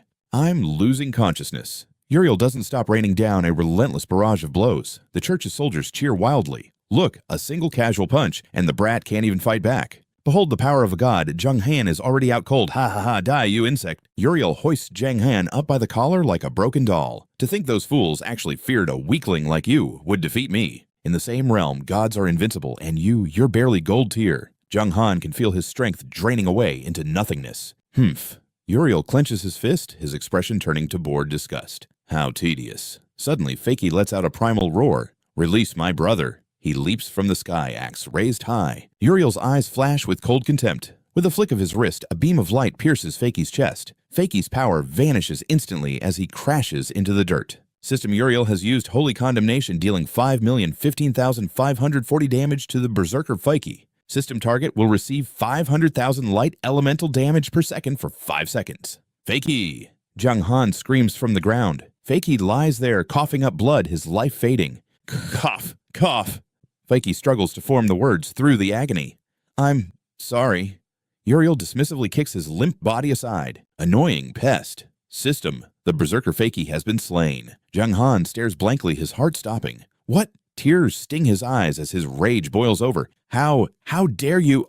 Uriel turns back to him, cold as ice. Next, I'll erase the Shadow Swordsman. Then this boring siege ends. Suddenly, Uriel pauses, his brow furrowing in surprise. Oh! Uriel watches intrigued as Jiang Han struggles to his feet, clutching a glowing item. Still desperately clinging to life, Jiang Han activates the time rewind scroll, tearing it open. Fakey, thank you for buying me this time with your life. I won't let your sacrifice be in vain.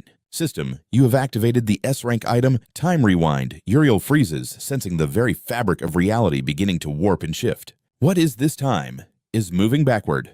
The world blurs into a reverse montage. Be honored, your execution shall be carried out by my own hand. Jiang Han stares at the system prompt in awe. System, you have successfully used the S-rank time rewind. Reality has been reset to 63 seconds ago. Jiang Han looks up. Uriel is charging again. Not this time. He instantly unsummons his mount, narrowly dodging the god's lethal lunge. Uriel's hand grasps thin air. He dodged. It's as if he knew exactly where I'd strike. Jiang Han glances at his brother in arms. Good. Fakey is alive. Seizing the moment, Jiang Han blinks behind Uriel, slamming a glowing seal onto his back. Dual contract deathmatch. Hey, God, do you have the courage to take this? Uriel catches the SS-rank dual contract. Description: a blood pact that forces both parties into a fight to the death. The loser loses everything. The winner takes it all. A fair one-on-one duel in a locked dimension where no one can interfere. The victor claims the loser's class equipment items and every bit of their wealth. Uses remaining 1 of 1. Uriel stares at the parchment. A dual contract. I didn't expect a mortal to possess such a high-tier artifact. System analyzing target Uriel, Light of God. Stats: Earth grade boss. Level 100. HP 50 million. Attack 80,000 to 82,000. Defense 45,000 to 46,500. Skills: Angelic Sword, Flame of Judgment. Light of Sin Soul. Lash, Domain of Justice. Description: a supreme archangel summoned by the Church of Light. A being who stands above thousands. Even if his power is currently suppressed, he remains peerless within his level. Jiang Han exhales sharply. Finally, he can see the monster's true stats. The gap is terrifying. He can't even pierce that defense. But Jiang Han points his blade at Uriel's throat. A duel to the death. Do you have the stones for it? Uriel sneers, his voice dripping with arrogance. You, a mere mortal, thinks he is worthy of a death match with a god. Jiang Han smirks. Is the mighty god too cowardly to face a human's challenge? Uriel's eyes narrow. Interesting. Very interesting. He knows the dark forces are watching this battle. The prestige and honor of the gods cannot be tarnished by a coward's reputation. If he refuses this, Brat will use his hesitation to mock the heavens. Uriel glares at Jiang Han, his pride piqued. Accept victory is certain, but playing into this boy's hands feels bothersome. Jiang Han reaches for the undead summoning scroll. Still hesitating. Fine then. System: you have activated the A-rank item Undead Resonator. Suddenly, Li tears through space. Disciple, are you all right? Jiang Han grins, his heart racing. Master, I didn't think you'd cross the border to save me so quickly. Li clenches his fists, laughing. It's a good thing you had Lord Jia send that bracelet to me when you did. Li swings his blade, glaring at Uriel. Step back, kid. I'll handle this little angel myself. System alert. Dark Mark Jiang Han is in peril, and his master, the immortal undead swordsman, Li has arrived to join the fray. Uriel remains silent, eyes locked on his foe, as kin suddenly manifests before him. System notification. A legend tier boss has appeared. The hidden Archbishop of the Holy Church has decided to intervene and support Uriel. Corwin glares coldly. Li, this is a battle of destiny. How dare you interfere? Li stands tall before him, a cocky smirk on his face. Old man, I'll interfere whenever I please. No one takes my disciple's life while I'm watching. Jiang Han whispers, Master, please use the demon god summoning scroll. Li turns puzzled. Are you sure about this? Everything is going as planned. He knew the church would send reinforcements the moment Uriel was in danger. Even if he defeats Uriel here, they would just warp him away to safety. He grins. Yes, Master. The more chaotic this gets, the better it is for me. Li knows a demon god cannot manifest freely, but a summoning scroll changes everything. He nods solemnly. Very well, let's do this. Li tears the scroll system alert. Undead swordsman. Li has used the demon god summoning scroll. A god tier powerhouse may descend within 1 minute. Corwin snarls. What is the meaning of this bringing a demon? God here will bring ruin to us all. The holy knights tremble as they whisper among themselves. A god tier combatant is actually joining the battle. If we stay, we'll be caught in the crossfire. Jiang Han roars. Lori, I know you're lurking in the shadows. If I die, you'll never get your revenge on Daniel. He gambles it all. Among the 10 great demon gods, he isn't close with the others, but Lori is different. Rio made it clear the others are just spectators, but Lori's obsession with killing him means he won't ignore this summon. He knows Lori is hostile, but against the forces of light, their interests align. For now, the demon is his only hope for survival. System notification warning. Lori, one of the 10 great demon gods of the Dark faction, has arrived in Sky Sea Town. All non-combatants must evacuate immediately. Those who remain will face absolute destruction. A surge of dark energy erupts, suffocating the Holy Knights. What is this? This pressure is terrifying. I can't even breathe. Corwin freezes in fear, sweat pouring down his face. Lori steps out from the void. You actually dared to summon me. You've got guts, kid. Jiang Han begins his manipulation. Lori, I know you want my head, but wouldn't these two bosses be a much more interesting hunt? Help me now, and I promise to duel you in 2 years. If I lose, my soul is yours to do with as you wish. Lori eyes Corwin and Uriel with a twisted smile. Not bad. A god's soul is far more delicious than a weak dark swordsman. It's worth a pope's weight in gold. Hey, as for you, little shadow, you'll be much tastier after 2 more years of growth. Lori licks his lips greedily. I'll help you this once. Feasting on a god is something I've only ever dreamed of. Today I feast. Suddenly, a divine light pierces the heavens. A thunderous voice echoes through the beam. Lori! The impact shatters the ground, sending debris flying. The holy knights fall to their knees in reverence. His Holiness the Pope, Elvis, appears wielding a glowing divine orb. You were once a monk of my church, yet you chose the path of darkness. How fallen you have become. System alert. Because a god-tier boss has appeared, the hidden pope, Elvis, has arrived to support Uriel. Lori sneers. Old man, who are you to judge me? Your precious church hasn't done a single righteous thing in all these years. Jiang Han watches the Titans gather. A clash between god-tier beings would wipe out what's left of the town. His eyes sharpen. He smiles. How about we reach a compromise then? To prevent the church from saving Uriel after his defeat, Jiang Han points his sword. You cowardly angel, do you dare sign a life and death contract? A duel to the finish. What do you say? Once signed, no one can interfere. It's a fight until one of them stops breathing. His words leave the four bosses stunned. Uriel fuming. Was this entire spectacle just to force him into a fair fight? The master goads him. Lord Uriel, you can crush a Dark Swordsman easily. Why not grant him his final wish? Uriel explodes in rage. You insignificant insect, if you're so eager to die, I'll personally send you to the grave. System notification. The life and death contract is in effect. Both parties have agreed to a private duel outside Sky Sea Town. No interference allowed. Li watches with worry. Disciple, if you haven't grasped the true essence of a shadow swordsman, you won't stand a chance. Jiang Han gives him a reassuring grin. Then I'll just have to master it right now. He steps forward, unsheathing his blade. I refuse to die here. There's no turning back now. He realized that summoning Li and Lori only forced the system to bring in even stronger enemies to balance the scales. Survival depends solely on defeating Uriel. He recalls the moment Vicky died in his arms and the despair that followed. In that darkness, a girl's voice had whispered to him, reminding him of his hidden emotions. That was the moment he finally understood the true meaning of the shadow domain. A soldier from the church demands to know what he's doing. Ian just smirks. Is this his final struggle? Challenging a god is a legendary feat to brag about forever. Uriel loses patience, blasting divine light through him. How troublesome. The god sighs. System, you have been struck by divine light. Uriel unleashes a forbidden skill. Soul Whip all attributes drop 20%, while pain surges by 100%. Desperate Ian devours a special meat from his inventory. System Thunder Turtle consumed all attributes increased by 16% for 10 minutes. Then he reveals his hidden trump card, the Fallen Feather. Upon activation, black wings sprout from Ian's back. System Flight ability unlocked. All attributes are boosted by 20% for 30 minutes. Corwin breaks into a cold sweat, gasping in shock. Elvis remains silent, watching intently. Uriel smirks. You've gathered quite a collection of toys, haven't you? They clash with explosive force. Uriel's heavy strike connects, causing Ian's power levels to plummet instantly. Ian recoils in agony, gasping for breath. A 100% pain increase is pure hell. Uriel taunts. Show me, Dark Swordsman. Is this all your resolve amounts to? A brutal blade tears through Ian's midsection.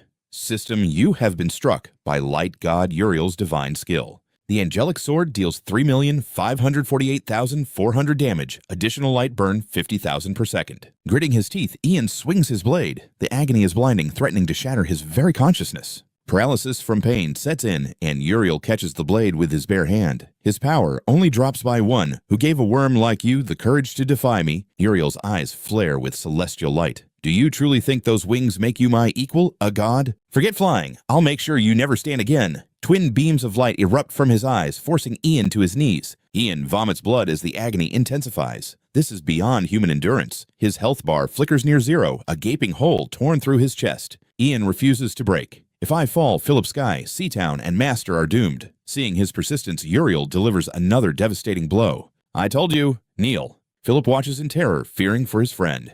Damn it! He curses, unable to interfere. The crowd whispers in shock.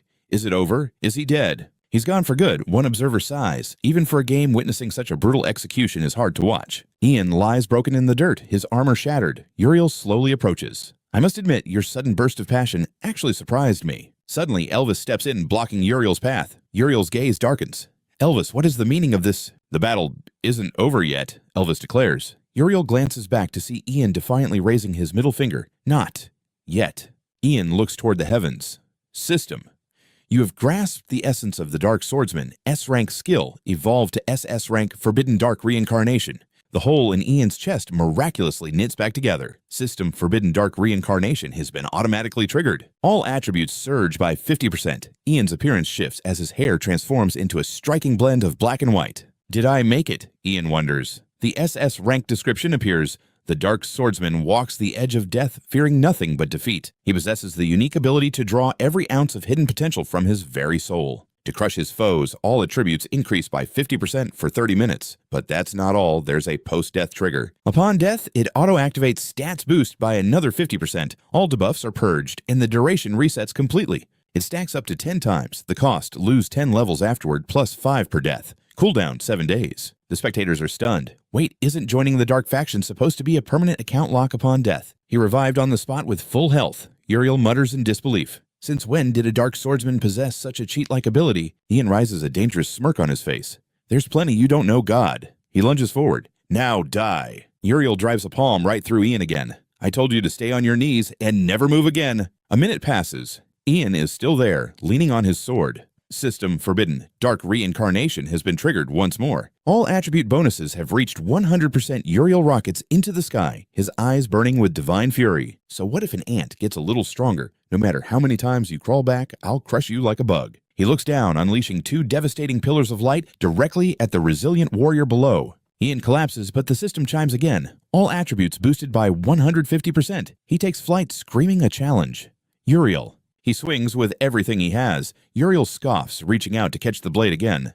The result will be the same, mortal, but this time the blade bites deep, blood sprays from Uriel's palm. The god stares frozen in absolute shock. So gods can actually bleed. Ian laughs mockingly. Or are you just some pathetic fraud? Uriel's eyes turn bloodshot with primal rage. Let's see how many times you can cheat death. Uriel manifests a weapon of pure starlight. Taste divine retribution. The light pierces Ian, sending him coughing blood. System struck by Uriel. You have lost 545,401 health points. He's sent hurtling into the city walls, shattering the stone into dust. The crowd holds their breath.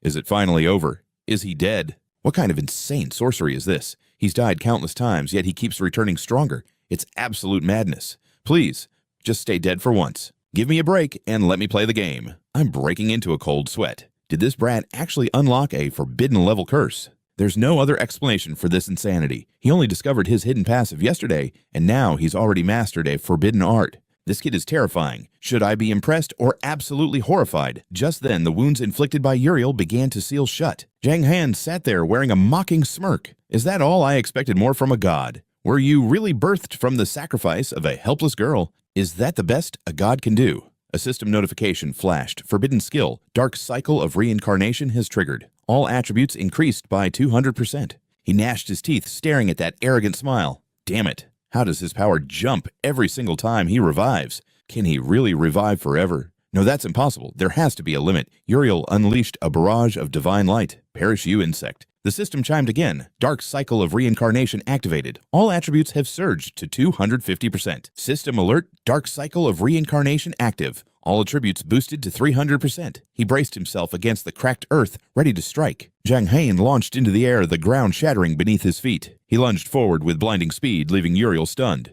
He's too fast. Uriel swung his divine blade, but he struck nothing but air. Jiang Han vanished, reappearing above him to drive a heel straight into his face. The impact sent the god crashing into the dirt. Jiang Han leveled his blade at Uriel's throat and growled, "Didn't you demand that I kneel? So why are you the one under my boot now?" Enraged by the humiliation, Uriel roared and unleashed a shockwave, forcing Jiang Han back. Undeterred, Jiang Han raised his sword with lethal intent. One strike is all I need. System Dark Blade. Jiang Han has activated Daydream. Next attack effectiveness increased by 800%. Damage output boosted by 1000%. A guaranteed critical strike is imminent. Fear finally flickered in Uriel's eyes. He braced his arms to block the incoming blow. Kill me! You're delusional. Alert, Uriel has activated the forbidden domain of justice enemy attributes reduced by 100%. For 3 minutes, Jiang Han stood frozen in shock. What did I seriously just get played? Was that massive damage boost just a total bluff? His heart raced with excitement. Perfect. I actually baited out his ultimate move. Jiang Han smirked. Why play your trump card so soon? Did my little trick scare you that much? Uriel regained his composure, pouring every ounce of divine power into his blade. He swung with absolute killing intent. Die. Divine light obliterated the spot where Jiang Han stood. Uriel's eyes turned blood red with rage. How many times do I have to kill you? Just stay down. Lear watched in disbelief as his disciple was torn apart. Is he intentionally provoking the god just to maintain his dark reincarnation state? If he isn't killed again within the next 30 minutes, the skill will finally hit its cooldown. Once that happens, all hope is lost. But as the dust settled, Jiang Han stood tall once again. System Dark Cycle of Reincarnation active. All attributes up 350%. Jiang Han charged forward. Why the long-faced divine executioner execute me then? Veins popped on Uriel's forehead as he let out a primal scream. Jiang Han simply looked up, his gaze locked onto the god. System alert. Dark Cycle of Reincarnation triggered attributes increased by 400% notification. The domain of justice has officially expired. Exhausted, Uriel wiped the sweat from his chin, struggling to breathe. How can you still be standing? Jiang Han let out a cold laugh. Why? Is that even a question? You're an Earth-tier boss and a literal god. I'm just dying to see what legendary loot you'll drop after this duel. Uriel took to the sky, snarling. In your dreams. Suddenly, Jiang Han appeared in his blind spot, kicking the god back down to the dirt. Jiang Han plummeted after him. 8 deaths had pushed his attributes to 400%, further bolstered by the wings of the fallen. With Thunder 33 stacked, my attack power has surpassed 100,000. I've finally matched his strength. Or perhaps I've surpassed it. Uriel braced himself as he hit the ground, glancing warily behind him. Jiang Han was already there, his blade poised for a lethal strike. You look down on everyone from your high throne, trampling over the innocent without a shred of remorse. You actually enjoy watching people crawl. Jiang Han carved a deep gash into Uriel's back. Did it ever cross your mind that you'd be dragged down from the clouds? A sinister purple glow erupted. Jiang Han unleashed a necrotic strike, tearing through the god's defenses once more. Nydia cried out in panic, rushing forward to intervene. Master Uriel, I'm coming! System warning. The high-level guards, led by the level 80, boss Nydia, have initiated their 4th wave of attack. She tried to cast a healing spell, but the energy dissipated instantly. What's happening? Jiang Han smirked. This is a duel contract, a fair fight. No outsiders allowed. He watched Uriel tremble with fury, noting to himself that he still had 2 more lives to burn. Uriel, the great angel of legend. A high-ranking entity like him must be carrying some truly god-tier loot right. Alert, Uriel has used the Forbidden Soul. Whip, your attributes have dropped by 20%, and pain sensitivity is up 100%. The god lunged forward. A brutal strike from the divine blade sent Jiang Han's health bar plummeting toward 0. System, you've been struck by the angelic blade. You took 2,403 damage plus 50,000 light damage per second. Jiang Han hissed in pain. It burns. But as the gap closes, this pain is nothing compared to victory. Jiang Han retaliated, burying his sword into Uriel's flesh. Jiang Han's health bar was blinking red. Uriel grit his teeth in a murderous rage, launching his divine weapon. Just die already. The strike slammed directly into Jiang Han's chest. He collapsed onto the jagged earth. Uriel sneered, convinced victory was finally his. After 8 kills, surely no mortal could rise again. Stay dead this time, you pest! But his triumph turned to pure terror. Jiang Han materialized from the shadows, sword swinging. He pinned the god's head under his boot. Kneel before your superior. The counterattack was devastating. Uriel had no time to react as he was sent crashing into the dirt like a fallen star. The once arrogant deity was now a pathetic coughing mess. Jiang Han didn't give him a second to breathe, plunging his blade downward. Star Crush! The sword impaled Uriel through the spine. Bone break strike. As the god howled in agony, Jiang Han looked down with cold mockery. A god. Don't make me laugh. With his blade still buried deep in Uriel's back, he whispered, Do you hear them? The screams of the hundreds of girls you sacrificed for your glory. Uriel's eyes went bloodshot from the pain. In one brutal motion, Jiang Han ripped the divine wings right off the light god's back. A horrific shriek filled the air. Holding the bloody wings, he smiled like a demon. If you had 2 pairs, maybe it would hurt less. Uriel trembled, death finally staring him in the face. Am I going to die? The church cultists watched their masters torture in stunned silence. Uriel reached a shaking hand toward Elvis, begging for salvation. Elvis, save me. The Pope stood, frozen sweat pouring down his face. Beside him, Lao sneered. What's the matter, your holiness, losing your nerve? The dual contract is absolute. Do you think a god tier can break it? How does it feel, Pope, preparing a grave for the very god you summoned? Elvis fumed, his face contorting with helpless rage. Jiang Han turned back to the dying Uriel. It's over. No one in this world can save you now. Uriel glared back with venom in his eyes. You got lucky, awakening the hidden truth of the Dark Swordsman in the final hour. Jiang Han pulled his blade free, preparing the final strike that would end the divine being's existence. You're wrong. Your defeat wasn't about luck. It was your own blinding arrogance that sealed your fate long before this battle began. If you had fought with honor, I might be the one on the ground. Uriel stared blankly at the sword tip, aiming for his skull. What? He vanished into particles of light. System, congratulations. You have slain the level 100 Earth tier boss Uriel level +3. Fame plus 200,000. System world announcement. Jiang Han is the first player to defeat an Earth tier boss. A legendary feat has been achieved. Rewards 50,000, fame 80, attribute points, and a rare skill. Jiang Han's hand of plunder glowed with a blinding golden radiance. Victory secured. Based on the dual contract rules, you have successfully seized your opponent's class and abilities. System, would you like to change to the unique hidden class Divine Holy Executioner? You have achieved the ultimate victory. Loot acquired Sky Cloak Holy Helm, Divine Gauntlets, Holy Plate Divine Greaves, and the legendary Holy Sword. Master Lear's heart raced with pride. He did it. My disciple has actually slain a god. His name will shake the heavens. System reached level 77. Jiang Han wiped the blood from his mouth. The siege isn't over yet. The rewards can wait. He glared at the swarming enemy army. At the gate, Fei Qi was drowning in soldiers. Get back. They're breaking through. I can't hold them much longer. Jiang Han descended like a comet, crushing a soldier's skull. Fei Qi gasped in relief. Brother, you're finally back. Jiang Han grinned, barking orders. Hold the gate. I'm taking out their leader. He carved a bloody path until he found Nydia the Listener. Found you. Jiang Han's boot slammed into Nydia's face, grinding her into the dirt. The priestess shrieked in pure, unadulterated rage.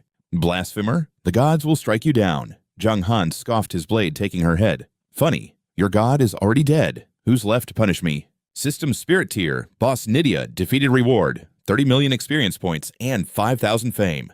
Warning, the duration for the Pillar of Rain has expired. The divine wings dissolved into thin air. Warning, the Dark Reincarnation skill has ended. The shadows protecting your soul have dissipated. Penalty, you died 8 times during the skill. Level reduced by 50. Jiang Han gasped for air. Level 27. That's a brutal price. A brute with a spiked mace stepped forward, chuckling greedily. Heh heh, looks like our lucky break has finally arrived.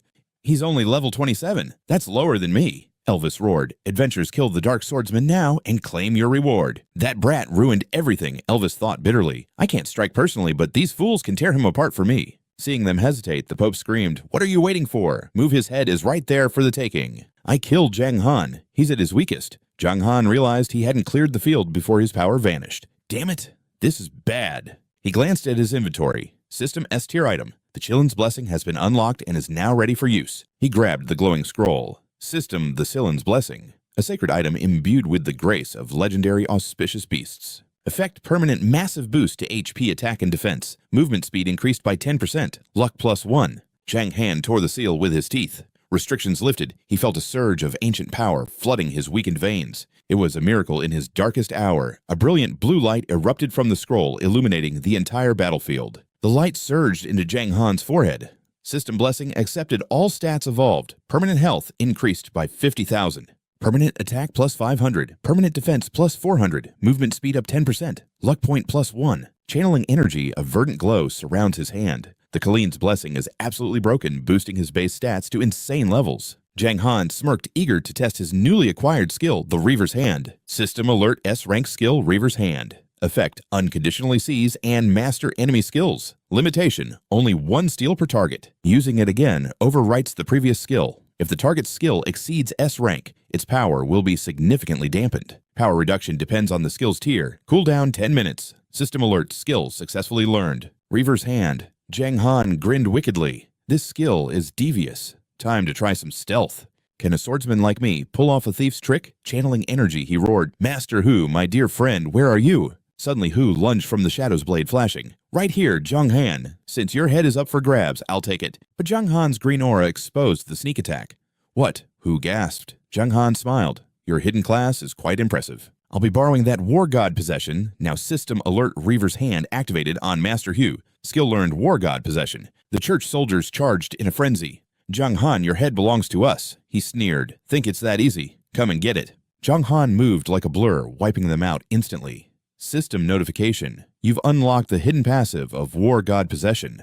The power of This passive skill triggers at high speeds, allowing the user to blink forward and evade all incoming strikes. Warning, the evasion rate drops drastically when facing enemies of a much higher level. With a single strike, Jiang Han pulverized his foes. Legend says God once raced the sun itself to hold back the night. A chill ran down Hu's spine. Damn him, it took me forever to master that move, yet he learned it in a heartbeat. Jiang Han charged forward once more. "My friend, this ultimate move of yours is truly magnificent." System Alert War, God Possession active. All stats increased by 20% for 1 minute. The Dark Overlord, Jiang Han, has arrived. Dark Gold Boss, level 27, HP 372,000, attack 7,000 plus. Luck 4, a true monster. Title The Adventurer, special status required experience for leveling up reduced to 10% for 1 hour. He calculated his odds. Even without full gear, the Soul Purge and War God buffs increased his total stats by 30%. Despite dropping to level 27, his overall combat power remained absolutely terrifying. Even better, leveling up only requires 10% of the usual EXP. To Jiang Han, these soldiers were just walking experience sacks.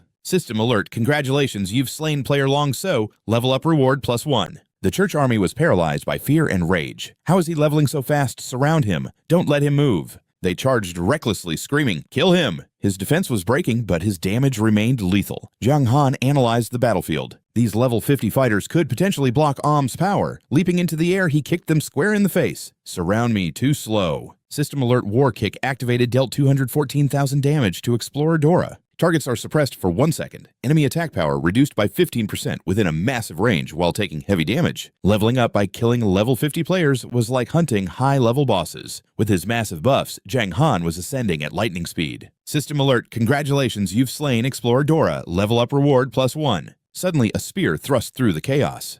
Jiang Han, Nan Gian roared, driving his weapon into Jiang Han's gut and sending him flying. Han Jian laughed maniacally. You're trapped, even with wings you can't escape.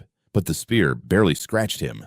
Trapped, you say? Jiang Han thought, if I don't put on a little show, they might lose hope and stop coming. Why hunt them one by one when they offer themselves as EXP sacks? He gritted his teeth, acting cornered. You'll pay for this. He knew the Killen's EXP buff would only last for an hour. He needed to keep their motivation high. The church soldiers cheered, hold the line, don't let anyone else steal the kill. Nan Jian grunted, pulling back his spear for another strike. But his weapon found a different target instead. System alert slain player, Dao Hua Dam Tui. Level increased to 29. Jiang Han smiled. Every level made him harder to kill. As for his current level, he didn't even have time to check. Level 30, level 31. The slaughter continued. The church army watched in pure disbelief. What the hell? How can he level up just by killing a few players? Suddenly, a heavy blade blocked Jiang Han's path, sending him reeling. Master Hu smirked. You stole my skill and thought you could just walk away. Leave your life behind first. An eye for an eye, brother. Don't blame me for being ruthless. System alert, Master Hu activates War God Possession. Stats up 20%.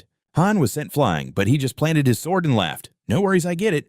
War God Possession. System War God active, all stats increased by 20% for 1 minute. Tiger's jaw dropped in pure fury. You little brat, Tiger roared, charging Han with his blade raised high. Now die. Han knew Tiger's stats were still higher. Dueling now was a waste of time. He dodged the strike, making Tiger scream. Don't you run! Tiger's blade chased Han's shadow. Han grinned. If he slaughtered the other players, he'd level up and fully heal his HP. Seeing Han charge toward them, Tiger bellowed, Godslayer's elite squad block that bastard. Wutong barked orders as the elites stepped up. Everyone else fall back. Don't let him use you as a blood bag. The crowd was confused. Arr! Tiger raised his sword to the heavens. Descent of all gods. System attack power surged 60%. Every ally in range received a random god tier possession buff. Death God Possession active. Han's hands glowed with a sinister green aura. Thanks for the gift, big brother. Han triggered his plunder skill. It's mine. Tiger froze in horror. He just copied my ultimate skill. System plunder's successful descent of all gods learned. Han admired the divine power coursing through his palm. What a masterpiece. It's like this was made just for me.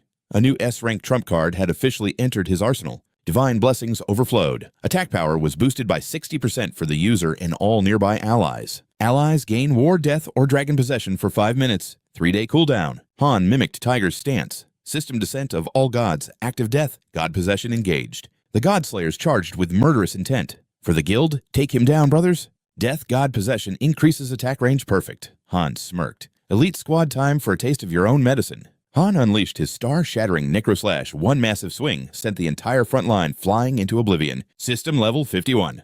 52 and 53, level 54. Tiger's eyes nearly popped out of his skull. My elite army. Wiped out in a single hit. He stole it, then evolved it. I've created a monster. Han felt the insane power surging through his veins. Level 59 Star Shattering was a single target skill, and so was his Necroslash. But with the Death God's range buff, they had evolved into a weapon of mass destruction. Han's eyes gleamed with greed. Unreal, this skill stays with me forever. The church army trembled in fear. The God Slayers are decimated. His health must be low. Now's our chance to finish him off. Han's blade danced through the air. One by one, the holy knights fell like wheat before a scythe. A ranged attack too. Han winked at Tiger. Killer skill, bro. Let's keep in touch. Keep away from me, psycho. Tiger muttered, then faked a smile. No problem. We're brothers, right? If I'm ever in trouble, help me out. Han swung his blade right at Tiger's neck. Absolutely. You'd kill your own brother. Han grinned. Business is business. Don't take it personally, pal. Tiger bolted like a frightened rabbit. I get it. Let's just catch up another time. He's level 60 now. I have to escape, but Han was already standing right behind him. Going somewhere, Han kicked him mid-air. Even without War God, his speed was now overwhelming. With the new skill buffs, pinning Tiger down was as easy as breathing. Han stomped on Tiger's head. Hey brother, one last favor. You're the highest ranked player here after all. Before you go mind donating some experience. Tiger forced a laugh. It's just a few levels right. Take it, but don't forget you owe me one. Han's sword came down hard. In your dreams. System Tiger eliminated. At level 63 reached Han, stood alone amidst the carnage. No one can touch me now. He turned to the Holy Army. Time to maximize this experience bonus. 10 minutes of slaughter followed. The remaining church soldiers stared in sheer paralyzed horror. He won't stop leveling. We're just feeding him. Run for your lives. He's invincible. Han watched the trash scatter in every direction. Not even worth the chase, he mutters. Time to finish the Holy Guards and end this siege. Han crushed a fleeing soldier underfoot. Han looked at Phil. Rest up, brother. I'll take it from here. Phil nodded. Understood. Jiang Han carved a path of blood through the church's forces. One final strike finished the survivors as a golden radiance enveloped his body. System, congratulations. You've cleared the exclusive main quest. Rewards plus 3 levels 100,000 fame and the ultra-rare Peerless Stone. Mission accomplished. For clearing the SS-rank Siege Defense, you've earned 3 levels, 300,000 fame, and a rare Pet Evolution Stone. Checking his status, Jiang Han saw he had reached level 75. The penalty from the Dark Reincarnation had finally been neutralized. He had also looted a mountain of top-tier gear. He smirked silently, thanking the god who dared to strike him down. Floating mid-air, Elvis watched the slaughter in silence. He gnashed his teeth in fury. That brat. He might have escaped for now, but not forever. Lori mocked him with a sneer. Watch your mouth, old man. He just swatted a 6-winged gnat. The Lord won't lose sleep over it. Elvis trembled with wordless rage. He glared at Lori, realizing he couldn't afford a direct confrontation with that lunatic right now. Lori, the origin of evil, was far too unpredictable and cruel. Killing him wouldn't be easy, and the aftermath would be devastating. His spiteful nature would bring ruin to the Holy See. Suddenly, a strange light wrapped around the two bosses, catching Jiang Han off guard. What is happening? Are they just giving up and leaving? Jiang Han looked up. The main and exclusive quest rewards were already processed. There was no reason for anything else to trigger. Uriel's body drifted into the sky. Why was he condensing into a new form? A blinding flash erupted, erasing all traces of him. Impossible. Elvis broke into a cold sweat. Uriel's divine vessel was too weak to suppress those 9 orbs any longer. Elvis barked an order to Quinn. This place is falling apart. We're leaving. Without a second thought, they vanished into the distance. Lori laughed at their retreat. Seems the Pope has lost his nerve. Meanwhile, Jiang Han stared intensely at the 9 orbs hovering above. Could one of those be the same orb that appeared when Master Daniel perished? System Divine Judgment has been shattered by the Dark Swordsman. Light has paid a heavy price. The prelude to catastrophe begins as adventurers awaken. The orbs cast a haunting glow across the land. The system announced Eternal's second open beta phase is officially live. The Betrayal of Justice has launched. Players worldwide received the same notification. The world of Eternal was about to change forever. As the expansion kicked off, a streak of light sliced through the sky. Jiang Han watched, mesmerized by the unfolding phenomenon. The Betrayal of Justice. He pondered the name. The title alone gave no clues. The truth would only reveal itself through the story. Suddenly, Lier appeared, his voice brimming with pride. My disciple, you've certainly made a name for yourself today. Uriel was a higher dimensional being. Since you've slain him, you must have reaped some incredible legendary loot. Jiang Han grinned. I haven't checked yet, Master, but thanks for the backup. Your timing was perfect. Lier shook his head. Protecting my disciple is a master's duty, but I must return to Haixin City. Any questions before I go? Jiang Han voiced his concern. Master, those 9 orbs. What are they?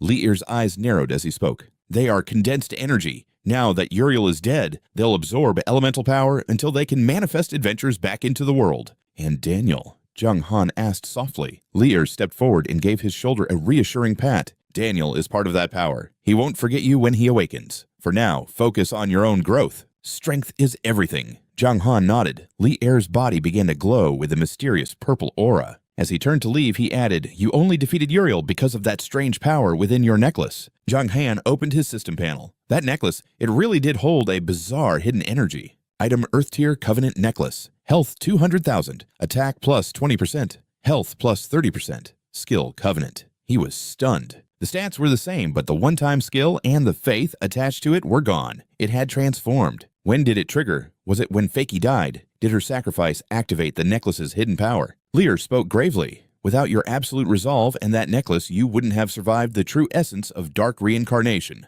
Even I felt a chill. As Lier vanished into the portal, Jiang Han bowed. Thank you for everything, Master. One final message echoed from the gate. Keep your secrets close. I hope you're even stronger the next time we meet. Jiang Han watched the smoke drift away, his mind racing. Lori was gone too. He hadn't even tried to attack. Was he really waiting 2 years to hunt me? Well, that's a problem for the future. Time to check the loot. He pulled out the Peerless Stone. This was the legendary item granted by the exclusive questline. System SS-rank Peerless Stone. Description: a unique artifact containing power that is truly one of a kind. Effect: allows the user to fuse traits from other classes, massively boosting their overall potential and talent. Jiang Han jumped for joy. Holy crap, this is exactly what I needed. Now I don't have to choose between Dark Swordsman and Holy Angel. Staring at the system interface, Jiang Han sighed in relief. Had he rushed his class advancement, the regret would have haunted him forever. The screen flickered with a final prompt. Did he truly wish to ascend to the unique hidden class, the Saint Crimson Angel? In his palm, the Peerless Stone pulsed with divine radiance. Honestly, didn't that name sound way more legendary than a mere Dark Swordsman? Yet the Dark Swordsman's skills were too good to lose. This double S-rank Peerless Stone had arrived at the perfect moment. With a confident smirk, he clicked yes. What happens when ultimate light fuses with the deepest shadows? The world was about to find out. A system warning flashed red. He had exactly 10 minutes to complete the transition using the ultra-rare double S-rank artifact. The system began its work, prepared to integrate his current dark mastery with the incoming celestial traits of the angel. A brand new path was opening. Without a second of hesitation, Jiang Han commanded, "Initiate advancement to the Saint Crimson Angel." The Peerless Stone hovered, then slammed into his chest. His eyes turned bloodshot as the artifact fused directly into his soul. He collapsed to the floor, gasping as massive wings tore through his back. The agony of the transformation was absolutely soul-shredding. Two titanic forces were warring inside his veins. His skin turned pitch black, cracking like parched earth under the immense pressure. Suddenly, obsidian wings erupted as light exploded from his heart. After one final scream, his body stabilized and went completely limp. Then came the chime. Congratulations! You have successfully merged the Dark Swordsman and Saint Crimson Angel into a single existence. The Supreme Angel. Jiang Han stared at his trembling hands in utter shock. He had actually managed to pull it off. He quickly pulled up his status. The Supreme Angel. A unique hidden class that stood alone at the peak of the system. The description was chilling. An entity that willingly fell into the abyss, possessing power that dwarfed every other living creature. A being whose arrival could either spread eternal hope or unleash an era of absolute disaster and terror. 14 stars in strength and 18 in attack, his jaw dropped. Most hidden classes combined barely hit 32 stars total. The Dark Swordsman was top tier at 42 stars, but the Supreme Angel sat at a staggering 62 stars. That is a 20-star gap, and this was only his second advancement. The growth potential for his future forms was astronomical. The notifications didn't stop. His potential had ignited, evolving his Frenzied Slay into the devastating Blade of 8 Directions. Soul Slash transformed into Destruction Slash, while his command over the dead evolved into Holy Spirit Mastery. The Supreme Angel's power was rewriting his very foundation. Every skill he once knew was being reborn into something greater. Undead Might became Ultimate Power, while his Hellfire armor ascended into the Invincible Destruction armor. Jiang Han's eyes scanned the list. This was insane. His old skills weren't just kept, they were weaponized to a whole new level. Class advancement to Supreme Angel complete. The system echoed once more, signaling his rise to godlike status. His art of slaughter evolved into ultimate swordsmanship. The system was basically crowning him the ultimate master of the blade. Even his trump card, Dark Reincarnation, had ascended into the terrifying ultimate Samsara. The potential within him was now limitless. Finally, he unlocked a new passive eye of Radiant Insight, granting him absolute and perfect comprehension of the light element. He checked the detailed stats. His combat power was about to skyrocket past any known limit. Time to test these skills. First up, the A-rank Blade of 8 Directions. Evolved from his slaughter skills, it was designed for total battlefield domination. It creates phantom clones based on enemy count, dealing 80% damage to every target in a massive area. With a 10-second duration and a 1-minute cooldown, it was perfect. Next was the A-rank Destruction Slash. This move delivers a crushing 400% physical blow, slowing enemies by 30% for 2 grueling seconds. Then there was the S-rank Holy Spirit Mastery. As a Supreme Angel, his control over the elements was beyond human comprehension. He can now freeze every enemy within 20 meters in their tracks for 5 whole seconds. A total game changer. The S-rank passive Ultimate Swordsmanship was even crazier. It was an innate talent for total and absolute annihilation. He had mastered the art of shattering everything in his path with a single supernaturally enhanced swing of his blade. This passive grants a flat 500 attack bonus plus a massive 50% boost to his total offensive power. Then came the S-rank Ultimate Power. The Abyss could not hold him, and destruction was now his only constant companion. It grants a 1% health regeneration out of combat, ensuring he remains at peak condition for every single encounter. Jiang Han was speechless. Every skill had been cranked up to a tier he didn't even think was possible for players. Just his passives alone boosted his base attack by 500 and his total percentage by a whopping 90%. His old recovery was gone, replaced by a regeneration factor that was significantly more aggressive and reliable in a fight. To top it off, Radiant Insight allowed him to learn any light-based skill, instantly ignoring all requirements. He was truly unstoppable. 8th on the list is the S-rank Armor of Ruin. It condenses pure destructive energy into a solid barrier to shield the user. The stats are insane. Defense increased by 50% and tenacity by 20%. But wait, there's more. It grants 20% resistance to both light and dark elements. Lasts 2 minutes with an 8-minute cooldown. Jiang Han quickly moves to the next item. This armor is a game changer, boosting defense and elemental resistance while keeping cooldowns manageable. It is a massive overall buff. Next is Radiant Pulse. Based on the name, it is likely a high-tier healing skill he needs to test. Now for the most anticipated upgrade, the evolution of his Dark Reincarnation. The 9th reward is the SS-rank Ultimate Rebirth. Originally the Dark Swordsman's trump card, it has fused with Seraphic power to become a tool of ultimate destruction. Once activated, every single attribute surges by 60% for a full 30 minutes. The hidden effect is broken. Upon death, Ultimate Rebirth triggers automatically, boosting stats by 60%, clearing all debuffs and resetting all cooldowns. This can stack 10 times. The catch: each death drains 3 levels once the duration ends, plus it has a 7-day cooldown. Jiang Han is ecstatic. This is God tier. Not only are the buffs stronger, but the death penalty is actually much more forgiving now. With 10 lives and a potential 660% stat boost who could possibly kill him, Jiang Han swipes to the final loot. What a legendary haul. His eyes then land on a peculiar item, the Sky Cloak. This is an S-rank fashion item. Lore says Pope Elvis crafted it for Uriel, the god of light. It is enchanted with runes to negate the weight of any equipment. It can hide currently equipped gear while projecting a stylish outfit. Bonus effect movement speed increases by 20%. He throws it on, immediately eager to see the look. He toggles it to a deep purple robe and chuckles. He looks like a total pay-to-win whale. He still prefers the rugged feel of armor, but he will take that hidden speed buff any day. As Jiang Han prepares his next move, his vision suddenly blurs and he vanishes from the world. What is happening?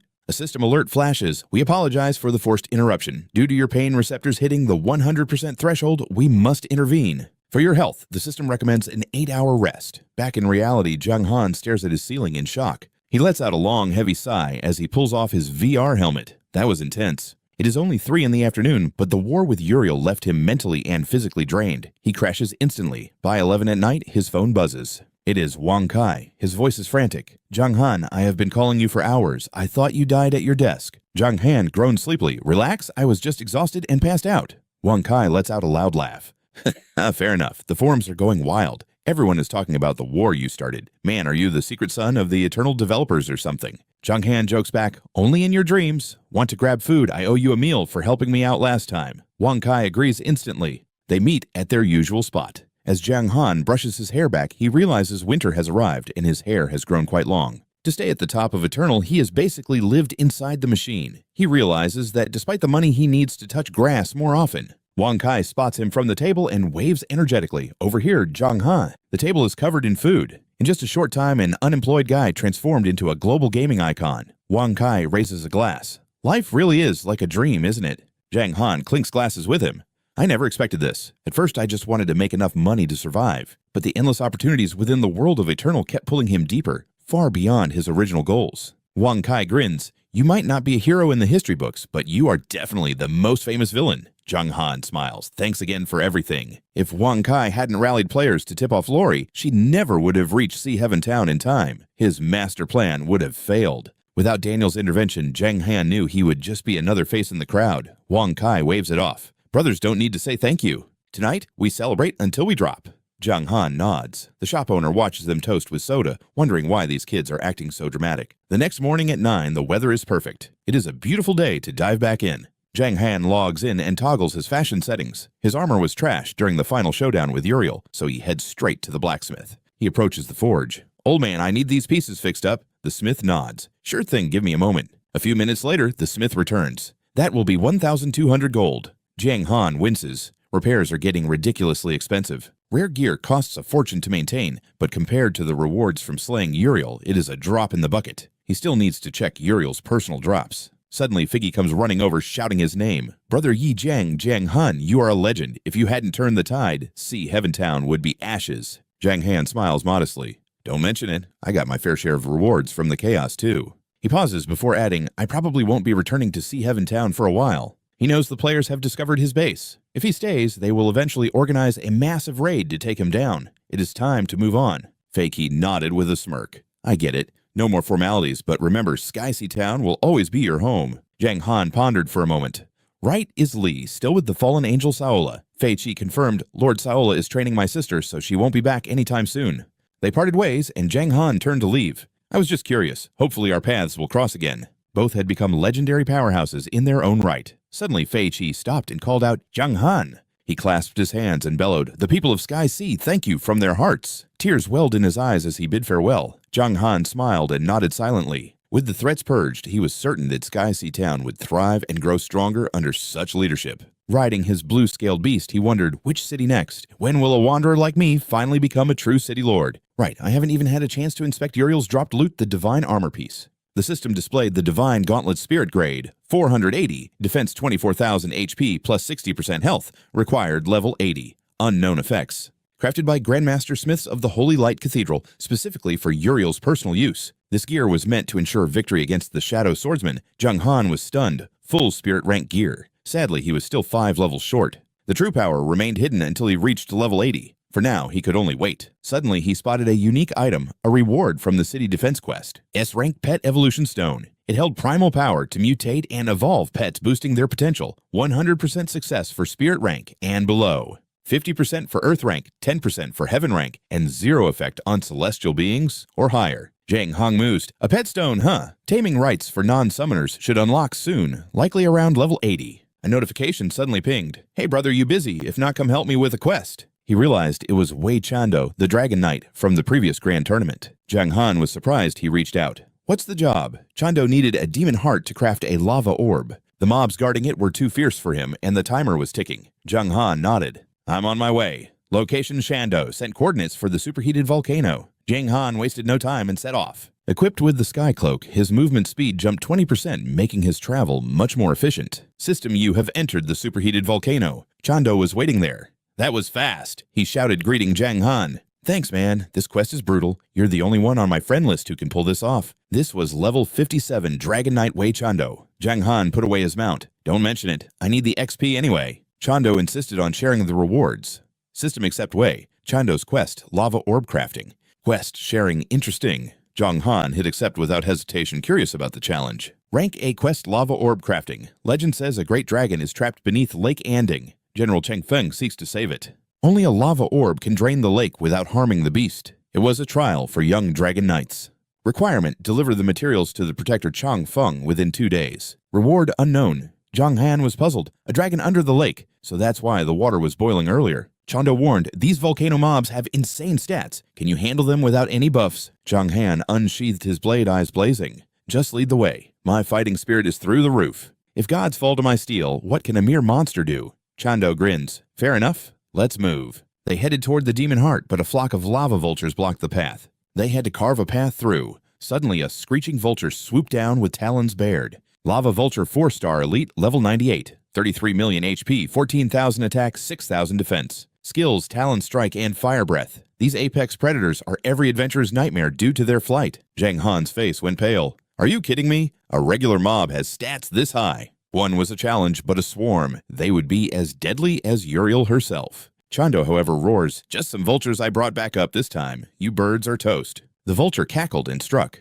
Brother, let's... Chando was blindsided by a massive claw. System Wei Chando has been slain. Jiang Han stood there, jaw dropped. Wait, did he just die? 5 minutes later, Chando respawned. Jiang Han sighed. Bro, those are level 98 elites. Why did you aggro the whole pack? Do you have a death wish? Chando rubbed the back of his head, grinning sheepishly.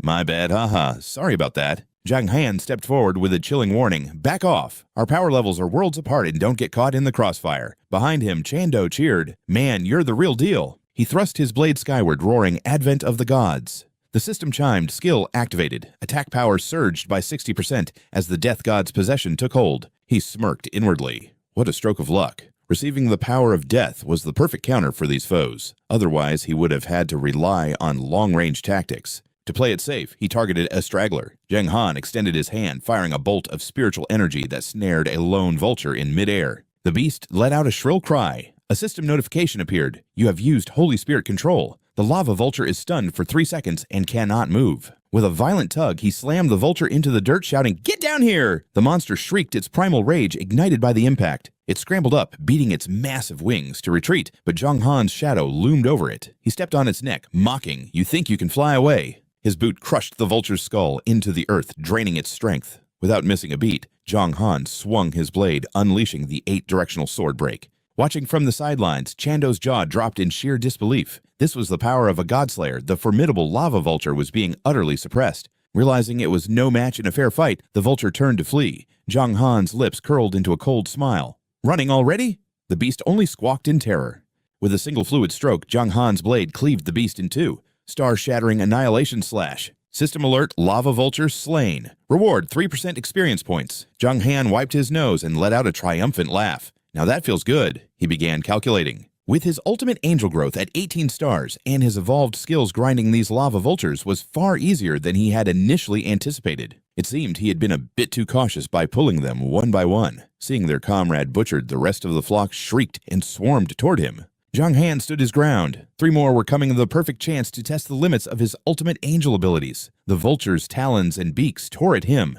"The damage is negligible," he noted. With his defense at 14 stars and his dark armor evolved to Earth grade after slaying Uriel, he was practically a walking fortress. System notification, Dark Armor Earth grade. Defense stats 2,000 to 2,100. Health 280,000. Defense plus 100%. Health boost plus 80%. Special skill 8 Directional Awe. Requirement level 75, exclusive to Dark Swordsman and Ultimate Angels. Special effects, indestructible and bound to user. Description omitted. Growth type equipment. The system continued its report. Upon activating, the armor destruction skill defense rises by 50%, agility by 20%, and elemental resistances by 20%. His power surged visibly. The vultures continued their frantic assault, but Jiang Han's health bar barely budged. Their strikes were nothing more than annoying scratches now. Delighted with the results, he realized his defense had reduced 10,000 damage down to a mere 100. Timing it perfectly, he unleashed another 8-directional sword break. 10 minutes later, a golden light enveloped Chando. The system announced his level up to 57. He stared in shock, unable to process the incredible speed. "Good grief, this efficiency is insane. I've already made up for all my lost experience." Thrilled by the godlike clearing speed, Chando cheered even louder. "Keep it up, brother. The payment is coming your way." Meanwhile, a notification informed Jiang Han that he had reached level 76. Jiang Han glanced back at the shouting man. "No need for that. I should thank you for showing me such a high-quality grinding spot. I'm not just doing this for the money," he started to say, but was interrupted by a notification. "You have received a transfer of 1 million yuan." Chando gave a thumbs up. "Work hard. That's 500,000 per level." Jiang Han checked his balance, stunned. 1 million just like that. Who exactly is this guy? Chando crossed his arms with a smug grin. "It's pocket change. Do you want to know how I managed to become a Dragon Knight?" Jiang Han shrugged. "Wasn't it just a stroke of luck to find the class advancement certificate?" Chando winked mysteriously.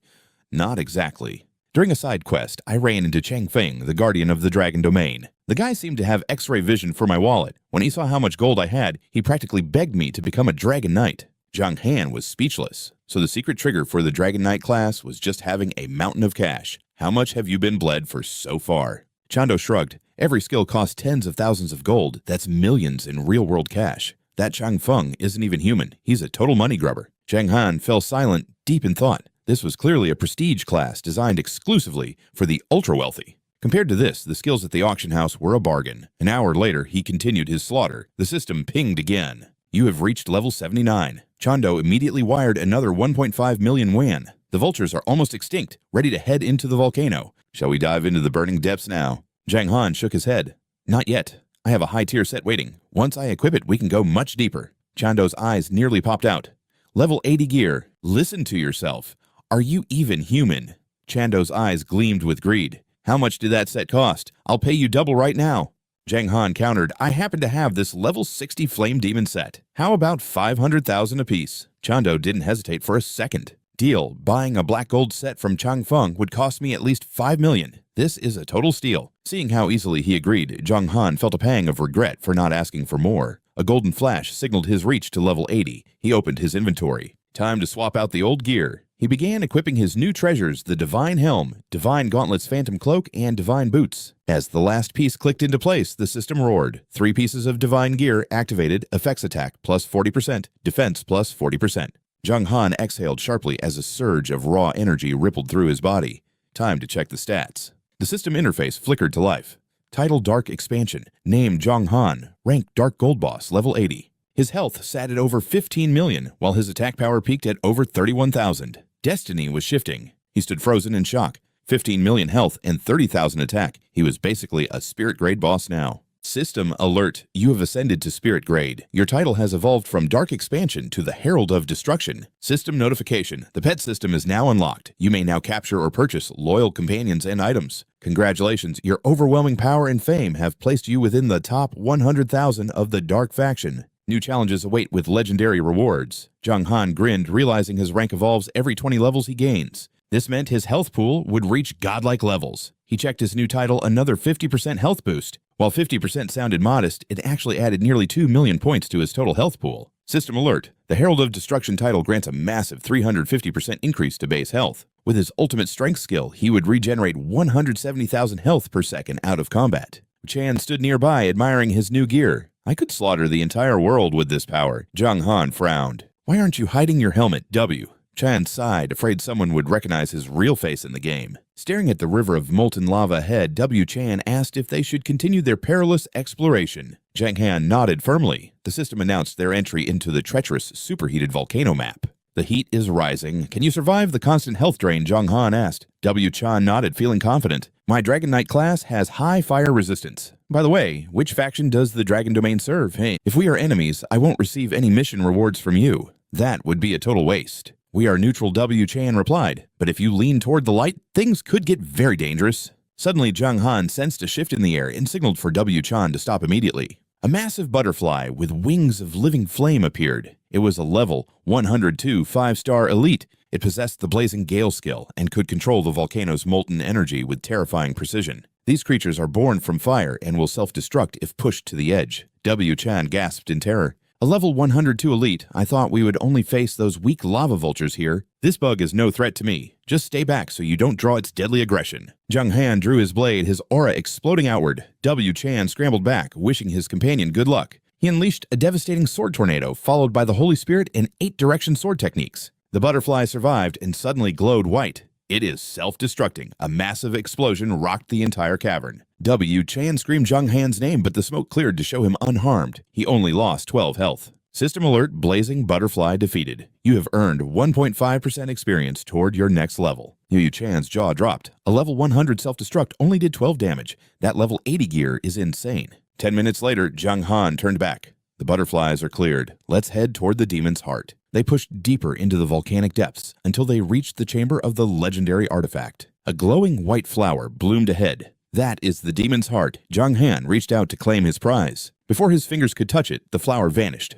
A mysterious man in black robes stood there holding it. The man smirked. Greetings, disciple of the great adventurer. It was the mysterious merchant himself. System info, mysterious merchant. An enigmatic NPC traveling across the heavens continent carrying legendary treasures. To claim his items, one only needs sufficient wealth. Jiang Han realized this man's power was truly unfathomable. Greetings, senior. The merchant tossed the flower back, disappointed it was only a dark gold grade material. This is worthless trash to me, he scoffed. System, you have acquired the dark gold item Demon's Heart. Jiang Han caught it, finally finishing his quest. Since we have met, do you wish to trade? Jiang Han was startled but quickly agreed. What treasures do you have? May I see your inventory? The merchant waved his hand, creating a portal of light. Since you are his disciple, 10% discount. The shop menu appeared. System blood-drinking sword, rank fairy grade, price 100 million gold coins. 120 million gold for the celestial thunder armor, and the divine soul-shattering blade is nearly $1 billion. Jiang Han stood speechless, wondering if this mysterious merchant was actually a legendary scammer. It was terrifying. Every single item was celestial tier or higher, including literal divine artifacts. He had never even seen gear of this caliber before in Eternal. Wan Chando stood frozen beside him before letting out a horrified shriek. Holy crap! My family is filthy rich, and even I can't afford a single toothpick in this shop. The merchant remained unfazed, his voice cold. I cannot allow you to see the hidden attributes of these legendary treasures yet. It was a strict rule. High-tier gear was in such demand that showing stats early would only lead to endless bargaining and headaches. Once the deal is sealed, there are no regrets, the merchant declared. Jiang Han sighed. The items were incredible, but the prices were beyond astronomical. The cheapest celestial item is 100 million gold. Are you actually running a shop, or is this just a daylight robbery? Juan Chando did the math in his head. 100 million gold wasn't just pocket change. At the current exchange rate, that was over 10 billion in real cash. The mysterious merchant sneered at them with pure disdain. Don't you get it? As your power grows, the drop rate for such god-tier equipment naturally plummets. Jiang Han rubbed his chin, finally catching on. The merchant clearly thought they were too weak and broke to actually be considered real customers. Fine, since we're apparently too poor to look at the good stuff, let's see what else you've got. Jiang Han replied, flipping to the lower tier inventory. He scrolled through the system window. A-rank premium recycled oil. The description claimed that without this grease, no dish could ever be truly flavorful. But the effects were bizarre. After consuming it all, attributes dropped by 100% for 10 minutes. Price 10,000 gold coins. Then there was the A-rank miracle burger. Eat it to become a speed demon effect attack power, minus 1,000%, but movement speed, plus 1,000% for 2 minutes. Price 10,000 gold. Jiang Han's lips twitched. As expected of a mysterious merchant, even his junk items were incredibly strange and potentially game-breaking. Suddenly, Juan Chando grabbed his arm. Jiang Han, look at this. It was an SS-rank item called God's Favor. Description: to be loved by the heavens is to have luck beyond imagination. The effect was insane. It granted a 100% success rate when capturing any mount or pet at the Celestial tier or below. For Celestial tier, the rate was 50%, and for Divine tier, it was 10%. The price, a staggering 1 billion gold coins. Next was the SS-rank Destiny's Blessing. With the favor of fate itself, failure became an impossibility for the user. The success rate of your next action would be multiplied by 10,000 times. Price 1 billion gold. Jiang Han gasped. The power of these items was absolutely broken. Juan Chando shook his head in awe. This mysterious merchant is the real deal. He's carrying a literal fortune of world-ending treasures on his back. The merchant crossed his arms. With your current wealth, you couldn't dream of buying these. However, he paused, his eyes gleaming with hidden intent. Juan Chando leaned in, his curiosity piqued. However, what? Ignoring him, the merchant turned to Jiang Han. Dark Swordsman, or whatever you are now. Give me that treasure you're carrying, and I'll let you pick any item for free. Jiang Han narrowed his eyes. What treasure are you talking about? The merchant smirked back. Why don't you take a wild guess? The moon fragment, Jiang Han answered darkly. The merchant snapped his fingers in delight. Bingo! You're a sharp one, kid. That fragment is useless to you anyway, the merchant continued. Hand it over and I'll give you a legendary tool as compensation. Deal. Jiang Han hesitated. And what if I say no? He felt like he was being cornered into a total ripoff. This wasn't a trade, it was extortion. The merchant raised a hand, his eyes flashing ominously. Now let's not be hasty. I have no desire to make enemies out of promising adventurers. Collecting these fragments is for the greater good of all players. Suddenly, a bolt of energy streaked from the shadows, aiming straight for the merchant's head. Rio stepped forward, lightning crackling around his body. Still haven't learned your lesson. You're trying to force a scam again, aren't you? The merchant scowled, looking annoyed. Humph. He turned to leave, brushing past Rio. Old man, you've lived far too long for your own good. Seeing him retreat, Jiang Han called out, Wait! The merchant stopped, sounding irritated. What now? I already told you, the deal is off. That's not for you to decide, pal, Jiang Han countered. You can't just try to rob me and then walk away with all those treasures like nothing happened. The merchant pointed a finger at him, outraged. What, are you seriously trying to mug a legendary merchant? Jiang Han scoffed. Senior Rio saw it. If he hadn't stepped in, you would have robbed me blind. The merchant roared, You little brat, stop spouting lies. Rio watched the two bicker in silence before letting out a heavy, tired sigh. Enough, both of you. Rio glared at the merchant. You were clearly in the wrong. Give Jiang Han a 50% discount on your items as an apology. The merchant gasped. What, I never sell at a loss. Rio's eyes turned cold. I've spoken. Or perhaps you'd like to test the combined might of the 10 great demon gods. Trembling, the merchant finally opened his shop menu. Fine, pick your items, but only one of each. Jiang Han smirked. Don't worry, I don't have enough gold to buy your whole stock anyway. He began browsing. While the recycled oil and miracle burger had massive drawbacks, their specific buffs were actually quite strategic. He could use the oil to sabotage enemies, while the burger's insane speed boost was the ultimate tool for a quick getaway in a pinch. System, you have received the A-rank item premium recycled oil. System, you have received the A-rank item miracle burger. After finishing his haul, Jiang Han waved mockingly. Thanks for the deal, boss. Hope I get an even bigger discount the next time we meet. Forget it. This loss has ruined my reputation. The merchant barked, stomping away. Don't you dare tell a soul I gave you such a massive discount. Chan watched from the shadows, his mind reeling. How could a mere player command the backing of the 10 great demon gods? Jiang Han stepped forward, bowing respectfully. Thank you for the rescue, senior. Rio just waved it off. Forget it. He wasn't going to kill you yet.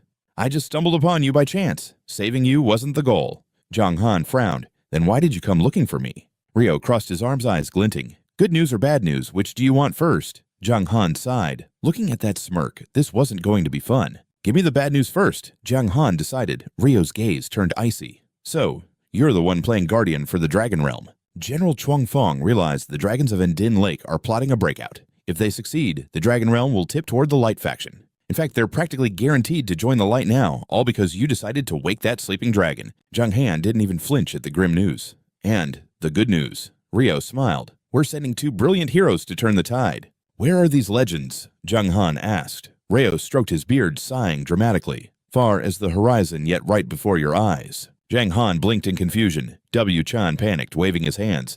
Wait, I'm not with the Dark faction. Rio pointed at him. You're a Dragon Knight, aren't you? Fate demands you aid the Dark. Suddenly, a system notification flared to life. Main quest, the SS-rank diplomat. Objective, persuade the Dragon Realm to join the Dark faction for ultimate glory. Mission, stop the Dragon Realm from siding with the Light. The rewards were legendary. Access to the Demon God's Vault for 2 artifacts, plus a secret skill from Rio, the Gale of Annihilation. Time limit 30 days. Failure penalty hunted by the Dragon Realm. Jiang Han paled. You want me to walk into their den? I'll be killed. Rio just shrugged dismissively. Relax. Chuang Fong is actually quite reasonable if you catch him at the right time. He tossed a shimmering ring to Jiang Han.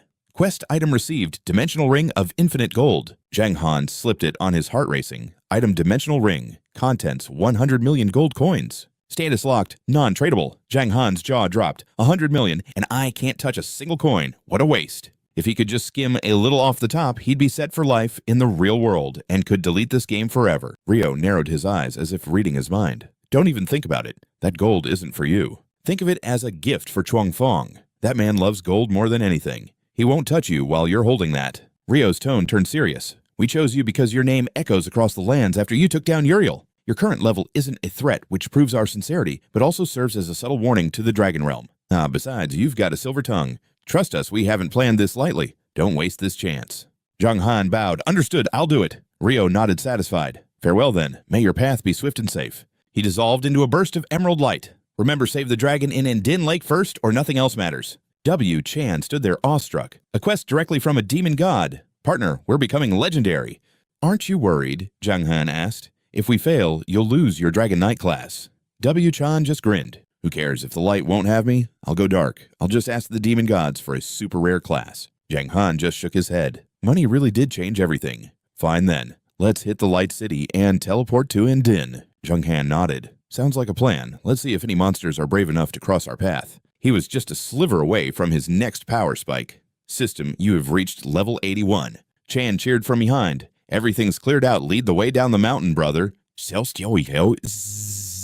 They arrived at Ancient River City, a Tier 2 hub. W. Chan pointed ahead. The Light City is just there. I need to forge some lava beads first. Jiang Han agreed, planning to auction his spare loot. System stealth active. Please choose a pseudonym and randomized appearance. Jiang Han chuckled, choosing the name Rich and Carefree. His old identity was too hot to use right now. System aura concealment active. His features shifted and warped until he looked like a completely different person. Jiang Han checked a mirror and smirked. Finally, I've got a full head of hair again. Not bad at all. Yu Chan's jaw hit the floor. Is that the skill from the tournament? That's insane. You can even change your face. Exactly. Let's move out. They slipped into the city crowds. I'm heading to the forge for those beads, W. Chan said. All right, let's split up. I'll track down the local auction house. See you at the teleport gate. They parted ways, and Jiang Han soon found the auction hall. The place was absolutely buzzing with energy. Next up, rare level 50 silver armor. Starting bid is 800 gold. The crowd went wild as bidders clashed. As Jiang Han stepped inside, a staff member bowed politely. Welcome, honored guest. Are you looking to buy or sell today?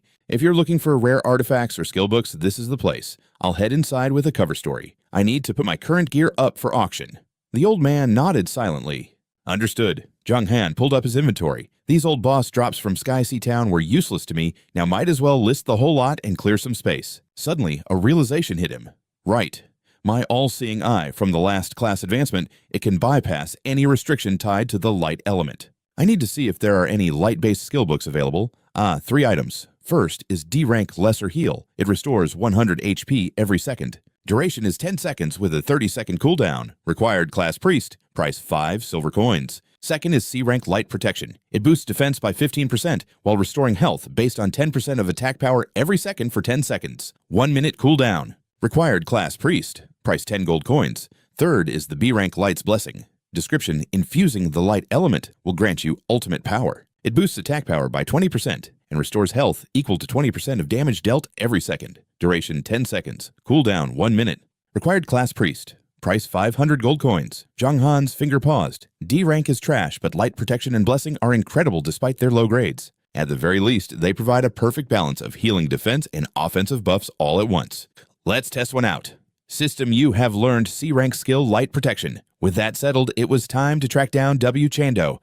Suddenly, the auction hall erupted. Attention players, a set of level 70 dark gold gear has been listed. Starting bid 2,000 gold. Holy crap, I need to withdraw my gold. Guildmaster, get over here. God tier gear just dropped. Meanwhile, the teleportation array flickered to life. W. Chando asked nervously, is everything ready? Let's head out to find Chang Feng. Jiang Han gave a sharp, confident nod. The array warped them to Serenity Lake. Chando stepped toward the water, calling for his mentor. He turned back with a look of pure confusion. System info Chang Feng, Guardian of the Dragon Realm. Rank NPC. Chando stood on the shore, waving the glowing bead. I've brought the magma bead. Chang Feng took it with a satisfied grin. Excellent. System quest, complete grade. A difficulty, crafting the magma bead. Rewards, level up +1 and a B rank item. Reward, 10 copper coins. System, you have reached level 82. Watching his level soar, Jiang Han couldn't help but feel a bit skeptical. This was an A-rank quest with massive EXP, but what is with this pathetic gold reward? Even the beginner village gives out more than this.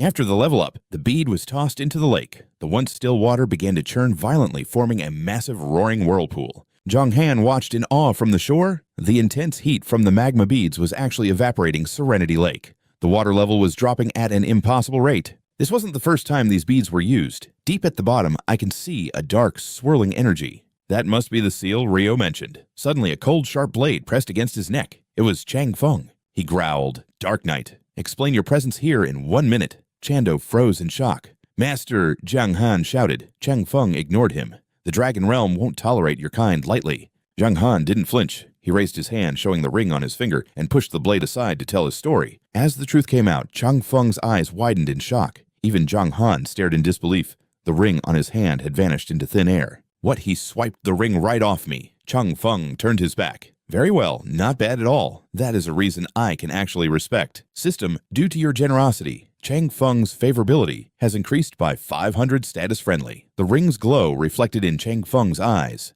He glanced back, his gaze piercing. Now then, young hero, tell me, what is your true purpose here? Jiang Han didn't hesitate. I've come to invite the Dragon Realm to join the Dark Faction. Behind him, Chando stood speechless. My guy, seriously, you're just gonna say it like that? Shouldn't we lead with the benefits before dropping a bombshell like that? Chang Feng looked at him with newfound respect. You have guts, kid. Jiang Han nodded. I appreciate the compliment, but I need a straight answer. The Guardian held up 3 fingers, his voice dropping low.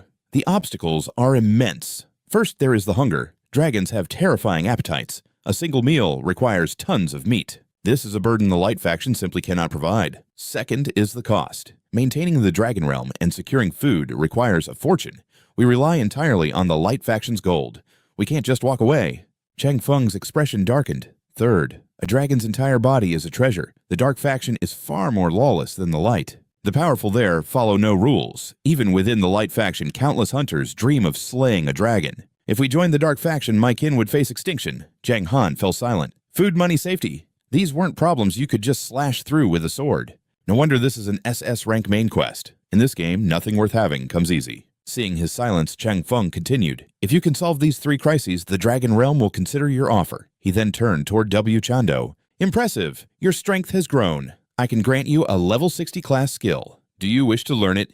Yes. Chando stammered, but then he hesitated. Is it expensive? Chang Feng flashed a predatory grin. Not at all. A mere 20,000 gold coins will do. Chando nearly cursed out loud. 20,000 gold. That's not a price, that's a highway robbery. In the real world, that's 2 million in cash. No matter how rich you are, that's insane. He pulled up the skill interface to check. This was a secret technique that transcended everything before it, exclusive only to Dragon Knights. It was brokenly powerful, but could he get a discount? Chuang Fong raised an eyebrow. Listen, kid, 20,000 gold is the friend price. On the open market, you wouldn't stand a chance. He scratched his head with a sheepish grin. But my pockets are bone dry. He turned and pointed straight at W. Chan. In pay up, I'm the Guardian of the Dragon Realm. Trust me, spending gold is the only way to get stronger. Jiang Han stared in disbelief. Was this guy a guardian or just a professional scammer? Jiang Han cleared his throat. Great Guardian, could you perhaps give me a hint regarding those 3 questions? Shuangfang shook his head slowly. Young man, the path is beneath your feet. You must walk it yourself. Suddenly, a pouch containing 10,000 gold pieces appeared before him. Shuangfang's eyes locked onto the gold with a greedy glint. Traveler, your generosity is truly legendary. He stroked his chin, his gaze shifting toward Jiang Han's blade. That bloodthirsty sword. It belonged to the previous generation of Shadow Swordsmen, a truly divine relic. But alas, over time its edge has dulled. Only the master craftsmanship of the dwarven race can restore its former glory. Jiang Han pondered. In every legend, dwarves were hoarders of ancient treasure. Could they be the key to breaking this deadlock? Where can I find the dwarven tribe? Jiang Han asked, but Shuangfang remained hauntingly silent. Jiang Han's eye twitched. Is the price still too low? The 50,000 gold from Uriel's kill was vanishing fast. He handed over another bag. Please, senior, show me the way. Shuangfang pushed the gold back. It's no use. The dwarves have been in hiding for 1,000 years. Even I don't know where they vanished to. Jiang Han cupped his fists respectfully. Regardless, I thank you for the information, senior. 10,000 gold for a single tip was daylight robbery, but building a connection with the Dragon Realm, that was priceless. Shuangfang was greedy, sure, but he had a purpose. Every coin he squeezed out was for the sake of his mission. Just remember, only the dwarves can return that blade to its prime, Shuangfang warned. Don't just stand there, little brother. If you're going to move, move fast. I appreciate the gold, but for the Dragon Realm's future, joining the Light faction is still the safest bet. Thank you for the warning, senior. Meanwhile, W. Chan slammed another bag of gold down. Master, I've topped up, now teach me that skill. Shuangfang chuckled. You've got potential, kid. I have a level 60 masterpiece starting at 10,000 gold. Want a peek? Yu Chan let out a tragic wail. Damn it, it's a total ripoff, but I'm buying it. Leaving the 2 behind, Jiang Han checked the system interface. A massive headache was brewing. There wasn't a single mention of the dwarves on the global forums. This meant only one thing: no player had triggered a quest involving the dwarven race. Until now. He stroked his chin. Should I ask the sword god? It had been ages. But no, he had already caused her enough trouble in the past. After killing Uriel, the Light faction's hatred for him had reached a boiling point. He couldn't drag her into his mess. Suddenly, a message popped up from W. Chan. Jiang Han, I found a lead on the dwarves. Jiang Han's eyes widened. That fast? Yeah. Where are you? Let's talk in person. How did you find out? Jiang Han asked as W. Chan arrived. I threw some money around on the official forums of several nations. A player in the American-Swiss region apparently unlocked a unique hidden class. A fortune teller, they might be able to divine the dwarves' hidden location. Jiang Han scoffed. Money really can move mountains, can it? Jiang Han shrugged. Can we just hire him to find them? W. Chan frowned. I tried. He's not interested. The guy's from a wealthy family and he's a top 10 ranker. I offered him 10,000 gold as a starter, but he just ghosted me. Jiang Han's interest was piqued. Oh, so I'll have to pay him a visit in person then. W. Chan looked worried. The national borders haven't opened yet. Can you even cross over? Jiang Han narrowed his eyes. I can try, but there are no guarantees. He thought it over. For any other player, crossing borders would be an impossible dream. But his mentor, Cheryl, was the Lord of Seaheart City in the American region. Plus, he still had that undead summoning scroll. You only have one life. Isn't going there too dangerous? W. Chan asked. Jiang Han turned back. A quest lead like this, it's a risk I have to take. Fair enough, W. Chan conceded. Jiang Han decided it was best to move solo for this mission. I'll handle the American region alone. You stay here and keep an eye on Shuangfang. See how long it'll take to free the dragon under Lake Anting. With a nod, W. Chan vanished. Arriving at the Evergreen Plains, Jiang Han looked out over the endless horizon and tore the undead summoning scroll in half. System, you have used the undead summoning scroll. Your mentor, the undead swordsman Cheryl, will arrive shortly. System, the dark gold tier stone spear has been sold for 5,147 gold pieces. System, the spirit grade redemption cloak has been sold for 3,070 gold pieces. That was fast. Between these sales and the Uriel loot, he now had over 90,000 gold. That was nearly 9 million in real-world currency. A blinding pillar of golden light erupted. Cheryl stepped forth, his voice booming. Disciple, why have you summoned me? Jiang Han greeted his master with a grin and began explaining the situation. Cheryl listened, stroking his chin in deep thought. I see. The Shadow faction wants the Dragon Realm as an ally, but that is a path paved with thorns and blood. Though tension between the Light faction and Dragon Domain is high, their shared interests keep them bound together. Jiang Han wondered aloud, Master, can we truly trust divination to track down the dwarves? It was a possibility that hadn't even crossed his mind until now. Lear stroked his chin thoughtfully. As long as the dwarves haven't gone extinct on the Tianheng continent, a skilled diviner can definitely sniff out their hiding place. Jiang Han surged with excitement. That's perfect, Master. Can you take me to the Meishui region? With a sharp snap of his fingers, Li Er replied. Of course. Lear's mount materialized instantly. He grabbed the reins and climbed up. Ride with me. Your blue-scale beast is far too slow for this trip. Jiang Han's eyes widened at the sight. A Pegasus, could such a legendary beast truly exist within the violet bamboo forest? He vowed that after this quest, he would claim a high-level mount of his own. He nodded firmly. Understood. As Jiang Han mounted behind him, Li Er urged, "Hurry time is of the essence. Let's move." Jiang Han gripped his master's waist tight. With a powerful thrust of its wings, the beast pierced the heavens. Suddenly, the system chimed with a warning. "Warning, you have entered the land of oblivion. Foreign territory influence active. Death penalty doubled." The wind whipped violently through Jiang Han's hair as they accelerated. Jiang Han sensed a change. "Master your power. It's grown again, hasn't it?" Li Er was taken aback. "How could you tell? Before we needed scrolls to cross national borders. Now you've torn through the boundary with nothing but your own raw strength." Li Er glanced back with a smirk. "Sharp eyes. I'm now just a single step away from reaching God rank, so tearing space is child's play." Suddenly, the Pegasus halted with a sharp neigh. Jiang Han peeked forward, confused by the sudden stop. "Maester, what's wrong?" "Stay calm," Li Er muttered. "I didn't expect to run into that little mutt in a place like this." Jiang Han blinked. "A mutt?" He pointed to a small dog wagging its tail on the ground. System check Wang Cai. Rank unknown. Stats all information hidden. Description: a miraculous puppy of fortune. He carries legendary treasures that would drive even God rank experts into a total frenzy. His origin was a complete mystery known only as Wang Tai. Jiang Han gasped, but Li Er warned, "Don't let that common name fool you. He is a divine beast of luck. His nose can scent treasures buried deep within the Tianheng continent that no human has ever discovered." Wang Tai was busy digging. Li Er steered the Pegasus down, gliding silently toward the small creature. "We'll flank him from behind." Landing softly, Li Er unsheathed his blade and charged toward the unsuspecting dog. Many gods have tried to enslave him for his tracking skills, but all failed. He's faster than even the god of wind. Jiang Han watched the aggressive move in awe. "Master, are we really about to rob a puppy?" "Exactly," Li Er replied, blurring into a streak of light. Detecting the threat, Wang Chai spun around and barked defiantly. "Woof, woof." Li Er swung with lethal precision, but the dog vanished as the blade hit the dirt. "Incredible speed, but this treasure belongs to me." Suddenly, Wang Kai was perched right on Jiang Han's shoulder. "Master!" he yelled. The dog barked back mockingly. Li Er cursed. "Damn it, watch out! That beast is a master thief. He can snatch treasures from gods. I've only got 2 items left. Good luck. Disciple, you're on your own." Jiang Han froze as the puppy snarled, but then a thought struck him. "Wait, if he's here, is this my chance to tame him?" He thrust a capture stone forward. System tame attempt failed. As the dog wagged its tail, Jiang Han sighed. Then Whack-a-Paw slammed his face. Warning, Wang Kai used SS-rank skill, Miraculous Hand. Success S-rank Azure Waterfish stolen from your inventory. You have detected the theft. "You stole my fish. You're dead meat mutt."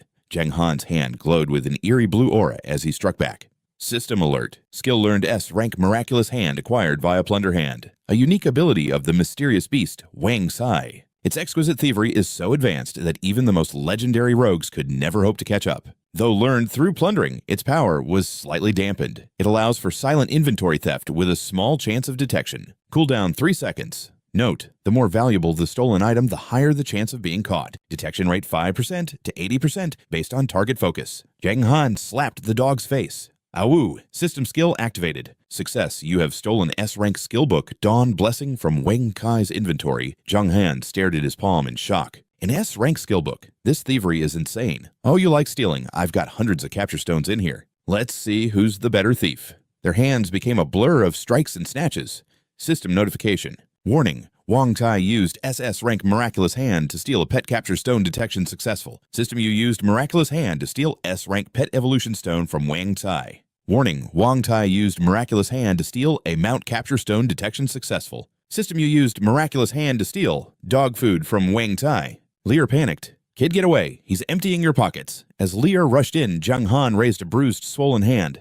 "Wait, Master, how could you ever think of leaving such a cute puppy behind?" He grinned through the pain. Li Er watched the man and dog brawl in stunned silence. A thought struck him. His disciple was no saint. Jiang Han wasn't the type to just sit back and take a loss. It seemed that back in Sky Sea Town, this brat had mastered a certain thieving hand technique. Jiang Han kept his back turned playing with Wang Tai, but Li Er warned him, "Disciple, stay away from that mutt, or he'll strip you of every rare treasure you own." Jiang Han turned his swollen face toward Li Er and smirked. "No rush, Master. I'll leave once I've settled the score with this adorable little beast." Internally, Jiang Han chuckled. Master was sharp, but he didn't realize the truth. This stupid dog had already been fleeced of its best loot without even knowing. Suddenly, Wang Chai lunged, striking Jiang Han again. System warning, Wang Kai has activated the SS rank skill, Miraculous Hand. Your beast-catching stone has been stolen. System warning, Wang Kai has used the SS rank skill, Miraculous Hand. Your healing potion has been successfully stolen. System success. You have utilized the Sub-Miraculous Hand skill to pilfer a God-tier Obsidian Starstone from Wang Cai's inventory. Jiang Han roared, swinging a heavy slap right across Wang Cai's furry face. System success. You have stolen the SS rank Apocalypse Scroll from Wang Cai. Jiang Han froze, his heart racing as the notification rang in his head. God-tier Jiang Han glanced at Wang Cai, who was baring its fangs and growling with pure malice. Crap, he thought. The mutt realized what I did. Still trading a single S-rank blue waterfish and some stones for these legendary treasures was the deal of a lifetime. Wang Cai let out a low snarl, but Jiang Han slammed him into the dirt without mercy. Beat it, you fish-thieving fleabag, get lost. Wang Cai kicked up dust, his eyes burning with rage as he charged on all fours. Li Er stepped forward, intercepting the beast before it could strike. The dog barked wildly as Li Er's eyes turned stark white. Chanting a dark incantation, he unleashed the undead shield, enveloping them both in a swirling black void. Suddenly, a brilliant golden light pierced through the darkness, followed by 100 shimmering blades of radiance. Li Er exhaled, clutching a shredded scroll. That dog is terrifyingly fast with insane defense, but fortunately, its attack power is unbalanced and weak. Just what did you steal to make him this furious? Li Er asked, while Wang Cai continued to howl and bark from below. System, you have entered the Whispering Woods. Li Er glanced at Jiang Han with a knowing look. It seems you've hit a massive jackpot, haven't you? Jiang Han opened his palm, revealing the shimmering Obsidian Starstone. Even the air around them seemed to vibrate. System item description: Obsidian Starstone. An ultra-rare god-tier ore. A supreme treasure capable of inciting bloody wars between the gods. It can be forged into weapons to grant unmatched sharpness and durability. However, it carries a heavy burden only the strongest can wield its immense weight. Li Er's eyes nearly popped out of his head. The Obsidian Starstone, that mangy dog, was actually carrying a treasure of this caliber. Jiang Han scratched his head sheepishly. Just a bit of luck, Master. I plucked it off him. If you need it, it's yours. Li Er raised a hand, shaking his head in refusal. Keep it. That treasure belongs to you. Li Er stepped closer, staring at the stone's glow. The dwarven race has an insatiable, almost obsessive passion for the forge. If you present them with this god-tier ore, they will treat you like a long-lost god. Jiang Han blinked. Treat me like a god, isn't that a bit much? Li Er leaned in his face, inches from the crystal. Taking this from Wang Cai might be luck, but it feels more like destiny's hand at work. I was going to give you a brutal quest to find immortal rank ore, just to lure the dwarves out of their mountains. But now, if you show them this Obsidian Starstone, the entire dwarven clan will lose their minds trying to serve you. Jiang Han bowed respectfully. Thank you, Master, he thought to himself. Having a mentor with this much integrity is a blessing. I must repay him one day. Li Er summoned his mount, preparing to depart. Listen well, never show this stone to anyone but the dwarves. To the rest of the world, it's a death sentence. We're nearing the border. Since Wang Cai found us here, we need to disappear, and fast. Jiang Han nodded firmly. Understood.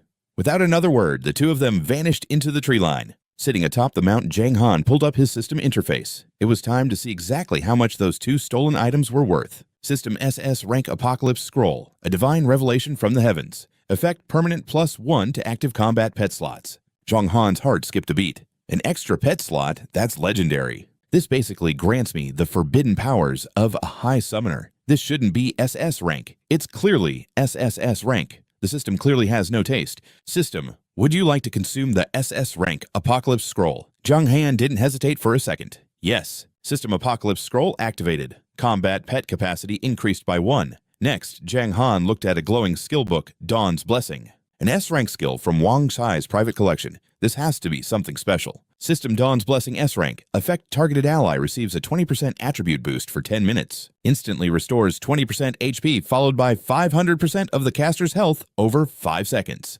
Cooldown 24 hours. Requirement Divine Priest. System, you have learned Dawn's Blessing. Warning, you have entered the Merrick territory. Death penalties are now doubled. Li Er glanced back. Should we head straight to the Great Seer or rest at Heartsea City first? Han Zheng grinned. Mind if I take a stroll through your Sea Heart City first, Master? He pondered his move. Wandering aimlessly through the Mithri region was a death wish. Better to scout his mentor's stronghold first. Li Er nodded. Very well, this city lord shall escort you to Sea Heart City personally. System, you have entered Sea Heart City, a Tier 1 hub. This coastal jewel is the crown of the Mithri region.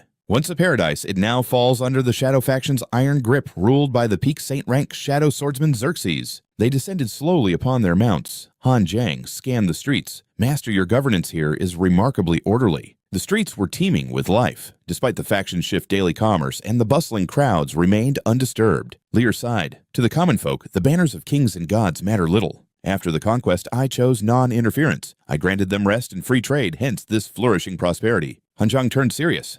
Do you truly believe we can overthrow the Light faction? Lear stroked his chin, lost in thought. It is a mountain to climb. The demon god is peerless, but the Light faction harbors monsters of equal dread. We expand now only because the Light faction is plagued by internal rot, petty schemes, and frozen borders. Han Jiang let out a breath. I see. Lear shrugged. So what is your next move, disciple? I need a soothsayer to find the hidden dwarf tribe. Han Jiang replied. System, you have officially joined Sea Heart City. Han Jiang froze at the notification. Joining a Tier 1 city was a massive gamble. The stakes just skyrocketed. Its defenses were leagues above Gloomy City. One siege would draw out unstoppable legends. He scratched his head nervously. Thanks for the trouble, Master. He realized Tier 1 events were suicide missions. Taking on those elite soldiers was currently impossible. He had to stay low. Regional alert. The Eastern Destroyer, River Han, a spirit rank boss, has invaded Mithri and joined Sea Heart City. Slay him for legendary rewards. Reward level +5. Reward 100 free attribute points and a primary national relic. Han Jiang's lip twitched.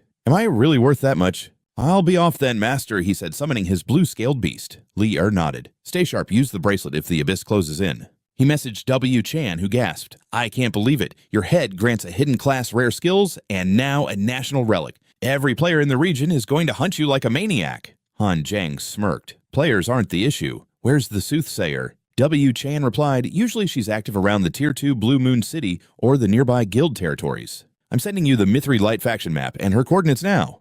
Han Jiang nodded. Much appreciated, friend. 40 minutes later, the silhouette of Blue Moon City appeared on the horizon. Han Jiang halted his mount. To avoid a mindless bloodbath, he decided to skip the main gates. He'd head straight for the guild lands where the soothsayer roamed. System info, Blue Moon City is NPC governed, but surrounding territories are open for player conquest. With the right quest's resources and a rare village or town construction order, a player could become a true lord. Ruling a territory was no longer a distant dream. System, you have entered the player-controlled Evil Dragon Town. As Han Jiang crossed the boundary, the guard's eyes nearly popped out. Holy shit, one screamed in English. They recognized the Eastern invader immediately. The man the entire Mithri region was hunting had just walked right into their trap. A scarred blonde warrior stepped forward, blocking the path. Well, well, he sneered. I am Walla. You think we're soft like those Eastern weaklings you're used to bullying. Issues, you've wandered into the Evil Dragon Guild's lair. Prepare to meet your maker. Han Jiang didn't flinch. He looked down with cold, piercing eyes. Here's some Eastern wisdom for you. Get lost. He commanded the blue-scaled beast to strike. The earth shattered as Walla was pulverized instantly. System, you killed Walla, plus 2,000 EXP. System, you killed Green Hat Man, plus 900 EXP. The crowd stood paralyzed in terror, 10 players erased with a single stomp. My god, the videos weren't faked. He's a monster. Move, get the guild leader, a survivor screamed. Only she can stop this nightmare. Han Jiang watched them flee. Does Mithri truly not understand the power of a spirit rank boss? Call whoever you want, he yelled. I'll just clean up the battlefield while I wait. Suddenly, a blonde woman emerged. She glared at him, fists clenched. Easterner, why have you invaded my lands? System identifying, Deadly Rose. Level 63 Soothsayer. HP 1 million. Attack 4,000. Skills, Fate Break, Illusory Mirror. Sacrifice, Light Foresight. Han Jiang's smile widened. A soothsayer with those stats, he had found his target. Actually, I came here specifically for you. I need you to read my fortune. Deadly Rose scoffed. A top Eastern player asking me a Western server leader for a prophecy. Jiang Han just smirked back. Is that a no? She tapped her temple. Obviously it's a no. Is this really the IQ of the East's supposedly greatest player? Jiang Han's patience snapped. Time was of the essence. Fine. If you won't help, I'll just take it. Plunderer's hand activated. System divination is a unique class skill and cannot be stolen. Deadly Rose just stared at him like he was a total idiot. What are you doing? Are you Easterners all this delusional? Jiang Han frowned. Plundering a unique skill was impossible. This was getting tricky. I'll make it worth your while, he stated. I'll compensate everyone I killed with level boosts and tenfold rewards. Is that enough sincerity? She burst out laughing. You're really in a bind, aren't you? Without my guidance, you're walking into a death trap. Go home and rot. Jiang Han's eyes glinted with a cold, sharp smile. Don't get cocky. Did you think mocking me wouldn't have a price? Deadly Rose laughed like she'd heard the funniest joke ever. A price, try me. She activated True Sight, refusing to believe the invincible rumors about this man. Envoy of Destruction Jiang Han, level 81 Spirit Boss. Stat, skills, and HP were all completely hidden from her view. The description read, a fallen hero from the abyss, the most terrifying existence among all adventurers. A monster who slayed the gods summoned by the Holy Church. Before she could even react, his blade was already falling from the sky. Jiang Han's sword descended like a judgment. The crowd behind her stood frozen in absolute terror. Guild leader, watch out! A single shockwave sent the entire group flying, and she was no exception. She slammed into the dirt shoulder first. Jiang Han loomed over her. If that were a lethal strike, you'd be stardust by now. His voice was pure ice. One last chance. Will you help me or not? She sat up, teeth clenched. You're in our territory now. This isn't over. Wrong answer. Jiang Han whispered. System Deadly Rose has been eliminated. Congratulations, Evil Dragontown captured. Choose Occupy or Destroy. So that's how it works. Wiping out the local players allowed him to seize their very land. Occupy. Meanwhile, at the Blue Moon City respawn point, Deadly Rose materialized with a face full of fury. Leader, are you all right? She trembled, her eyes burning with murderous rage. That bastard. He's a literal monster. Emergency announcement. Evil Dragontown has been seized by the spirit boss, Jiang Han. You have lost all administrative rights. The notification left her speechless. The surrounding members were paralyzed with fear. What? Boss, what's the plan? Deadly Rose's expression turned predatory. He dares steal the town I built from nothing. Mobilize everyone, every single member online now. She balled her fists. I'm issuing a continent-wide emergency broadcast. The bounty on Jiang Han's head is massive. Killing him might even drop a national treasure. That'll bring them out. Slaying the East's #1 player will crush their morale forever. No one will pass up this chance. The guild members roared in unison. Then the server-wide announcement flashed. Attention all warriors of the American Swiss server. I am the leader of the Evil Dragon Guild. The Eastern invader Jiang Han is currently occupying our town and mocking our honor. Stand up for our glory. Drive this monster out of our lands. In the streets below, players began to stir. Jiang Han is here, someone sneered. Let's show that Eastern clown who the real #1 is. Orders received. We're moving out. The top guilds of Sin City began to gather their elite forces. Sitting atop the town wall, Jiang Han checked the forums and chuckled. The heroes are coming to find me. I'll be waiting. Just don't embarrass yourselves. Suddenly, a cold blade appeared at his throat from the shadows. An assassin struck, but Jiang Han blurred to the side, countering with a devastating blow. Sneak attacks, nice try. System, you killed Envy of the 7 deadly sins, plus 3,500 EXP. 2 more jumped out. Damn it, he saw us. Jiang Han grinned. You guys sure have a death wish. For the glory of the West. Die, they screamed, charging recklessly. Jiang Han didn't flinch. 8 direction sword burst. In a flash of steel, the entire vanguard was wiped out instantly. He stood up and moved toward the horizon. Time to meet the main army at the gate. I only want Deadly Rose to submit. It would be a waste to burn this place to the ground. He saw the massive dust cloud approaching. For glory and greatness, kill him, the army roared. Sim hoisted his blade muscles rippling as he roared, stick to the plan. Don't let Hansu recover a single drop of health or durability. Archers rain down stuns. Assassins pierce his eyes and blind him. A $500 bounty for whoever lands a hit. He stood his ground, a cold smirk playing on his lips. The Western players certainly have discipline. Let's see if any of you can actually threaten me. Sim signaled the volley. Fire. As a literal storm of arrows descended, Hansu unleashed his ultimate defense, Ruinous Armor. System alert, Ruinous Armor activated. Defense plus 50%. Durability plus 20%. Light and dark resistance boosted by 20% for 2 minutes. Ignoring the barrage, Hansu charged into the fray. With one devastating swing, he shattered the archers' formation and sent them flying. He unleashed 8 directional slash. The shockwave blasted the front lines back. My God, a soldier screamed. Where is the Frost Emperor? Only the Frost Emperor can stop him. Suddenly, a rider burst through the crowd, spear aimed at Hansu's throat. Get out of my way! He sidestepped the thrust with lethal grace. Spiritual threads suddenly lashed out, snaking around his blade as he braced for the impact. Hansu's instincts flared. A true powerhouse had arrived. It was the Frost Emperor himself. He glared at Hansu, his voice cold. Hansu. I've waited for this. We both hold unique hidden classes and national titles. Today, we finally see who is truly superior. The system displayed his stats. Frost Emperor, level 70. Combat power 179,900. Attack 9,305. Defense 4,470. Skills, Frozen Form, Winter's Shield, Glacial Edge, and the Forbidden Monarch's Seal. Hansu noted his elite status. A forbidden spell meant this wouldn't be easy. Hansu smirked at the stats. You're still under the effects of my War Stomp and dominance. You really think you can challenge me like this? Energy gathered in the Emperor's palm as he let out a mocking laugh. Ha, don't celebrate just yet, boy. System alert, Frost Emperor has activated plunder. He has successfully stolen your Overlord talent. Since Overlord is rank SS, the opponent gained 75% of its effects. An eerie glow enveloped the Emperor. Plunder complete. It was a mimicry skill. He had literally copied Han Su's soul talent. The Emperor roared in triumph, "So this is the power of an Overlord." My attack just jumped by 37.5% pure luck. Han Su lunged forward, unfazed. "Is that all? A measly 37%? I fail to see why you're so proud." The Emperor hoisted his spear, screaming, "Forbidden King's Descent." A system chime rang out. System alert, Frost Emperor has cast his forbidden spell. All debuffs cleared. Health restored. All attributes increased by 80% for 10 minutes. Penalty level drops by 10, and all stats halved for 3 days post-skill. Gritting his teeth, the Emperor hissed, "Is this enough to crush you?" Han Su accelerated a blur of motion. "Let's see you survive one hit." He leaped high into the air, leaving the Emperor reeling in shock. "What? How is his cooldown finished already?" Panicked, the Emperor dismissed his mount to dodge. But Han Su was faster, bringing his blade down like a falling star. Han Su extended a hand, golden aura erupting.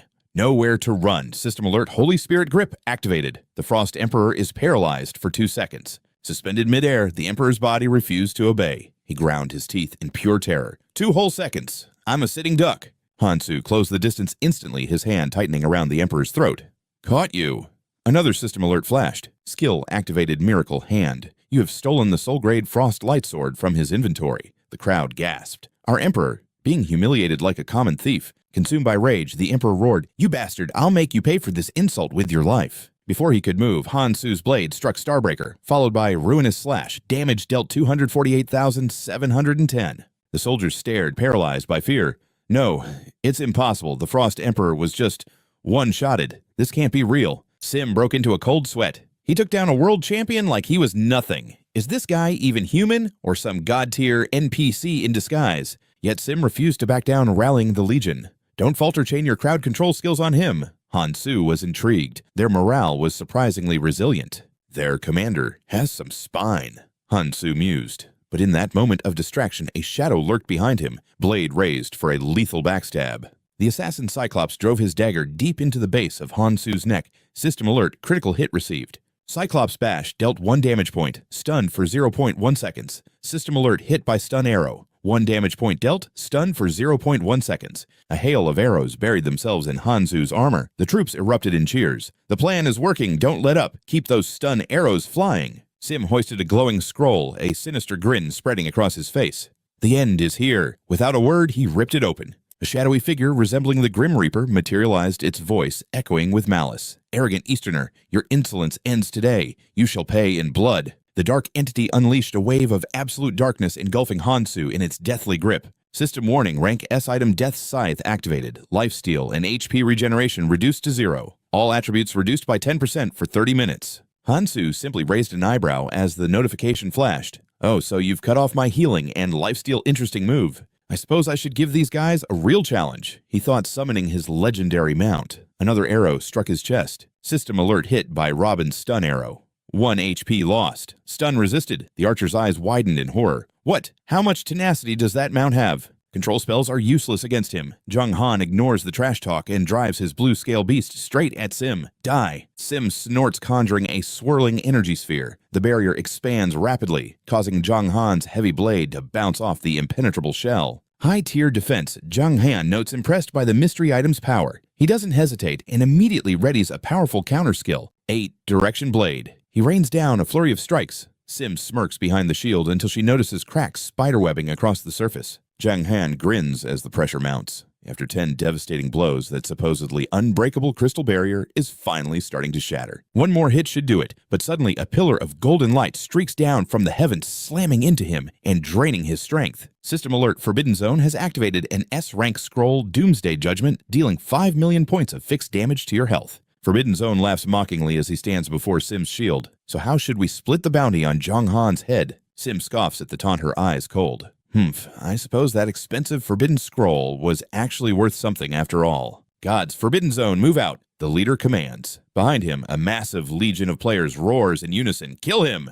Jiang Han is still standing, though the massive hit leaves him staggered. Forbidden Zone steps forward, blocking his path with a smug grin. "How does an S-rank curse taste, Easterner?" Jiang Han chuckles. "Weak. Why not throw 4 more scrolls and try to actually finish me?" Forbidden Zone seethes with rage. 4 scrolls. A single one costs a literal fortune and is out of stock everywhere. Keep acting tough, he barks. Without your lifesteal, you're just fodder for my army of thousands. You're finished. Suddenly, a vibrant green light erupts around him as his stats begin to surge. Jiang Han tilts his head. Oh, is that so? System Light Guardian activated defense increased by 15%, in health regenerating by 3,250 points every second. System Holy Radiance activated attack power up 20%, with 6,030 health recovered per second. The crowd gasps. He can heal. A priest skill too. This is broken. He's not just a player. This guy has to be a hidden NPC boss. Jiang Han smirks. Who needs lifesteal when I have divine healing? He charges, sending soldiers flying as Forbidden Zone breaks into a cold sweat. The mob panics and flees in terror. What is this monster retreat? Sim glares from her shield. How can you use priest skills?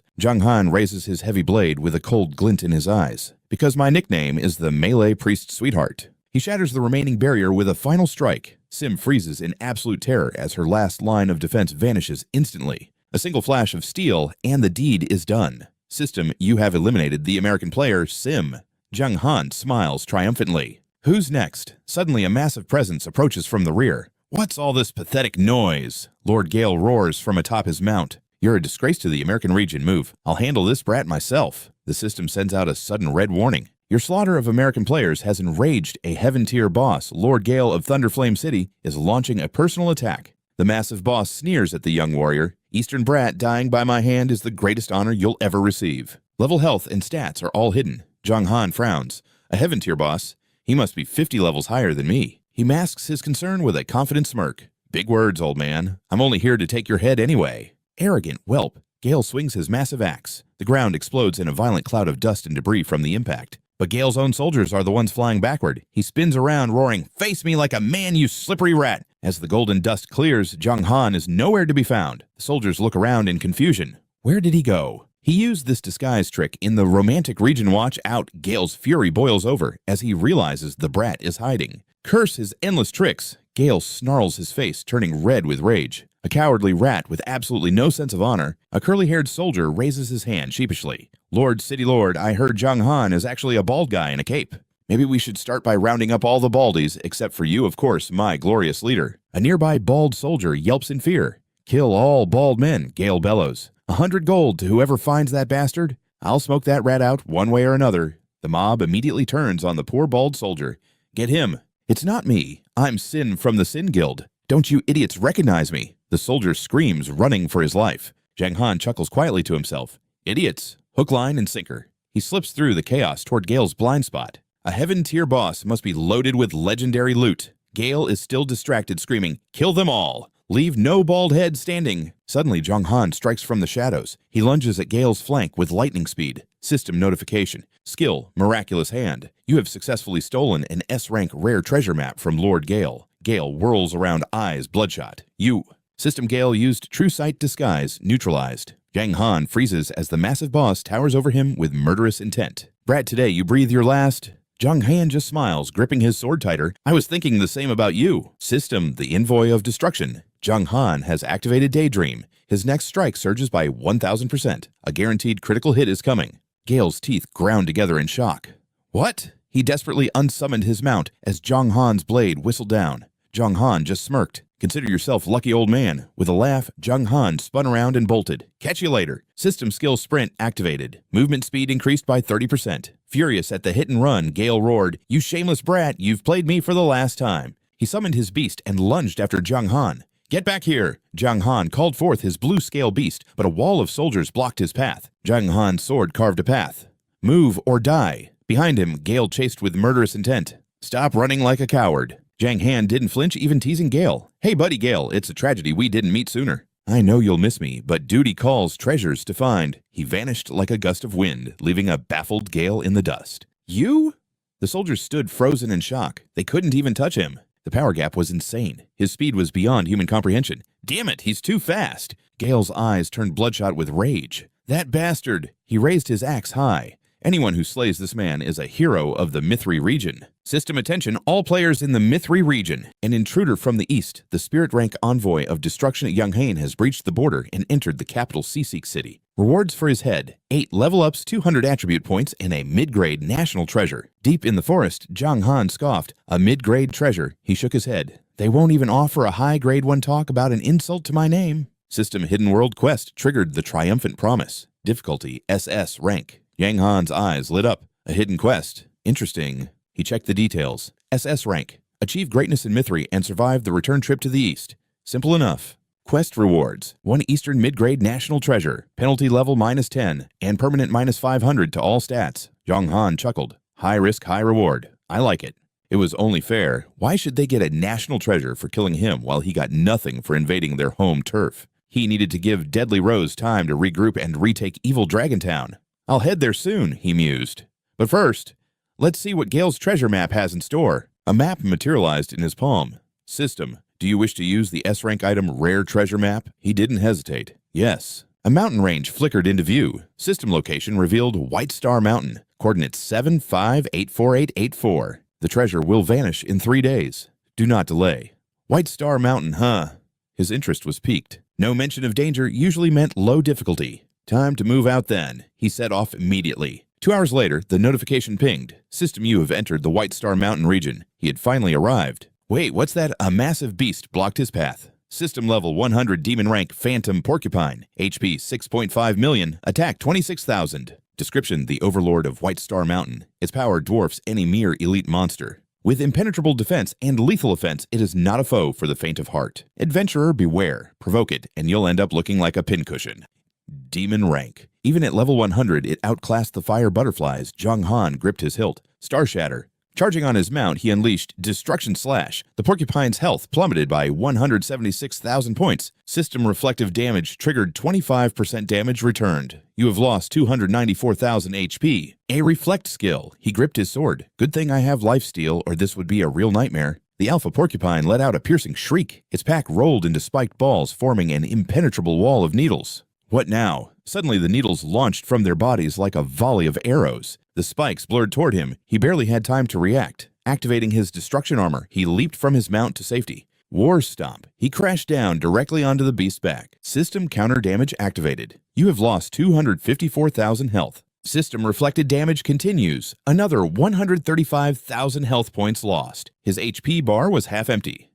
Damn, I almost killed myself with my own attack. Gritting his teeth, he unleashed 8 directional sword. System, congratulations. Target defeated. Reward 1.5% experience gained. Experience points earned. Experience points earned. System, level up. You are now level 83. As the corpses faded, he exhaled. Time to push deeper. Night fell, and a golden moon rose above the peak. Level 83 reached. As the needle beast corpses faded, he exhaled.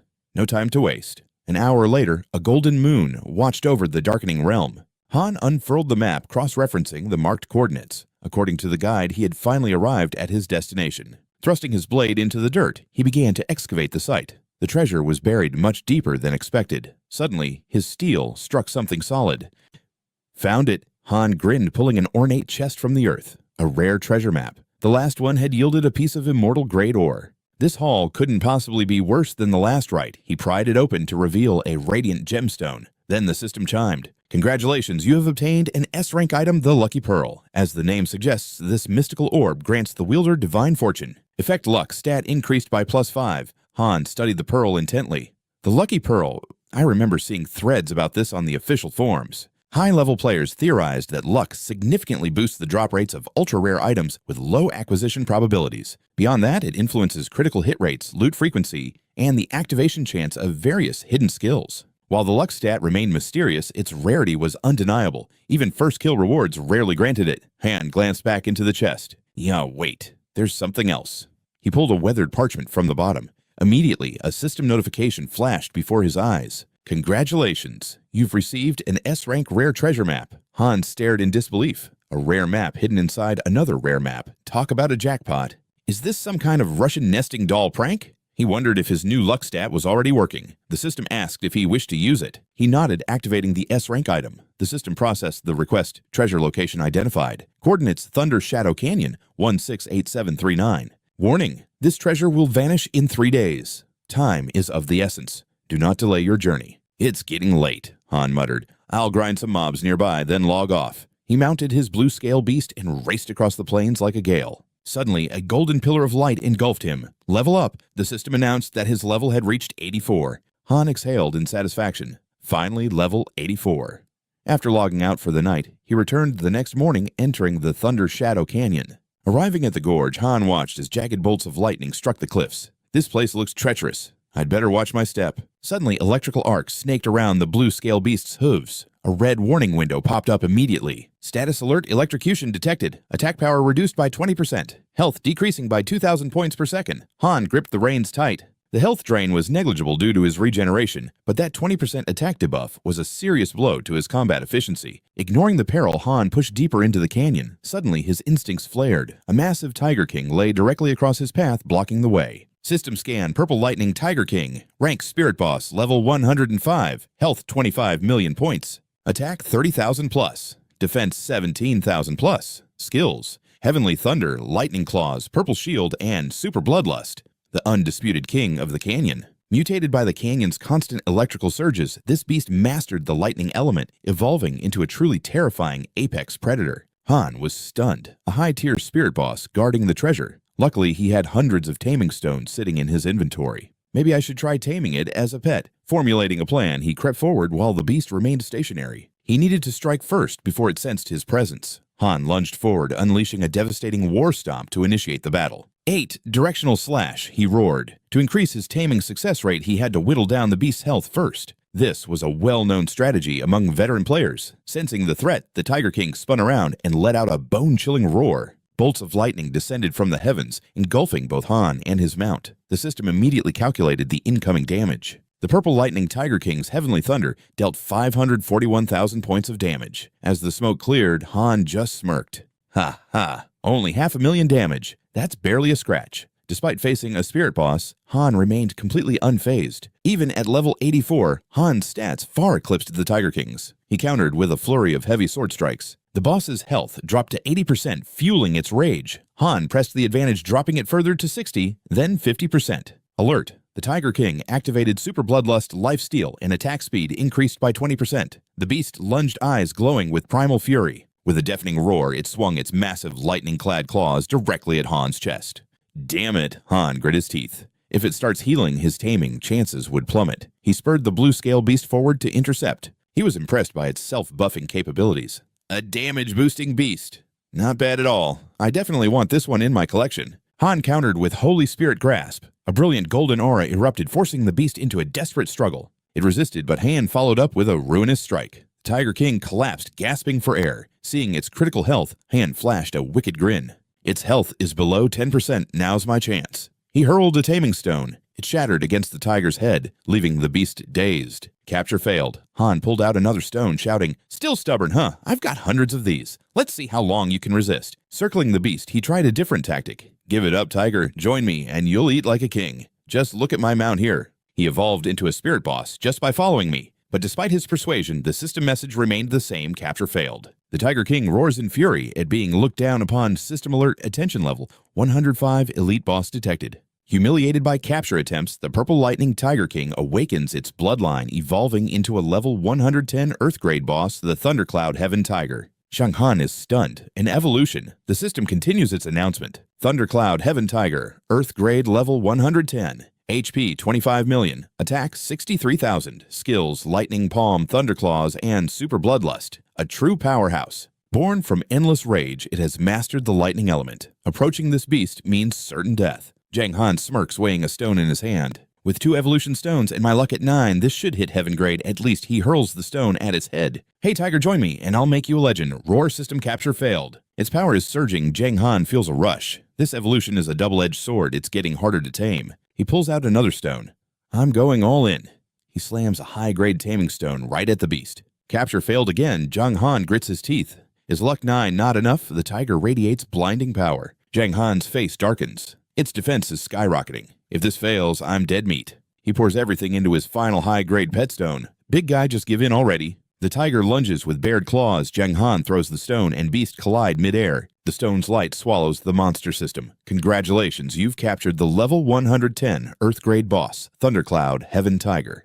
Jiang Han sighs in relief. Finally, the once mighty beast now sits quietly inside the gem. Pet stats level 1. HP 10,500. Skills: Pounce and Maul. A legendary rarity among its kind. Jiang Han is impressed. Level 1 with stats this high. Incredible. Usually the system nerfs pet growth compared to wild bosses, but look at him now. The beast is acting like a cuddly kitten. Jiang Han looks at his evolution stones. Time to put these treasures to use. System use evolution stone. He doesn't hesitate. Yes, the stone floats up glowing with divine light. Thundercloud Heaven Tiger evolve. The stone shatters, bathing the pet in a golden aura. Its eyes snap open as thunder crashes. Lightning strikes its body as the transformation begins. Jiang Han watches closely. 50% base chance plus 9 luck. The odds are in my favor. Massive wings sprout from its back. System success. Your Earth grade. Tiger has evolved into the Heaven grade boss. Dark Lightning. Heaven Tiger. Jiang Han beams. A Heaven grade pet with wings. This is insane. This replaces my blue scale beast as the ultimate flying mount. In this game, pets and mounts are interchangeable. He looks at the remaining stone. Could I push it beyond Heaven grade? But a 10% chance is a huge gamble. Is it worth the risk Jiang Han moves to put it away? Betting on a 10% chance is suicide even with the Goddess of Luck. I'm not that reckless. Only an idiot would risk it.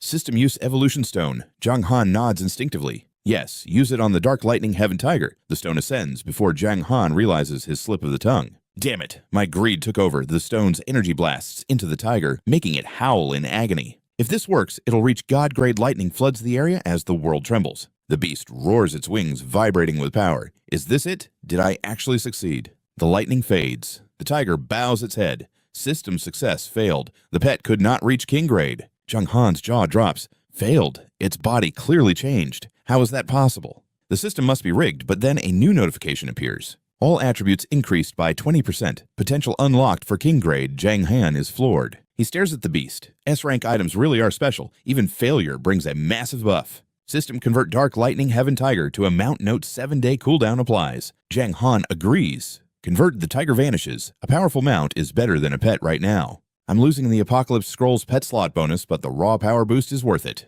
I'll make up the combat power later. System conversion complete. You've obtained the Heaven grade mount Dark Lightning Heaven Tiger. A Dark Thunder Heaven Tiger Cub, a Heaven tier boss, mount at level 140. It boasts 80% movement speed and 20% attack, plus a high-level endurance skill for ultimate durability. Forcibly evolved from Earth to Heaven tier by the notorious Jiang Han Shui, this rare beast possesses the potential to reach King tier. Jiang Han grimaced at the cub's mediocre stats, hoping it was just a temporary phase. He planned 3 ways to raise it. First, high-quality food. Second, intense combat experience. Third, using specialized growth-boosting items to accelerate its development. Summoning his blue-scale beast, Jiang Han sighed. Looks like I'm stuck with you a bit longer until this tiger matures. Once the tiger is ready, I'll set you free. Just try not to get captured again. He then sped off. Now to find the hidden treasure and finish this quest. He soon spotted a cross-shaped wooden stake atop a mound. Jiang Han began digging deep his blade, eventually striking something solid. Finally, the treasure was within his grasp.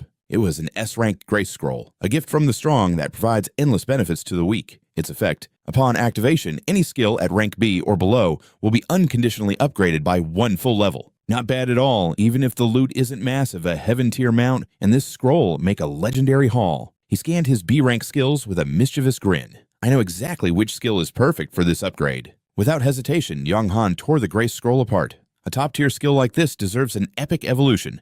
The system prompted him to choose. Jiang Han raised an eyebrow and gave his answer: daydreaming. Congratulations, the B-rank skill. Daydreaming has evolved into the A-rank fantasy realm. The power of imagination is truly awe-inspiring. Miracles are born from absurd dreams. This skill creates vivid illusions based on its name to deceive any opponent. Bonus effect: the skill's name can be changed once every 30 days. Cooldown is set at 2 hours. Jiang Han gave a thumbs up. This fantasy realm is miles ahead of daydreaming. Changing names adds a lethal layer of deception. After all, once the secret of daydreaming was out, its effectiveness would have plummeted in real battle. With Fantasy Realm, I can keep them guessing. Now I need a name that sounds truly domineering and godlike. Heaven Burial. I'm not sure what it does exactly, but it sounds like it could flip the world upside down. He shook his head. No, that's not enough. It has to be called Forbidden Heaven Burial. The system confirmed the change. Jiang Han smirked, imagining the absolute terror this god-defying name would strike into other players. Mounting his blue-scale beast, he headed out to grind levels for his Iron Beast and mature the tiger. By 4 in the afternoon, Jiang Han and the Dark Thunder Heaven Tiger were slaughtering turtle monsters on a mountainside. The system chimed as he hit level 85.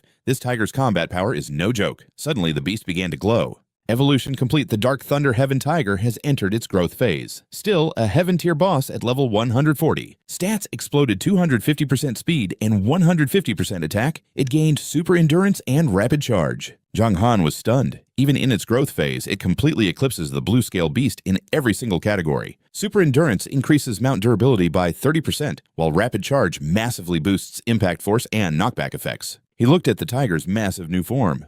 Finally, you're big enough for me to actually ride into battle. Sitting in the saddle, he marveled at the Heaven tier power. His own attack and defense stats were reaching insane levels. Seeing 20 million health points on the screen was a sight that could make any player's jaw drop. System status doom, Angel Jiang Han, Spirit tier boss level 85. Health 20,127,150. Attack 37,000. Reputation 625,000. The dark representative of the Long Realm has truly arrived. Since this mount has wings, it finally fulfills his dream of dominating the skies. It was time to fly. Fly for me, Jiang Han shouted. The tiger took off with the burst of speed that left him breathless. With a powerful leap, they soared into the heavens. Jiang Han laughed hysterically at the incredible bone-chilling speed. The system warned that while growing flight with a rider lasts 30 minutes and cannot exceed 200 meters high. A 5-hour cooldown followed, but Jiang Han was satisfied. 30 minutes of flight is more than enough for now. This is perfect for sniping Earth-tier bosses that can't fly. They won't even know what hit them from above. As they soared toward Evil Dragon Town, Jiang Han decided it was time to pay his old friends a visit. Below, players spotted a dark shadow streaking through the clouds. Wait, is that something flying toward us?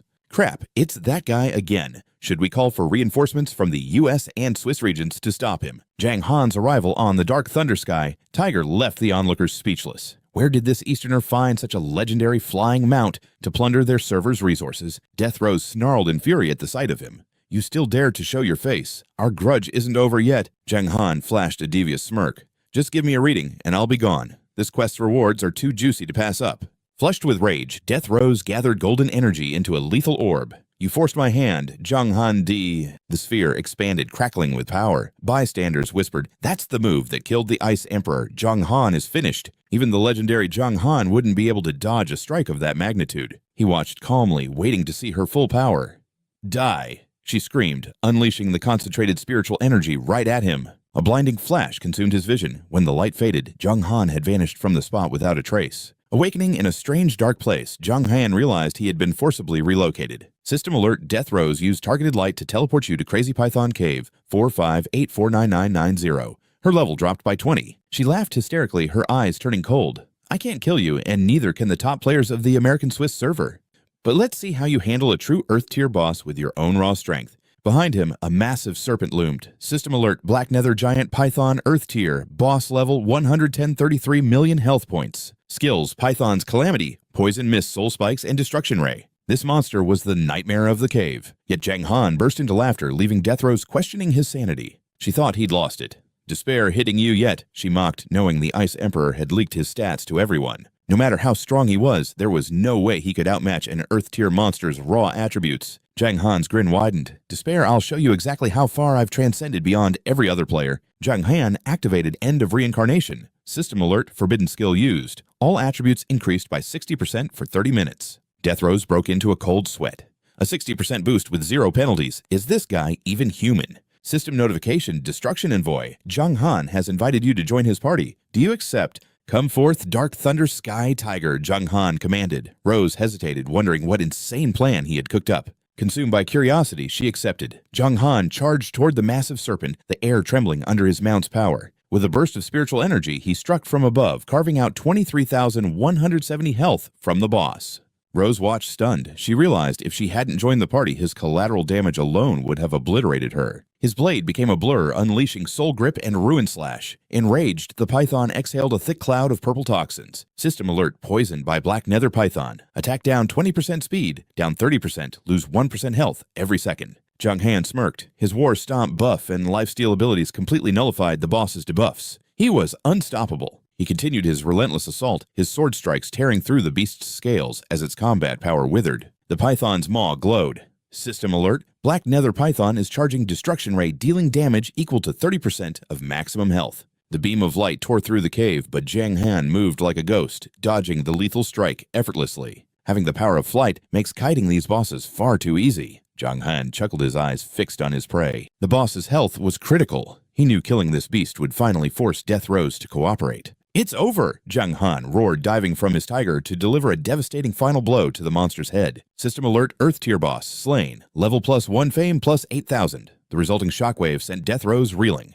She groaned as the shock passed. System alert: teammate Jiang Han has slain the boss. Shared experience granted. Level +3. Her jaw dropped in sheer disbelief. The top player from the east just soloed an Earth tier boss like it was nothing. Landing gracefully, Jiang Han smiled. "Seems your fortune-telling failed you. I'm quite capable of slaying Earth tier monsters." "Now about that reading?" he asked. Death Rose glared back stubbornly. "In your dreams, pal." Jiang Han held up 3 fingers.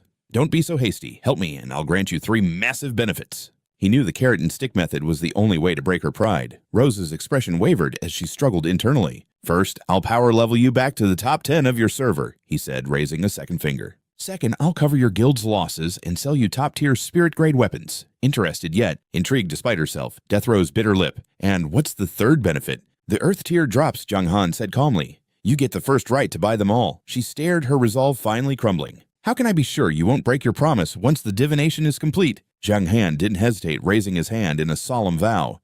"Simple. I swear by the god of oaths that if you aid me, those 3 conditions will be fulfilled exactly as we agreed. I also promise to compensate you for any negative backlash from the ritual." Sensing his sincerity, Deadly Rose nodded and drew her crystal ball. She peered into the glowing orb, her expression tightening with worry, before finally exhaling as the results manifested. "Your target is at the Serene Plains coordinates 8,400 by 3,314. Suddenly, a system alert flashed. Deadly Rose had dropped 10 levels and entered a weakened state for 2 days. Jiang Han gave a wicked smirk and added to his vow. "I swear to the god of oaths, if I lie, let my mouth tear open and bleed until I perish." She gritted her teeth in disgust. "You're too much. How can you swear such a revolting oath right in front of a lady?" It turned out she was testing his resolve. Seeing his conviction, she revealed the true location, the Highland of Cold Wind, coordinates 116,794. Just as he suspected, this mythic region had 2 sides. He let out a cold laugh. "Oh, so you've already lied to me once. If you try to deceive me again, you know the consequences." Rose placed a hand on her hip, gesturing impatiently. "I've done my part. Now it's your turn." Jiang Han turned to leave, tossing a remark over his shoulder. "Don't be so restless. We'll settle this one condition at a time. First, I'll power level you. Don't worry, it won't take much effort." Rose scrambled to catch up. "Damn it, wait for me." As they ventured forward, a swarm of hissing serpents blocked their path. He charged in with a grin. "The boss is already dead. These small fry are no threat to me." His blade flashed with devastating power, hacking the serpents into pieces. Rose stood frozen, watching in awe as golden pillars of light erupted around her repeatedly. "System, your teammate, the destroyer envoy, Jiang Han, has slain a black serpent. You have gained shared experience." "Level up, system. Your teammate Jiang Han has slain a black serpent. Level up." Rose bit her lip, knowing she'd lose even more experience if she didn't help, yet she had never seen anyone level up this fast. After a while, Jiang Han turned back to her. "The mobs here are cleared out. What's your current level now?" She stood in stunned silence. "Level 63, rank 10 in the mythic region." She still couldn't believe her eyes. After her sacrifice, she had plummeted to level 40. Now, in just minutes, she had surpassed her original strength. Jiang Han opened his system menu. "Good. For the second condition, I'll sell you my high-tier gear to compensate your guild's losses." Rose's gloom vanished instantly as she browsed the items. "I want all of these. I'll give you 10,000 gold. Jiang Han's face darkened at the lowball offer. 10,000 girl. If I put these up for auction, the bidding would start at 100,000 gold. She just smirked back. "So, you swore to the god of oaths. Break it, and you die. Now hand over those 3 Earth-tier boss items, and I'll give you a fair price." Backed into a corner, Jiang Han could only manage a strained smile. Internally, he growled, "If you're going to be this ruthless, don't blame me for what's coming." Seeing him open the trade menu, Rose gloated, believing the oath had him completely shackled. This Easterner was easier to control than she thought. She planned to squeeze him dry to avenge her defeat at Evil Dragontown. Then the 3 Earth-tier items appeared. First was the Earth-tier Hu Staff attack, 2,000 to 2,150 plus 50% attack and casting speed. It even boosted max health by 20%, featuring a Poison Mist skill for level 95. Second were the Earth-tier Hu Fangs, attack 2,400 to 2,660% attack boost, and a poison effect that drained 30% of the enemy's physical damage per second. It came with the Masterful Hand skill, requiring level 100. Finally, the Earth-tier Hu Gauntlets defense 700 health, 44,000. They provided a massive 70% health boost and 200 extra base defense with a level requirement of 100. Rose gasped inwardly. The level requirements were high, but the stats were god tier, especially that dagger. With the masterful hand skill reducing the requirement by 30 levels, it was effectively a level 70 weapon, a holy grail for any assassin. Rose could already see her guild dominating the region. Her daydreaming was cut short by Jiang Han's cold voice. "Give me your price." She smiled, delivering a shocking offer. 5,000 gold for all three. He roared in disbelief. 5,000 for 3 earth tier items and 2 weapons. "Are you serious?" Rose shrugged casually. "You said you'd prioritize me, so a small discount is only natural. Unless you want to break your oath." Jiang Han stopped arguing and flashed a mysterious, chilling smile. "Fine. Just make sure you don't regret this." Rose felt completely in control. "Ha ha, your threats are empty. I can abandon Evil Dragon Town if I have to. If you're brave enough, come find me in the level 1 capital." Her eyes darted around as she plotted. In the capital, the NPC guards were so powerful they were practically invincible. She refused to believe he could cause trouble there. Her top guild had suffered in the battle for Evil Dragon Town. But by swindling these items from him, she would not only rebuild her strength, but crush every other rival guild. "System, you have received 15,000 gold through trade." Jiang Han closed his eyes. "Fine. All 3 agreements are settled. Goodbye." Suddenly, she reached out to stop him. "Wait. In the West, a deal isn't finished without a handshake. Let's bury our past grudges." Jiang Han narrowed his eyes suspiciously. "Are you sure?" A faint golden light flickered in her eyes. "Of course." He reached out and gripped her hand, a wide grin spreading across his face. "A pleasure doing business with you."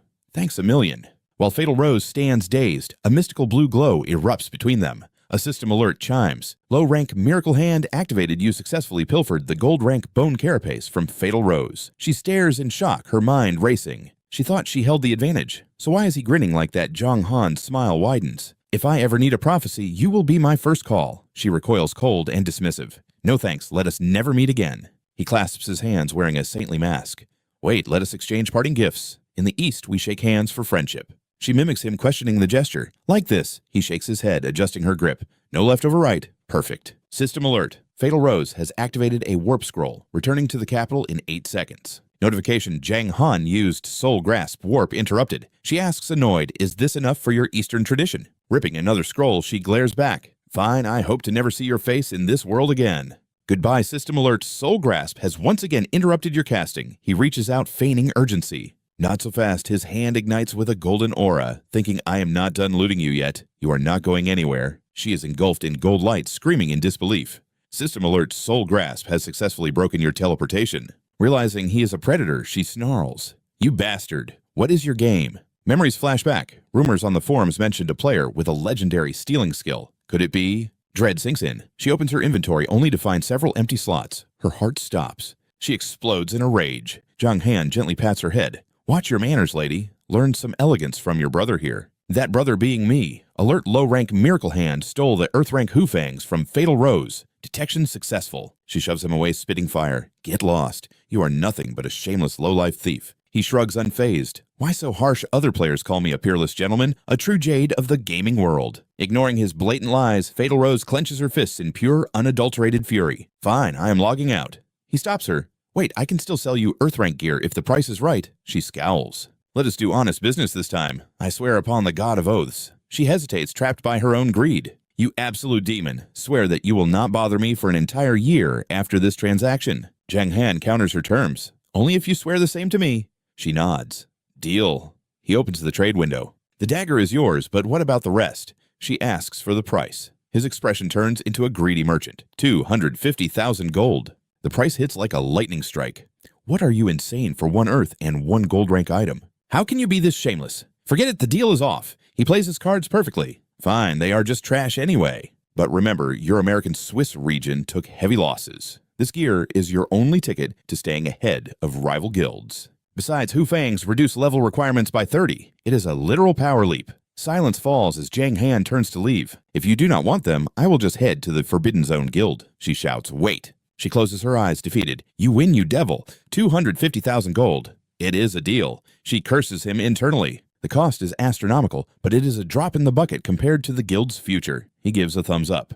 Generous boss. System alert. You have received 250,000 gold. Jiang Han waves. Safe travels, big spender. I look forward to our next trade. All he gets in return is a cold, venomous glare and a final insult. He sighs with relief. Finally, I can focus on finding the Dwarven tribe. Suddenly, his system display flickers as W Can Do calls. "Brother, we have an emergency." Chang Feng claims he can liberate the Great Dragon within 3 days. He summons the Dark Thunder Sky Fox and leaps onto its back. Keep eyes on him. I have the coordinates. I am moving now. Copy that. They burst from the cavern into a blinding blizzard. The fox trudges through the deep, heavy snow. Notification, you have entered the Frozen Highlands map. Jiang Han feels his mount slowing as its breath turns to frost. He exhales a long breath. After hours of travel, the hunger in his stomach is becoming unbearable. Time to log off and eat. Back in reality, Jiang Han slurps instant noodles. 3 days. Time is the only thing that matters now. He checks his phone. Right, I was broke back then and could only afford this basic gaming helmet. But the top-tier players use advanced hardware for the ultimate immersion and performance. He browses the listings. A high-end gaming pod allowing 72 hours of continuous play. Price $3 million. He smiles. That gold sale just netted me $25 million. Time for an upgrade. He dials the seller immediately. All right, gaming capsule secured. Order confirmed. Time to dive in. Logging in, Jiang Han soared over the snowy peaks atop his Dark Thunder Fox. According to the coordinates, it had to be here. His eyes sharpened. Found it. Jiang Han commanded his mount to land before the desolate ruins. As he stepped inside, he wondered, is this truly where the dwarves reside? Surveying the wreckage, Jiang Han muttered nothing but crumbling walls. Reaching the center, he tried to heave a massive boulder. It's blocking something, and it won't budge. Fine. Then Jiang Han leapt into the air, unleashing his war trample skill. The stone shattered, revealing a glowing magic circle hidden beneath. System notification. You have discovered the ancient teleportation array of the dwarf tribe. Jiang Han stepped cautiously into the light. Will this lead me to their secret hideout? The moment his foot touched the center, a blinding flash consumed him, and he vanished. Moments later, Jiang Han materialized in a strange realm. System notification. You have entered the mysterious passage. He looked around, visibly impressed. The mysterious passage. These dwarves certainly know how to hide. Jiang Han navigated the corridors, realizing it was a massive labyrinth designed to repel unwanted intruders. Deep below, the dwarves were hard at work when their central orb flared. One dwarf gasped in shock. What an outsider has breached the maze? Another dwarf grumbled in disbelief. After all this time, someone actually found us. Or did they just stumble upon the array behind the statue? A third sighed, wondering what the outside world had become. Suddenly, an imposing man with crimson hair approached, and the crowd bowed instantly. It's the patriarch Lord Sazo has arrived. Sazo, the legendary dwarf leader, raised a hand calmly. No need for such formalities, everyone. With a wave, he summoned the glowing orb into his palm. The magical projection expanded, allowing everyone to witness the intruder's progress. Seeing Jiang Han on screen, a dwarf shouted, "It's a human!" A man named Bogan stroked his beard, his eyes narrowing with intrigue. Bogan scoffed with arrogance. With human intellect, there's no way he'll ever solve my masterpiece of a labyrinth. It took me 2 years to build this 13 branching paths, but only one leads to us. One wrong turn, and he's sent right back to the start. A fellow dwarf patted his shoulder in awe. So this is Bogan's work. Another gave a thumbs up. Haha, that human brat is in for a world of pain. I can't wait to see his pathetic face when he realizes he's just been walking in circles this entire time. Bogan smirked while feigning humility. Let's see his moves. Who knows, maybe the kid's a genius who can actually crack my ultimate design. The crowd laughed, showering him with praise. Not a chance. We all know Bogan's craftsmanship is unbeatable. Suddenly, Jiang Han turned down a side path. Bogan's eyes gleamed with malicious delight. Wrong move, kid. Inside the maze, Jiang Han glanced around, losing patience. I don't have time for games. This little master is far too busy for your puzzles. With a fierce kick, Jiang Han dented the wall. I'll just use War Trample every 30 seconds. Let's see how long this maze can stand against me. Below, Bogan screamed in agony. What a single kick broke my reinforced walls. He clutched his face, wailing.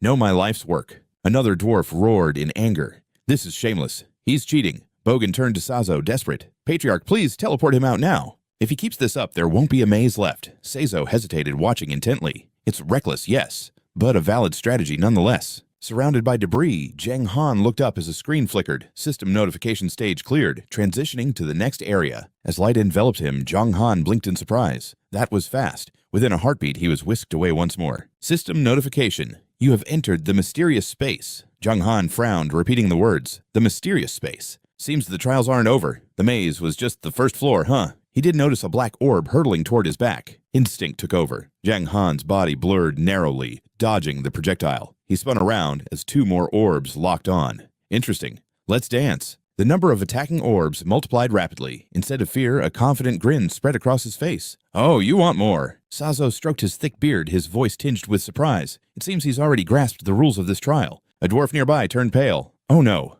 He's been randomly sent to the Patriarch's personal challenge floor. That human is doomed. Jiang Han moved like lightning, weaving through the assault of 4 orbs. He frowned. As the count increased, the difficulty was skyrocketing. Suddenly, 8 orbs boxed him in from every angle. Jiang Han gasped. Where did all these come from so fast? He slammed his foot down, leaping high and drawing his blade for a mid-air war trample. The orbs collided with a thunderous boom. Sazo just snorted. Child's play. The orbs will only multiply. By jumping, you've stepped right into my ultimate killing formation. Without a way to move freely in the air, how can you dodge a swarm? The sound of tearing wind echoed as the trap closed in. A barrage of black spheres converged on Jiang Han. He raised his sword eyes blazing. If I can't dodge them, then I'll just cut through. Jiang Han unleashed his 8-direction sword break. Shimmering arcs of light sliced through the air, obliterating the orbs. Sazo's jaw dropped in pure shock. Impossible. Those spheres were forged from the rarest metals. System notification stage cleared, commencing next transition. Looking at the metallic shards littering the floor, Jiang Han chuckled. Harder than the first floor, sure, but the designer was a bit too naive. Did it ever occur to you that an intruder might just shatter these orbs? Cao clenched his fists, fuming at the brat's arrogance. These spheres were forged to be indestructible, but as his gaze shifted to the blade in the boy's hand, he realized that weapon was anything but ordinary. Pointing a trembling finger, Cao barked an order to Boquen. Force him into the next trial. We'll show him a real masterpiece of destruction. You mean that place? Boquen whispered, eyes wide. Cao nodded grimly. Exactly. It's time this pathetic human learns the true terror of the dwarf tribe. Boquen agreed, golden light swirling in his palms. This insolent brat needs a lesson in humility.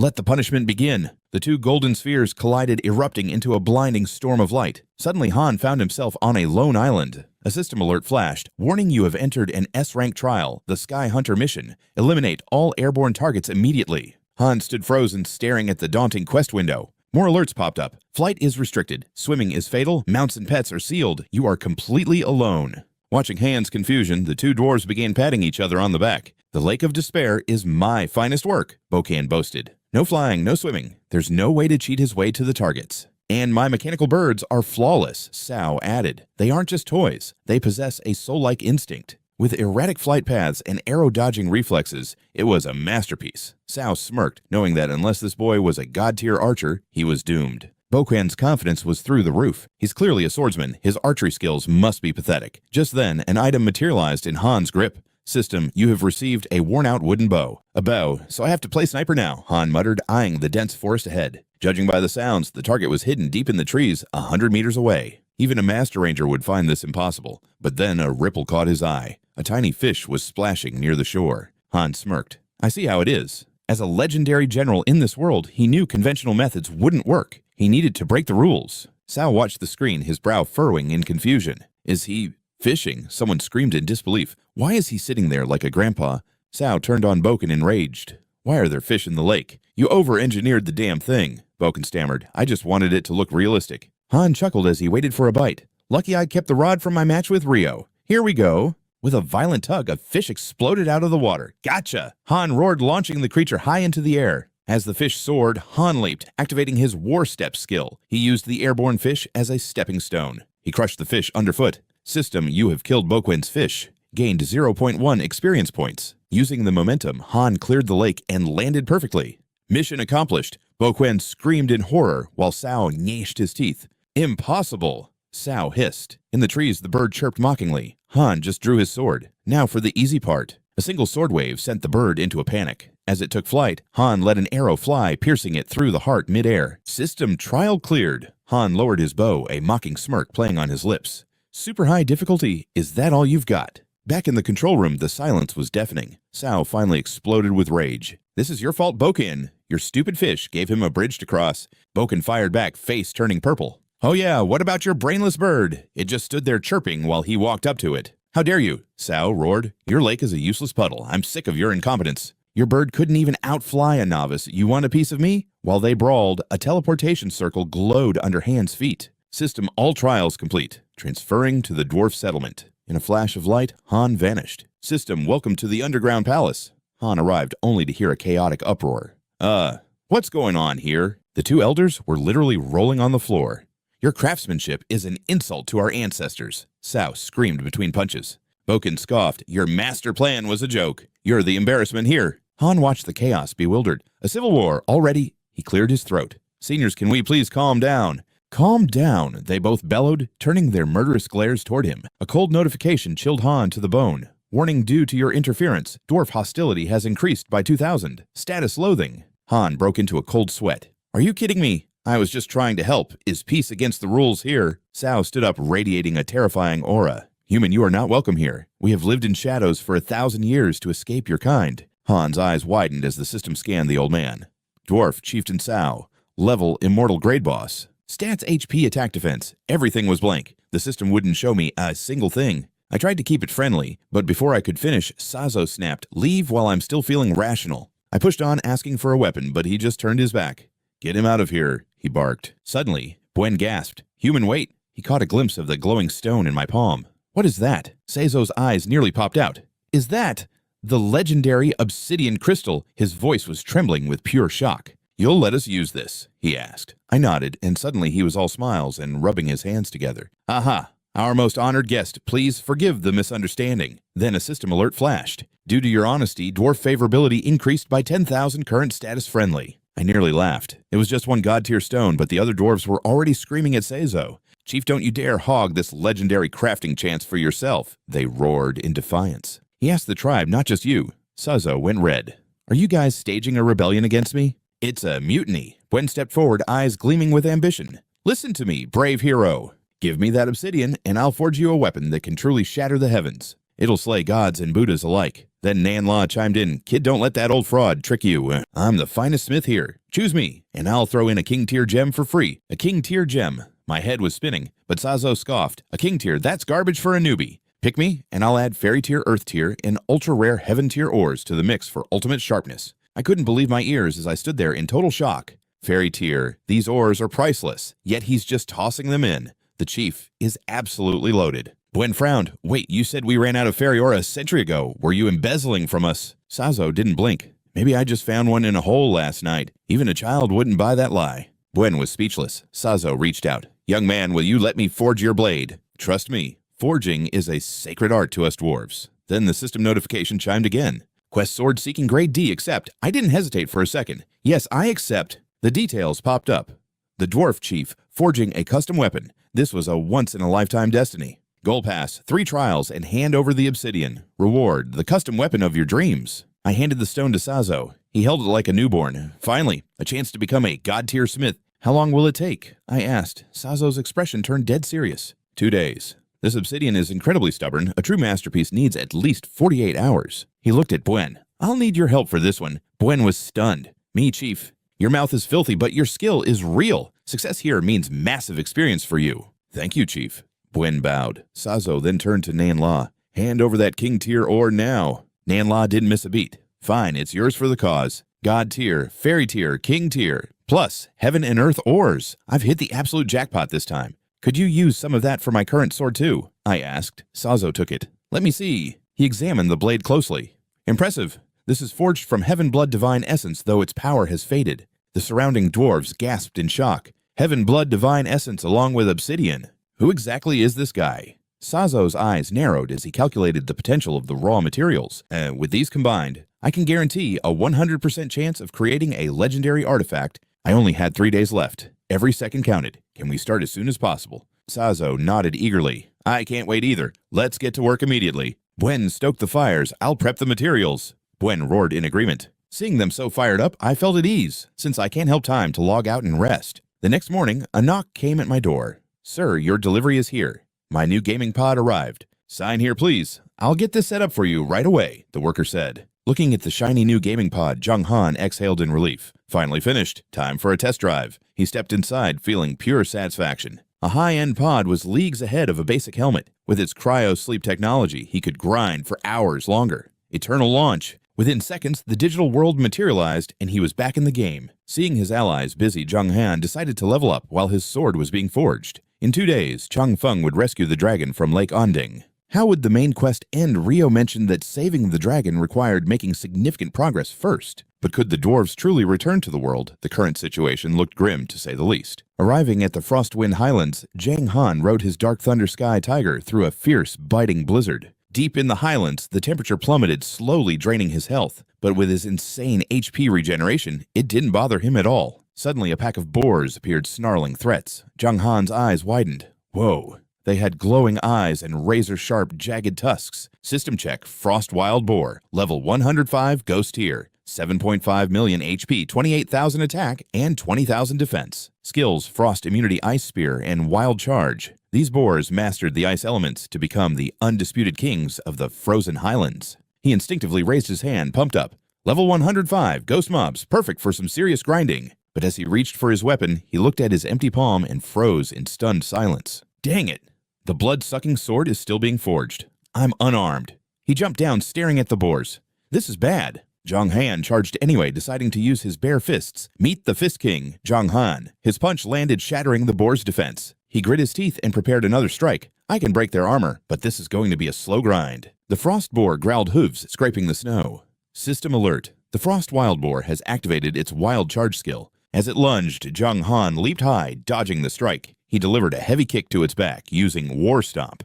10 minutes later, the notification flashed, Frost Wild Boar slain. Jiang Han panted, phew! Farming without a weapon is a total nightmare. The carcass vanished, but in its place, a magic staff appeared. Jiang Han blinked in surprise. A staff? Well, I'll just use it as a club for now. Suddenly, a call came from W. Chan. Brother, we've got a major problem. Jiang Han frowned. What's wrong? W. Chan sounded panicked. The dragon under Lake Anding. It might actually be a dragon god. Jiang Han's jaw dropped. A dragon god? Are you sure? W. Chan confirmed that Chang Feng was absolutely certain about it. Jiang Han's head throbbed. Suppressing a god while trying to recruit the dragon domain? Rio, thanks for nothing. Did the domain not have a god before? Yu Chan nodded. They did. Jiang Han's mind raced. So the one being suppressed is the previous dragon god. W. Chan shook his head. No, the current dragon god is a fake, the 9th demon god in disguise. The real god is trapped in the lake. Jiang Han was stunned. Was the plot trying to play him summary trap the real god, replace him with a demon? This move basically pushed the dragon domain to the enemy side, yet they still had the nerve to try and recruit them. What do we do now? W. Chan asked. Jiang Han kept his cool. We face whatever comes. We take it one step at a time. Chang Feng revealed the truth, but the quest hadn't officially failed yet. There's still a chance to flip the script. W. Chan sighed in relief. All right, let's hope you're right. Jiang Han swung his staff. Until his sword was finished, he had to push his limits and grow stronger. He slammed the staff into another boar, sending it screaming into pixels. This time, a sword dropped onto the snow. He smiled, picking it up. Finally, a real weapon. Meanwhile, at the Holy Sea of Light, a tense meeting was underway. Pope Elvis roared in fury. A mere Dark Swordsman has dismantled years of our hard work. An archbishop stepped forward. Pope, it's not our fault. Lord Uel's light underestimated him. The merciful Lord won't blame us. Elvis clenched his fist. No matter the cost, the swordsman must die. Leaving him alive is a recipe for disaster. The archbishops chanted in unison. The Pope is right. He is a plague upon humanity. We must purge him immediately. So, Elvis glared at them. What's the plan? The room instantly went dead silent. Elvis narrowed his eyes. Killing him is easy, but we lack a valid reason to hunt him openly. The rules bind our hands. We need a righteous way to execute this Dark Swordsman. How do we make it look legitimate? An archbishop whispered, Your Holiness, he belongs to Hakesin City, and the dragon domain is desperate to join the light faction. Elvis smirked, catching the drift. So, you're suggesting we use a borrowed blade? Elvis chuckled darkly. Let those greedy fools in the dragon domain do our dirty work. A perfect plan to erase our problem. Back on the battlefield, Jiang Han's blade flashed. A golden light erupted around him. System, you have reached level 88. I gasped for air, completely drained. After 2 days of non-stop grinding frost wild boars, I finally hit level 88. I'm so nauseous I could hurl. My divine weapon should be finished by now, right? It was time to head back. Stepping through the teleportation gate, Jiang Han returned to the forge. System, you have entered the underground palace map. Inside, the dwarves were gathered, holding their breath in silent anticipation. The air was thick with excitement. With celestial blood, crystal black obsidian, and wind spirit ore, plus king-grade materials, the power of this divine weapon will be beyond our wildest dreams. The clan leader is about to become a god-tier blacksmith. We are finally going to restore our ancestors' legendary glory. Sazo hoisted his massive hammer, high, praying silently for the final strike. He refused to fail his bloodline and was determined to reach the rank of a god-tier smith. The hammer slammed into the glowing blade with a thunderous boom. Sparks erupted like stars as a blinding light filled the room, sent Sazo flying back with a guttural cry. The shockwave knocked the surrounding dwarves off their feet. Jiang Han shielded his eyes, stunned by the raw energy. Was this a magnificent success or a total catastrophe? As the light faded, the dwarves cheered at the sight of the shimmering blade. This radiant glow was the undeniable proof that a divine weapon had been born. The chief did it. Sazo burst into jubilant laughter. Ha ha ha ha, the ancestors have smiled upon us. Our clan has forged in peerless weapon once again. Bo Quen turned to Jiang Han urgently. Human, quickly drip your blood onto the blade to claim ownership. He nodded firmly. Understood. Jiang Han gazed at the massive blade floating before him in awe. He never imagined a dwarven divine weapon would be this incredibly thick and heavy. He touched the razor-sharp edge and blood flowed instantly. With the bond sealed, he gripped the hilt. Surprisingly, despite its colossal size, the weapon felt almost weightless in his hands. System, congratulations. You have acquired and bound the unnamed weapon. This is now your exclusive soulbound weapon. It cannot be traded, dropped, or discarded. System, congratulations on becoming the first player in Eternal. To obtain God-tier equipment. Luck +1. His eyes widened in disbelief. God-tier, this is actually a God-tier item. Is this game broken? Isn't it way too early for players to wield God-tier gear? System, please provide a name for your unique weapon. Hold on tight, Sazo warned suddenly. Jiang Han blinked. Huh! In an instant, the sword became impossibly heavy, slipping from his hands and crashing down. Watching the blade sink deep into the earth, he stammered in confusion. What's going on? Why did it suddenly become so heavy? Sazo stepped forward to explain. Black obsidian is a top-tier divine ore, but it possesses a certain unique characteristic. I wouldn't call it a flaw, though. Its nature makes the blade so heavy that it's nearly impossible to wield. Jiang Han realized the truth and gripped the hilt with every ounce of his strength. I am Jiang Han. I'm no ordinary mortal now who's lived for me. With a final heave, he wrenched the sword from the ground. He panted heavily, realizing that just lifting this thing was a feat, let alone swinging it in a real fight. I'll store it in my ring for now. The massive blade vanished into thin air instantly. I haven't even checked the stats yet. Let's take a look.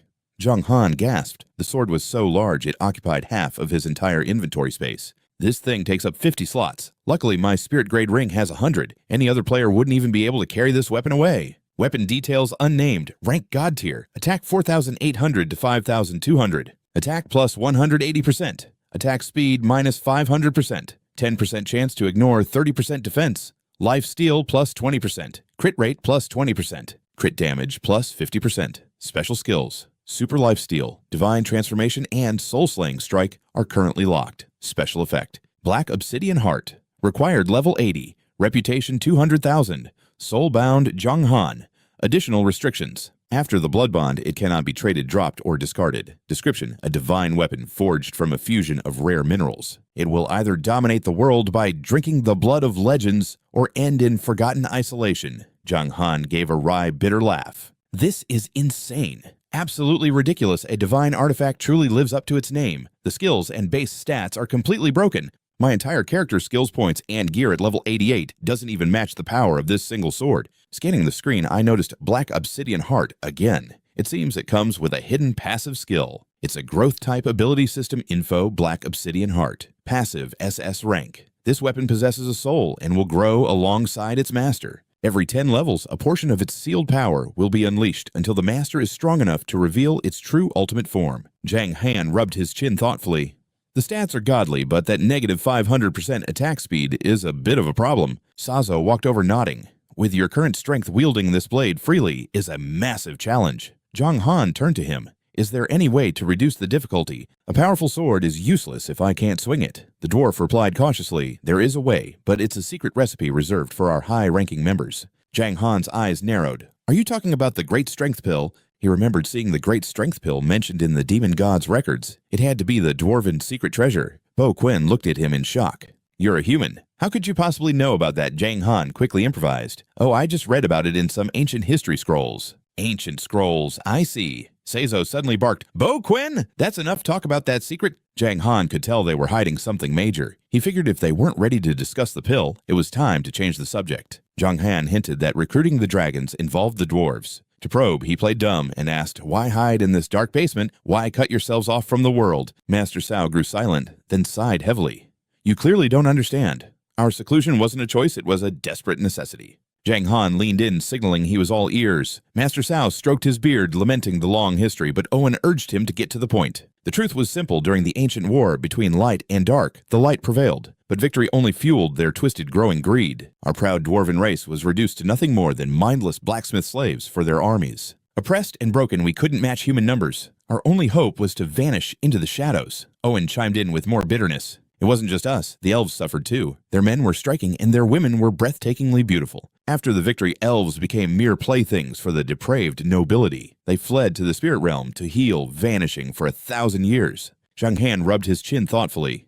If you hate the light faction that much, why not join the dark and claim your revenge? Master Cao shook his head. I know you represent the dark. You're here to recruit us to rebel against the light's tyranny. He paused, causing Jiang Han to grow impatient. But what? The elder's tone turned grim.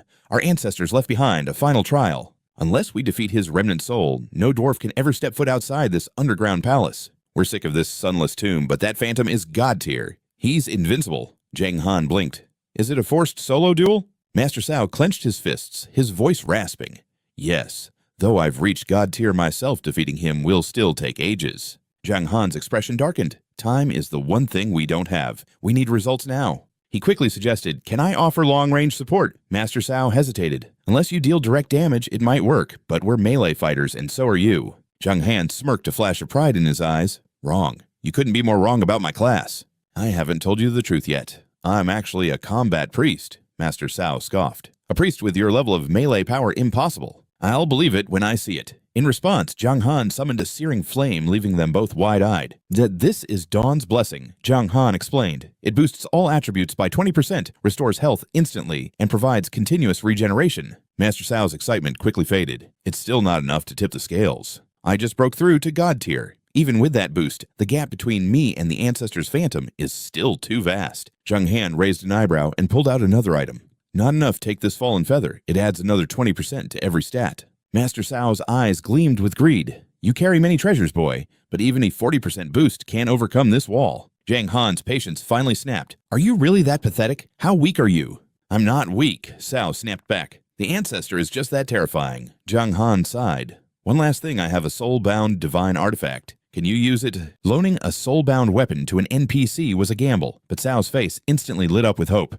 That could work. If you lend me an obsidian-forged weapon alongside those 40% buffs, I can finally crush that phantom. Without hesitation, Jiang Han slammed the artifact into the ground.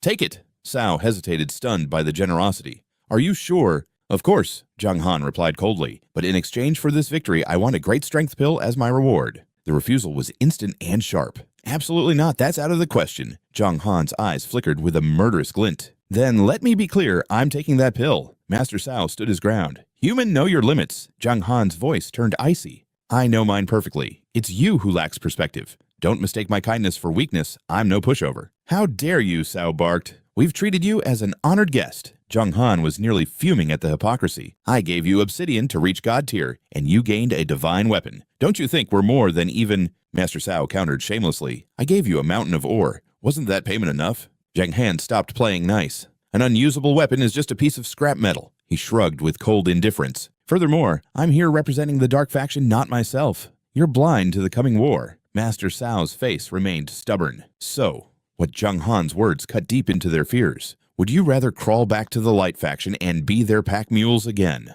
Jiang Han's confidence was unshakable. Soon, one side must fall. There is no middle ground in this war. Do you think they'll let neutrals like you thrive? Even the Dragon Realm had to pick a side. What hope does a tiny tribe like yours have? The two dwarves stood frozen as the realization hit them. They couldn't go back to the light, and they couldn't stay hidden forever. Joining the dark was their only path to survival. Jiang Han flashed a brilliant predatory smile and clapped Cao's shoulder. I'm here for the dark faction. I've given you the power to break your limits and escape this hole. The price is a single great strength pill, yet you'd rather rot in the dark, waiting for a strength that may never come. I believe the superior choice is quite obvious, wouldn't you agree? Elder Jia stood frozen, struggling to process the sheer audacity of the man before him. I'm indebted to your wisdom, brother. How could I have been so blind? This great strength pill is yours. System notification hidden subquest triggered objective liberate the dwarven race. Difficulty rank A. Mission brief. Utilize your silver tongue to successfully sway the dwarven patriarch's heart. Requirement assist the patriarch in defeating the ancestral phantom. Rewards 1 great strength pill and 1,000 dwarven favor. Penalty none. Jiang Han flashed them a satisfied smirk. Success, my wit truly knows no bounds. It's no trouble at all, Patriarch, as long as we're on the same page now. He pressed on, let's cut the talk and move out immediately. To be honest, after this, my next stop is the Dragon Domain. They wavered between doubt and desperate hope. Could the Dragon Domain truly defect if the Dark Faction gains their might? Victory might actually be within reach. Elder Jia's voice turned solemn. Before we depart, you must grant your weapon a fitting and legendary name. This blade shall be your lifelong companion. I sense it will remain by your side for a very long time."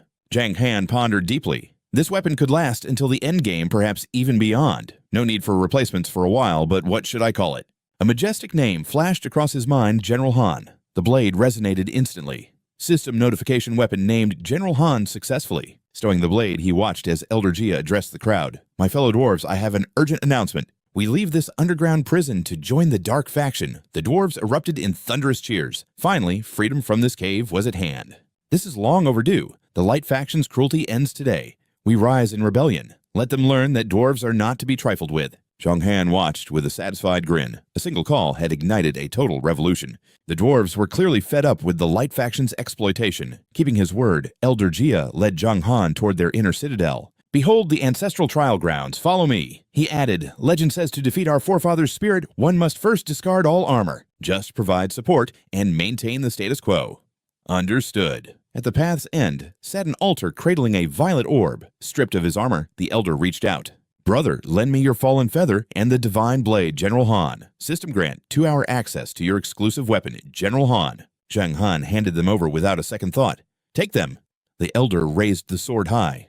"This shape, it's a bit inconvenient for me." Transform, the SS-rank passive skill divine metamorphosis activated, allowing the weapon to reshape its very essence. Stats shifted to match the new form, though out-of-class mastery meant only 50% effectiveness. It became a perfectly balanced warhammer. Jiang Han was floored. A multi-form weapon, it could become a bow for range or whatever the situation required, or even a polearm for sweeping strikes. This was without a doubt a top-tier legendary ability. Elder Jia touched the violet orb. It ascended, erupting in blinding light. A booming laugh echoed as the ancestral phantom manifested, stroking his beard. "Oh, impressive. You've actually reached the god realm. I suspected it wouldn't be long before you challenged me again." A god-rank patriarch, Jiang Han, stared in awe. His stats were hidden, but his sheer aura was undeniable as he lunged forward, hammer raised. "Today is the day." Ginyu grunted, the sound vibrating through the air. Their weapons collided with a world-shaking boom. Ginyu smirked. "That weapon is formidable, but your strength isn't as legendary as the tales say. This won't be enough to stop me." Elder Jia unfurled his black wings and charged. Hammer struck hammer in a heavy discord. The duel stretched on, locked in a fierce stalemate. Then a lapse. A brutal blow caught the elder's face. "Don't think some wings and a minor power boost can bridge the gap between us." Elder Jia wiped his mouth, a cryptic grin forming. "Is that so? Time for my trump card, brother Jiang Han. Lend me your strength." Seizing the moment, Jiang Han unleashed his support skills. On it. Instantly, the elder's combat power skyrocketed to new heights. "What?" Ginyu roared. "You cheat, you brought a priest." Jiang Han just smirked. "Careful with those accusations, senior. Words can be as dangerous as poison." "I'm no priest. I'm just an ordinary melee fighter." Intrigued, Ginyu halted his assault and drifted down toward Jiang Han.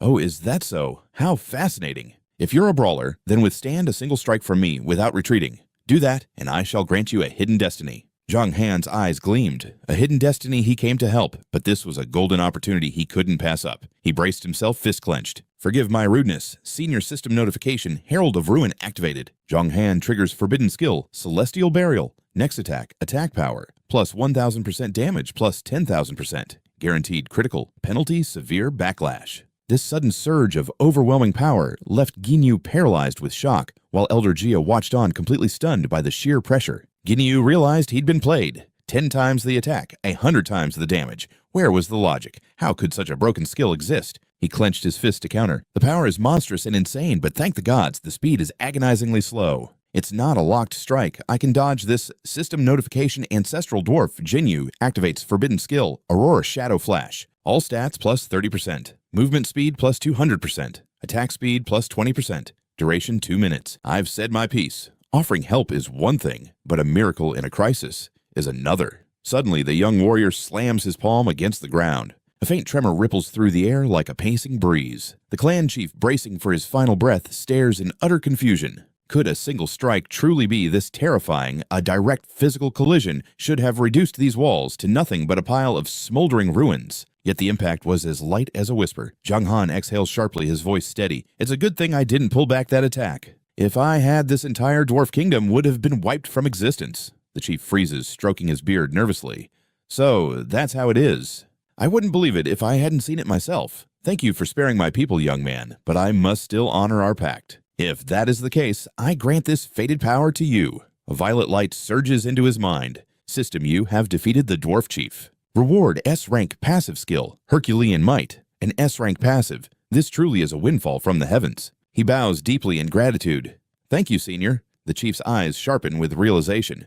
The true master of the blade chaos holds is you. You are blessed with incredible fortune to wield a divine weapon at spirit rank. Your future is limitless. I shall bestow this strength upon you. It will help you master the crushing weight of that god-tier blade. He turns to Chaos. Our battle ends here, my kin. The sheer pressure of his heavenly burial strike completely nullified my lightning. Besides, you haven't even shown your full hand yet. With your health still peaking, I cannot win. Now Jiang Han has earned the tribe's absolute trust. Human boy, if my people ever face ruin, I hope you will protect them. Jiang Han responds firmly, without a doubt. Bosa rushes forward, beaming with joy. Brother, thank you. Because of you, our tribe will finally see the sun again. He remains humble. You're too kind. Bosa holds out a glowing elixir. As promised, please accept this great strength pill. Jiang Han's expression shifts instantly. System quest complete. Liberation of the Dwarf Tribe. Reward, Immortal Grade Elixir, Great Strength Pill. Dwarf Tribe favor plus 10,000.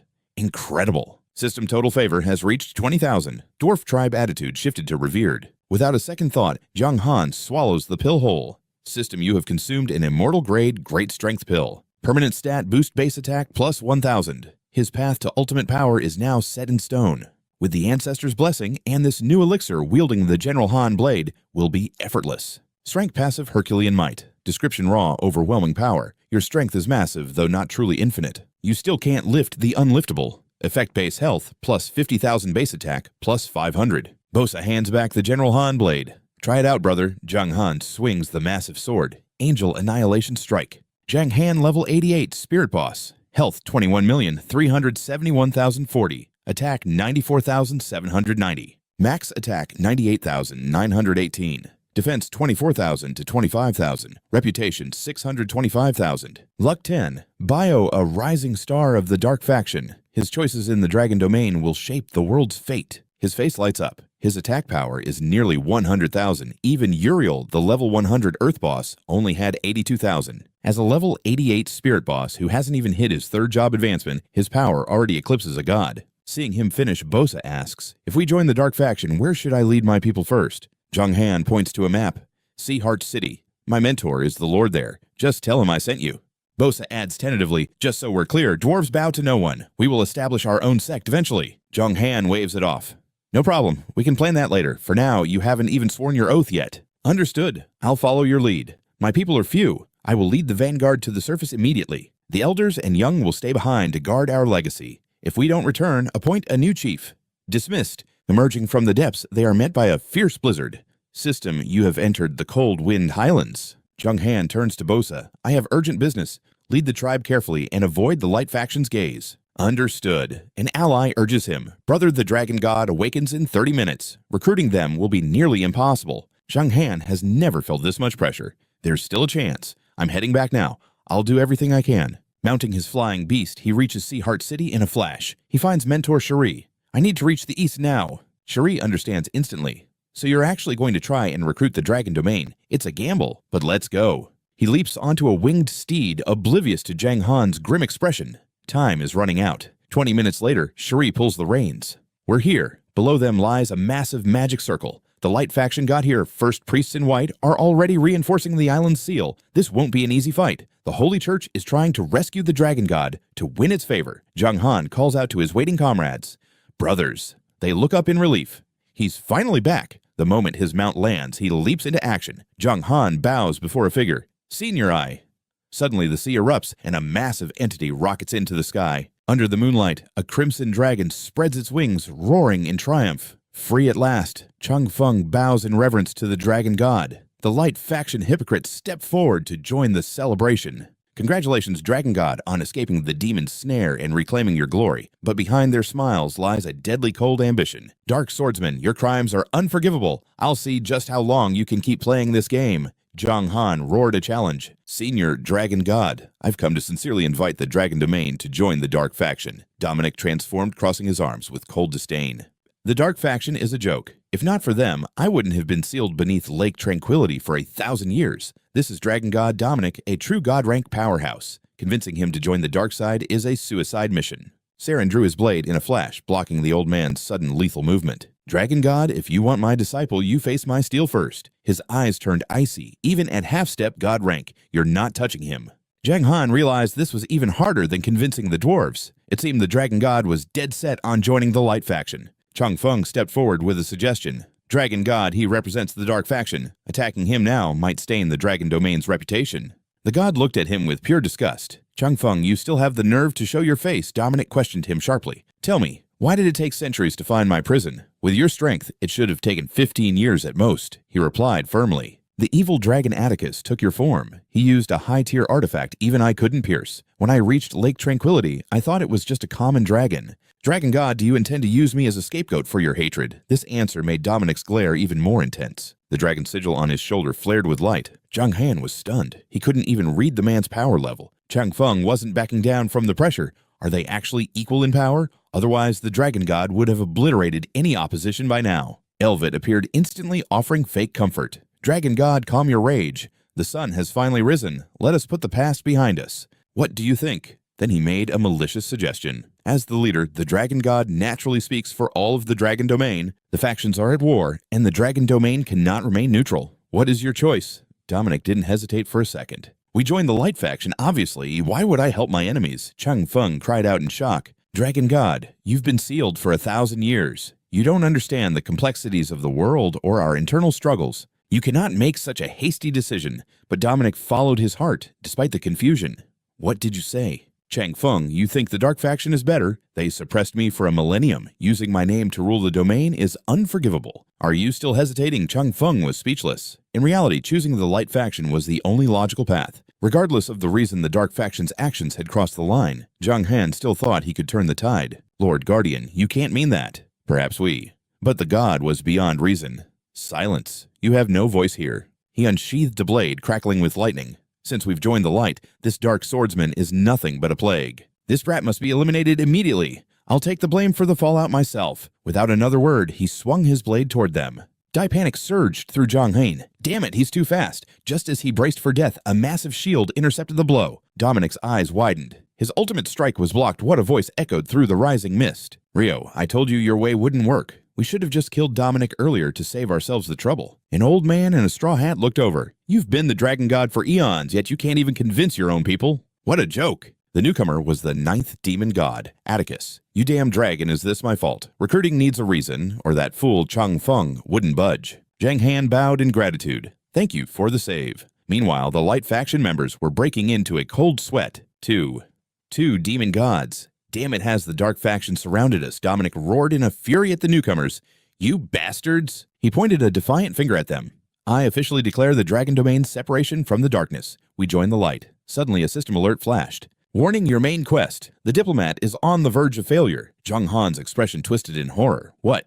2 days of hard work gone in an instant. I have to fix this. He desperately tried to intervene. Wait, Chang Feng, listen to me. But Atticus just added fuel to the fire. Oh, I'm so scared. Come on, then, let's see what you've got. Jiang Han was still struggling to salvage the mess. I convinced the dwarves, but Atticus ruined everything by flipping Dominic off. Do you even know what it felt like to be the Dragon God? Those female dragons in the domain all said I was the true great dragon. Jiang Han's jaw dropped. He was completely speechless. Shut up. What is wrong with this demon god? Is he an enemy plant? That idiocy sent Dominic into a berserk rage. You bastard, another system alert pinged. The 9th demon god, Atticus the sinful dragon, impersonated the dragon god and brought calamity to the domain, fueling their hatred for the Dark faction. Jiang Han gave up. It was over. There was no turning back now. Atticus, they don't call you the sinful dragon for nothing. You really did it. Elvet tried to calm the situation. Dragon God, listen, attacking Atticus now is suicide, but that Dark Swordsman is the key to the Dark faction's influence. I know his master is currently in Sea Heart City within the Marui region. Another system announcement blared. Attention adventurers, the Dragon Domain has declared an all-out assault on the Tier 1 city of Sea Heart at 10 o'clock tomorrow. This siege is extreme difficulty. Only players level 50 or higher may participate. Those under level 50 are permitted to visit the Dragon Domain. To claim the reward, Saren noted the ticking clock tomorrow at 10. Jiang Han's gaze sharpened with resolve. The Pope's cowards are finally making their move. They're planning a surprise siege tomorrow to crush our defenses. Rio stood firm. Focus on the defense. I'll buy you time to reach Chang Feng. Leave the rest to me. Atticus huffed. Hey, old man Rio, what do you mean leave it to you? I'm family too, damn it. Understood. Jiang Han replied, I'll handle the rest. But Saren's eyes filled with dread. Disciple, are you truly ready? You lack the power to survive the Dragon Domain's fury. In that chaos, even I cannot guarantee your safety. Perhaps you should. Jiang Han cut him off. Master, I won't watch you fall into the abyss alone. Trust me, I have a plan for the Dragon Domain. Plus, a massive surprise awaits us at Ocean Heart City. Saren finally relented, leaping onto his mount. Time is of the essence. We head for the city immediately. Brother, ride with my master, Jiang Han offered, but W. Chan shook his head. My strength is useless here.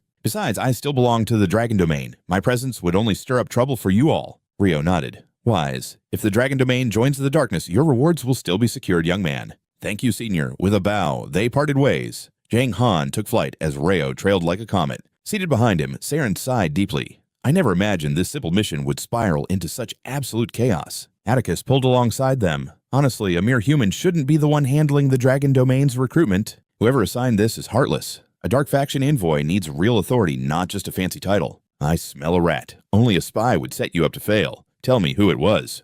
It was my arrangement. Rio barked. Got a problem, Atticus. The dragon froze. Wait, it was you, seriously. Use your brain. Rio growled. There's a method to my madness for our Dark Swordsman. Jiang Han listened intently. First, your god-slaying record is legendary. You've become a beacon and a massive target for everyone. You're a thorn to the light and a threat to rising geniuses in both factions. Your existence disturbs everything. You mean even our own kind want me gone? Jiang Han gasped. Rio nodded. Exactly, this satisfies many agendas. That's the first reason, Jiang Han noted. And the second, Rio's gaze softened with a rare respect. I'm an old man. If you conquer this trial, I'll have the excuse to pass you my ultimate techniques. That war trample of yours, it caught my eye. Jiang Han's heart raced. I see what you're doing. He's impressed by my battlefield dominance, Jiang Han thought. He wants to mold me into his true successor. Atticus let out a mischievous, toothy cackle.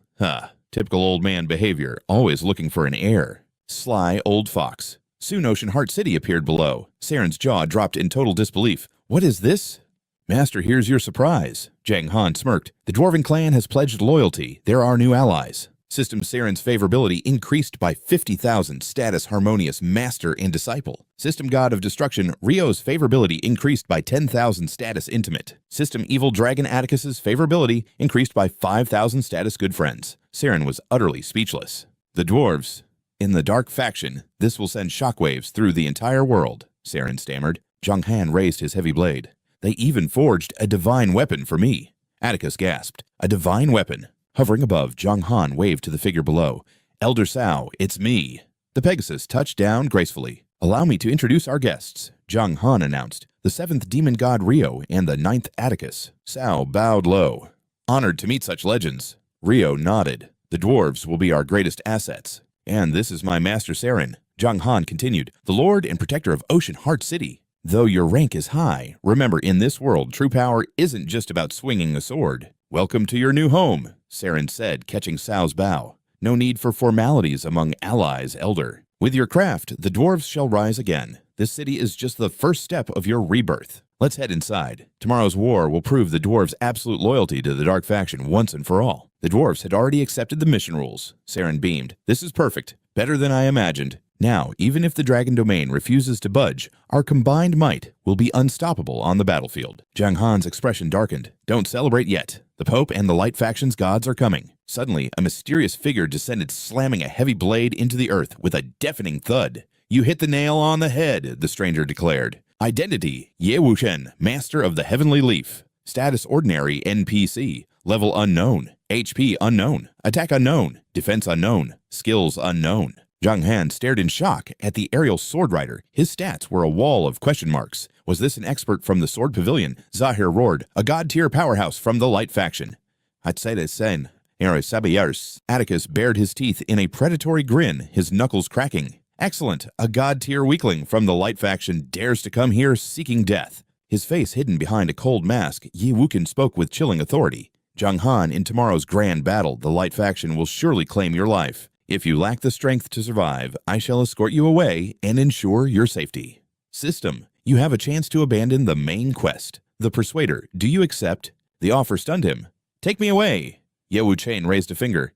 Indeed, I am here representing a certain individual's interests. This has nothing to do with the Sword Pavilion. Rio stroked his beard, his eyes narrowing with suspicion.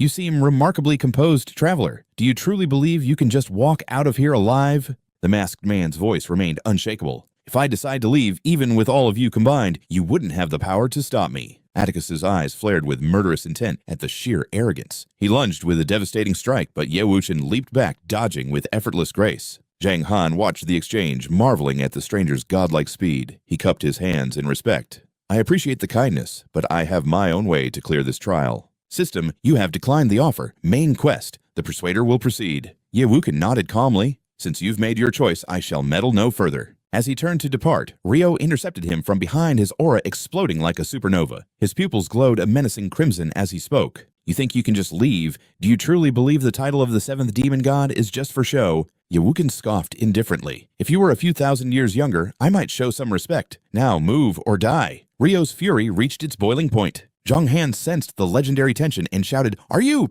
the sword god?" Ye Wuchen paused, placing his hands on his hips before bursting into laughter. "Ha! You mean the peerless sword god Dongfang Yixin, the strongest, most beautiful legend in history. No kid, I'm not her. You've got the wrong person." Atticus and Zahir exchanged looks of pure exasperation.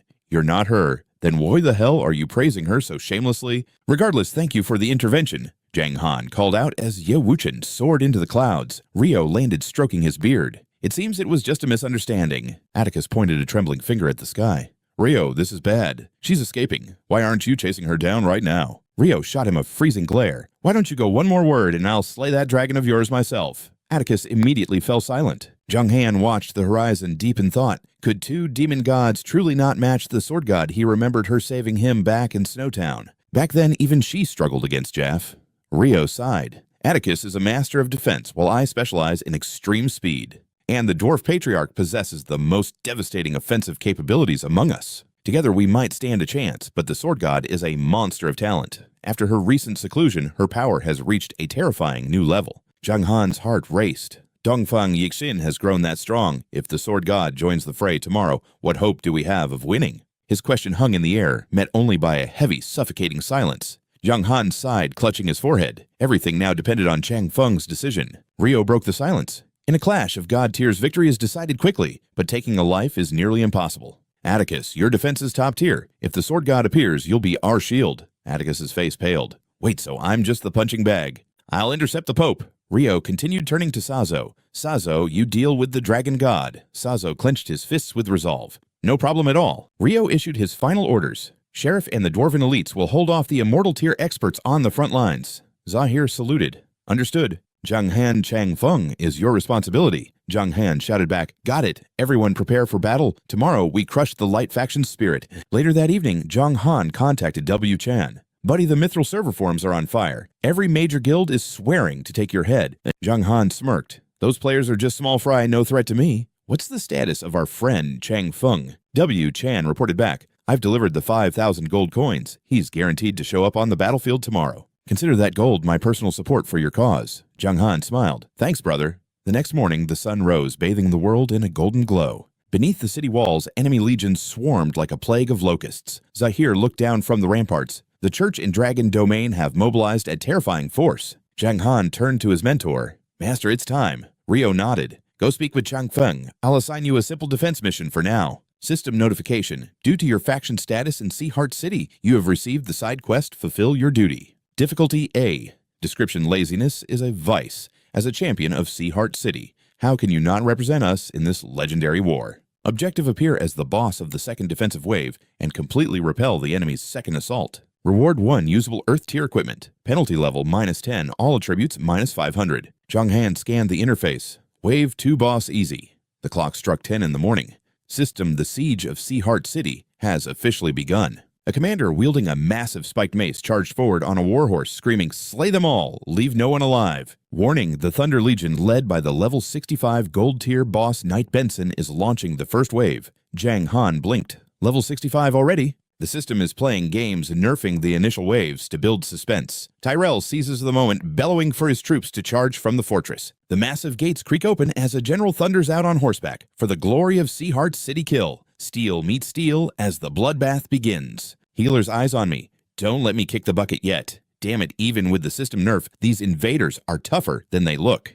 These soldiers are seasoned vets. Jiang Han watches from above, grinning. Finally, a taste of that classic gamer grind every casual player dreams of. Unlike me, I've long since left the realm of ordinary players behind. I'm constantly surrounded by god-tier NPCs and world bosses. It's a lonely peak. I've almost forgotten the simple joy of a fair fight. System alert, prepare yourselves. The second wave approaches, led by the level 89 spirit boss, the Angel of Destruction, Jiang Han. The Thunder Legion recoils in sheer terror. Not that Eastern monster again. Why is the Eternal Sun appearing in the second wave already? It's showtime. Tyrell barks out, "Disciple, you're up. Don't get careless out there." Jiang Han vaults over the railing with a smirk. Perfect timing to test my new blade. Below, Benson sneers, "The Eternal Sun, who gives a damn? Your leader is already dead. Come down and join him." Jiang Han freefalls with icy composure. "Is that so? Let's see you try." Boom, a devastating shockwave erupts. System alert level 65. Dark Gold Boss, Boney the Thunder Knight slain. Experience gained 0.5%. The blast sends the mob flying amidst the dust and screams the survivor's eyes fill with pure, unadulterated dread. What the hell? 100,000 damage in one melee strike. He was only at 30,000 days ago. This growth rate is insane. Jiang Han shoulders his blade with a cocky grin.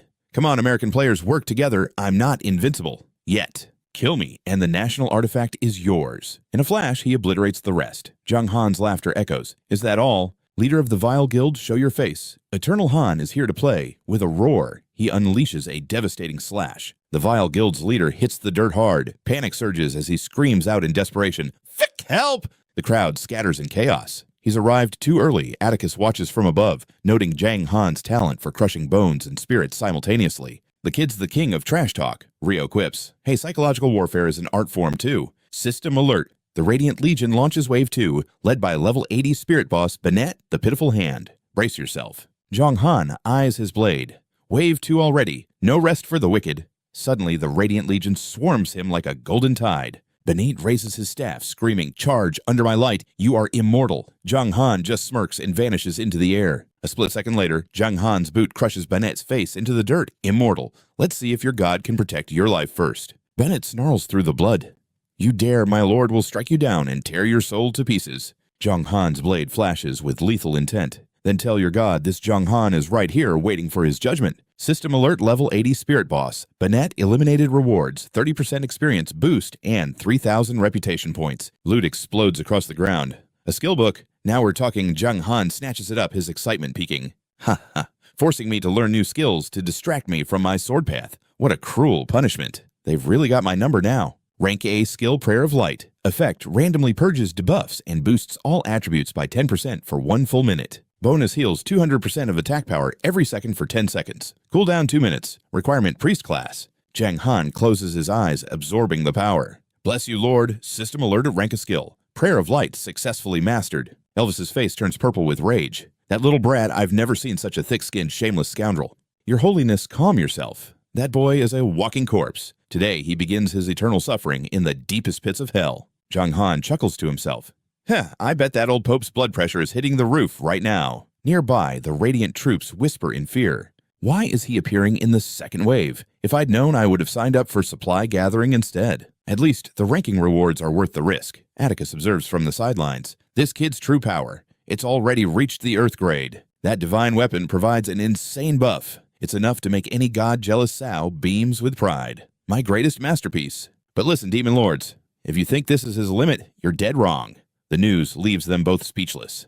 Deep in the Dwarven catacombs, I saw him unleash a strike so overwhelming it defied the laws of physics itself. It was the Forbidden Heaven burial. It forced even a god-tier Ancestor's Phantom to retreat in pure desperation. A spirit grade pushing back a god. Who the hell is this kid? To possess such terrifying power, it's unheard of. System alert defense quest rank. A completed rewards will be distributed upon the successful defense of the city. Only after it's all over makes sense. If the city falls, there won't be anyone left to collect a prize anyway. System alert. The Rage of Holy Light. Earth grade boss William leads the third wave, the Frenzied Flame. Legion is advancing. Prepare for war. A rider storms forward screaming, "Jiang Han, you filthy traitor, your life is mine." William's eyes burn with a murderous light as he draws his weapon. The system reveals the threat, Holy Light Knight William. Level 115, 40 million HP. His attack power peaks at 73,000. With defense reaching 42,000, his arsenal includes Divine Spear and Holy Wrath. He is the true golden child of the Church of Light. Born with a divine affinity for the light element, he was the Church's top priority until his brother Asa was struck down.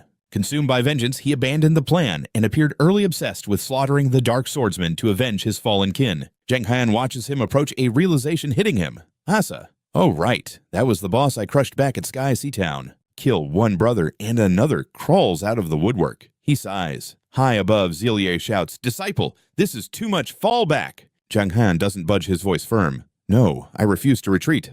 Thousands of souls in Sea Heart City are counting on me. I'll hold this gate until my last breath. Zilier sweats. Thousands. Since when did he care? Even as city lord, I'd be too embarrassed to say something that cheesy. How does he do it with a straight face? William sneers, his horse galloping at full tilt. A shameless traitor playing the hero. Your hypocrisy makes me sick. William, don't be a fool, Elvis warns. Arrogance will be your undoing. William just scoffs. Don't worry, Pope. I'm putting everything into this strike. The system heralds the disaster Holy Wrath activated. William ignites the forbidden Holy Wrath, boosting all stats by 80% and doubling his speed. The price 2 days of soul-crushing weakness. He levels his spear, roaring die. System alert. William triggers Divine Spear. His next strike's lethality is amplified by 300%. Jiang Han's mind races. An 80% stat boost and doubled speed. This guy isn't playing around. With those numbers, it's no wonder he's confident. Unlike Uriel, this man is burning his life force from the very start. He's going for the kill. Suddenly, a wicked smirk curls on Jiang Han's lips. He mounts his Pegasus and turns to flee, mocking his foe. Did you forget I'm much faster than you? William growls. Suddenly, a shimmering barrier of glass encases them both in a deadly cage. System warning. William used a Tier 5 spatial seal. You are trapped in a 20-meter cube. There is no escape until it shatters. Run now, you rat. William grins triumphantly. Jiang Han's eyes glow with a chilling intensity as he turns back. Why are you so eager to die? I possess dark reincarnation. If Uriel couldn't stop me, what hope do you have? William spits on the ground. I know your foul trick. You die, you come back stronger. It's a never-ending cycle of filth. Suddenly, an oppressive force slams into Jiang Han's body. What is this? The system screams a final warning. William uses the SS-rank scroll, Heaven's Punishment. All healing life steal and resurrections are now completely nullified. You are mortal now. Rio pales, his voice trembling. This is a catastrophe. We focused too much on the Dragon Domain. We forgot the Church of Light has deep, ancient roots we should have feared. Zelier is panicked. A space seal and a healing ban. What can he do? Elvis laughs from above. Did you think we'd be helpless after you killed a god? William lunges his spear, a blur of light. Repent for your sins in front of my brother's ghost. Jiang Han's fear vanishes, replaced by a haunting demonic grin. William flinches, his heart tightening. Why is he smiling? They say the Dark Swordsman is a master of lies. Is this another trap? Despite the dread, William drives his spurs in and charges. Why, the smile of Jiang Han looks at him like a bug.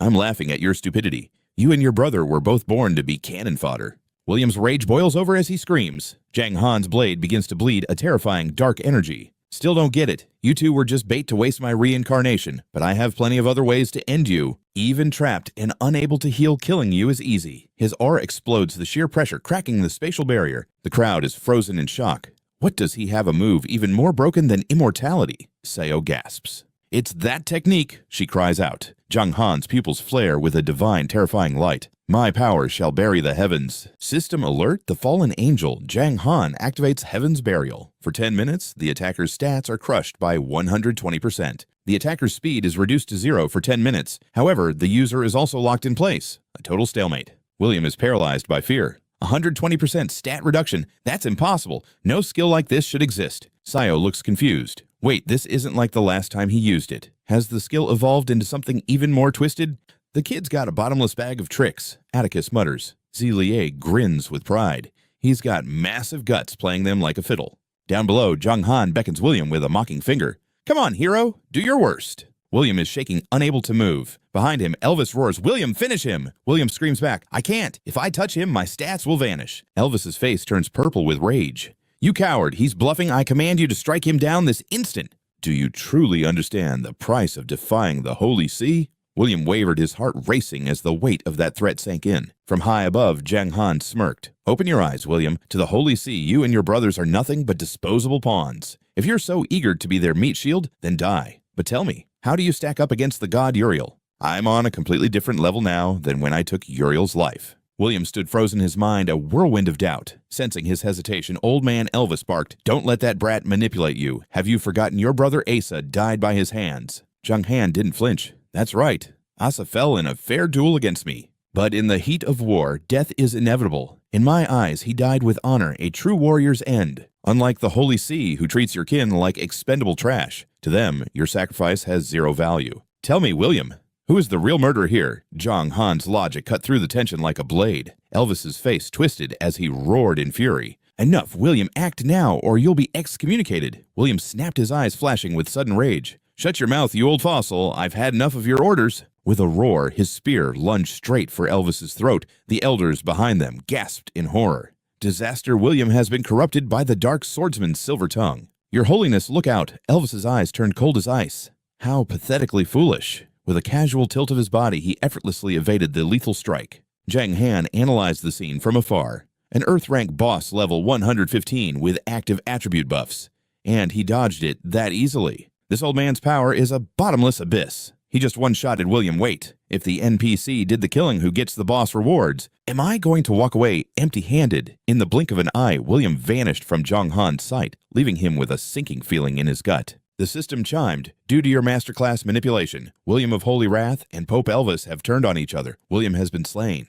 Rewards 2. Light potions, a luck orb, a separation scroll, and the legendary gear set dropped by William of Holy Wrath. System notification, because your sovereign's crest triggered a miracle you have gained, plus 2 levels and 20,000 fame. Jiang Han grinned, rubbing his chin in pure excitement. So that's how it works. Talk about a win-win. This is the ultimate victory without lifting a finger, straight out of the art of war. Below them, the soldiers began to panic. He stopped the third wave with just words. This Easterner isn't a human player. He's a literal devil. Atticus let out a booming, boisterous laugh. Magnificent. Even I have to admit this kid's tongue is sharper than my blade. Ray stroked his beard, nodding in approval. Indeed, that move didn't just eliminate a threat, it shattered their entire morale. Meanwhile, Elvis was baring his teeth like a rabid hound, hissing in rage. You filthy animal, Saren shouted from the ramparts. Disciple, fall back to the city. You cannot participate in the battle that's about to unfold. Jiang Han immediately retreated toward the gates. Understood. He knew deep down that if it weren't for the system constraints, the Pope would have obliterated him instantly. It was time to bail. An elder rushed to the Pope's side. Your Holiness, please remain calm. With the Dragon Realm joining the assault, crushing this insect will be as easy as breathing. Elvis turned to his general, his voice dripping with venom. To immobilize the legions. I want Seaheart City leveled. I'll crush that ant with my own bare hands. Inside the safety of the walls, Jiang Han called out, Master! Saren met him with a grim nod of praise. You did well, but the real nightmare is only beginning. System alert. The Light Legion, led by level 200 God rank boss Pope Elvis and level 180 Saint rank boss Archbishop Sen, is launching the 4th wave. Warning. The Dragon Realm, led by level 215 God rank Protector Zephyr and level 205 God rank Divine Dragon Dominic, is launching the 5th wave. Prepare yourself. Jiang Han's heart hammered against his ribs. 3 God rank powerhouses attacking at once. The battlefield was about to become a slaughterhouse. But where is the Sword God? The soldiers began to whisper in terror. This many God-rank legends. Why has the enemy side suddenly become so invincible? No time for questions. We just have to follow the flow and survive this madness. The great dragons are our gods. Zook, they've finally arrived. Massive shadows blanketed the sky as a swarm of dragons descended upon Seaheart City. Jiang Han watched from the battlements, his face pale. Fire dragons, water dragons, wind dragons. Every elemental species was present in overwhelming numbers. It seems this has escalated into a total war. Ray remarked, his expression hardening. Do they really think the Dragon Realm's presence is enough to break us? Atticus, Garrick, follow me into the fray. The 2 powerhouses stood ready, their battle intent erupting like a volcano. System notification. Seaheart's 3rd defense line is deploying, led by level 189 Saint rank Searly and level 200 God rank Dwarf King Garrick. Alert. The 4th defense line is moving out, led by level 210, God rank Rio, the Gale of Destruction, and level 205, God rank Evil Dragon Atticus. The soldiers below looked up in absolute shock. 2 demon gods! What is happening? How massive is the script for this Seaheart quest? Atticus threw his head back, laughing like a madman. Finally some real entertainment. Gripping his massive weapon, he leaped into the air. Who among you has the guts to face me? He slammed into the earth like a meteor, shattering the ground into a million pieces. Elvis scowled. He knew Atticus's defense was legendary. Engaging him head-on would be a complete waste of time. Atticus stood tall, mocking the assembly of legends. The Dragon Realm and the Holy See. And not a single one of you has the balls to step up. Suddenly a streak of light cut through the clouds as Dongfang Yixin descended on her blade. I do. She unleashed a devastating wave of sword, chi tearing through the earth. System, due to the presence of 2 demon gods, the hidden God rank boss Dongfang Yixin has joined the Light faction. Damage numbers flashed. Minus 10 million. Atticus stared at the obliterated city gates, completely speechless at her overwhelming power. Jiang Han's face turned pale as he watched from the ramparts. One strike to level a city. The sword god's power is truly terrifying. Atticus roared, demanding to face the chaos wind in battle. Rio warned him to stay focused, as the Holy Pope was his true target. Star was tasked with holding back the Dragon God, a crucial move that had been part of the master plan from the start. Tension gripped Atticus, but Dongfang Yixin struck first. A massive shockwave of sword chi sent him crashing violently into the stone walls. Atticus snarled, "You think I'm just a shield?" With a defiant roar, he raised his armament and charged head-on into the fray. Elder Elvis saw an opening. The sword god has the demon suppressed. William kill the Dark Swordsman. Suddenly, Rio materialized behind him like a ghost. "Half your men are already dead," Rio mocked. "Why not test your skills against me instead of these slaughtering games?" System alert. The Chaos Wind has activated the forbidden skill, Soul Annihilation Attack, tripled attack speed increased by 500%. Movement speed surged by 1000%. For 30 minutes, Elvis raised his staff, refusing to back down from the thunderous power erupting before him. The two titans collided with a deafening roar, the impact shaking the very foundation of the battlefield. Jiang Han watched the dragons circling above. The demon gods were all engaged. It was time for Chang Feng and the Dragon Realm to appear. Star turned to him. "Friend, let me borrow that fallen feather again. I need to take this fight to the sky."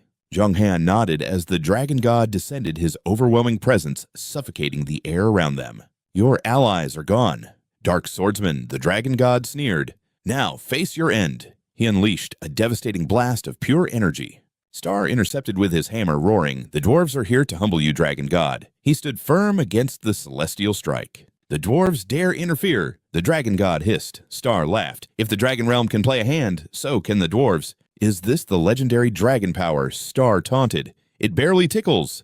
The dragon god's rage reached a violent boiling point. "I'll show you true power." Jiang Han analyzed the chaos. 3 god-tier warriors were buying him the precious seconds he needed. Tyrell charged into the thick of battle while Saren launched a magical bombardment against the Holy Sea's retreating legions. Chang Feng still hadn't moved. Was the Dragon Lord waiting for a specific reason to draw his sword? Jiang Han flew toward him. "Lord of the Dragon Realm, we need to talk." Chang Feng narrowed his eyes with cold suspicion. "What is there left to say?" Chang Feng asked. Jiang Han replied, "We spared the Dragon God to prove we want peace." Chang Feng's brow furrowed in anger. "Is that so? Then answer me this, boy.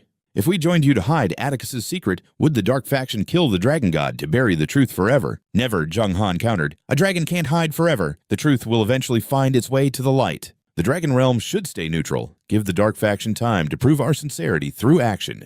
Chang Feng fell silent, weighing the words. Jiang Han pressed on. "Let's talk about what the Dragon Realm actually needs. Resources, wealth, and security. That's what your people crave to survive, isn't it? Can you provide them?" Chang Feng challenged. Jiang Han smirked. "Right now, I can't provide even one of those." Chang Feng stared in silence, but Jiang Han's eyes burned with resolve. "But the Light Faction can't provide them either. If they could, you would have joined their ranks long ago without a second thought." Chang Feng admitted the Light Faction offered some resources far better than the empty promises of the Dark.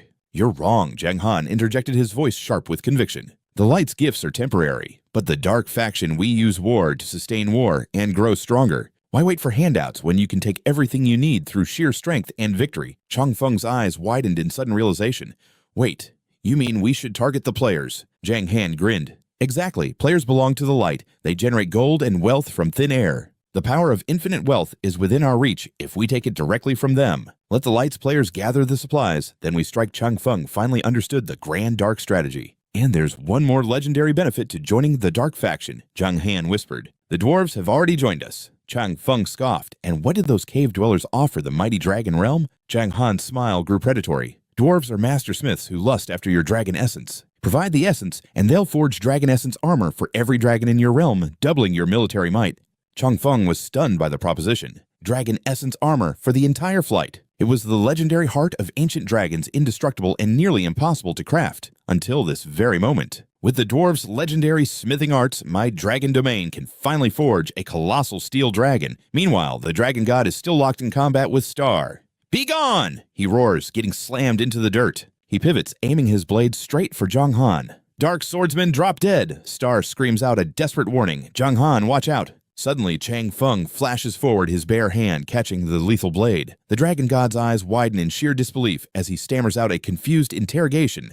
"Chang Feng, have you lost your mind?" Chang Feng's gaze turns ice cold. "I know exactly what I'm doing. The Light Faction is a den of hypocrites. My dragon domain is done with them." Dominic stutters, unable to process the betrayal. You're actually turning your back on the light. Chang Feng remains unfazed. Is it really betrayal? Even if I'm branded a traitor, history will prove this was a betrayal for the sake of true justice. The dragon god grinds his teeth in fury. Humph! If you're that obsessed with your delusions, I'll slaughter you right alongside that Dark Swordsman. Despite his bravado, panic begins to seep in. Why won't his sword budge? Chang Feng simply watches him with a chilling calmness. Haven't you realized it yet? While you were rotting at the bottom of that lake, I surpassed you in every way possible. With a simple squeeze, the dragon god's sword shatters like glass. Impossible, he gasps. Chang Feng narrows his eyes, his voice booming with authority. Dominic, the era has shifted. The light faction has rotted to the core, ruled by a corrupt aristocracy. The people are suffering. The dark faction is the true army of justice, and I choose to liberate the masses. Dominic screams, "Silence, I am the true master of the dragon domain.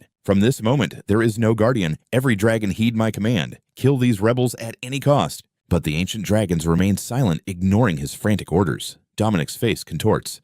What have you stripped away my authority over these thousands of years? Chang Feng retorts loudly. No, you're wrong. I never intended to control the dragon domain for myself. They follow me because they know I hold their future in my hands. As the guardian, I make a formal declaration here and now. Dominic's actions bring ruin to our kin. Therefore, I strip him of the title Dragon God. Dominic is shook. How dare you? A system alert blares. Attention, Guardian Chang Feng has seen through the light's facade and has initiated a righteous betrayal. The announcement sends the players into a total tailspin. What, you've got to be kidding me. A righteous betrayal. The dragon domain flipped on the light at the climax. Did Jiang Han actually talk his way into this Enisanin? No way, that's impossible. The dragon god hisses through gritted teeth. Chang Feng, don't think this ends here. I won't suffer this humiliation. One day, I'll make you all pay. With one last threat, he vanishes into the sky. Jiang Han speaks up. We're letting him go. Chang Feng closes his eyes, sighing. He was once our lord. I won't be known as a kingslayer. But if he ever dares to harm the domain again, I will personally deliver divine judgment upon him. Jiang Han points toward the distance. Can you check the battle over there? My level is too low to see the Pope's health bar. The struggle is intense, but Rio has the upper hand. The Pope's life force has plummeted below 20%. Dominic retreated far too early. Why are you so focused on that fight anyway? Jiang Han rubs his neck, looking a bit shy. The sword god helped me many times. I want to return the favor. Chang Feng looks down, stunned. You're acquainted with her. That's strange. With her strength, even the demon gods combined shouldn't stand a chance against her. Yet she's just trading blows with Atticus. Something is off. Jiang Han bolts toward the fight. Thanks for the tip, I'm off. He lands in front of Atticus, grinning. Brother, let me take over against the sword god. Atticus looks worried. Are you serious? You can't even scratch her defense. Dongfang Yixin remains silent, her gaze fixed intently on her new opponent. Jiang Han responds with total confidence. Don't worry, I have a plan. Just do me a favor, wipe out every player in Light Soldier in this area. What happens next stays between us. Atticus smirks. Impressive. You really are a great demon god. He lets his power explode. And that I can definitely handle. The system announces the Calamity Dragon Atticus has unleashed Forbidden Skill, Meteor Fall, dealing 10 million damage. Atticus rockets into the sky like a flare before a massive explosion rocks the heavens. Below, the players watch in horror. Good God, why is the demon god charging at us? The shockwave shatters the earth, sending debris flying into the atmosphere. Jiang Han wipes away a bead of sweat. One strike to level the entire zone. So this is the true power of a demon god. Dongfang Yixin raises her blade, reclaiming his attention. Focusing on something else while facing me. He crosses his arms. Sword God, I've figured it out. You aren't here by choice. The Sword Pavilion hates these wars, but the Light faction forced your hand. I bet someone is holding your sect hostage, forcing you to fight a war you don't want. Dongfang Yixin narrows her eyes. What are you getting at? Jiang Han flashes a confident smile, beginning his negotiation. Let's be clear, I'll help you eliminate Pope Elvis. Deal. Her eyes flare with rage. How dare you? She unleashes a devastating slash. System alert. You have been killed by the Sword God. Forbidden Skill, Cycle's End activated. All attributes increased by 60%. Slumped on the ground, he hears her voice. The Holy See has eyes everywhere. How dare you speak such treasonous words out loud? Jiang Han flashes a satisfied smirk. Perfect. She finally caught onto his hidden signal. Her threats were a clever facade to leak vital intel. Jiang Han forces himself up, his voice dripping with calculated persuasion. The Pope is currently losing his life to Rio, and with the Dragon Realm's guardian Chang Feng on our side, this is our only shot to end him. Dongfang Yixin unleashes another wave of sword chi. Pure delusion, the Pope is a god-rank powerhouse. Do you really think he lacks a survival trump card? How naive. Jiang Han scoffs with a cool grin. With so many legendary warriors hunting him, the Pope's path to survival has already been cut off. She drops another hint, noting that as a master of the light attribute, the Pope is far from helpless. He possesses a spell called Lightbind, which can freeze everyone for 1 minute. However, the cost is immense. He'll only use it as a desperate final resort. All of you from the Dark faction have abysmal resistance to light-based attacks. If you challenge the Pope now, you'll gain nothing but a one-way ticket to the afterlife. Jiang Han's gaze turns sharp as a holy flame flickers in his palm. Light attribute. You mean like this? Suddenly his power surges by 90,000 points. Dongfang Yixin watches in sheer disbelief. Impossible. How are you wielding high-level priest skills? I devoured God Uriel's class after his defeat, he explains calmly. My affinity for light is unmatched. She stares, wondering, is this man truly a child of destiny? Could her sword pavilion finally find a sanctuary in this chaotic world? She gazes at his hand. He shoots her a wild grin. Come on, kill me a few more times. My stats haven't hit their peak yet. Nearby, Ree continues his deadlock with Elvis. Ree shouts, give it up, old man. The Dragon Realm has defected. Keep this up, and your life ends here today. Don't get cocky. Elvis roars, though panic sets in. He never expected the Dragon God to be deposed so easily. The duration of his divine wings is flickering out. If he doesn't retreat now, he's finished. Gripping his staff, Elvis barks one last threat. Rio, I'll ensure you have no grave to lie in. But Jiang Han charges forward on his mount, running away so soon. Jiang Han's strike connects, shredding nearly 2 million of Elvis's HP in an instant. System, you have used War Trample, dealing 1,987,659 damage to Pope Elvis and interrupting his teleportation. However, the level gap is too vast to fully suppress him. You little brat, Elvis screams in a rage. Know your place and rot in hell. He levels his staff at Jiang Han, unleashing a devastating blast. Watch out, Ray shouts, blurring into motion to shield the boy from the impact. Kid, you've done your part. Why risk your life now? Ray grunts. Jiang Han's eyes burn with excitement, because a chance like this won't come twice.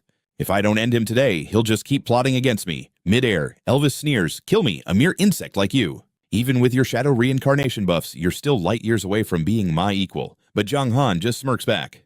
Look around, Elvis. Your army is decimated, and the Dragon Realm and dwarves have already pledged their souls to the darkness. Surrounded by so many god-rank legends, you're not leaving this place alive. Elvis snarls, in your dreams. Sword God, unleash your forbidden technique now, he commands. Dongfang Yixin just tilts her head innocently. My apologies.